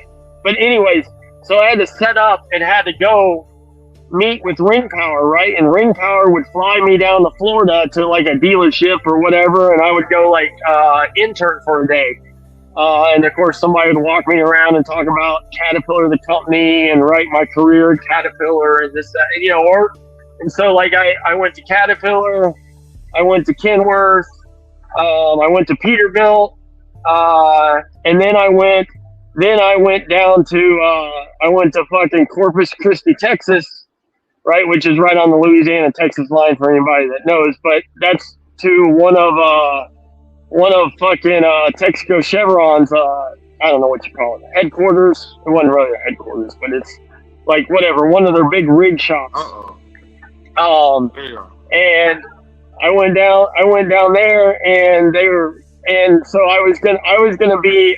All I did was work on power generation engines. That's all I did when I worked offshore. And 99% of the time I was what they would call a gauge watcher, where we just ran 12-hour shifts and we sat in the fucking room and watched all the fucking engines run and made sure there wasn't no issues. Right, like that's what I did for the probably 90% of my lifespan out there was just sitting with another dude. There was always 2 of us on shift, and we would just watch, you know, like, so a rig, I know a lot of people probably don't know a lot about like actual rigs, and it's been 20 years since I've been on a rig, so I'm sure they're way different now. But when I was out there, is most rigs would have 8 or 9 huge engines, which I have pictures of these. I've showed them when I've talked about this before. That big like Cat or Detroits or whatever, there would be like V16s, V24s, these big like train engines, right? Jesus Huge motherfuckers. I mean, turbos the size of my pickup. Like no joke, right? I have pictures of me standing next to turbos that are bigger than me. Right? Like, I mean, literally, I can stand it. Do what? How can you hear with? I mean, you don't hear. You fucking got earmuffs on, and you fucking it's just a hum in the background, right? Like you don't hear. Oh, really? The muffs are that good? Yeah, yeah, they're fun. I mean, it's just like, and a lot of times that shit's obviously in a room, or if it's in a submersible, right, a semi-submersible rig, it's down in a leg, right, like in a bottom leg, right, for ballast and away from all the people and stuff, right. The engines would be down in the basement, or I mean, in a leg, which is the bottom. You crawl down. You crawl down you go down a goddamn ladder or a fucking man elevator, or you go, you know, just like you would go up to a windmill, right? A wind turbine, right? You go up, you climb up the center shaft. Yeah, It was a little dangerous, probably. You're in the ocean. You're at the bottom of the sea, and you're fucking like, you're fixing this thing with just a wall between you and the bottom of the ocean. Yeah, I don't know that there was a whole lot of like ruptures where people drowned. I don't think that was a thing. It might have been. I'm sure it's possible. I don't remember it being a thing, but it could have been. Probably more of like heat exhaustion and fume, you know, shit like fume inhalation and shit like that is what I remember was more dangerous. Trip and falls, right? You get injured down there in the bottom of a pit, you know, 100 foot down in a fucking tunnel, and they can't get your ass out, right? You're in trouble because it's only wide enough for one person to crawl down and up, right? And that's crazy. Basically. That's the good part, though. You don't have to worry about heights because you can't see. So no matter what, you could always think, oh, I'm at the bottom of this motherfucker. Yeah, And you're just climbing down or up. Yeah, and by the way, that's why the pay was what the pay was, right? Because the pay was part of the danger factor, right? Like, I mean, I don't want to say it was like I was risking life and limb every day, but there were times when shit went sideways, right? And shit went sideways, right? It goes sideways. You're out on the fucking rig, and so if anybody ever saw the Deepwater Horizon, and I have this book somewhere, my parents probably have it. Like, so before there were phones and computers, right? There were computers in fucking 2001, right? Obviously, we all know that. But before there was internet and fucking, all this shit is, they gave you, when you went on a rig, the rig would give you a book, and it was like Deepwater Horizon, owned by Texaco Chevron, and it was just a logbook, right? It was just a fucking notebook, right? That would have the name of the rig and the company on the front, maybe your name or something on it, and it would just be for you to make daily notes, right? To log your hours, right? Everybody, roustabouts and shit. Everybody did shit differently, right? Right? Like I had a set deal. What I did was set. Right, I worked 12 hours on, I worked 12 hours off, right? 7 days a week, no breaks for 8 months, right? That's the way it worked. So I didn't have to log hours. I was per se salary. I was salary. But but you would log your daily hours, right? What you did and all this shit. So I was on the Deepwater Horizon for like 1,200 hours, which isn't really that long, right? That's not like a long amount of time. It was I think it was like 6 or 8 months.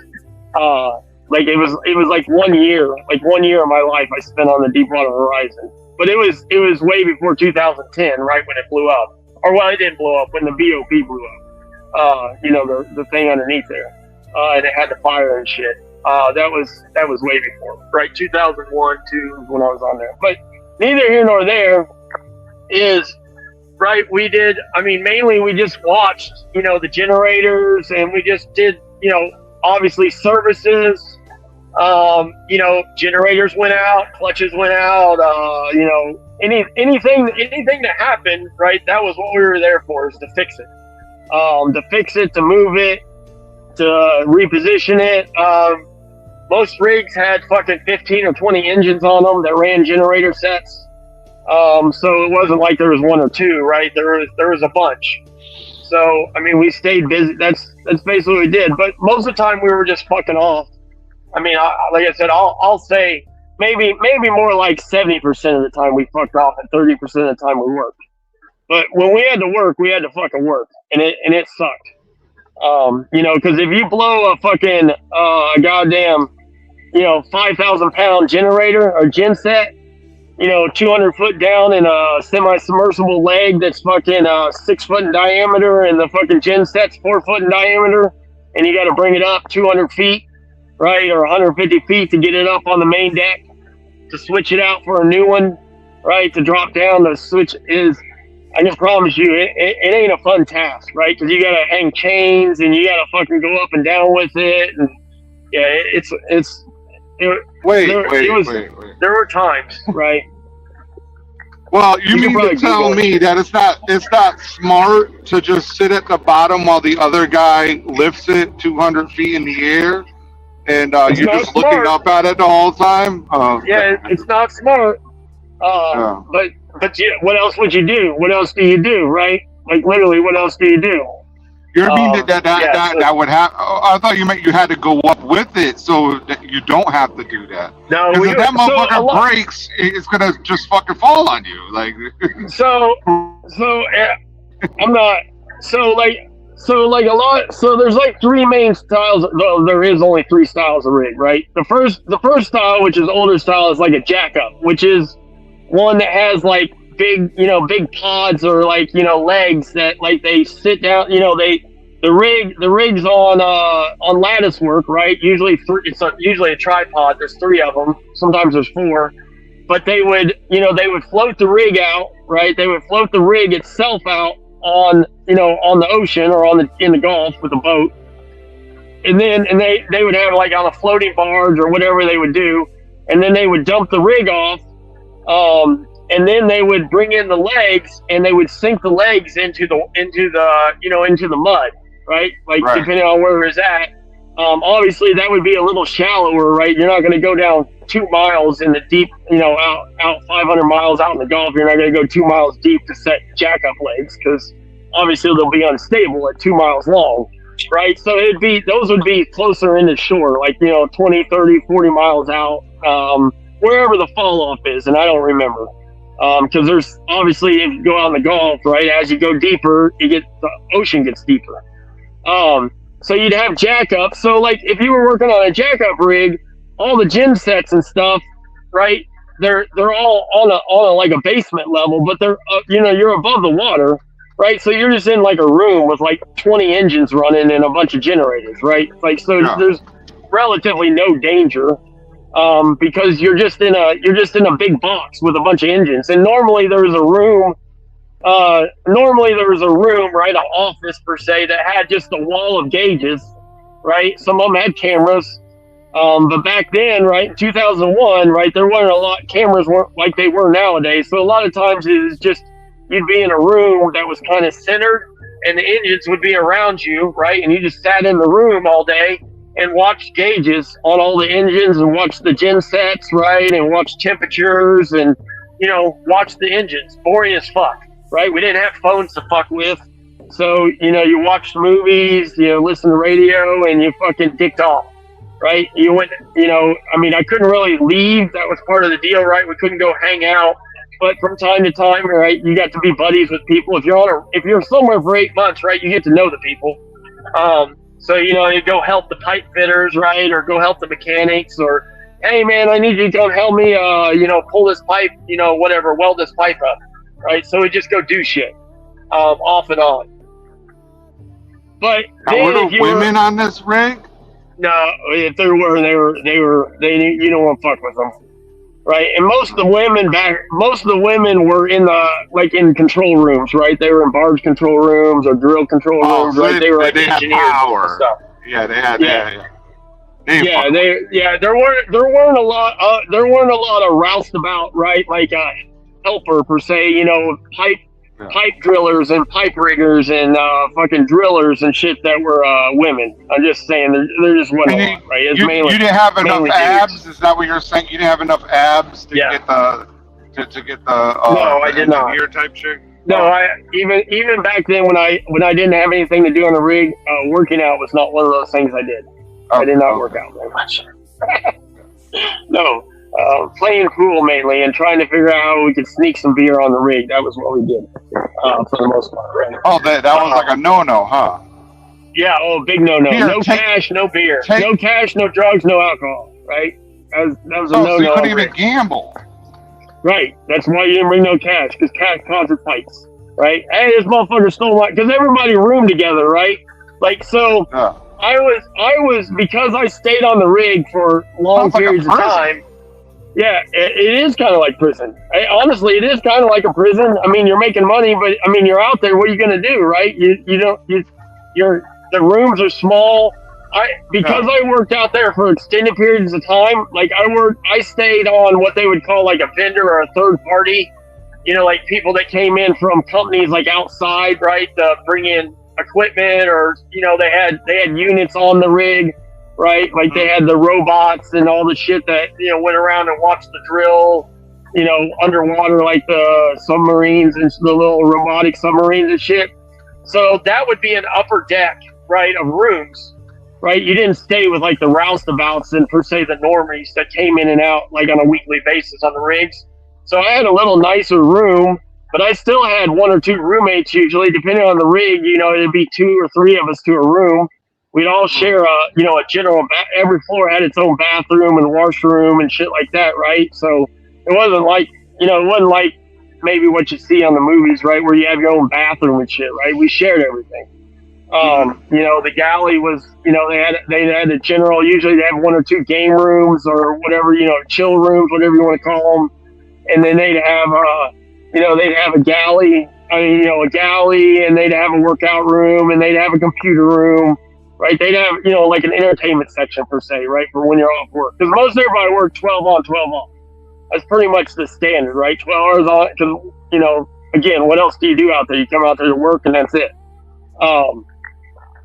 So that'd be like a jackup rig. So a semi-submersible, which is probably, I would say, probably the most popular, probably still is the most popular, is a semi-submersible is one that has like pontoons that like float under the water, right? So when they would float them out, right, they would ballast them so that the pontoons would be under the water by, you know, whatever it was. I don't know, 100 feet, 75 feet, 200 feet. Depending on the size of the rig, right? When you say pontoon, I'm thinking on the pontoon, but when you're saying 100 feet below, this is like a Titanic level pontoon. Like, this is a giant. Yeah, so I don't know how to explain it without a picture, right? So the rig is like a city.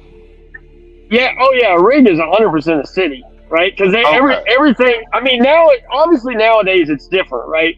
But even up until, I would say, the iPhone came out, right? When you went out on the rig, right? Like, I was still writing my parents letters in 2002, right? Like, I was still mailing my parents letters, like I was in jail, because we didn't really have. I mean, there was internet, right? There was internet on the rig, but I didn't have access to internet, right? The internet was, you know, yeah, exactly. You got mail, but I mean, and I say I didn't have access. I mean, you could buy to use the internet and shit, but like my parents didn't have email and shit, right? My parents were in their 50s and 60s. They were retired. They didn't give a fuck about emails, right, back then. They used floppy disk on the. Yeah, exactly, right? They didn't, they weren't into that shit. So I was still mailing, I'm still receiving mail, right? I had magazines coming on subscription still, right, in 2002 and 2003. Now, that were being mailed to the rig that I was living on, right? Playboy. Let's see. No, you couldn't. You're no porn. You weren't supposed to have porn out there, right? That's another no-no for obvious reasons. Bunch of dudes, right? You don't need to have fucking a dude walk in and another dude jacking off, and then everybody's fighting with each other because of fucking nasty shit going on. Got all Hot Rod, all the car magazines, probably Guns and Ammo, all the guns and ammo, so that's that. Yeah. I'd say like I don't remember, but it was all the Hot Rod magazines and all the Guns and Ammo ones, right? Which wasn't a bunch. I mean, because you buy them.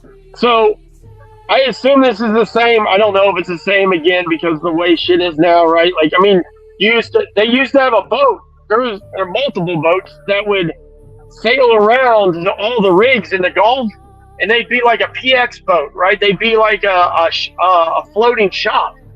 And the boat would, hey, the merch boat's going to be here on Tuesday between 10 a.m. and 2 p.m.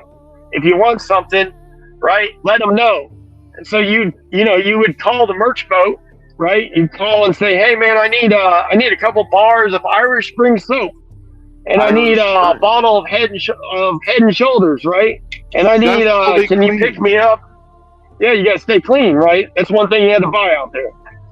Hey, I need a carton of Camel ultra wides or extra wides, right? Or whatever happened to Pert Plus? Whatever happened to Pert Plus? Remember Pert Plus? Pert Plus is probably still around. Is Pert Plus still around? I don't know. I go to Walmart. I don't see no Pert Plus. I gotta look. I gotta no Pert Plus. I don't know. I never pay attention. I'm gonna get some Pert Plus. I want Pert Plus. I'll look. I'm probably gonna go to Kroger on my way home, so I'll look and see if there's Pert Plus. But you would call the supply boat, right, and tell them what you wanted, and then they'd bring it out and they'd charge it to the rig, and that's why I said, like, on Friday when you got paid, right, the rig would say, hey, you owe us $108, right? So we're taking that out of your check. You call them and say, hey, man, I want the new Red Dead Redemption PlayStation game, right? For my PlayStation 1 or whatever it was back then. PlayStation 2. I don't know what the fuck was out back then. And they'd bring it to you. They also, most rigs had a store, right? Like it wasn't much, but they, a store where they kept soap and fucking, like I said, snacks and I don't know, whatever, right? Regular shit. Not much. Right? Not much, but they'd have a little bit of creature comforts. some clothes, right? Hey, man, I need some fucking t-shirts. I ripped all my t-shirts. I need some white t-shirts. What happens That's in the contract? Like, if so you got like a 4-year contract. You're like, let's say you get your first, you go, you're like, I'm not going back to that fucking rig. What would happen?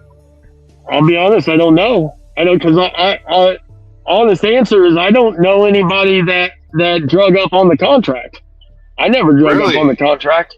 I really don't. That good. It was that good of a life where nobody was like, fuck this. I'll put it like this: is I didn't really know anybody, right? Like when I went out to the so when I was getting ready to go out to the rig, right? So hey, I was usually on the rig. Not usually. I was always on the rig. I went on the rig around Thanksgiving, right? Like I can't remember. I feel like it was around, and it was before Thanksgiving because I didn't spend Thanksgiving or Christmas, fucking Memorial Day or 4th of July for 8 years. I was on an oil rig, right?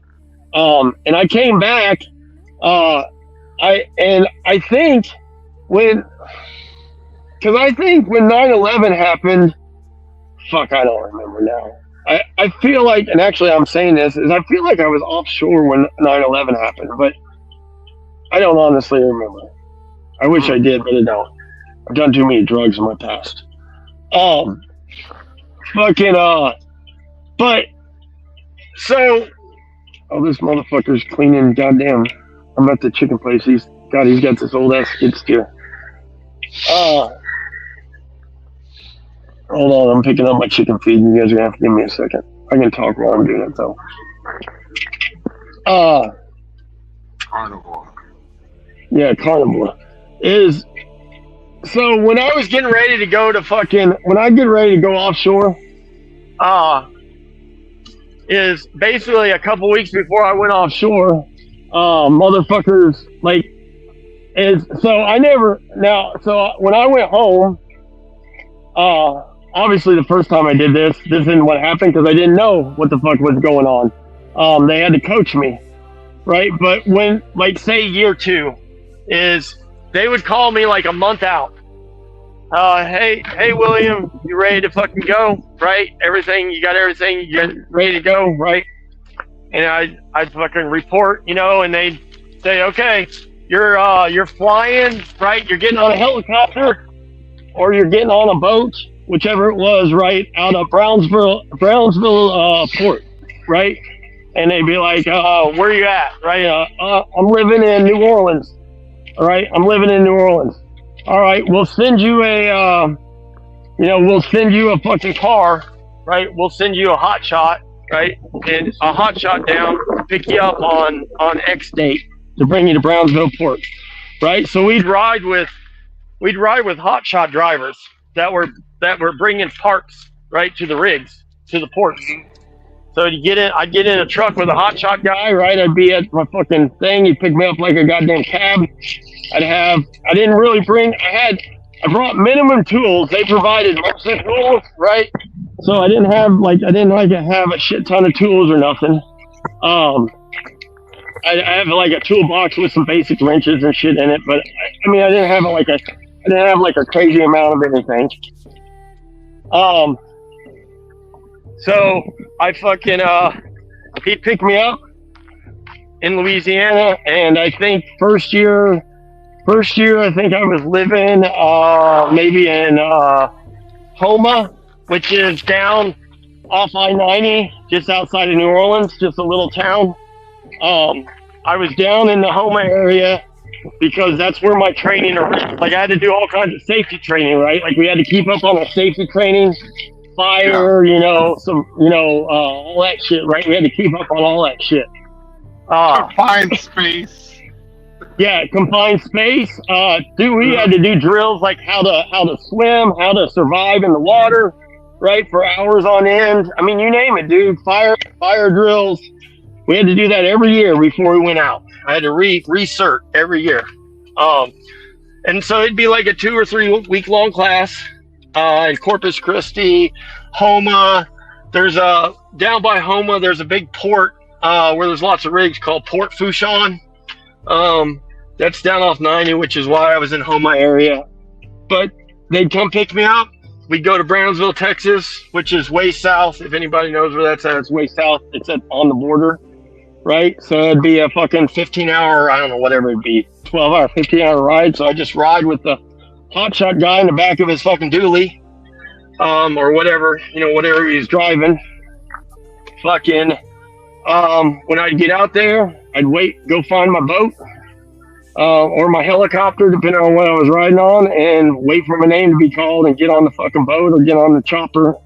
And once I got on the rig, then as soon as I got on the rig, right, is I met the guys that I was, there was one guy, right, because I would trade out for one guy. And the guy that came out with me would be trading out for the other guy, and we'd go meet them, sell in our rooms, and within a day, right, they'd leave, and we'd be there. And there was usually 4 or 6 of us, right, because there'd be 2 24-hour shifts, right, so 2 guys per 12 hours. And other than the guys that were on the rig, I didn't really know anybody, right? When I got off the rig, right, we just all went and did our own thing, because everybody lived everywhere, right? It's like in that movie Armageddon, when they were on the rig and then they had to go find everybody, and Bear was like driving the motorcycle across the country, and some people literally are how it was up.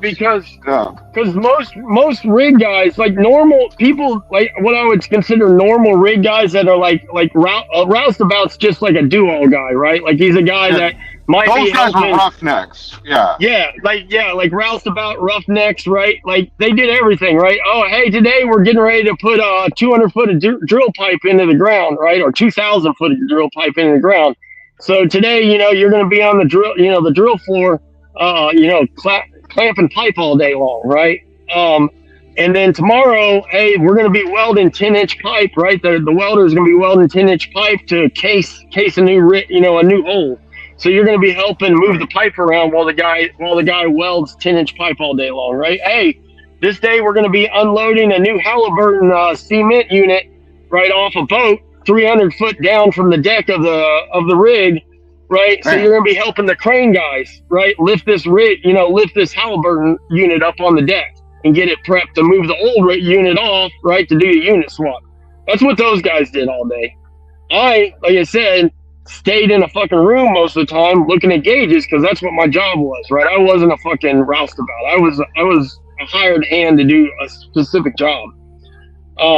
So like I said, I could go watch and help a little bit, but I mean, I wasn't supposed to leave. It's like being in the military, right? Like I'm not supposed to leave my post, right? If a motor goes down and I ain't there, it's a problem because that's the generators for everything that runs the goddamn rig.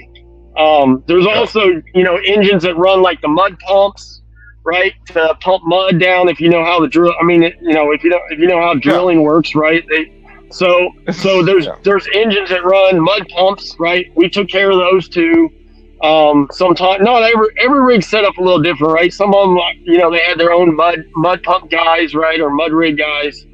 But just depending on where I was at, I would usually stay on a rig for 8 months. But sometimes I'd float, right? Sometimes I'd be on a rig for 4 months, and they'd tell me, hey, we're moving you the Cajun Express 2 next week. Right, so-and-so's got to leave, right? So we're moving you to the Cajun Express 2. So, next Tuesday, 8 a.m., right? Be out at the helideck, right? Or be in the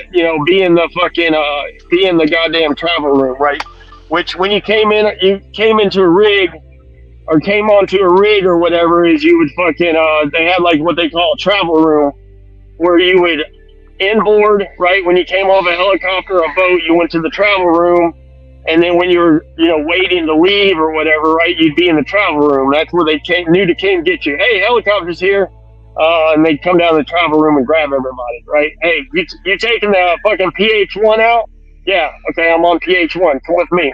Let's go load. Right? Now, I got a question real quick. Yep. When you would go to the helipad, right, or were you a ducker?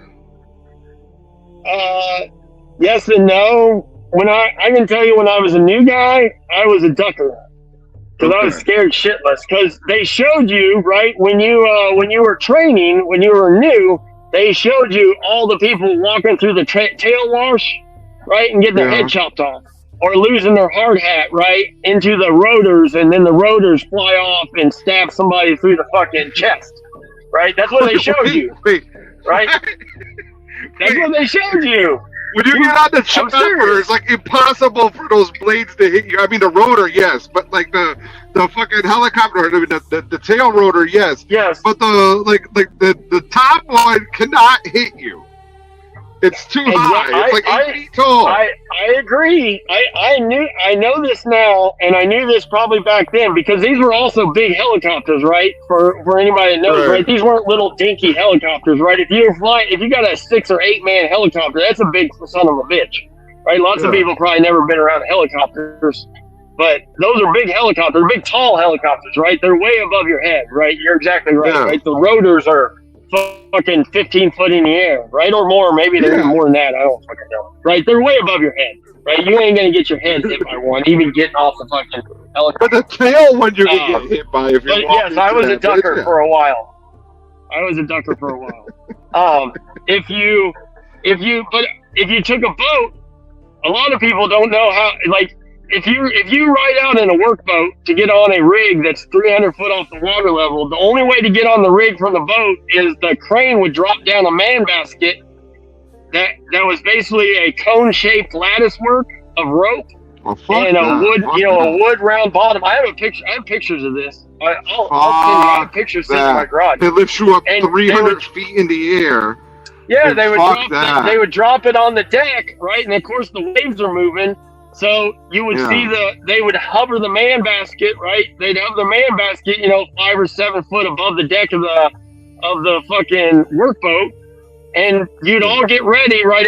It usually hold 3 or 4 people, right? There would be enough room for 3 or 4 people to stand on it, right, around the edge of it, and you put all your shit in the middle of it. That's why it was netted, so you could throw your bags in, your toolboxes, whatever you were bringing with you in the middle, and it would hover like, I don't know, 10 foot off the deck of the ship, and the fucking crane operator, depending on how good he was, and most of them were pretty good, right, that I knew of, is they would watch the waves, and as the waves got to where, they could meet, is they drop it down real fast, and you had about fucking 0.9 seconds to throw your shit in, jump up on it, and by the time the wave was going up, right, or dipping, the crane guy was lifting you up off the deck of the ship, and you were going up.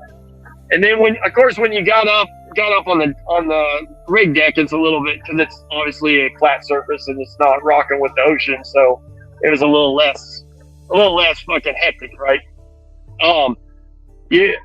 Now I didn't get on and off. See, like, lots of those guys came on and off the rigs for, like, they'd work 2 weeks on, 2 weeks off, 3 weeks on, 3 weeks off, right? Most of them had rotating schedules that were like semi-short. I mean, I guess you'd call it short, but like most of them didn't spend months out there, right? Lots of guys would work 2 weeks or 3 weeks was what I remember being probably the most common, right? Is you worked a 2 week stint, had 2 weeks on, 2 weeks off, so those guys did that shit a lot, right? I did that shit like literally once every 8 months. Right, and maybe twice if I switched rigs, but most of the time it was once every 8 months. So, like, when I would get on the shit, it was a little different, right? Because I just didn't do it very often. And some days are better than others, right? If you get on and off on a fucking real choppy day or a real wavy day, it'd be a wild ride. It could be getting on and off of it on the boat. I've watched guys break their legs on those things, right? Because they slam down and they hit them when they're getting on and off and snap a leg.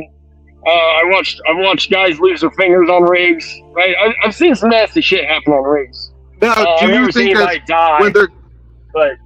you think that's because they're being timid getting onto the thing, so when it fucks up, like their whole fucking leg is instead of just getting on the motherfucker? We were taught. I remember every year when I went, right, we were taught is you have your shit, right, and so just FYI is like, so when I would come out, right, I would have like a toolbox, like I said, with some basic, maybe two toolboxes, but I wouldn't have much because they had most of the shit on the rigs, right, the big tools, right, impacts, chain falls, shit like that, big ass fucking wrenches and big ass, ratchets and shit. That was on the rig already, right? That was part of the rig shit. So I would just, like I said, have a toolbox with, like pliers and, small wrench sets and, I don't know, multimeter, little shit, but I might have 2 like handheld toolboxes that weigh 40 pounds a piece, something like that, right? Sometimes you'd have to take some specialty shit out with you, right? Like you would know, hey man, we got an engine out here that needs a new fucking gauge, right? Gauge set, right? So I'd bring gauges with me or something. But most of that shit, right, they'd put on a pallet or in a box, right? So when I got on the man basket, most of the time it'd just be like myself in a bag, right? I'd have a little, like my because I didn't bring very many clothes because you didn't wear, I mean, they had laundry out there. They did, laundry was a 24/7 deal, right? They did it for you. So you'd bring for 8 months, I'd only bring like 3 or 4 changes of clothes, right? If I needed to buy some new shorts or some new underwear or fucking whatever, as I'd call the merch boat, say, hey man, I need some fucking, some white tidy-whitey Hanes, right? 32 waist, right? Or medium, I don't know, whatever the fuck it was, right? And they'd bring it out to me. You didn't bring a bunch of shoes, right? You brought a pair of slides and you brought some work boots and maybe you'd bring like 2 pairs of sandals, 2 pairs of sandals, right? And a pair of work boots. You didn't bring very much out with you. So like when I'd get on there, I'd just have like a bag, a little duffel bag, throw it in the center and fucking roll. But the guys that got hurt were definitely like lots of times were newer guys that, yeah, like you said, they were timid about getting on, scared, right? I mean, you can get up there and be swinging on that fucking thing 250 foot over the fucking ocean and that fucking wind catches you and you're riding a roller coaster for a second, right? There ain't nothing you can do about it except hold the fuck on, right? Like the thing only weighed as much as you and the 2 other guys that were on there and in the little basket, right, that you were standing on. It wasn't very much weight, so the wind would fucking swing your ass if you caught it wrong. Right. Helicopters were a little different, right? They were pretty easy, right? I mean, obviously you just jump on a helicopter and it'd take off and go. It wasn't that big a deal. Yeah, like in Jurassic Park. Yep. I can tell you. I'll tell you one. I've told this before too. So I was on a BP rig, and I was making a BP rig switch. I don't know. I'll say in 05. I don't know what year it was. And I started. Now I got paid by Texaco Chevron, but I worked like Texaco. All these people work together, right? I mean, Shell, fucking Texaco Chevron, BP. All these companies, I mean, they, even though they're competitors, right? We all work together, right? They all had cat generators on their fucking rigs. They all had Detroit diesel gen sets on their fucking rigs, right? It wasn't like they all had, different kinds of things. Lots of these rig companies, like Gorilla was a rig company. They're still a rig company. They build some of the biggest rigs in the world. They're in the North Sea. They're in Texas. They're everywhere. Gorilla would lease out a rig to BP, and they also lease out a rig to Texaco Chevron, right? The same shit was on the rigs. It just depended on who was leasing the rig at the time, right?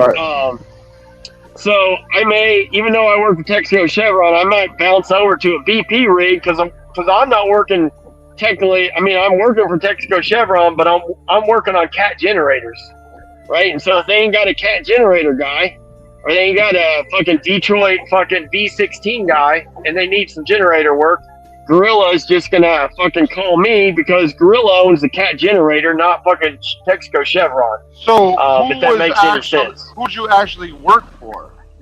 Well, I worked for you said it was a third party. So I was paid by Texaco Chevron, right? Like the people that wrote my paycheck was Texaco Chevron, but I was considered a vendor. I was considered like a third party contractor because I didn't always work for Texaco Chevron because Texaco Chevron didn't own the Caterpillar generator, right? Gorilla Offshore owned the Caterpillar generator. Cajun Express, right, the rig builder, owned the generator, right? Texaco Chevron didn't own the generator. you know, Cajun Express did. That's who owns the rig, right? Like the rigs aren't owned by fucking BP. They're not owned by fucking, you know, they're not owned by those people. They're leased to those people, just like a semi truck, right? Jason Pope don't own the Hurricane Express fucking engine in that goddamn fucking Peterbilt he has, right? Fucking Hurricane Express owns it. It's not just like You know what I mean? It's like the same thing. When you're talking about BP, like they're not lease purchasing. No, I know it's not the exact, but I'm just saying that's why that's how it worked. I mean, that's how the situation was, right? Like I wasn't technically. I mean, I worked through them, but I didn't. I don't know. I know it doesn't make much sense, but that's how it always worked. Now I didn't jump around a lot, right? Like that's what I'm saying. I probably jumped around. I'll say I jumped around 5 times in my 8 trips out into the Gulf of Mexico, right? Which is more than half, obviously. But I mean, if you're out there for 8 months and you only moved around 5 times, that's not very much, right? By the length of the stint, So, God damn it! But so I got on a helicopter. Whenever I get on a helicopter, right? The helicopter is always full because that's how they make most money transport people. They don't make any money transporting one guy in a 10-man helicopter, right? So the helicopter's always full, coming in and out. So I'm in a travel room. Yeah, exactly. No one, because a helicopter ride 400 miles out into the Gulf of Mexico is like an hour, maybe, hour and a half, right? A boat ride is about 14 or 18 hours because a boat only travels what, fucking 12 knots, 18 knots. And by the way, on a workboat, knots is on a workboat. Workboat is not made to transport people. A workboat is made to transport fucking shit out to the rig. So the cabin that you stayed in was usually not air conditioned, and it was usually like bus seats, right? Like plastic bus seats. So you just sat cooped up next to fucking 12 other guys that you didn't know that were sweating and farting and doing whatever for the next 12 hours in the middle of the night or the middle of the day on the ocean, right? Half of them fucking probably seasick, right? I was never a seasick person, so I was lucky for that.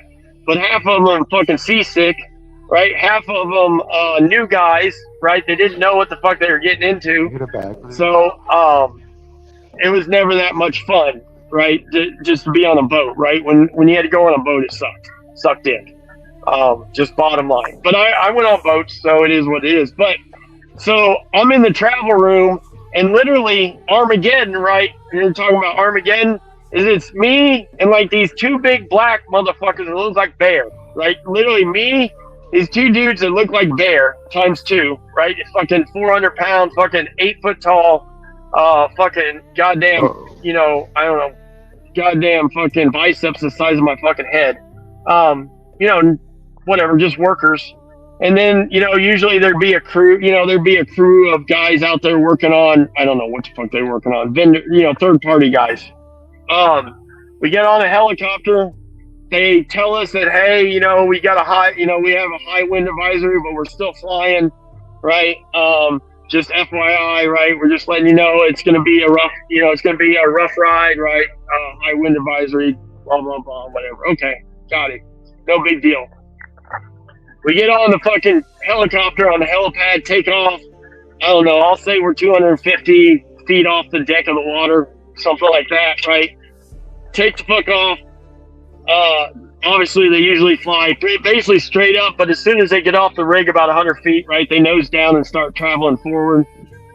We start traveling fucking forward, and as soon as we get like off the rig, right, from underneath the rig, like a downwind, I don't know what the fucking name is, but whatever, a wind fucking shoves the helicopter straight down, right, like straight down, like our asses came off the seat straight down. And I was sitting like by the window, and these 2 black dudes that were big as bear were sitting, you know, 1 and 2 right next to me. And this motherfucker that was sitting next to me basically broke my fucking hand, right? He grabbed my hand and like crushed it. right? Because it was an oh shit moment, right? I mean, your only answer is to hit the fucking deck of the water, right? Like that's the answer that you're getting ready to go through. Because it shoved the fucking helicopter straight down, right? Like we saw the side of the rig, we saw us go past the side of the rig, right? Like, or the fucking deck of the rig, like we were below the rig, which is only a couple hundred feet, which again sounds like a lot, but it's not when you're in a helicopter going down. No. The pilot, I mean, it nothing happened, right? Like, I mean, we The went pilot down. probably deals with that daily. Yeah, oh yeah, that's normal shit, right? That's normal. It's normal shit, right? It's like a race car driver or something, right? That sliding his car at 200 miles an hour, right? It was absolutely nothing abnormal to the dude, to the captain, right? 100% probably not abnormal. Maybe it was abnormal, but it wasn't something. That's why I said that Jurassic Park. If you remember when they were coming in for the landing, it kept like bouncing them up in the seat because. Yep. Yeah. Oh, that's right. You said that. I didn't think you're right. Like the second one or the first one. You're right. When they were trying to come down in the valley. I do remember. Yeah, it was like that, right? It was like wind gusts and were like pushing us down, and like I said, that it wasn't anything for the fucking dudes flying, the pilots, right? It was just a normal day at work for them. But I gotta admit, like, I'd probably be scared. I don't know if I would hold your fucking hand. And I'll be honest, like I don't think the dude was probably trying to grab my fucking hand. I think he was probably trying to grab the fucking the seat, but my arm was there, and his hand was his fucking paw was the size of my fucking head, right? So he just just grabbed whatever fucking was grabbing a hold, whatever is there, and my hand happened to be there. No, he like to kill my fucking hand. I swear to God. I did say something about another movie, right? Armageddon. Okay. Yep. Now they started off on the oil rig, right? Offshore oil rig. And Michael Duncan Clark is holding this gigantic pipe wrench. It's probably, and I've seen people use it, right? Like not necessarily on the rig, but it wasn't a single person. It was like a team of 2 or 3 people using this one. Yep. I've never. Realistic? Are those wrenches really there? Okay. It is. Yeah. It's like they have fucking 6. Yeah, they have 6 and 8 foot pipe wrenches, right? Because so no, I never used a 6 or an 8 foot. Well, I couldn't even probably pick up. I couldn't even drag a 6 or 8 foot pipe wrench. This guy had it slinged over his shoulder. Yeah, I'm gonna be honest. I don't know about slinging the motherfucker over your shoulder, right? And just like carrying it around like it's a goddamn baseball bat. I'm not really sure about that situation. Yeah, that guy's gigantic though, but. But yeah, I would say different strokes for different folks, right? Like I'll tell you one thing about being out on the rig is there was 2 things that always went on in the rig that you learned real fast. Is you said it was like being in prison. It's everybody's out there making money, but there weren't a whole lot of rules. And I can only imagine. I was out there in the early 2000s. I can only imagine what it was like in the 90s or the 80s or the 70s, right? Whatever. Just like trucking. Is there weren't a whole lot of rules, but one of the rules was if you fucked with somebody, right, and that motherfucker took it the wrong way, if that motherfucker wanted to fucking beat your ass, right, you better fucking Katie bar the door, because that motherfucker coming to get you, and there ain't nobody gonna stop it, right? Like motherfuckers are itching to watch a fight, right? There's a bunch of dudes that ain't got nothing to do. Whatever? No, I had no security team. I was my security team, right? My mouth was my security team, right? I kept my mouth shut. But fucking, so, I mean, and it's not like people are fighting every day out there, but I'm just telling you, like, you get a couple motherfuckers have been working for, for 2 weeks straight, ain't seen their old lady, ain't been able to jack off for fucking the last 10 days, right? No. And they're both they're drug heads when they go home, or they're alcoholics when they go home. And like I said, they're 10 days in on a 14-day, and they just found out that their old lady's fucking their neighbor. And you got, these, and they've been working 10 hours in 90-degree heat. Motherfuckers get rowdy. They get rowdy out, and there's plenty of places to hide, right? I'm sure that shit's cambered up like fuck now, but back then that shit wasn't cambered up like that, right? So you go, and of course, I mean, these people aren't trying to kill each other, but I mean, you know how shit is, right? A lot of us work construction. You know how that shit happens. I was always one that made friends with the big like the big black dudes. I always made friends with them fuckers when I went offshore, But right? you're racist. Because How does that work? yeah, well, no, I wasn't racist back then. I'm racist now. Back then I wasn't racist because I'd get beat up if I was racist back then. I couldn't be racist. But I mean, and part of that is because if I needed help, right? Like say I was out there working and I had to change say I had to change a fucking air filters on a set of engines, right? And the air filters are fucking, goddamn 3 foot in the round by fucking 4 foot tall, right? Steel case fucking cartridge filters.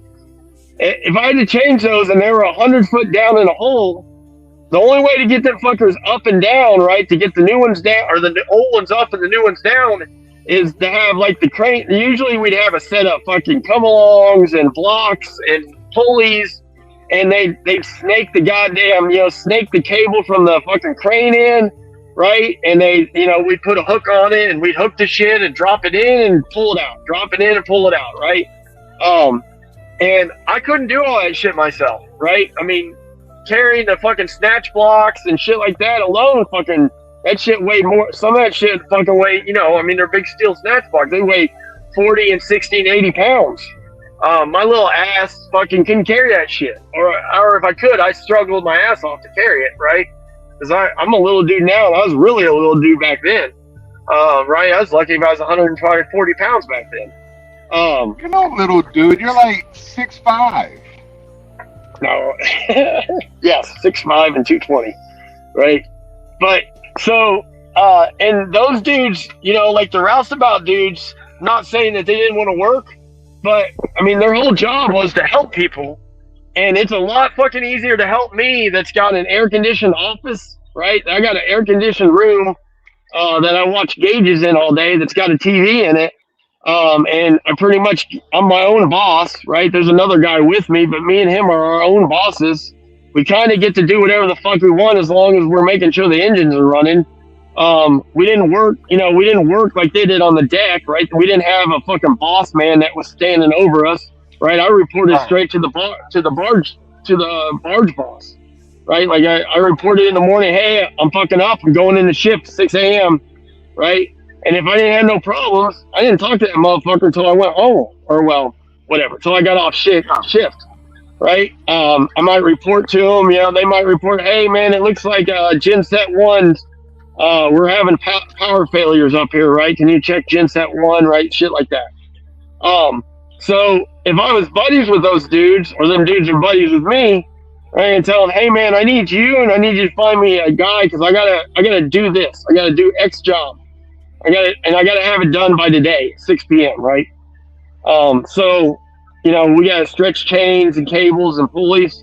It was way easier to come help me and take a 2-hour break in the fucking room and watch fucking TV than it was to stand on the fucking 110-degree deck, right? Yeah. Arguing with fucking 6 other people with 2 bosses watching you, right?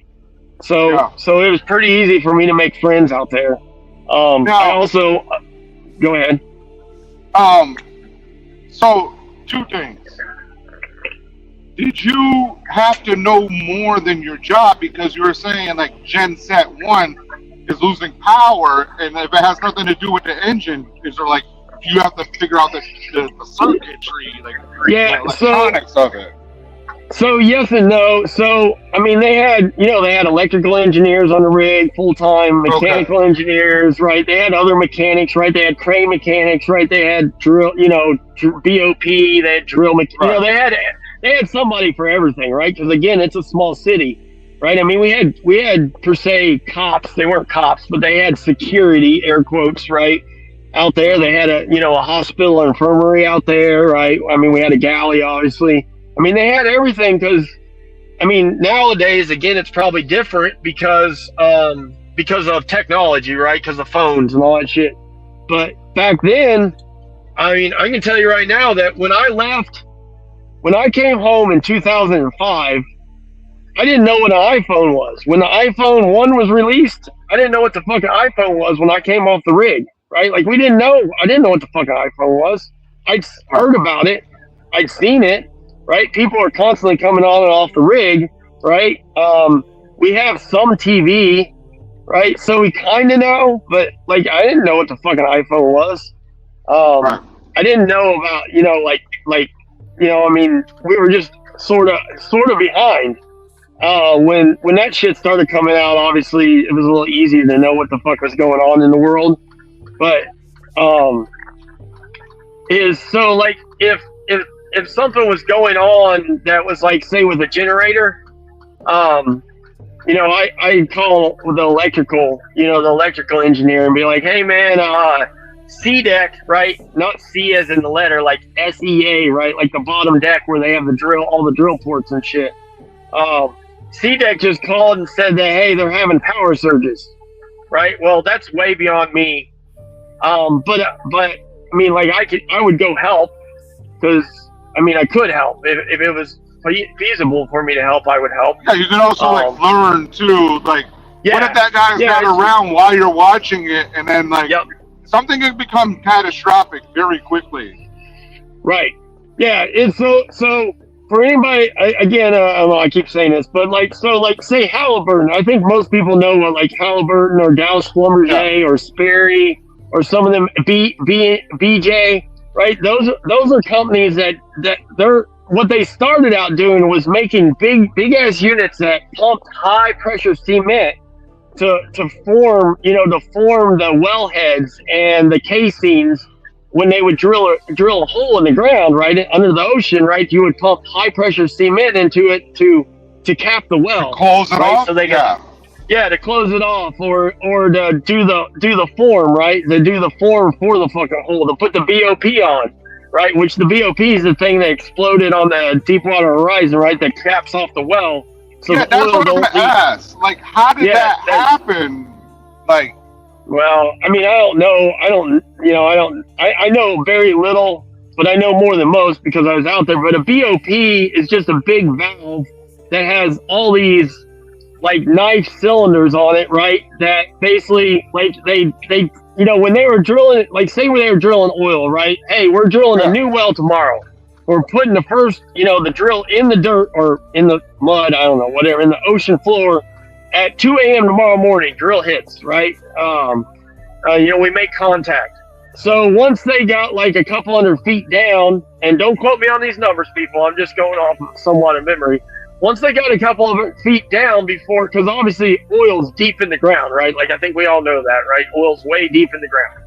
Is once they got a couple hundred feet down, they would stop drilling, and then Halliburton or BJ or Dow Schlumberger or whoever was there would start pumping high pressure cement and make a cap and make a casing and make a form around the well, right? That would be the initial thing they did. That way, the well, like that hole was always there, no matter what, right? And then they would, when they did all that, then after the high pressure cement is because that way, obviously, the cement would set up, right? They'd pump it because it has to be high pressure because you're under the water by God knows how many feet, depending on a DPR. It has to be hold enough pressure for when the oil starts pumping, right? That it doesn't blow out the side of it. So those guys would go to work and start doing their thing, right? Whatever that thing was. I wonder how they figured all this shit out.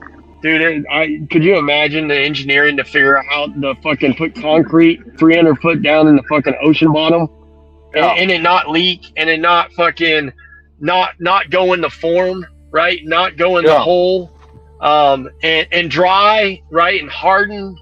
And then they go down and drill into the form where they can mount the BOP and the valving and all the casing drive and shit on top of the form that they just made on the bottom of the ocean, right? Think about how wild that shit was. I don't know. That's way beyond me, right? I gotta catch up on my land, man, because that's what they were just talking about when I left off. Is that like they wanted to go through a cap that was already there and see if there's more oil there. And it's like that's like extremely dangerous. Because it's contaminate the whole ocean. There's pressure behind it. So I can tell you that, like, so when they say they would drill, right? And again, I don't fucking know, right? They drill a 20,000 fucking foot deep hole. I don't know, whatever the fuck it was. a 40,000 foot deep hole. I don't know, whatever the fuck it was. And they said, "Oh shit, we struck oil, right? We got pressure. We got oil coming back, right?" So again, for anybody that doesn't know, is the whole reason when you're drilling a hole, there's mud, right? Synthetic mud that they're pumping with the drill itself, right? And what the mud is doing, it's doing two things. A, it's cleaning out the fucking drill. It's cleaning out the fucking shit they're drilling, right? The dirt, the mud, the Is sludge, that like whatever. fracking? Yeah, sort of. Fracking's a little different because Right. fracking, they're technically fracturing. They're blowing up and fracturing the rock hard shit, right? But it's kind of the same because the mud, the whole point of the mud is like I said, to pump up all the sludge that they're drilling, right? To bring it up to the surface. But what it's also doing is it's keeping the hole. It's keeping the hole open, right? So the hole doesn't fall in as they're drilling, right? Because there's pressure pushing outward on the hole from the mud pump or from the mud, right? The pressure of the mud. Right. And then the third thing it's doing is when they hit oil, right? Or natural gas or whatever the fuck they hit, if there's no mud, right, behind the drill or, in the drill casing, that oil is going to come straight up. Right, because the pressure of the oil is retarded. Yeah, and then when it gets to the top, it fucking blows out. Right, we've all seen oil blow out. Right, we've seen these fucking videos and movies, and half of that shit's not real, but it is kind of real because that's how that shit happens. Because when you hit one of them oil holes, right, that motherfucker's got goddamn 100,000 psi of fucking pressure. Like the center of the earth. Yeah, so the mud. So like I said, the mud would help when they hit oil. The mud would hold that oil down, right? And then they could remove the drill pipe, right? Or not the drill pipe, but they could remove the drill head, and they kept the mud down there, and they kept pressure on the mud to keep the oil down. And then as they're pulling the pipe out, right, or the drill line out, then they would install, if there's oil there and they're not going to pump it right now, right? Then they would bring the BOP, which looks like a big, they call it a Christmas tree because it's like fucking 19 different fucking big steel valves. And all those valves like cut across, right, and lock the hole down. And they would mount that on the casing that Halliburton put down with this high pressure cement. Right, and this is all happening under the water, people. Oh yeah, deep in the ocean. Yeah, it's all happened by remote, right? By fucking by goddamn robots, submarines with little cameras on them, right? Little robots. Oh wait. ROVs is what they would call those. I thought this was more like like one of those machines that pick up the stuffed animal, and then so it's like putting it down. Yeah, you're telling me. Yeah, claw. I thought it was okay. So you're telling me, like James Cameron is down there with a fucking submarine and joysticking it together.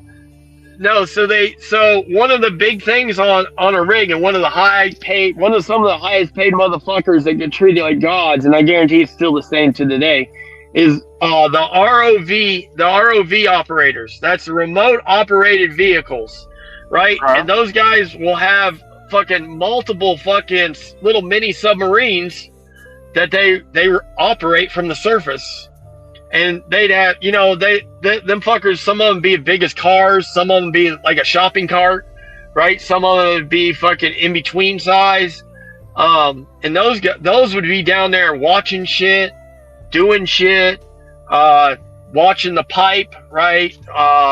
Just whatever, right? Scanning the area.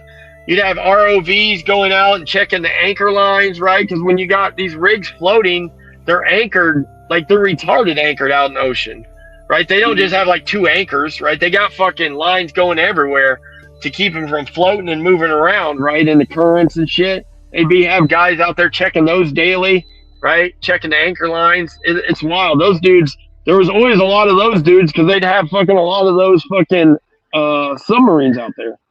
Or a lot of those vehicles out there. And them, I'm telling you, them motherfuckers made bank. Them were money making motherfuckers right there. That's real talk, right? Those are like the high paid fuckers. So you're telling me I'm in the wrong just like profession. I need to learn how to do that. Yep, just like drone pilots now, right? Like same difference, only in the water. But I fucking, have a drone license. do you? Well, there you go. Mm-hmm. But so anyways, is that's what like that was like what my main job would tie into, is because if I had to work on the mud pumps, right? If our job was to keep the mud generators going as well, is like when they're drilling and they're pumping, right? Like if you lose your mud, right? They'd have 10 or 12 of these big mud pumps going, right? If you lost your mud, right? There's no telling what the fuck could happen. What happened on the Deepwater Horizon could happen, right? Half the ocean would be filled with oil, right? Or half the Gulf, I guess. Gulf of America now. But I still want to know how old you are. I'm 45. I'll be 46 or in 2 months. Month and a half. And Joey, the Luzon knife is by Cold Steel. That's the Luzon XL I took a picture of. And it's supposed to mimic a balisong. Like the blade shape is the same, but it's a folding. I call it a pocket knife, but I could grip 2 hands around that. Grip. Jesus Christ! What are you fucking taking pictures of? I put a post up. It's a knife, but I can grab it with 2 hands. That handle there. So nice. I mean, the XL.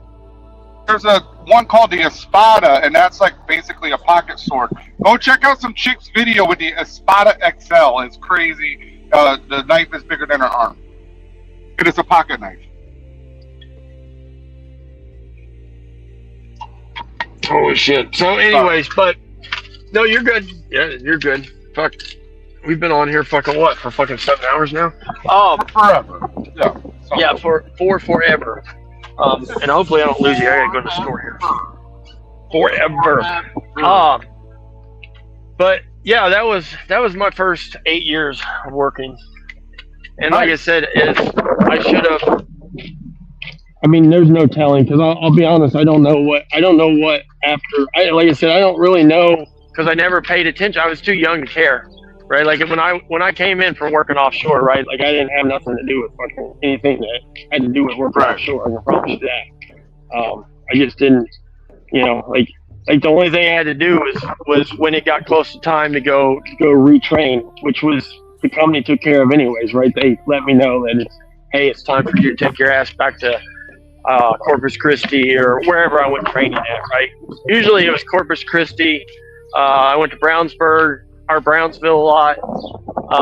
I went to Port Fourchon. Those were the 3 training places I went to mainly.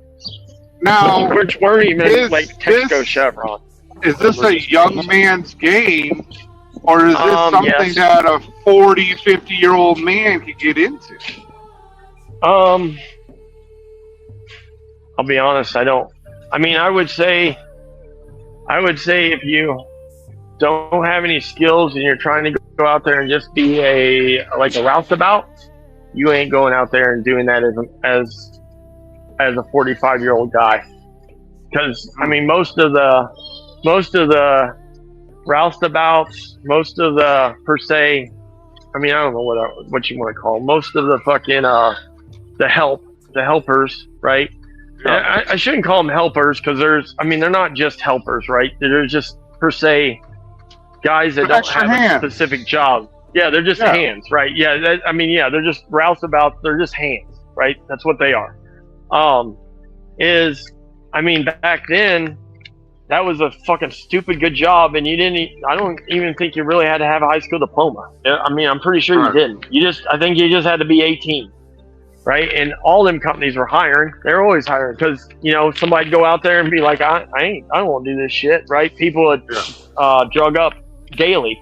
Right, go out there for their first 2 weeks, and fucking 2 days in, call in sick. Right, like that was something you didn't do. Now, it's probably different now, because everything's different now. But back then, if you came on shift, right, and obviously I didn't work in this area, but if you came on shift and you just happened to not make it to work on day 3, right? They just said, hey, pack your shit, you're gone, right? Like there wasn't none of that. They didn't fuck with that.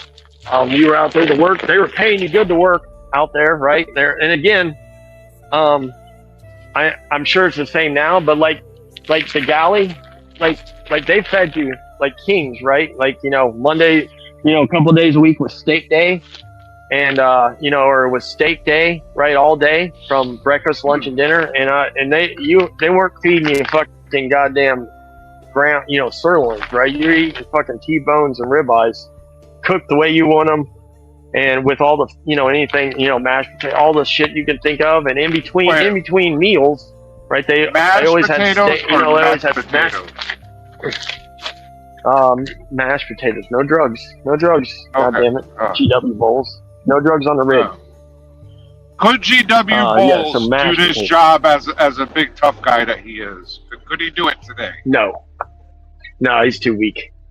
No, he's got back pain. He got back pain and freaking a hernia. They don't want to know. That was another thing that I had to do before I went out. Is right. I had to, I always had the physical, right?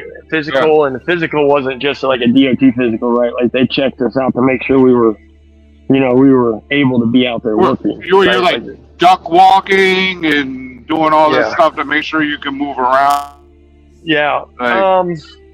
I mean, I don't remember doing per se any of that, like all that, but I mean, like as far as like they were checking your and making sure you weren't fucking high blood pressure, and you weren't carrying some kind of fucking diseases you picked up in New Orleans after being for 4 months, right? That you were somewhat physically fit, right? Like that. I mean, there weren't a whole lot of fat guys out there, believe it or not, right? So making sure you didn't gain fucking 60 pounds and you couldn't fucking walk no more, right? You got a hurt foot, that kind of shit. Like I said, I had a little different deal than a lot of the guys because I wasn't per se a roustabout. So, I mean, I had a specific job, but I still couldn't be out there and be not able to perform, right? To do what I need to fucking do. And again, a lot of it was fucking going into, being able to go down in the fucking, to the goddamn holes and to the fucking, wherever the spots. Right. So, but could you go out there now? I would say no. Right. I honestly, I would say probably not. Probably not. Damn it, I came to this other Rule King that I normally don't go to, and they ain't got the fucking bird seed. Oh wait, they got some finch food right here. They ain't got the finch food there I want. Anyways. If you, I would say, oh wait, maybe this is it. No, this ain't it. But I would assume that they pay pretty good still, right? Like, I mean, like I said, it was a fucking stupid high paying job, even for a roustabout. I mean, new guys got paid stupid money, right? Like there wasn't no, there wasn't no, there wasn't no fucking around with pay, right? I mean, because they know that, your pay is, I mean, what you're getting to keep people out there, right? The pay's got to be decent. There is no, there's no question about that shit, right? Like, so they paid everybody really good. But if you live down there, if you grew up down in that area, right? It's just like growing up next to, I don't know, train shit, right? Everybody worked somewhere in the boats, right? If you weren't, you worked on tugboats. When I quit, I mean, I already kind of was doing the pool thing, but I was thinking about going and working. I had a buddy that worked on tugboats and went up and down to Mississippi. He was just a mechanic, right? A maintenance guy on a tugboat. And you'd leave from the port of New Orleans, and it'd come up to like St. Louis and do a turn and burn and come back, right? It'd be like 30 days on, 30 days off, or fucking, I don't know, whatever it took to get up, basically whatever it took, half the time to get up to St. Louis and half the time to get back, right? Yeah. But I never did it, so here's what it is. I knew a guy that did tugboats in the Army, and I didn't know that the Army really had too many boats. Yep. But, yeah, it's crazy, huh? But he said like the biggest thing there was like when like like the ropes could snap and stuff like that. Yeah, that's what I always remember about tugboats is the guy, my buddy, because even though my buddy he was on the maintenance crew. I mean, he was like a mechanic. I mean, everybody did everything, right? Which, again, I mean, that's kind of what it is offshore. I mean, my deal was a little different, like I said, but I mean, basically, if you were out there, right, everybody did everything. It's just the way it was, right? Like, I mean, there's obviously specialty guys doing specialty things, but most of the people do. You just kind of do whatever, right? This is pissing me off that I came to this other Rule King and they don't have the fucking shit that I need. What am I supposed to do here? Birds Decisions. I know these birds ain't. Well, they're not gonna die. Will you try to attract birds or something? Yeah, we feed all the fucking birds. All the fucking birds. Yeah. I have a picture of a bird. It's a big, fat, round bird. Looks like an Oriole, but it's big and fat and round. I forget what it's called. And for some reason, somebody said like they're very rare now, and I'm like, well, I saw like 3 of them right here. Like, what the fuck? It was in the middle of winter. I'll send you a picture of it. You can tell me what kind of bird it is. Oh, my cat knows the bird stuff. So yeah, send it to me, and I'll have the cat look at it. The cat can peck out on the fucking keypad what kind of bird it is, maybe. It looks like that bird from Angry Birds, like the big fat round one. Yeah. It's got orange belly or something. Yeah. I don't know. That's beyond me. It does not sound familiar. Oh, so you're buying a bird feed for your cat? So Sylvester can eat Tweety. I got yes. you. Yeah. When I'm not home. Right. Yes, they have so something to do when I'm not home. And you look at the birds out the window. That's probably really actually nice pretty. of you. It's probably pretty torturous, honestly, right? Like, what do you? Like at the end of the day, because they can see them, but they can't get to them. Yeah. I was gonna say yes. Probably pretty torturous. Yeah, because they can see them and they're like, "Oh man, that looks fun." Does your cat have like binoculars and draws the picture? The like, oh, I gotta identify this bird. No, it does not. Are you going for walks? Are you going for walks in all these different national parks and like, oh, that's a blue jay right there. That's a Phineas and Ferb over there. No. And, no, I am not. Okay. I am not going for walks in the park. It might help your knee, like it might help your knee. You might have to try it sometime. That's true. Yeah. It might. It could. It could, or it literally could make it, and then I can't go to work and be able to feed the birds, or feed the cats. Either or. It's a possibility. From walking. I mean, just saying. Going on a hike. Never know. What if I injure my knee that much? Okay, cliffhanger. You're gonna fall off the side of a mountain or something like that. Yeah, there you go. Yeah. Oh, it's terrible. Get one of those walking sticks. That's what you need to get. You're old. Yep. I do. I thought about getting a walking stick. I wanted to get a mountain bike, right? Then I don't have to walk at all. But whoa. You're like, I'm not going for a hike, but I'm going to go get this mountain bike and I'm going to jump off these ruts that are 300 years old and try to land this bitch. I'm not. I'm just using the term mountain bike. I don't know. I'm not fucking.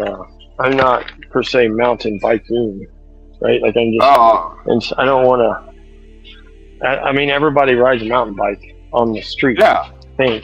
Oh! I thought you would be like get back on the trails. On the trails, shifting 18 gears. And that's the crazy thing about a mountain bike. You can have like 28 gears on your mountain bike and not know which one you're in, ever. But all right, hold on. I gotta go look at my Amazon real quick. Hold on. I shouldn't lose you, but we'll see. Have fun. This thing's been weird. Yes. I'm gonna see my Amazon. Oh man. All right, let's see what's going on here. I have to check something.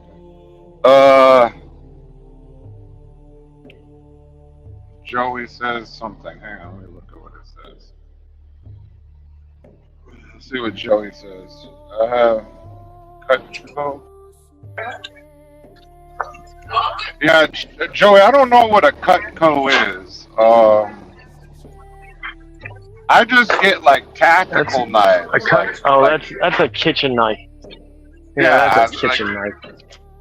Oh yeah, Joey's in the food prep. Yeah, that knife I'm using there, the two knives in that picture, those are like, okay, the one on the right in the sheet, that's more like I'm gonna be out in the woods chopping wood with this fucking knife. Like, you're gonna use it, cut it up, you're gonna throw sparks with that knife. The other knife is more like a defense type knife. I use it to cook sometimes because it is that sharp. It's a fucking amazingly sharp knife. I used to have this other knife, looked like a raptor claw, and like I was going on a naval base and they were like, "Oh, you can't bring that on." I'm like, "Yo, it's a fucking kitchen knife." I'm like, "No, that's not a fucking kitchen knife." And I pulled up the description of it. And it's a fucking kitchen knife, so they let me on. They let me on the base with a knife, but yeah. So, well, that's hilarious. Funny. Yeah, I don't know too much about Cutco. I don't think I've ever heard of Cutco. But I just put that up as a joke to say thank you for you guys not porn bombing my channel. Like, that would have been terrible. Because I was left helpless. Yeah, those two fuckheads were on there with no moderation going on. They could have did anything they wanted. I know, that's right. That's like, funny. StreamYard has to let you be able to set the settings like, because like now you could do it like, oh, I got to see who it is, right? But yeah, go ahead. There's I'm pretty sure if you go into, you might have to do this from I don't know if you can do it mobily or not. Maybe you probably can, but I'm pretty sure there's a setting that you can that if you disappear, if the host disappears for more than like a certain amount of time, it just kills the stream. Okay. Right. So like I don't quote me on that, but I'm pretty sure there's a setting for that. Yeah, there's and I'm pretty, because I know for sure there used to be.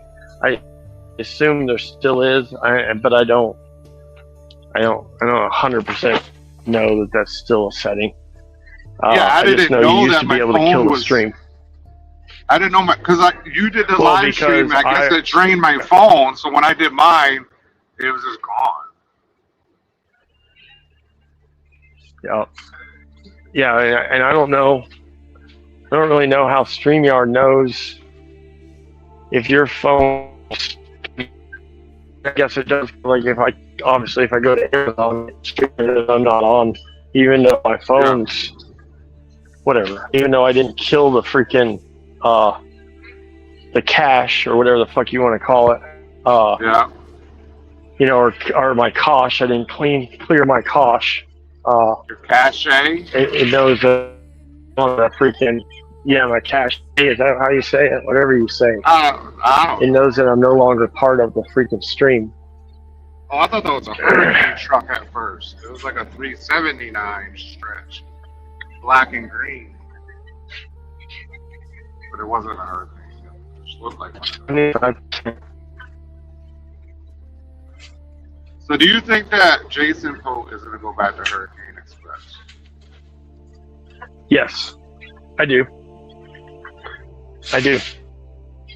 Even though here's why. had to talk about He's already said it.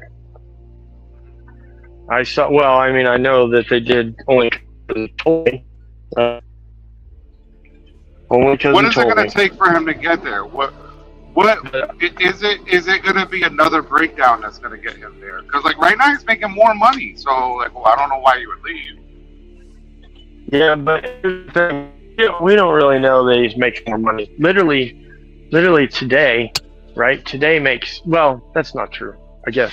Is literally today is day 7. I mean, today's the day he announced, right? 7 days ago that he left Hurricane. But according to his post, is he had left that Saturday, the Saturday Today's the before, 18th. right? So this is 2 weeks that he actually, Yeah, right? He it's left Hurricane, no. He left Hurricane. right? He went to the hotel. Right. He went to the hotel, which was July 4th, 3rd and 4th, and the 5th, which Yeah, was well, that Sunday. third and fourth, yeah. So, and the 5th. Did he leave on the 5th or did he leave on the 6th, which would be that Monday? The 20, probably right there. There's red ones right there. So we're at Thank you. 12 days of him Appreciate being gone today. About Right. 11 to 12 days of him being he, gone. He said it. Yeah, and so he said that he left on whatever day, right, the 4th, which is Friday or Saturday, right? Is a Friday or Saturday. He left on the 3rd or the 4th. He moved to the new place, some kind of orientation on Monday, right, which would have been Yeah. a week. He would have been day the 6th, Monday the 6th. He should have started orientation, right? I can assume because he didn't tell us This the upcoming orientation Friday is was going to be his first 3 check. days. This upcoming Friday is going to be his first check. Yep. Because he would have drove. Yeah, he would have drove. He would have drove Thursday, a week, not 2 days ago Thursday, but the Thursday before. Thursday, Friday, Saturday, Sunday, Monday. He said he hit right in the middle of. Oh, you sound like a robot, like a motherfucker.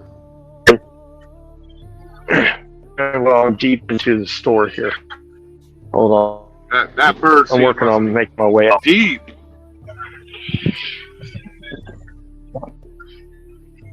You do a lot. And I'm actually very impressed because, like, I don't know. Like, when I go home, You I'm mean I do like you're always at a store. but I'm You're home always every running day. an errand. I get Yeah, but that, but I'm still. home every day. But you do a lot every day, too. Like, you got to go to work. You wake up at 2 in the I morning, do. do your push-ups. No, I don't wake up at 2 in the morning. My alarm goes off at about 3:30. Don't be telling me because I wake up at 2 in the morning. Or my alarm goes off around 3:30. Okay, 3:30. I try to leave the house 3:30. around 4:30 every morning. You do 300 push-ups, This is then leave you go around to work. 4:30 every morning. Yeah. Yes. Then you fucking come Yeah. home. But, yes. But you never go home. You always stop at some store. Gotta go handle some type yeah, of man shit. Then you go home. Man. I'm just I mean, impressed by I'm people that buying could do that. I'm buying shop towels, I'm buying cat treats, I'm buying turtle wax ceramic spray coating, and I'm buying a filter for my AC. Went and got chicken feed, and then I am like so tomorrow. Shit, I'm going to the house. Likely. No. That'd be the Damn. my line. Interesting. I don't know. I don't think I would be like a good boyfriend or husband or anything like that. Like in that regard, you know. Like that's what I'm saying. Sadly, I don't know. Sadly, I had a lot. Well, I don't know. But I mean, I just tried at the fucking Kroger and buy. Which we've been. I think I told you. We've been going to the meat market, Golden Cleaver, right, on weekends. I'm sorry, me and the cats have been going to the Golden Cleaver on the weekends and buying fresh steak, like fresh steak. And then The one that GW you still have to make wants Kroger get. runs. That's what we're talking about, folks. The one Yeah. where he's like, "Ooh, Yeah, this is but the this stuff's steak." actually fresh and it's not. Yeah. Yeah, this stuff's actually fresh. It's not shit like he buys. He buys shit. His meat looks like Aldi meat. No, I mean that when he went to looks that like literal butcher, Aldi. when he went to that meat market or whatever. Yeah, that's what I'm talking about. Oh, Yeah, his butcher yeah. meat looked like fucking Aldi meat. Oh, Looks like he wow. was 6 days old. Wow, GW gonna let I'm him. not throwing shade. I'm just telling you that's what it looked like. Yo, I got a 100% what it looked like. Fuck out the way, I man. bet I'm about to drop $200 here. Anybody want to take a guess? What'd you get? You got the cat food. You got the bird feed. Yeah. $200. I do 317-800-2009. Mike. Excuse me. I didn't mean to burp in your ear. Yo, can this car in front of me fucking move out the way, bro? Move out the way. That one's on the bottom. I don't know. I always gripe about that one. You can go. That's it. Here, we can leave these out of the back. Oh,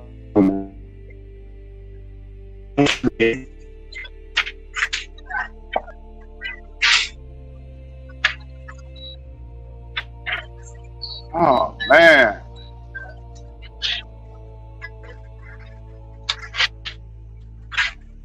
This fucking car, bro. It just started raining out of nowhere, and like, this guy slowed down. He was next to me, and then sped up, so I wanted to go around somebody, and then he just slowed down in front of me because he couldn't see. It's like, come on, man. Oh, you gotta love it. You gotta love that. Man, it's not a big deal. Oh, I got the puppy with him. Uh-oh.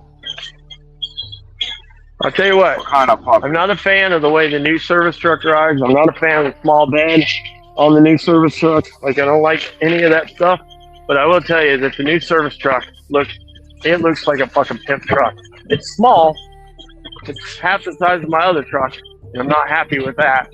But just looking at it, and when I get the fucking goddamn lug nut covers, the hub covers, the window fucking shade, the goddamn all the fucking shit for it here in the next couple weeks, the motherfucker looks fucking pimp.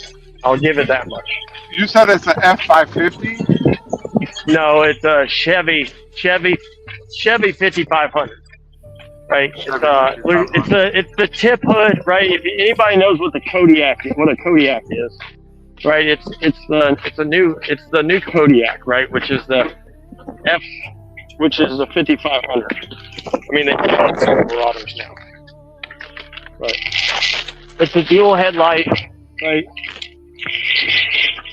It's a dual headlight, fucking. Just the big. Here, put these in here. There's fucking. What's in here? God damn it. See, here's the problem, right? Like, here I got this new truck, and I can't put any fucking bags in it because there's no room. So why would they order a truck with such a small bed? Because corporate doesn't understand, right? All corporate sees is a price tag, right? Which these are on sale and have been on sale because not very many people are buying them. But all corporate sees is a fucking price tag, right? Is it Like, plastic? it is plastic, yeah. Oh yeah, the hood, everything's plastic. The only thing it's probably steel on is the doors. The hood's fucking No, I meant plastic. the bed.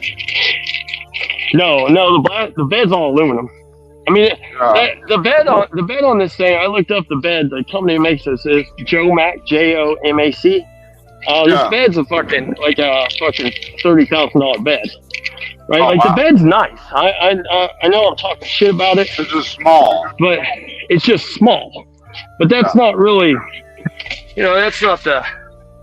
It's just, it's because they probably didn't know, right? Yeah. Because Yeah, literally, that's what my chick like I says to said, me all the time. She says, Yeah, right? It's nice, but it's just small. Like, it's just small. Yeah, I've it's heard small. that too. It's really good, I mean- but it's small. And my F550, right, was a cab and a half, right? So the truck was a little longer, but the bed itself, it's just hard. I wasn't F550 and a half. Yeah. Oh, I've It's- never heard but of the F550 and a No, half. I said F550 with a cab and a half, right? Oh, okay.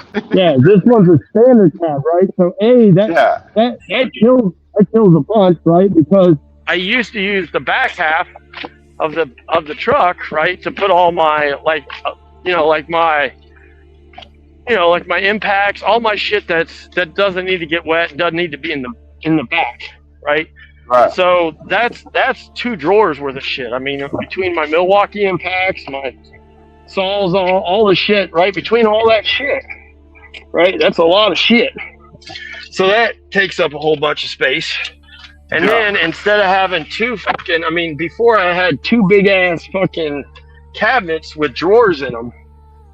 And then I had 2 big ass cabinets to put like fucking oil and fucking filters and fluids. If I do an oil change out in the field or I gotta be able to put if I drain out fucking 15 gallons, I gotta have 15 gallons of fluid, plus I have to be able to store 15 gallons. Yes. So, and then, like the bed doesn't have any fucking tie downs in it. So, again, I'm gonna go buy some load locks at a truck stop. But like, there's no way, my other one had tie down, had like a trailer E-clips in it, is what it actually had down the sides. So, we just bought the little E-clips and I nailed them on the boards, right? And so I could just put them anywhere. Each I could put them or fucking obviously straps to hold down fucking oil containers, right? 55-gallon drums, fucking buckets, you name it, right? Whatever.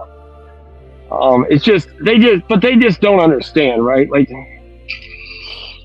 they don't understand that the size, right? It's probably a fucking man, obviously, that runs our company, because he doesn't understand that size matters, right? He thinks every size is the same. Oh, they're all the same. Right. If it was a woman, she would know size matters. She'd be like, look, we need the biggest fucking truck we Yeah, can we need find. the biggest, longest truck, girthiest Widest truck, bed. yeah. Widest bed, longest bed. You know what? Right, Sprinkle all some that of that shit. black shit on the back of that fucking, that black sticky shit on the back of that bed over there. Yeah, we need to make it Right. a little bit black. Yeah, there you go. Okay, and now you have a sticky surface. Okay, cool. Let's put some good tires on this motherfucker. We need some good, strong, rigid rubber on this. Yeah, there you go. Yeah. Yeah, so that, and like I said, is that those 2 drawers, those 2 doors being that 2.5 foot, and that's 5 foot total, right? Because there's 2 sides to the bed, plus the length of the bed itself, right? The interior part of the actual truck bed part. That's a lot of room that's lost.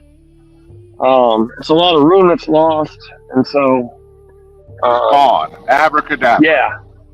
And like I said, I don't know. I can't bitch. Like, the interior is nice, right? It's a brand new truck. The 2026 Chevy is nice inside, right? It's quiet. It's quiet as fuck in here.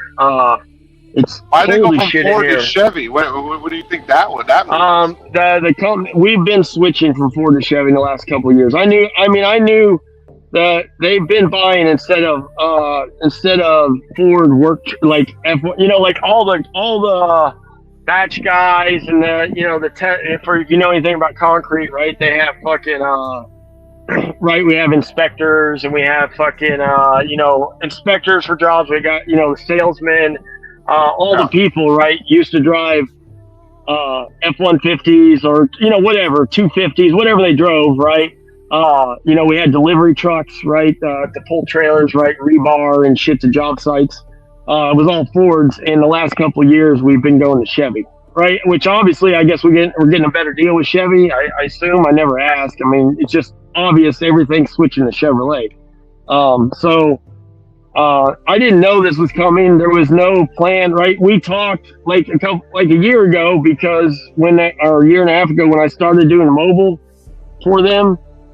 They said, hey, I think we're gonna, at some point we're gonna get you a new truck, right? Like this truck's older and it's, whatever.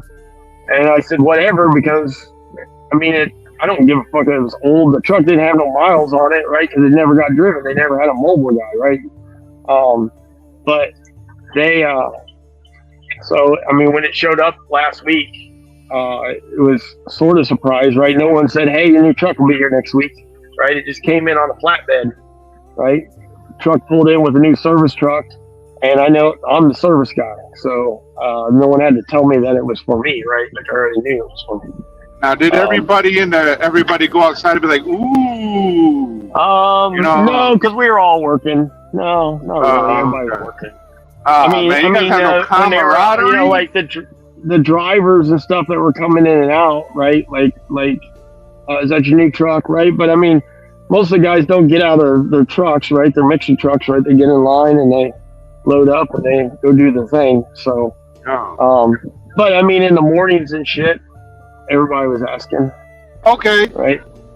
Okay. Mixing truck, right? So you got your big dump trucks or whatever, right? And there's a competition amongst that, right? You got some with chicken lights and everything. Are people like pimping out their mixing trucks? Not really. Not really, because it just gets dirty and shit. Yeah, I would say maybe the newer guy. Not the newer guys. The newer trucks. The guys that get the new trucks. They the interior. So, like anything, right? I would say so. Terex itself, right? Probably. I'll say in 2020, 2021 ish.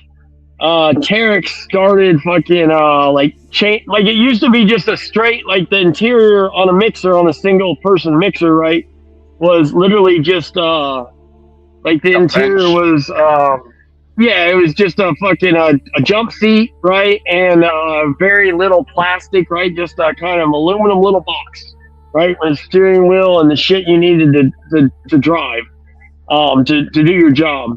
Not a whole lot of bells and whistles, right? Like a little blower motor, a little AC, a little fan, right? And that was it. Then they started doing monitors in the dash, right? And actually doing venting that you can move, right? Like little round vents, right? Where you can manipulate them. And they actually and they started insulating the cabs. They started insulating the cabs, right? Instead of them just being aluminum framed, right? With basically no insulation on them. That's insane. Because a mixer truck has looked the same since I was a kid, and I'd be like, "Oh, Dad, why is that thing spinning? Why is that spinning like that? What?" Yeah, if you saw the interior of the new mixer trucks, right? They put nice seats in them, right? They creature comforted them out. Like I said, there's monitors in them. They actually got nice radios. Most of them have legit nice radios. Yeah. I saw one guy. He was able to see, like you said, a monitor. He was able to see the concrete going out with the people. Right. Yeah. Yeah. Most of ours have Halo systems in them. It just is what it is. Does it matter which way that thing spins? Yeah. There's the older ones are a little different. And when I say older, I'll say like mid 90s. This in the mid 90s, all mixers basically went to like a joystick, right? Like a joystick, and the joystick has buttons on it, right? So like obviously left, right. Well, so we use front discharge mixers pretty much only in Indiana, right? Obviously, we don't have a lot of I couldn't even tell you that I know of more than 5 or 10 rear discharge mixers around the state of Indiana. And now I don't know the whole state, but around Indianapolis area. And most of those are owned by private companies that bought them, that do their own jobs, right? So whatever the case might be.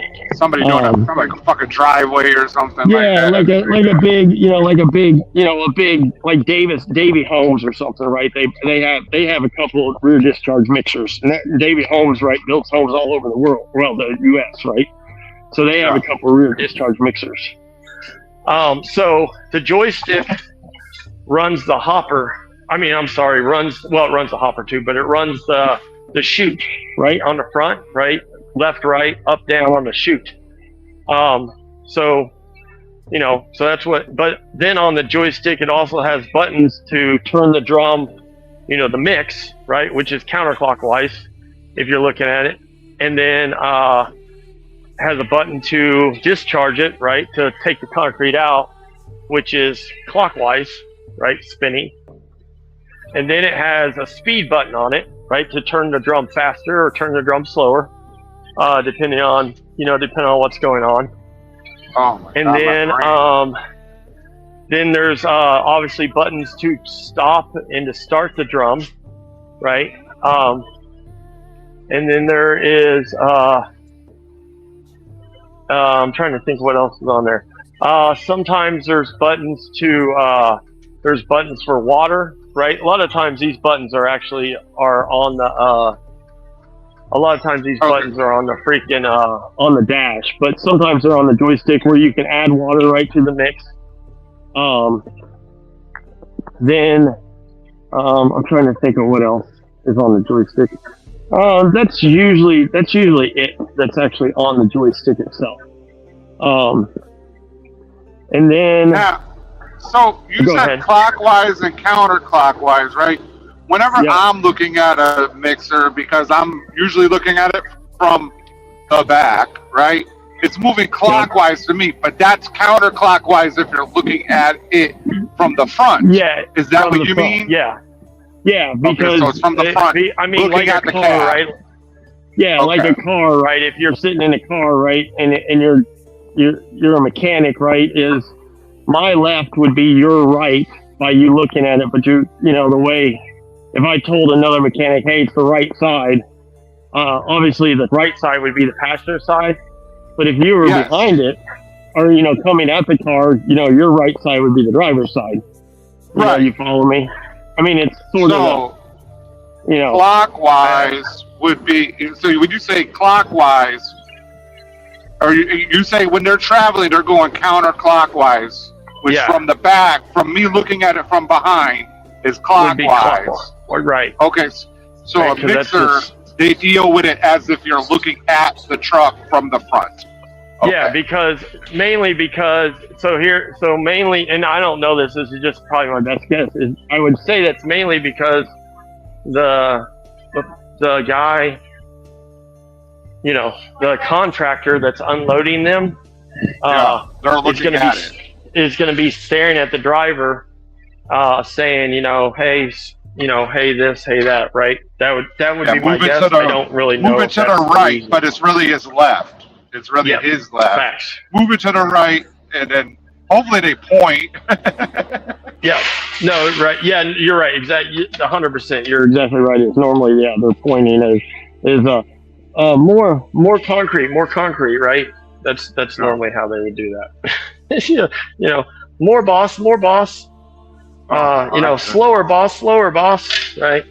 That's how most of the Mexicans around here. Oh, you can control the pace of the concrete. Yeah, you can. So there's a button on. So like when you see a mixer going down the road, right? The mixer's obviously going relatively slow, right? Like it's if you got one. Most mixers have some kind of design on the side of them, right? Like, So a spiral, or they have the words of the company or something on them, right? I almost fucked up and said what our company had on the side of the drum just now, which would have totally gave it away. But neither here nor there. I didn't fuck up. Not that it matters. I've worked there for so long. I don't know unless somebody. I gotta interrupt you. This is a major announcement. Josh is live right now, and Trucker's Coach is broke down again. No! He just posted that on Facebook. Oh, so no. Is Josh live on Facebook or is he live on YouTube? What's going on? Oh, I'm sure he's live on YouTube. Oh, I don't know. Is his live about Trucker's Coach? I'm sure he's live on Facebook. I mean, I'm sorry, live on YouTube. I don't know if Josh even. Well, I know he has a Facebook, but I mean, he probably does. Oh, I don't know anything about. I don't have him subscribed, so I only see some posts. I don't see everything. Oh, that's funny. Well, we'll have to check that out in a little bit. Yeah. So like when they're driving down the road, right? There's per se a setting. I guess you'd call it a setting. That is that is like road speed, which is I don't know what you call it on the drum. It's just the number one, like the lowest drum speed, right? The drum speed will only turn so low. Hey, hold on, you have to hold on 1 second. Hello.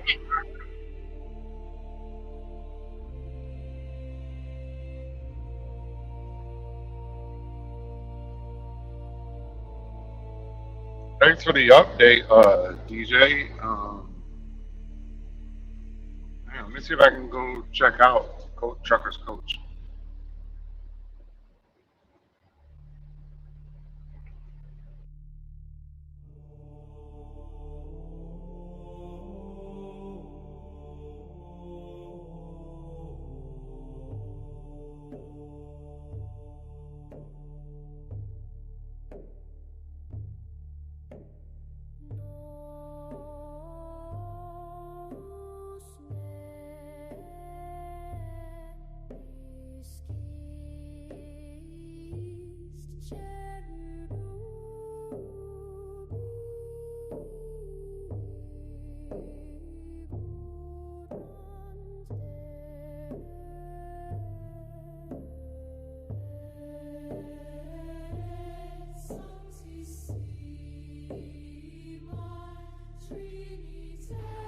Oh my God, we fucking called this shit.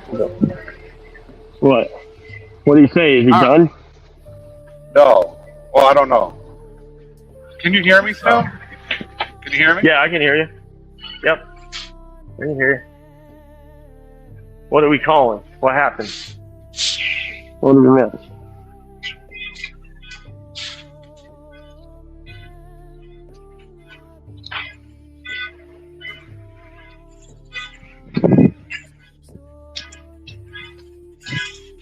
God, I feel like I drove everywhere today. It's 4 o'clock. 4 o'clock. I ain't been home yet today on Saturday. All right. So he can't slide the tandem, or excuse me, his air is leaking again when he goes to slide his tandems only. Something about a 36-inch bar. Something about that. And he's back at the Southern Tire, and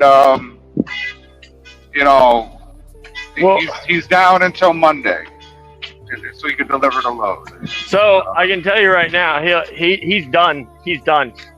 100%. He's done. Because once we all know is when he starts struggling like this, right? And the company's giving him hard time, he quits, right? Because we talked about this, right? He's a quitter. And I promise the Russians ain't gonna answer the phone. They're hard to get in touch with on the fucking weekend. Right, that's what I'm saying. So he's a quitter, so he's gonna get mad about that, and he's done. He's gonna quit.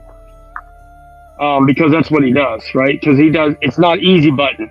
Because he's gonna play the game of, oh God, I got this shitty ass trailer, right? Just like he does when he has trucks that are broke down. Oh, I got this shitty ass trailer. I'm not gonna fucking You know, I'm not gonna fucking. He heard you.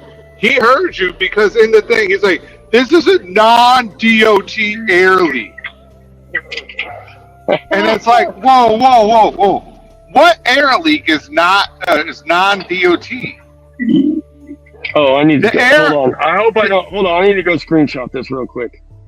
Yeah, Hopefully I don't lose you. yeah. I'm Then gonna you be can read it to us because I can't read it because you didn't hear what I was saying. It says non-DOT air leak. I know, and I'm a retard. I'm Marie. Is that you don't want to hear any air if you're let's say you're in an inspection. Now I'm not saying that they're going to pull the tandems or whatever, but if there's any air leak, it's a DOT air leak. Is it wrong, or is 20 there like that's a- non-DOT?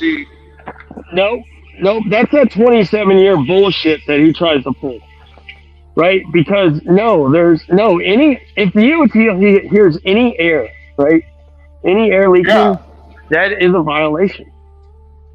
I don't Yeah, give they a might shit not what like he move says. the they might not push or pull that for the tandems, Right, but can let's I just get, say if they $7 did, $7 on pump 8, please. $6. $7. I'm filling up my gas tank for my lawnmower. I don't buy fuel. All right, thank you. Oh, okay, you're Remember, people, lawnmower. you can hate on me all you want, but I ain't bought. Well, I mean, I guess I can't say I haven't bought fuel because I mean I have a personal vehicle. I don't drive it very much, but I have my stroller and my girl Jeep, and my cats have a Jeep. Yeah. But I haven't. You know, my work truck that I've been driving, that I drive 90% of the time, is a diesel. So even the new one's a diesel, right? The old one's a diesel, the new one's a diesel. I don't pay for that, but I do have to buy lawnmower gas for my $7,000 John Deere zero turn. It's brand new. Zero turn. Which, by the way, my zero turn had more hours on it yesterday morning than my service truck did. I thought that was funny because my zero turn had 12 hours of runtime on it, and this truck only had like 10 and a half hours when I came home yesterday from work. Now you said your zero turn was a used unit. It was No, it pre-owned. was brand new. No, it was brand new. Damn. Oh wow. Brand new, baby.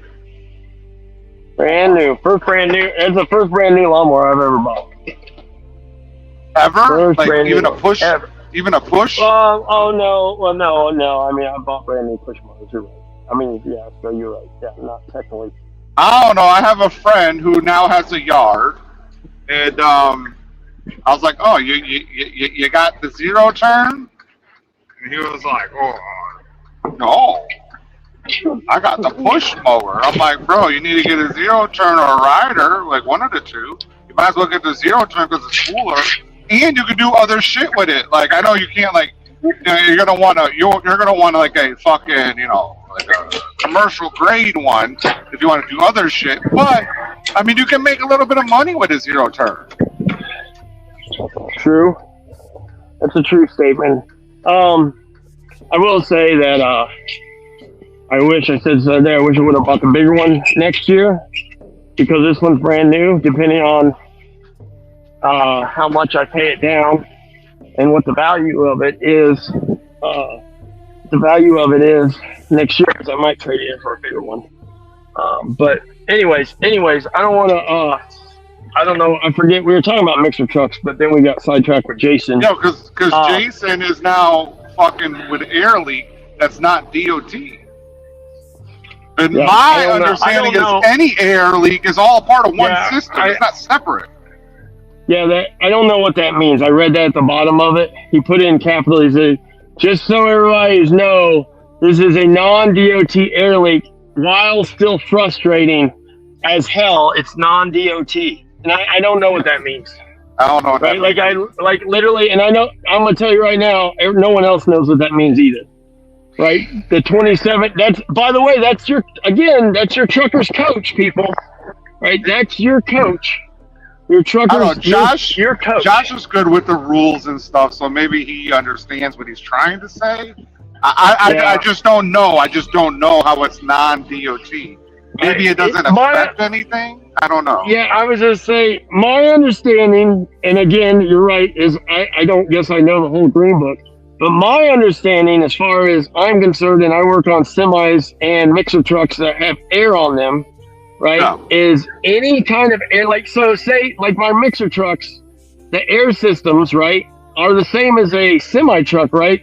So my air system runs my brakes, it runs my airbags. Yeah. Right, it runs my seat. It runs my little blower that's underneath my seat. Right, the little blow nozzle. Transmission. It runs the transmission. Actually, on mixers it doesn't because they all have Allisons, right? That, like a real turbine But on some mixers, right? Ours, our Terexes all have Allisons, so they don't run on air. But I mean, some mixers have Eatons, so they do run on air, right? So those would run on air. The fan clutch runs, the fan clutch for the Cummins runs on air. I'm trying to think. I mean, there's other shit that I'm not thinking about right now. It runs on air. Well, I mean, non-DOT, right, is the water tanks. Yeah, the air horn, right? The air horn runs on air, obviously. We have a water tank, right, that's pressurized. Now, that's not DOT, right? But we have a pressurized water tank that runs on air. I'm sure there's... But if the air was leaking, would that be a problem? Would that be a DOT problem if it was leaking? If it involves driving down the highway, right? Yeah.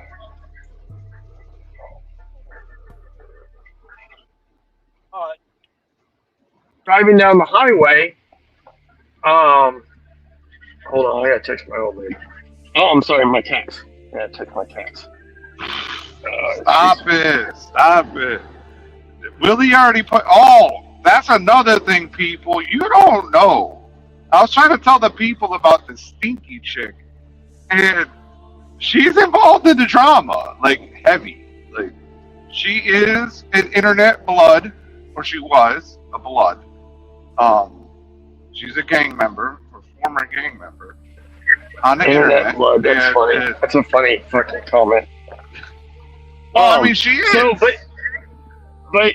So anything that doesn't work on that mixer truck, right? If we get pulled over, anything that doesn't work on it that's DOT required, that's air related, that's leaking, is a DOT violation, right? If they can't run the air horn because the airline going to the air horn isn't working, that's a DOT violation for not having an air horn. That's something on the green book you have to have. If the fucking air brakes or the airbags aren't working, I'll tell you another thing. Air runs, the locking axles, right, and the transfer, the high-low switch, all the axle stuff, right? Yeah. So in the trailer, that stuff is, in the trailer, I used to have. I don't know if this is true for all trailers, but I could hear this leaking sound at one point, like a few years ago, right? I could hear. It was coming from the middle of the axle, and the people said that there was like airlines that go through it. So through the middle of the axle, I didn't know that. That's for the auto air, right? If you got an auto air system, that's how they air them up. And a lot of times, either the axle itself sealed, or they have a physical airline that runs in the center of the axle. Right, to go out to the ends, right, where the T is on the hubs, right, to go to the tires. So depending on what style, and there's like 3 different styles, and I can't even remember the name of one of them right now, but there's like 3 different styles. So depending on what style you got. And I heard it leaking in the middle of the axle. Yeah. So like technically, if it was your air system for your tires that was leaking, maybe that wouldn't be DOT because that's to fill your tires up, right, when they get lower, to keep them equalized, right, if you got a low tire. So technically that might not be a DOT violation, but the problem with that is... Isn't it tied into the system? Right, that's what I was going to say, is the DOT officer would have to have enough knowledge to know, hey, that doesn't affect technically like the brakes or the airbags on the trailer or the locking, the slide. It's after that. Because Yeah. it's after Right. that process or whatever. Yeah. So, and a lot of the DOT officers aren't going to know that, right, or understand that. They just hear an air leak. Because B is exactly what you just said, is if there's any air leak, that's affecting the rest of the air system, because the air comes from, the tractor, right? But the tractor feeds an air tank in the trailer. So if you were to, lose, if you're losing so much air out of the axles that the truck can't keep up with the air loss, then that's DOT, because by the way, that fucks up the tractor too, because the tractor also needs the air that's being lost out of the trailer, right? Yeah, you can't disconnect the trailer and drive down the highway. I would be that guy and explain that, and I would be like, Jason, we're taking you off the road because this could affect this and this down the line, and all the way till you can't blow your horn anymore. So So here's how dumb Jason is, right? If it is, so the way we talked about the ABS box last night, right? I'll talk about it more. Is so the ABS box, and I'm not saying that people in here don't know this, right? I would assume most of my audience somewhat understands how stuff works, because they're smarter than Jason's audience for sure. But when the air comes into the tank, right, to the air tank on the trailer, right, that's underneath the trailer, obviously the air from the tractor, from the red line, fills up the air tank. The air tank does not have lines that go to the brakes from the tank. The lines that go to the brakes go through the ABS valve, because the ABS valve controls the amount of brake force to each wheel in a slide situation, right? In whatever you want to call it, in a loss of traction for the slide for brakes. So if the ABS box is leaking, that means the brakes are not getting adequate air, because the brake airlines come directly from the ABS box. They don't come from the tank, right? Because the ABS box controls the brakes, right? So however he wants to word that.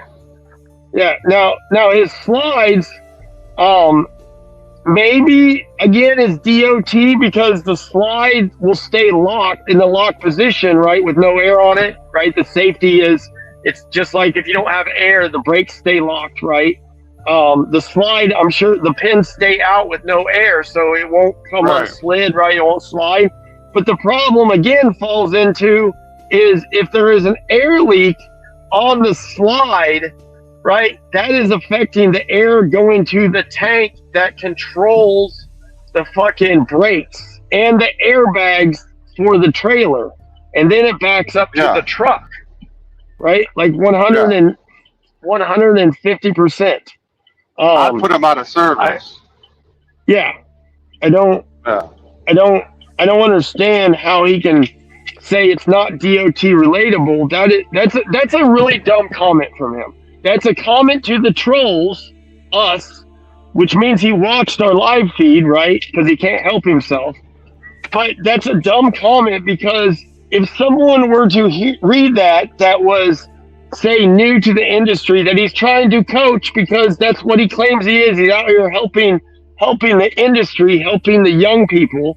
They would say, oh, so what you're saying is if I have an air leak on my trailer, I don't have to worry about it as long as the trailer's doing okay, because it's not a DOT worry, which is not true, right? Like you can't just ignore it and say, oh, that's on the slide, so I don't have to worry about that air valve at all. It's like my friend not knowing that. It's like my friend not knowing that the stuff in your box to be secured. Like you have to have a strap or some type of load bar. Right. No matter it's what. It's not a big deal. It's not a big deal or whatever. But if it doesn't go all the way to the door, it has to have something according to the law. It can't move. Facts. You can't just not have nothing, right? Right. You can't have absolutely nothing.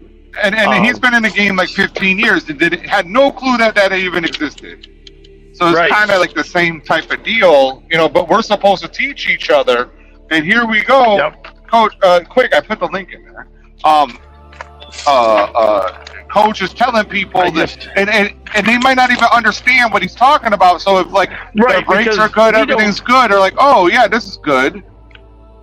Yeah, because we don't even know what the fuck he's talking about because he can't. He's No. too dumb to explain it. He's Right, talking about because 36 inches, and I don't know what the fuck he's talking about. yeah, because as of yesterday, it was brake chambers. So now what happened? That's what's so weird about this dude is right. He doesn't. He'll say the one first thing, motherfucker but was it's the right. opposite. The Yeah. first guy was Yeah. right. He was like, oh, it's this. Which, by the way, if he put new brake, like if they that was what I said last night. Is it's weird that two brake chambers went bad at the same time, right? Like I'm just telling you right now, people, and I'm. I've only had like one. I've only had like one happen. Yeah, if And it was you, so if you bad. blow out, It was so bad that my transmission was struggling to keep up, like real bad. Yeah, I that's what I don't know exactly, and I'm not saying this can't happen. I'm not saying it's like there's no way that would happen, but Right. it's weird. It's weird to me that you would, because normally what happens is James normally Smith what says happens shitting on SoCal and the Zello.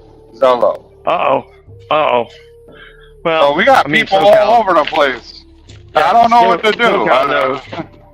Yeah. SoCal knows. Like, That's what Beth does, right? Like what else? What else? yeah. Would Beth I mean, he wants to keep being friends with him. That's on him. There's nothing I can really do about that. But It's fucked up. It's fucked up that they're friends. yeah, and SoCal knows that shit's going on. Good or bad, right? SoCal knows that Yeah. shit's going on. I mean, he should by now. You should just expect that from James. Like 100%, he should just expect that. I mean, he's That's an why you easy should target, just not you know. ignore it. Right, he's just Yeah. an easy target because he's like he has a decently successful business going, so you know people are gonna fuck with him. So Right, and I said this the other day. I said this before. Is I don't give a fuck.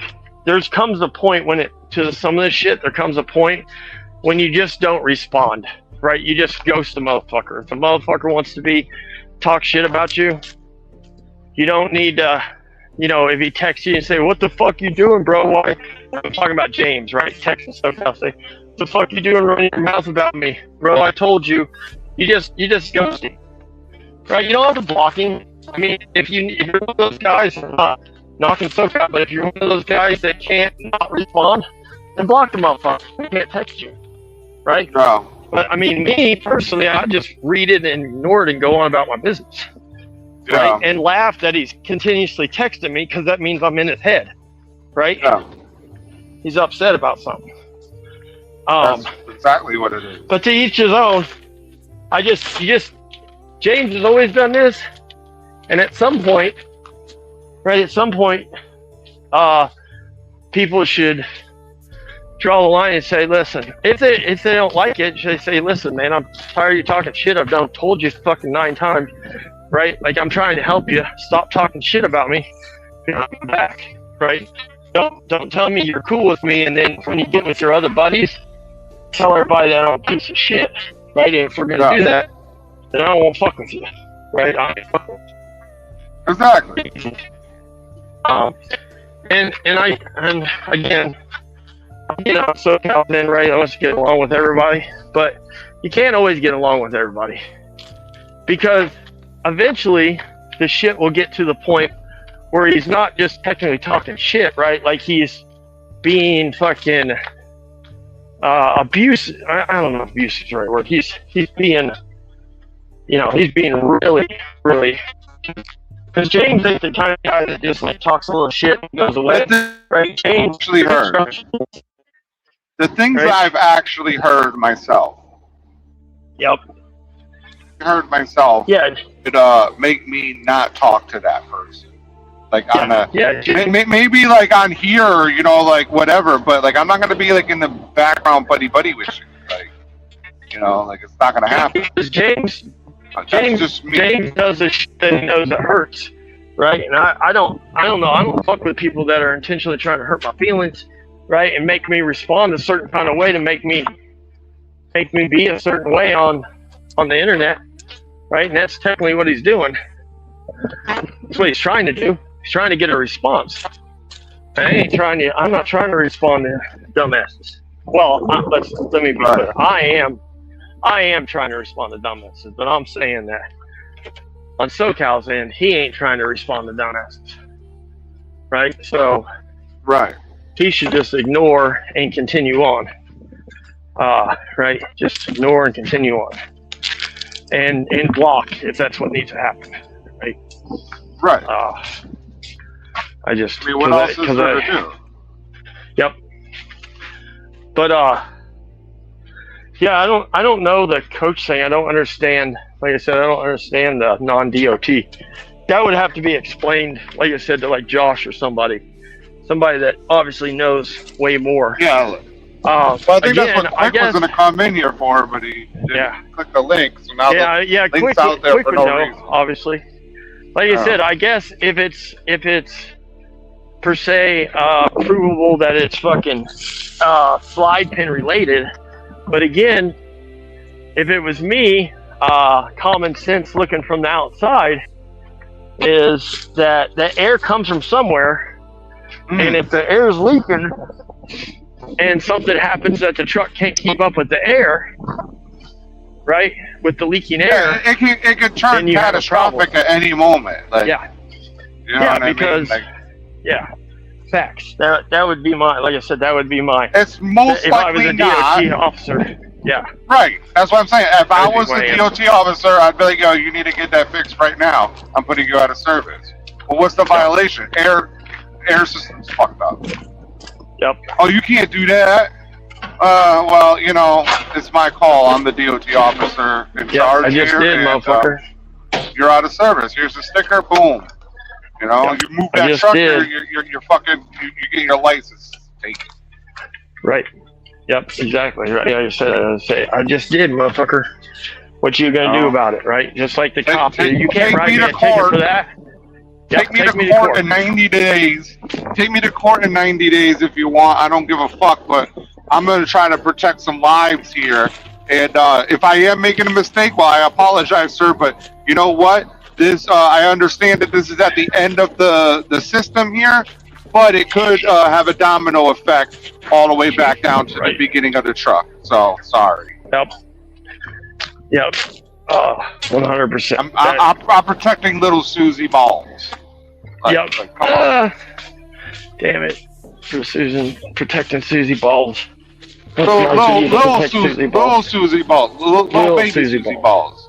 Little baby Susie Balls. Mini balls. Yeah, they're protecting mini balls. Mini balls with pigtails. Yeah, with pigtails. Happy little pigtails. Like Ruth Ann. Pigtails. Oh God. Like Ruth That was Ann. fucked up, right? Yeah. That's fucked up. Oh yeah, You know what's there's fucked up? Ruthie G and Ruth Ann. Man. Yeah. You know what's really fucked up is in my new service truck. Right, we're gonna bring this back to me. In my new service truck, I literally put in a mud flap in my container that's gonna hold my torches, because it's obviously metal bottom, and I put a mud flap so they're not riding on metal. I ain't put them in there yet, but the guy that runs a lot of parts is a smoker, heavy smoker, older guy, and for whatever reason, he kept mud flaps in his truck, right, for I don't know how long, a couple months probably longer than that. So the rubber mud flaps picked up the smoke scent when they were in there. So I have a cut mud flaps in my fucking cabinet here, and I just opened it up, and the cabinet smells like fucking nasty old rubbery cigarettes. How gross is that? At least it's not like weed, right? A weed smell. No, true. Yeah, true. At least it's not weed. I guess that's a plus. I mean, that would be a cool smell, I guess, but Yeah. you get you in trouble. Yeah, true. That'd get your ass fucking locked down. Well, I will say this is I've been on it for God knows how many hours, and I'm about to walk to my house because I haven't been home since about 6 a.m. this morning. Yeah, go see your cat and have a good weekend. Well, before we get out of here, with the update of Jason Pote, the Truckers coach, The 27-year veteran. Yep, 27-year vet. The Us Marines. I'm not going to say I'll do a live feed tonight. Most definitely probably do a live feed tomorrow. Most definitely probably. But we may probably most definitely try to go live tonight, or do a recorded video about the new ABS.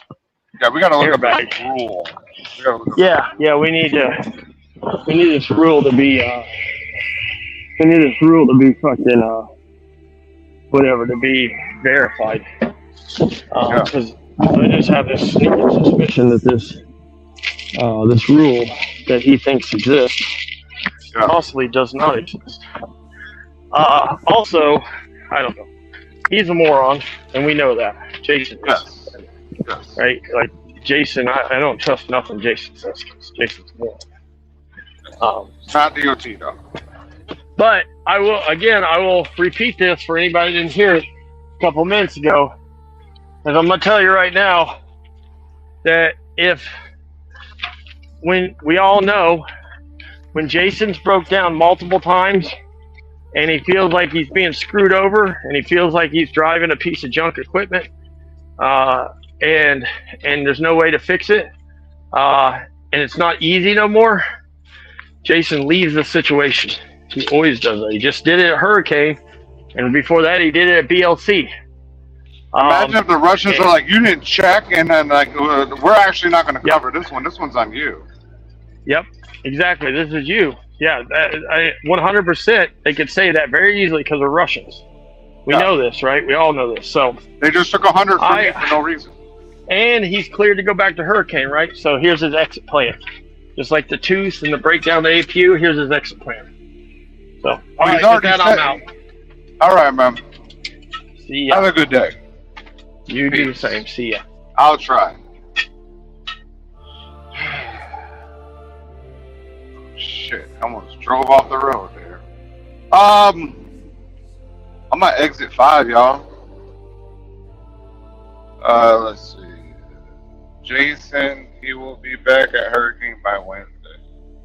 Yeah, that's crazy. I'm at exit 5. I'm about to hit Florida. And, Jason's in Florida. Maybe I can go help him out. Where's the South Mart tire place? Where's that at? I don't even know where that is. Is that on the west side? Yeah. Jason's broke down in Florida, yeah. So, but he's not even broke down, so like I don't know what the issue is. Like, the truck works, the trailer fucking works, just go deliver the goddamn load. Like, get on the phone with the people and say, hey, like, is there if the place is open, tell them that there's an emergency air leak, so you need to get the frozen bananas off so you can fucking not lose the load. It's that simple.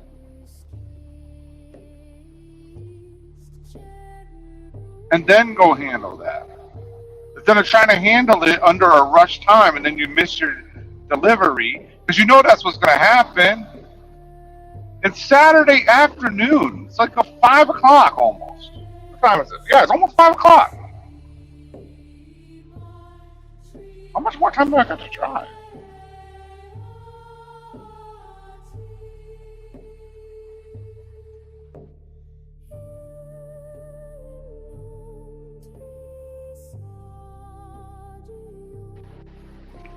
Just under 3 hours. Man. I was 9 hours and 15 minutes away. We're at 8 hours, so that means I got two hours of traffic and slowdowns and bullshit. because I've been out here for 8 hours. I pretty much started alive when I started driving. Maybe by 5 minutes difference, maybe. So yeah, got about 2 hours.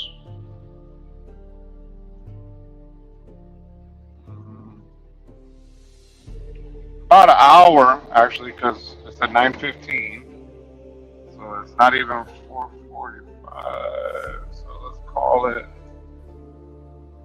I'm supposed to be there just before, or at a little after 6, like 6:08, and I'm looking to get there now at 7.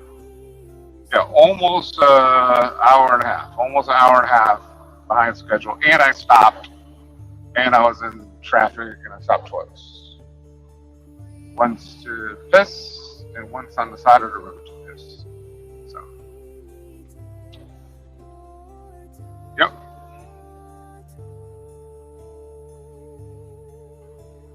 So the link's in there if somebody wants to click it. I don't know. Everybody said, is Josh still live? I go check out his live.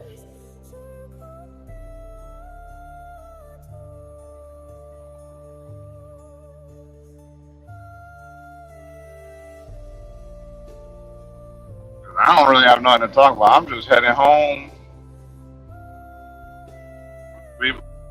Narc's entire life story. When he developed inside his mommy's belly. Then he was born, and then he came out with a wrench in his hand. You know, he's got a new service truck. We talked about mixer trucks. Jason Pope, whatever the fuck he's got going on. Why does he post all this? Just deal with the issue.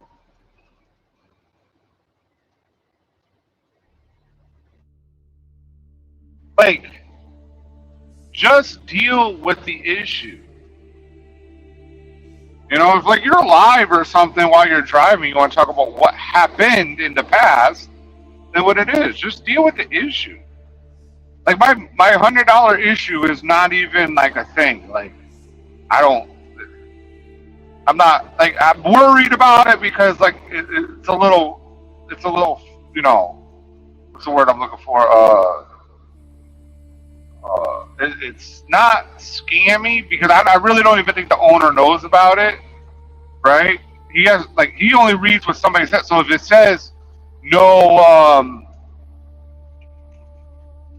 I'm in Florida now, and it says no tracking, but it was really because this person didn't understand the contract and that there was going to be a charge for the unloading, and he tried to slide it off on me, but I have the backup. That's what it seems like.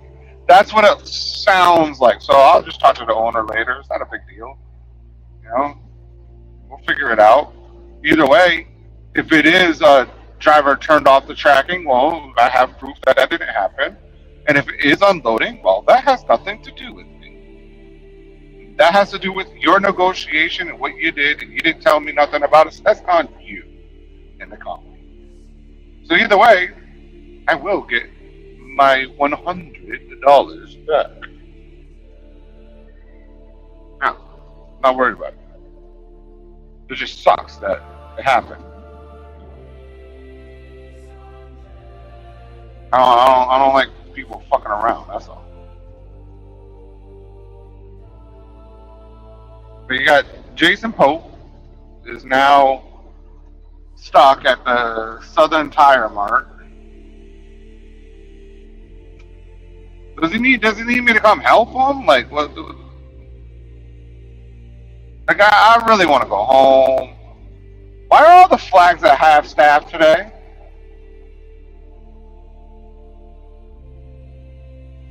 Is that because Mitch McConnell died? Not Mitch McConnell. Lindsey Graham died.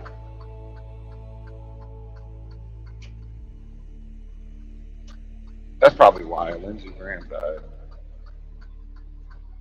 The senator. I'm pretty sure that's what it is. Because ain't nothing else really happening right now. Tomorrow's the World Cup final.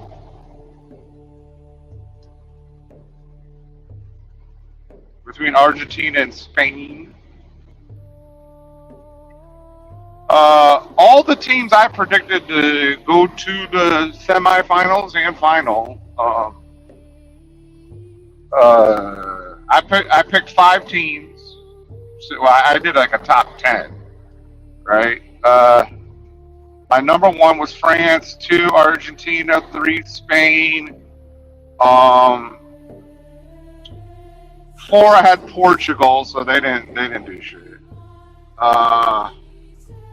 5 England, and 6 for shits and giggles. I threw in the United States. If I'm going to go with England, United States could beat England, and England went to the semifinals. So, you know,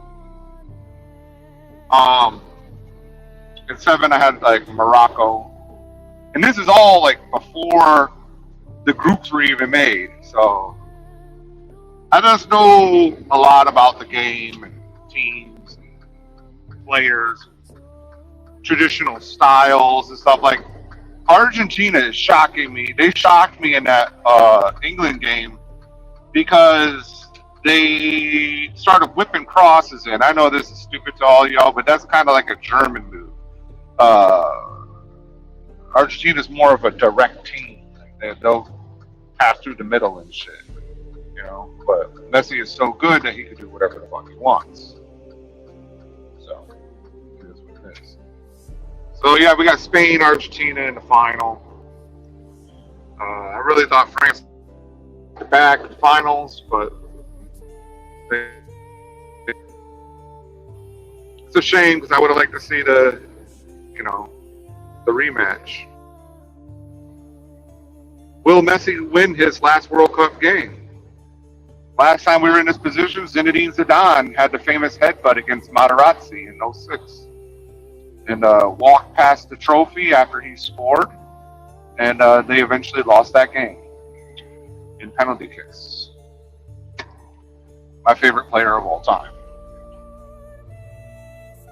And yeah, the rest is history, right? It's history. That's what's happening tomorrow. I guess I'll check that out. I also want to go to Harbor Freight. I saw the Gen 2 ratchets. While I was at, I might go pick up a couple. I got to start building up my tools, my tool repertoire. That's typically okay. So you guys see kind of like the Narc and I dynamic. It's not necessarily, we're not talking about Jason all the fucking time, you know, like, and online, yeah.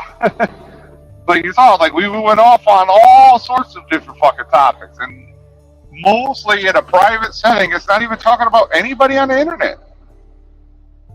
It's about tools, like literally in tires and shit like that. So,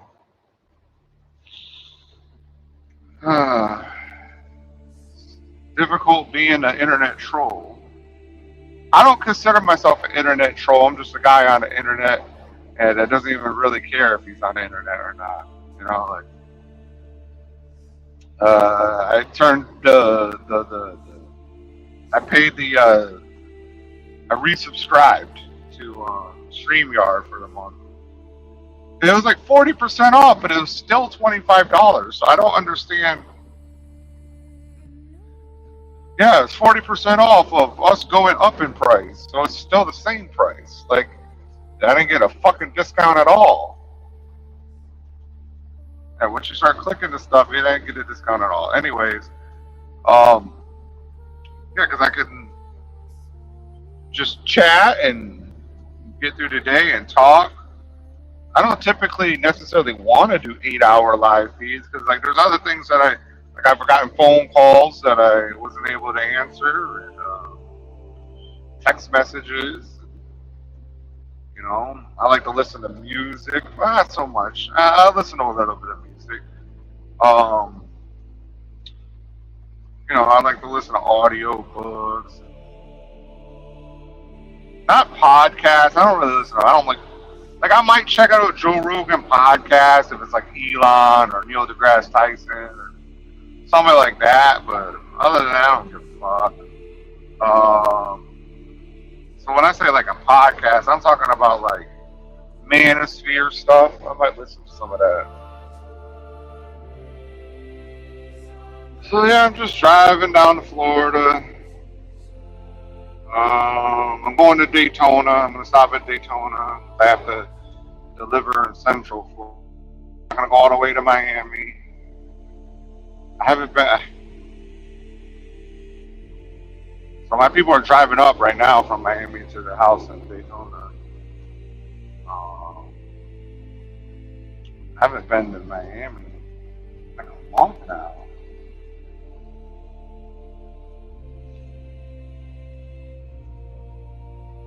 There's nothing really there that I need though. So.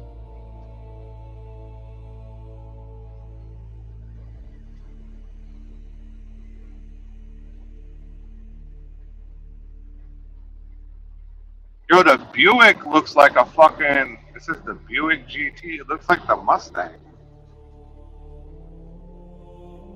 I haven't seen a Buick like that before. It looks like the Mustang. No, the little Let me be careful what I say. They're the SUV Mustang. That's what I mean. A little crossover Mustang. It looks like that. But yeah, click the link if y'all want to come in and chat, or might shut it down a little bit for my last hour or two of driving. It's like I get get my mind focused. I'm getting in a little later than I wanted to. I wanted to be there like around 6, but now I'm gonna be getting there like 7:30. So that means I'll be getting home like around. Oh, it takes me a couple minutes to get out of the truck, so maybe 8 o'clock.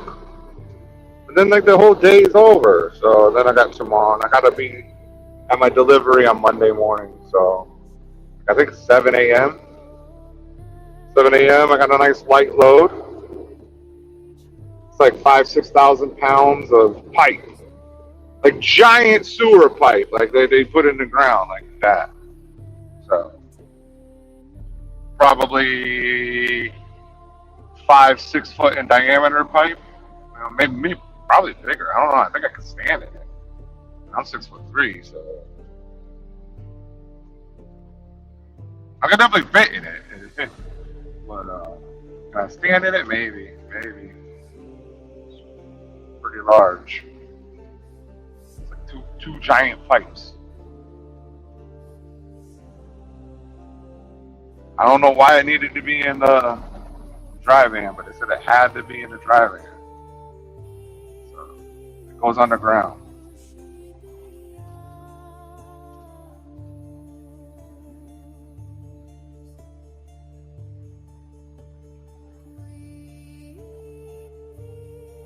Getting great fuel mileage. I don't know what the actual number is right now. Let me clear out this. I have a gauge in the axle out. It says that my axle temperature is too high, but the actual gauge is reading 0, so it doesn't fucking know the axle oil temperature. I'm going uphill right now. I can't. The computer says. Let's see what we got. Once I get back to the flat, because like this whole time I've been checking out. It's like between like 10 and 15. Let me get to the flat though, because I'm going down a little hill now. But Florida doesn't really have hills, so I mean, that is this part. Let me let this even out.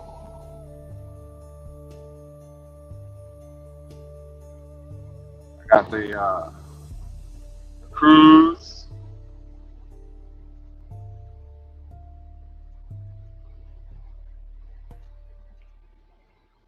I'm getting over 9.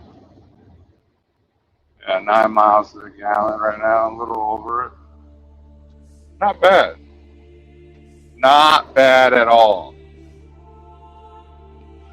Oh man, but I appreciate Nart rocking with me today. Got through the days. He got through his work day. I got through fucking Tennessee and Georgia. I'm in Florida.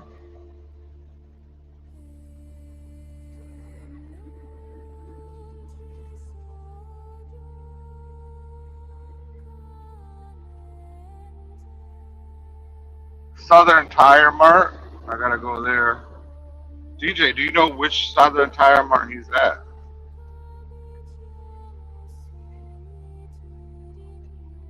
Does it say? I looked at it.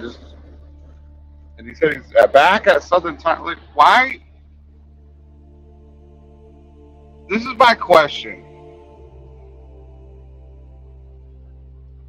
I don't know. Maybe I just fuck with some different types of Russians. But those types of places are the last fucking result.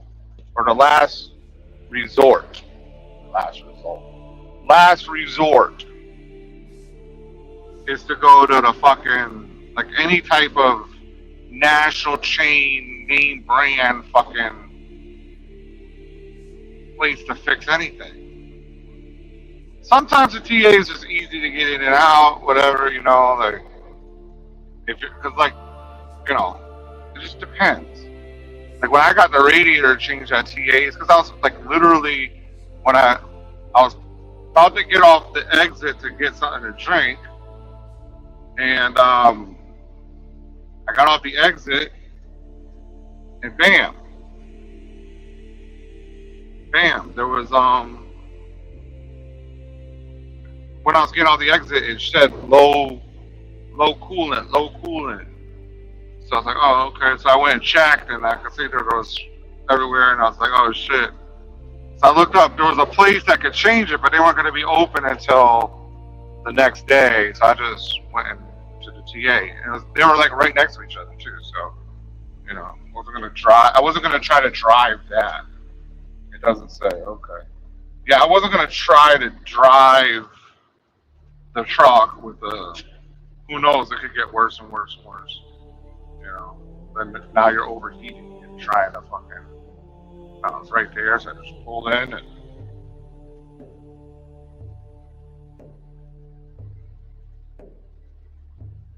Got it done. Got it done.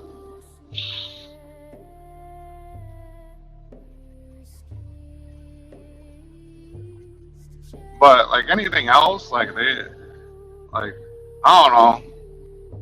I rarely get like the fucking tires done. Now if I can get a plug, I think I can get a plug. Yeah, plugs, whatever. Bam, get it done. But if it's something like that needs like mechanical work, no, go somewhere else.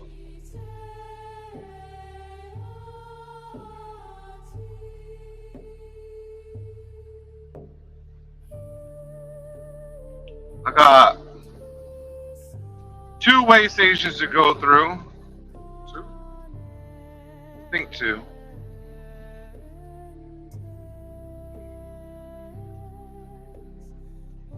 And Florida's weird, man. That motherfucker's always open.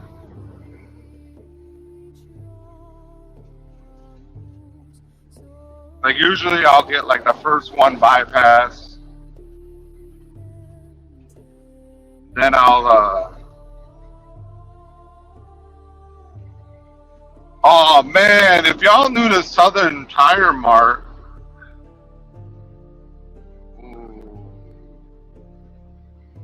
we could find out where Jason works. Cause I'll just pull in there and loop around, look for that motherfucker.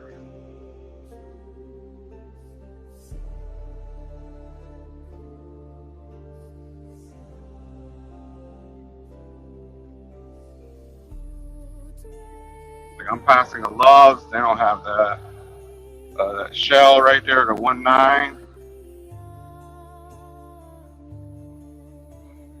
I think that's the one with the 1.9 Shell, yup, with the Wendy's and the superchargers. Yeah. I stayed in that dirt lot over there a few times. I'm coming up to the way station. No, there's no Southern Tire Mart here.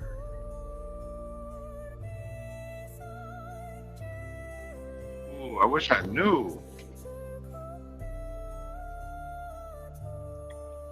Oh, come on, man.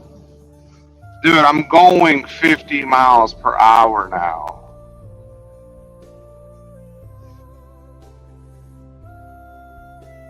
In the 70. Like, come on. You got a truck in the middle for some fucking reason. Like a pickup truck. Like balancing a fucking kid's bed. Hang on, let me see if I can show y'all.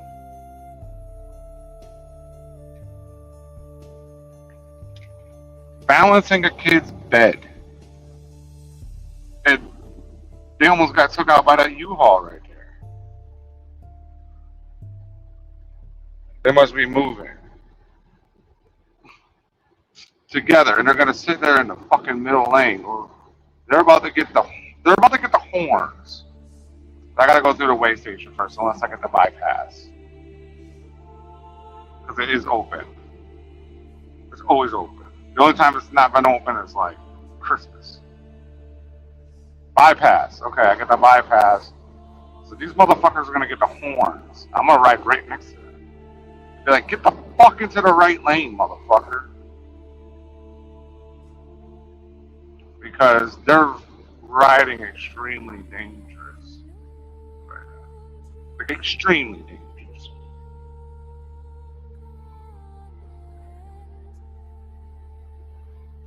Alright, so I got the first bypass. Oh yeah, I got agriculture today. You gotta go to the ag station. Oh, I forgot about that. Yeah, they're really balancing a child's bed frame on top of this pickup.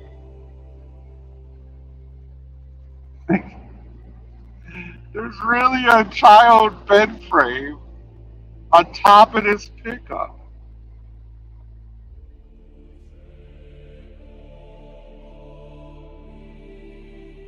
Like, what the fuck is going on here? Oh my god. They got shit on top of this other car too. Yo, they must have got evicted. I got a place for them to go. You don't think you should fucking move the fuck over?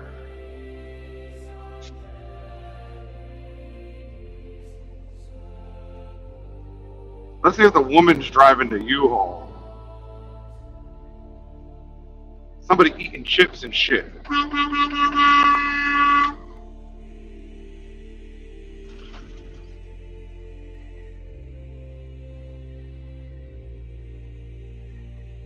Like, get the fuck out of the middle lane. I should slow down and make them go into the other lane.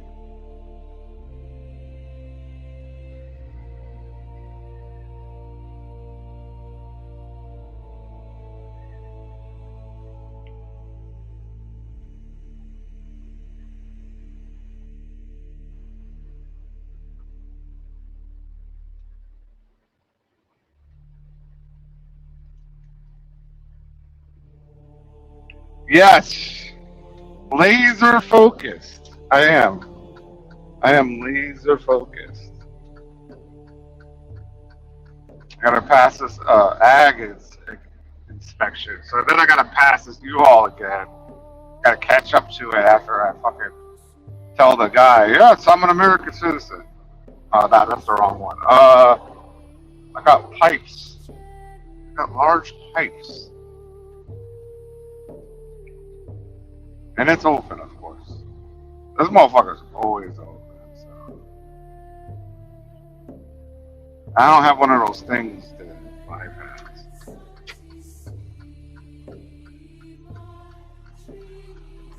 And U-Haul is supposed to go in there too because they got so much shit.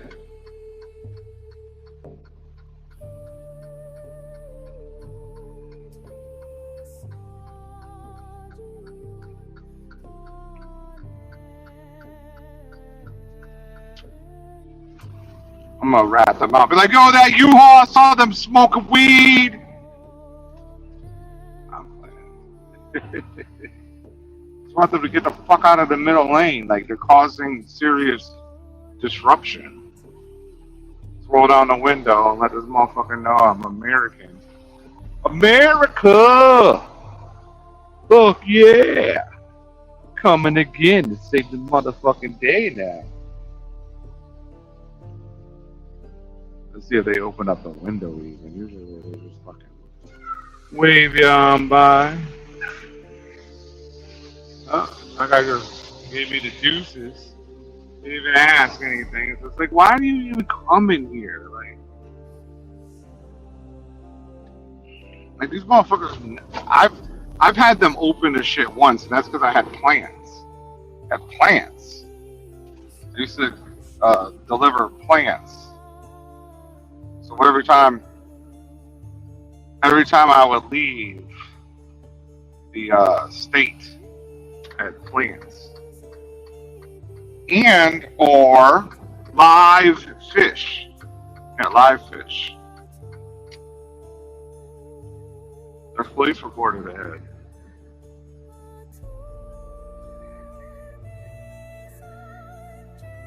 The Kia.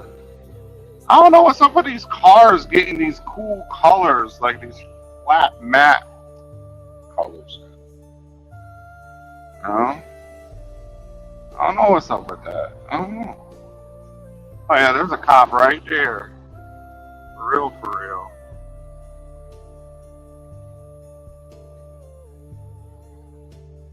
Yeah.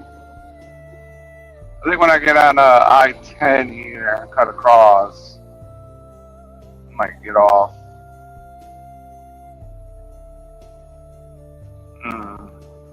Y'all been rocking with me for a long time today. I appreciate it. I appreciate all the love. I always appreciate all the love. You know.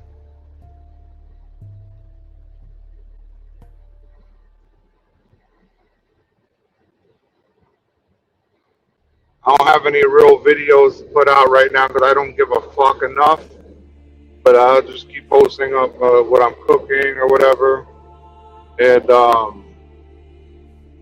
it's pretty much the same thing. Eggs, bacon, steak. Burger patty. Cheese. That's it. That's all I eat. That's all I eat. I might once in a while make chicken thighs. You know, crush up some pork rinds. Use that as a breading. Get some buffalo sauce.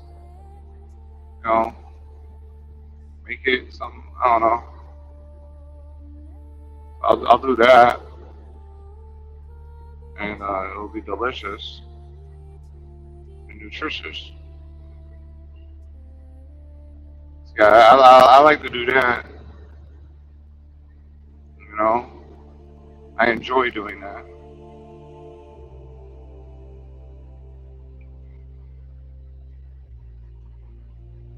But besides that, I just eat the same shit over and over and over and over again. And my markers are amazing. I have an EGFR. I forget what it was, like a 23 or 123, like 123. That would be really bad. A 123, which is off the chart. Not as it's fucking way up there, especially for somebody my age. It's the kidney function of a teenager. A CAC score of a 0. I know that means the artery going into your heart and stuff like that. And 0 plaques. The neck 0. Cholesterol optimal. Testosterone's a little low, but it's like higher than a lot. So it's like over. Like one time it was 5 something, and then when I started carnivore, it went up to 6. So I mean, when see what was it? 5.2. That might be a little high. You know, I don't know. I don't fucking know, but I don't have diabetes or pre-diabetes. Um,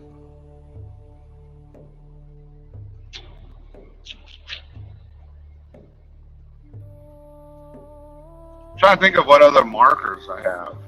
I have a scan of my brain. I have an amazing, beautiful brain.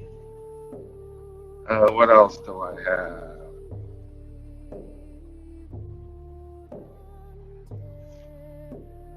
I don't know, my numbers look pretty good, man. There's nothing. I was a little low in sodium. I wasn't low, I was at the threshold for normal. But that's because I keep my sodium extremely low. Like when I eat, like I don't add much salt usually. But even so, like a steak has like 50 milligrams of sodium, right? 50, some shit like that. The American Heart Association is like 2,000 milligrams a day or some shit. Like, yeah, so I'm like way below it. I'm too low usually, you know. Potassium, all that good, all that amazing. I have nothing that is abnormal in a bad way. Like EGFR 123, that's abnormal, but in a good way. Other things I have are abnormal, but good. So, you know, I'm not saying I'm healthy, but my blood markers are of that somebody that is healthy. I have fat to lose. I'm starting to want to conquer that part. Carnivore for me wasn't about losing weight. See, like that's what GW wants to challenge me. He wants me to take off my shirt. He wants to fucking do this muscle off and like, oh, I want to see the muscles and like, motherfucker, that's not. I'm not doing it for that reason. I'm not trying to lose weight like you. I was trying to defeat GERD. And that's it.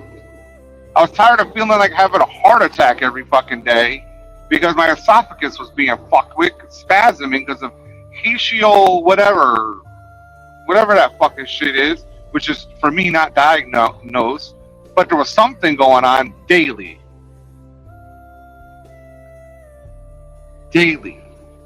So your challenge is you saying that I don't do this. You're right, I don't do it. I have no desire to do it. You know, I don't. Why would I? Like, why am I going to take off my shirt for another man? That doesn't make sense. Like, oh, I got to prove to GW that I'm losing weight. Like, come on, dude. It's gay. Oh, you don't prep your meals. You cook them live every day. You prepping is gay. That's gay. You're going to sit there and fucking sit in your kitchen and meal prep. You're going to cook all your food and meal prep and stick it in your fucking containers. Have it get all fucked up and dried up and nasty on the internet. You're showing it off on the internet for what? Fucking gay, bro. Seriously, I'm not trying to be funny right now. It's weird. Asking for another man to take off his clothes, like, oh, I'm not talking about nude, but no shirt, no shorts. Like, what? That's nude, motherfucker. I don't.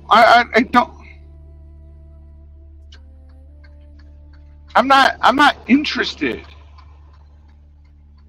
in doing that. I have different fucking goals than you. Your shit is cosmetics and you're worried about your fucking image because it's been tainted. I'm not worried about the same things as you. Yo, there is somebody on the bridge right now. What the fuck? Oh my god. Wow, his truck is way up here. What happened? Did he crash?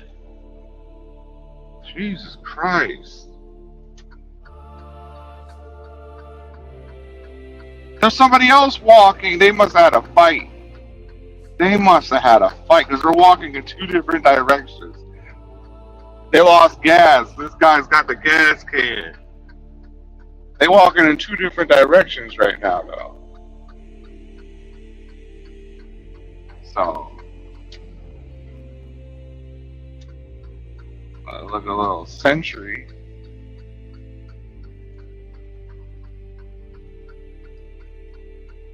I don't have the same fucking desires as a GW Folds. You know? He's like, oh, those pictures of you are old. What, last summer is old? Last fall is old? This year is old?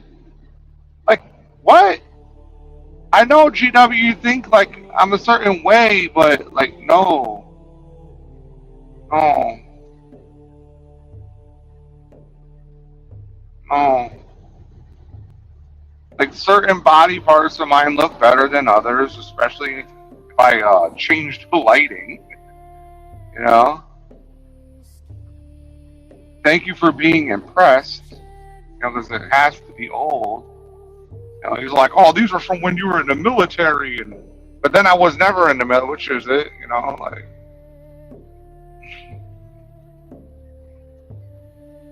And no, those are not. I was like a way better shape, way better shape. I wasn't even in the 200s in the military, bro. I was like way better shape. They were between like 173 and 187. Like 187 was like the heaviest. That was like I felt the best, but like 173 is one of my weights for the year, and I don't know. I was pretty fucking fit, bro. So yeah, that's like a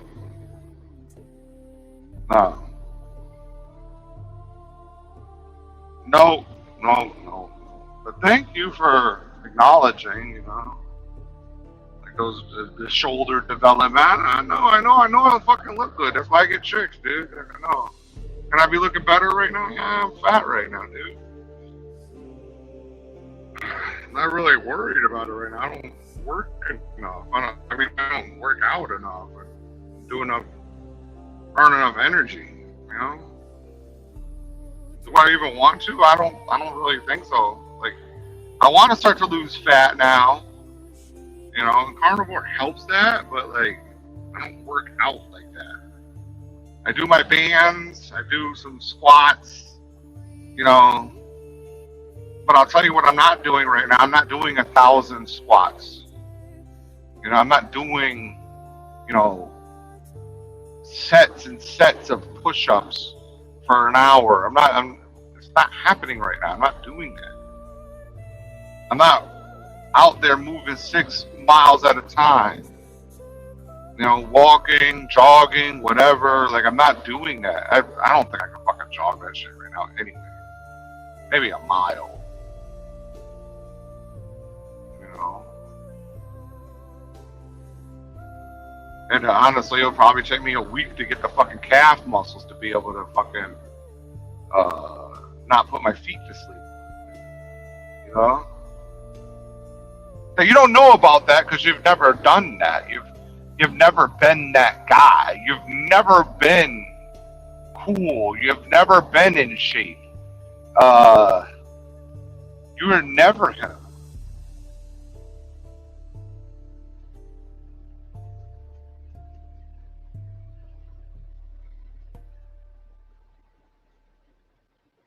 I feel bad for you that you were never that guy.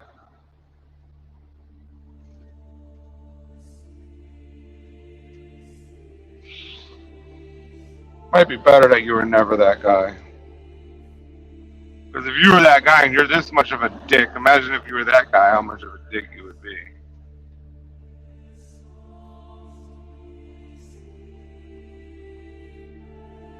You know? If you want to be different, you got to be different. You got to live as the person that you want to be. And I'm not, don't, you up there saying, posting up AI videos of Chuck Norris kicking people in the face and shit like that. Like, stop. Okay? You're over 50, bro. Alright? You send that to your friends. You don't post on your Facebook like that.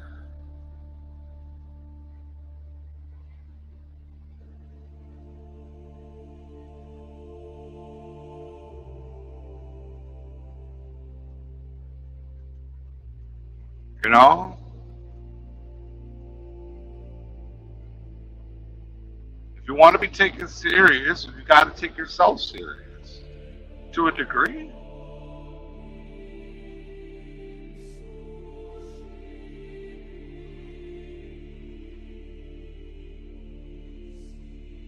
You don't need to be arguing with some guy on the internet. Me. That's me. You don't need to argue with me. I'm just a guy on the internet that has no desire to do what you're doing. So, I don't prep food. I got videos where I used to do that, you know. Like, listen, if I was gonna have grilled chicken, broccoli, and some rice, or a potato, or a serving of macaroni or whatever, then I would prep for like 2-3 days maybe, not a whole fucking week, because the chicken gets fucking disgusting. Then I would cook again for the next 2-3 days, the next 3 days, whatever. I could do the pasta or whatever for a week. The broccoli, for a week. But I'm not gonna be cooking proteins for a whole fucking week out like that. It's disgusting. It's gay. It's fucking gay. You got your little Tupperware. You got your little Tupperware. And you're still eating Arby's. You have your Tupperware and you're still eating Arby's. You're still eating McDonald's breakfast. Learn how to cook. You're sitting there cooking 3 pounds of fucking bacon ahead of time. Cooking eggs ahead. That's disgusting. Who the fuck eats old eggs? I've never heard of that. I heard of some people maybe having a boiled egg, a couple boiled eggs sitting in a dozen boiled eggs sitting in there. That's about it. I've never seen somebody cook fucking scrambled eggs and be like, yo, I'm having this later on. When I was a kid, my mom bought, I don't know, there were like these fucking, like breakfast bowl things, like, I don't know where they were. Maybe like Jimmy Dean stock, but it wasn't Jimmy Dean. I don't know the brand, but whatever. Them eggs were fucking disgusting, man. So I never ate them again. I said, no. Thank you, Mom. I appreciate it.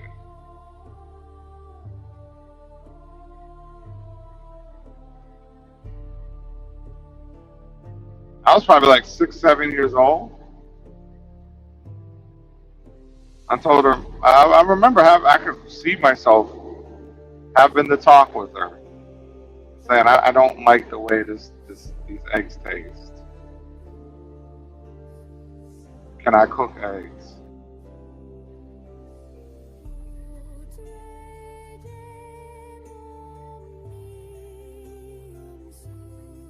Well, obviously she's worried about me burning down the house and stuff, but let me learn how to cook the eggs. Cook my own fucking eggs. I didn't eat it every day, but on the weekends I would cook eggs.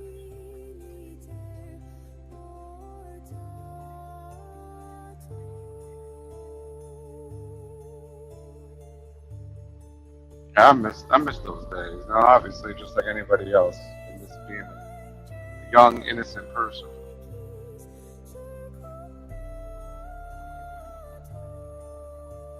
Now we have all these responsibilities, all this other stuff.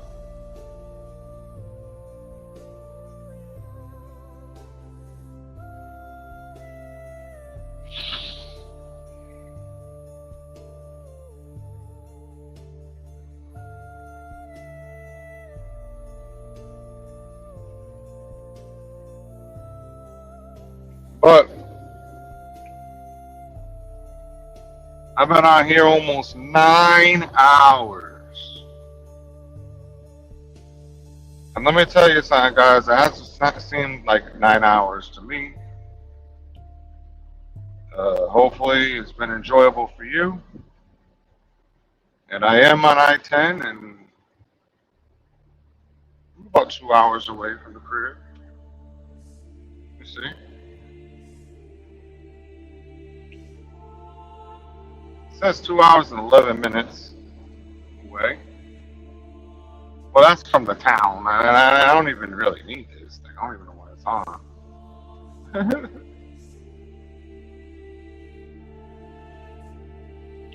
I think it's just on so I can know how long.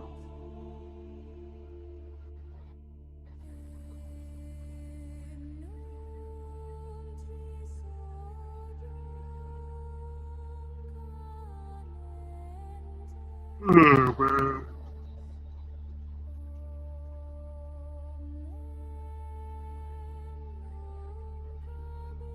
But I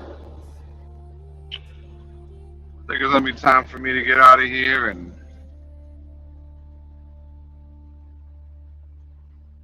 enjoy my. I'll stay on until I get to 9 hours. But I'm gonna enjoy my little time I got left on this ride, probably in silence. Reflect on the time that I was on the road. What can I do better? Now I'm trying to deal with this dispatch guy, and I'm gonna ask for, a new person, but like how do I approach it though? Like hostile, like calm, like because I don't want I want my $100. I want it, so I want this guy to admit. See, he's been fucking with me like all week on some little shit. He wanted me to go to a delivery early. It was a chemical plant. I explained this the other day, and there was no way that I could because they didn't accept anybody early, and I recorded them talking to me about it because I still went early. And before I went, he was like, he canceled my loads. I had multiple loads locked up, ready to go. And he canceled them. I'm like, yo, you're fucking with my money, man. Like, why are you canceling the load? He's like, because you won't go early. I'm like, look, man, like, I can't. So, it is what it is. So, that part. Right?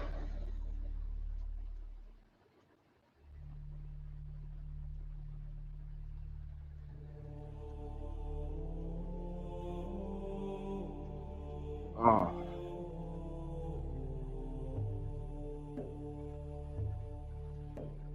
So I hope everybody had a good time. And see you when I see you, man. Peace.